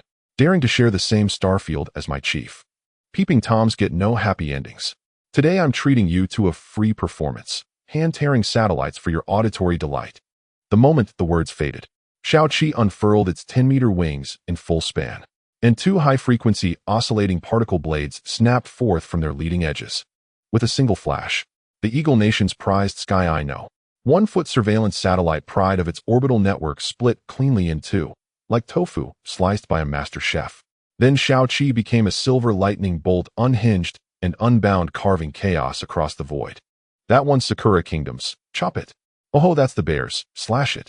Whose is this? Doesn't matter. Your luck just ran out. Boom. Silent fireworks erupted across the heavens. Dozens of billion-dollar spy satellites, each a marvel of aerospace engineering, were obliterated in minutes, all reduced to drifting space debris. Inside the Pentagon, the intelligence director's knees buckled. He slid straight off his leather chair and collapsed beneath the desk. Cold sweat drenched his bespoke suit. Fuck, is this Megatron's pet? Those hairs don't just wield Shinshia Mecha. They've now deployed extraterrestrial cyber behemoths. Evacuate. Now, scramble every remaining satellite to the North Pole. These Eastern living gods are not to be provoked. From that day forward, a new legend took flight in Earth's orbital lanes, the untouchable cyber streetrogue. Above Panga Base, Shao-Chi returned in triumph, striking a preposterously flamboyant superhero pose. Kneeling on one knee, it slammed down onto the runway. The impact cracked the tarmac. Sparks flew. Lightning arced. The sheer audacity was breathtaking. Academician Wang Tonghe stood nearby, mouth agape, eyes glowing emerald green with raw scientific hunger, his drool all but dripping onto his lab coat. This fluid dynamics. This spatial folding tech. This damned nanomaterial. Let this old man touch it, just once. Wang lunged forward, arms wide, aiming straight for Shao-Chi's armored thigh. Shao-Chi recoiled, its synthetic plumage bristling in alarm, then instantly shrunk back to its palm-sized robotic parrot form and zipped into Feng Yan's collar. Old man, keep it professional. I perform, I don't sell. Feng Yan burst into laughter, adjusted his collar, and rendered a crisp, textbook-perfect military salute to Zhou Weiguo. Commander Zhou, Academician Wang, I must return.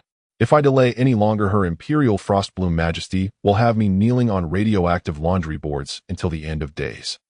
Zhou Weiguo returned the salute with solemn gravity and nodded firmly. Feng Yan, proceed with utmost caution. Your nation stands behind you, unshakably, unconditionally. Need anything, knock and we'll answer. Anytime. Understood. Until next time, sir. Feng Yan turned and stepped in one stride into a shimmering wormhole. A flash of silver light, and the aperture sealed shut above Panga Base. Blue Planet. Flight deck of the Sunset-class aerospace carrier. Feng Yan had barely emerged from the light gate when Yang Shui's gravity manipulation struck hard. With a wet thwomp, Feng Yan hit the deck like an overturned turtle, clutching his lower back and rolling wildly. Murdering your husband. Yang Shui stood over him, arms crossed, her gaze icy and imperious. Her long statuesque legs were sheathed in black tactical pants, radiating palpable, suffocating authority. None of that theatrics. Speak plainly. What souvenirs did you bring back from your half-day tour inside someone else's gut? Zhao Qingtian arrived with his task force, a tight ring of hardened soldiers closing in. Their faces were etched with pure, unadulterated curiosity. Ma'am, legendary. Exactly how this commander needs to be reined in. Explosive specialist Zhou Kai egged them on, grinning ear. You provincial bumpkins have never seen true civilization. Feng Yan rolled his eyes, sprang upright, and dusted off his uniform. Today I unveil the future where cutting-edge science reshapes existence, and Xinxia mastery reigns supreme in the apocalypse. With a mere thought, Feng Yan's spatial ring flared violently, and clatter, clatter, clatter, a cascade of ancient jade slips tumbled onto the deck like discarded refuse. Each slip shimmered with a soft, inner luminescence. A faint, visible mist of spiritual energy, pale and ethereal, drifted from their surfaces. Yang Shui's delicate brows furrowed slightly. She knelt, plucked one jade slip from the pile, and examined it coolly. What model of silicon-based storage is this? No Type-C port. Not even a standard interface. Wife, that's a Xinxia cultivation manual. Etched within are cosmic energy flow principles operating across higher dimensions, not your lab's reductionist paradigms. Feng Yan leaned in smugness, radiating from every pore. Yang Shui adjusted her high-tech tactical glasses, then emitted a dry, skeptical laugh. Spare me the mysticism. On Blue Planet, fear stems solely from insufficient firepower, and all energy is quantifiable, analyzable data. She withdrew a palm-sized quantum scanner from her tactical terminal and pressed it directly against the jade slip. Beep, beep, beep. Lines of code cascaded down her display like a digital waterfall. For the first time in memory, the ice-cold certainty in Yang Shui's unblinking gaze fractured, replaced by raw, unguarded shock. Her inner mad scientist stirred. The microstructure of this jade slip forms a natural quantum storage matrix. A single fragment holds more information than Solis Group's entire server farm combined. It's preposterous. Crack it now? Shao-Chi linked to my terminal. On it, sis. When I fly, one bird does the work of two. Shao-Chi darted from Feng Yan's collar and perched on Yang Shui's shoulder, a data cable snapping into place between its port and her terminal. Within 3 minutes, the arcane classical Chinese inscriptions, dense, cryptic, archaic, were fully translated into lucid meridian diagrams and precise energy channeling equations, complete with hyper-realistic 3D holographic animations demonstrating each technique. Feng Yan turned to Zhao Qingtian and the other's a slow predatory grin spreading across his face. Old Zhao, line up for takeout. He rummaged through the pile of jade slips. Zhao Qingtian, you wield fire. Take the great sun to Thagata, true fire art. No more lighting cigarettes or roasting meat with your ability. Wang Ming, you command metal. Here, the Gung metal sword cannon. Stop waving those watermelons like a triad thug. Start flying swords with physics. Lin Rui, Zhou Kai, Zhang Biao, you govern wood, earth, and water. These 3 peerless manuals belong to you. Practice until you ignite your own meridians, or no dinner tonight. 5 battle-hardened soldiers stood frozen, each cradling a jade slip like sacred relics, staring blankly at one another. Zhao Qingtian rubbed his shaved head, utterly bewildered. Commander Foam, you're asking us to cultivate Xinxia arts amid cyberpunk wastelands. Isn't this aesthetic, dangerously abrupt? Enough chatter. Truth emerges only through practice. Get moving. Feng Yin delivered a swift kick to Zhao Qingtian's rear. With a sigh, Zhao sat cross-legged on the deck, pressed the jade slip to his forehead, and summoned his innate fire-type ability. His power had awakened from a gene serum refined with Feng Yan's blood and crystallized core essence, ferocious, untamable. As soon as he guided his energy along the prescribed, true fire pathways, it happened. The air around Zhao warped visibly. Deck temperature spiked, rising before their eyes. Even the military-grade alloy surface began glowing cherry red. Holy hell, is our captain turning into a pressure cooker? Zhou Kai yelped, leaping backward as heat waves blistered his boots. Then Zhao's eyes snapped open, and twin 3-inch jets of dark golden, true fire erupted from his pupils. His combat fatigues remained unscorched, instead enveloped in golden radiant flame armor. He looked like a wrathful Vajra risen fresh from an alchemical furnace. Zhao surged to his feet and stared awestruck at his own hands. A cataclysmic force swelled within him, so vast, so volatile it threatened to rupture his very being. Commander Foam, I can't hold it. I'm going to explode. Zhao threw back his head and roared, a guttural bestial cry echoing across the deck. Then lay an egg. Release it now. Pick any direction, just fire. Feng Yin, startled, grabbed Yang Shue's waist and yanked her far back. Zhao whirled and thrust both palms outward toward the endless sea. Great sun, true fire, break. Boom. Not a fireball, but a 50-meter-long golden dragon, scales gleaming, roaring with supersonic fury, launched itself across the horizon. It cleaved the air with a draconic shriek and slammed Hedon into an abandoned island 5 kilometers away. Blinding gold light flooded the gloomy apocalyptic sky, turning dusk into searing noon. Then came the cataclysm. A colossal pure gold mushroom cloud erupted, towering, incandescent, world-ending. When the shockwave receded and the smoke thinned, everyone stood dumbstruck. The island, tens of thousands of square meters, had been vaporized over half its expanse. The remainder boiled, molten crimson, bubbling like a cauldron of living magma. Damn, I'm officially a Sci-Tech Xinxia overlord. Zhao stared at his still smoldering palms. The stoic strongman now grinning like a 200-kilo blissfully idiotic elk. Witness it. This is science fused with savage artistry. From now on, no one dares claim humanity lacks the Xinxia constitution. Feng Yin tilted his chin skyward and winked brazenly at Yang Shui. Yang Shui ignored his showboating entirely, her gaze fixed on the distant magma sea. Green streams of real-time data cascaded down her tactical lenses. She was already running simulations, calculating how to deploy this Xinxia augmentation system across the entire armed forces. Feng Yin and Yang Shui stood side by side on the deck of the Sunset, gazing downward. Good heavens, darling, did we fly into the wrong scene? It feels like we've stepped straight into Cyberpunk 2077. The Sunset mountain range at this moment was breathtakingly beautiful, with mountains embracing the sea. Murky waves crashed violently against the reefs, sending up a mist that shimmered with all colors under the sunlight. The steam rose and auspicious clouds drifted among the peaks. Zombies, long reduced to ashes. Mutant beasts, all on the barbecue grill. It was a perfect picture of a post-apocalyptic paradise. Flying deeper into the mountains, Feng Yan's eyes nearly popped out. The former ragged survivor camp was nowhere to be found. In its place stood a steel military fortress of hardcore sci-fi. The all-metal walls rose dozens of meters high, with dark gray armored alloy gleaming with a cold, murderous aura under the sun.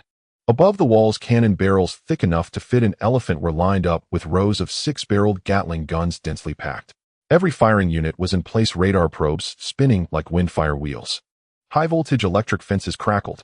In midair, countless micro-patrol drones wove a net across the sky. In the security zone spanning dozens of miles, even a mutant fly would have to scan its eyelid type before passing through. Inside the base, everything was a treat for those with OCD. Roads were straight production and living areas were neatly planned like cut tofu. From the distant giant factory came the dull, powerful roar of machinery. One after another futuristic heavy unmanned tanks rolled off the assembly line. Their tracks mercilessly crushed the ground. In this rotten apocalypse, such a steel torrent was the ultimate sense of security. The survivors on the road were all cleanly dressed and smiling. No longer the gaunt, desperate look of Feng Yan's first arrival. With a deafening roar in aerospace, carriers spewing plasma, exhaust landed firmly on the tarmac. The hatch swung open, and the base's indigenous people rushed forward with reddened eyes. "Oh God! Praise the Lord! Commander, you finally returned with the light." The white-skinned old man Smith wildly crossed himself. "Boss, sister-in-law, I've missed you." Thunder Tiger bellowed like a tiger's roar. In his excitement, his supernatural ability leaked electricity. His muscles bulged, and blue lightning crackled all over him. Feng Yan flinched, quickly shielding Yang Shui and stepping back. "Old Thunder, cut that Pikachu 10,000-volt act. If you shock your sister-in-law, they'll skin you alive." Feng Yan scolded with a grin, then turned to Yang Shui with a smug raise of his eyebrows. "Not bad, Empress Yang. A true genius at internal affairs. Entrusting this base to you, I am most relieved." Yang Shui was about to roll her eyes when a silver light burst from Feng Yan's collar. Shaoqi flapped its metal wings and shoved itself into Feng Yan's face, launching into a tirade.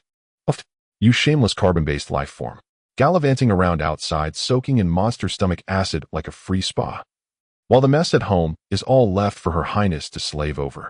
Even the city wall blueprints were worked on by Her Highness through the night. You who only destroys but never cleans up, what face do you have to call yourself emperor?" Everyone burst into laughter. The group, chatting and laughing, strode into the base's command hall. At the center was a massive holographic projection sand table. The 3D terrain of the Sunset Mountain Range rotated slowly, with even the leaf veins clearly visible. But around the mountains there was only a desperate dead sea of floodwaters. Farther out, the sand table was shrouded in gray fog of war. Feng Yan walked to the sand table and pointed at the fog. "Terminator 1. The fully metal skeletoned Terminator 1 stepped forward, its electronic eyes flashing red. "Commander, please give the order. Expand the drone search range. Send out every drone we have." Feng Yan waved his hand authoritatively. "Find other land not submerged by the flood. I refuse to believe this whole planet has turned into a water park." "Understood." Terminator 1 thumped its chest and strode away. Feng Yan lounged back in the main seat, casually grabbing Shaoqi, who was preening its metal feathers in midair. "Hey, Deadbird, didn't you inherit the core data of that so-called super AI from my cheap father-in-law Yang Jian? It's been ages, and you haven't even changed the paint. Are you any good?" Shaoqi flared up, its titanium alloy eyes flashing with intense blue light. "Insolence! You foolish carbon-based creature, how dare you question my worth?" Shaoqi struggled free and shot into the air. Its eyes projected an extremely complex, high-frequency holographic image. A data model of geometric fold lines hung above everyone's heads. Shaoqi put its hands on its hips, chin raised high. "Boss, open your gold-encrusted eyes. I've analyzed the spatial bands of every portal you've opened. Through my supreme AI algorithm, I've now calculated a fixed bidirectional portal. You know what that means, illiterate? I've hacked the backdoor password to your Earth home." "No way." Feng Yan's eyes bulged, and he shot up from his chair as if electrocuted. "You're bluffing. That scrap metal can open a portal." He pointed to the open space outside the hall. "Come on, Harry Potter, time to perform. Watch closely, Hick." Shaoqi zipped to the center of the open space. Nanometal surged wildly. In the blink of an eye, it fashioned itself a long black wizard's robe, a crooked pointed hat, and most mischievously a broken wooden stick in its right claw. Shaoqi cleared its throat dramatically and pointed the stick at the air. "Open sesame." Space twisted violently, and silver-blue arcs of electricity tore through the air. Without using any crystal cores, relying purely on raw computational power, a massive silver wormhole over 10 meters in diameter materialized right in front of everyone. Through the wormhole, the lights of Earth's Panga base underground hull blazed. Feng Yan's jaw dropped to his feet. "Holy crap, you actually cracked my ultimate survival trick. You're about to smash my cross-dimensional trader gig to pieces." On the other side, Academician Wang was sipping goji berry tea from a thermos.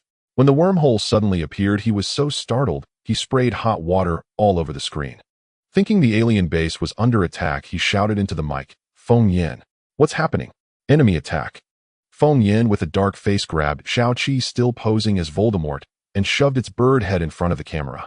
Old man. No enemy attack. It's this damn bird of mine that's become a spirit. Quick. Connect to the supercomputer. This scrap metal has cracked the underlying logic of the artificial wormhole. I'm having it send the tech over.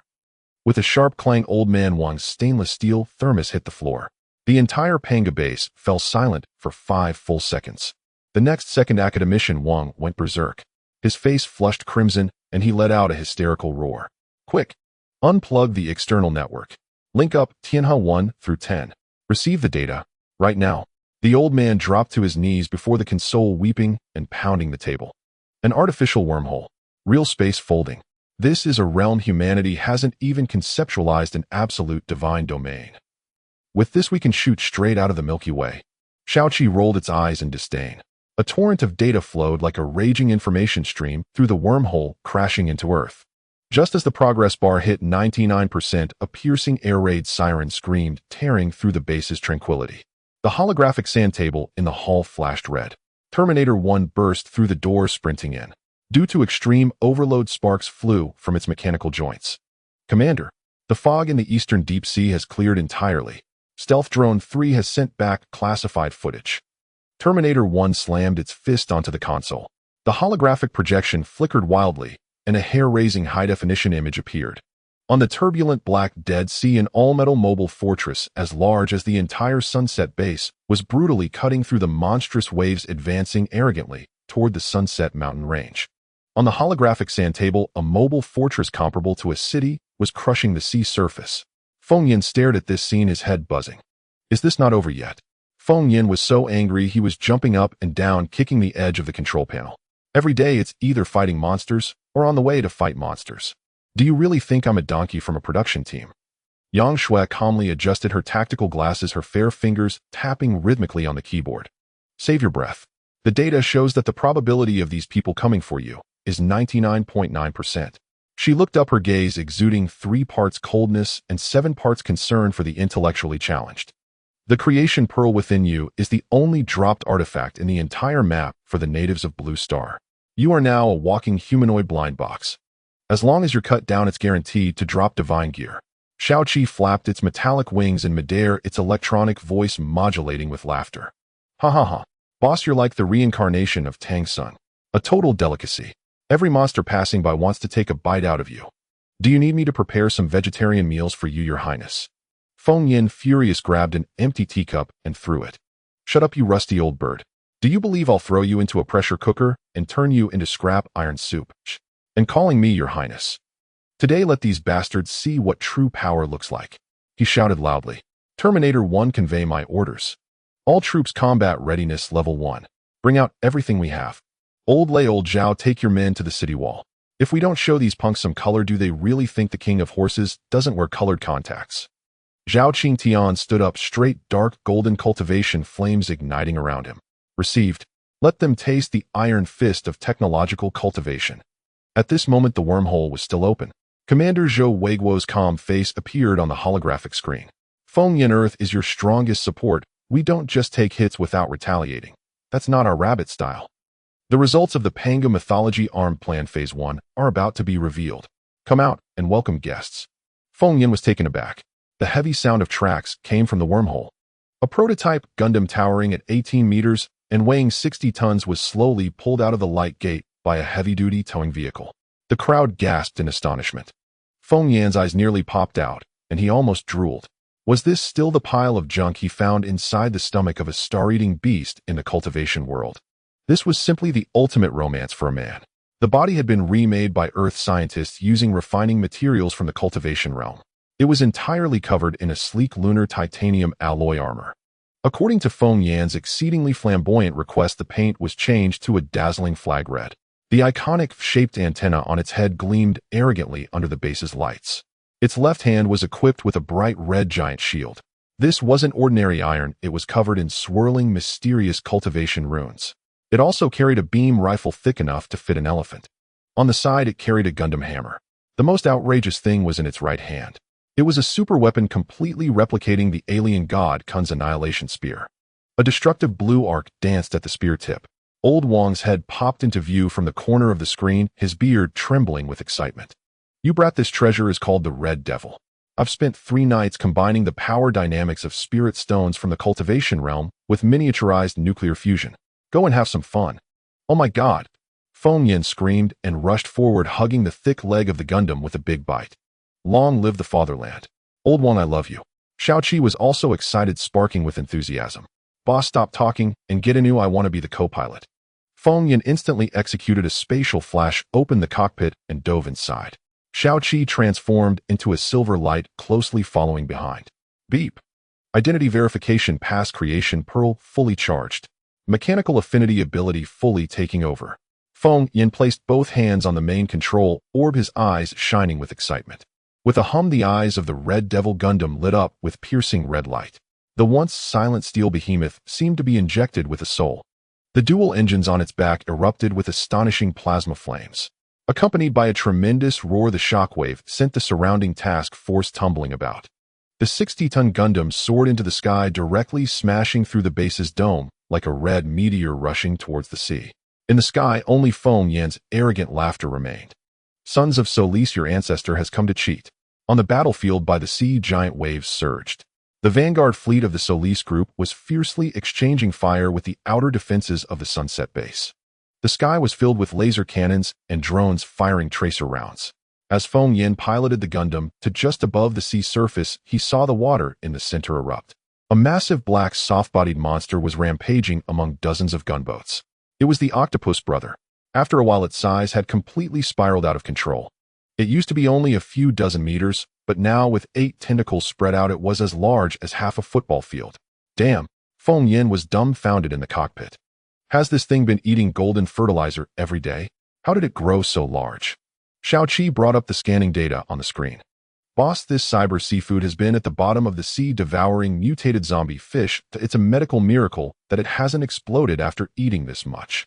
Although the octopus brother was formidable, even a hero cannot withstand a pack of wolves. A heavy cruiser from Solis locked onto it.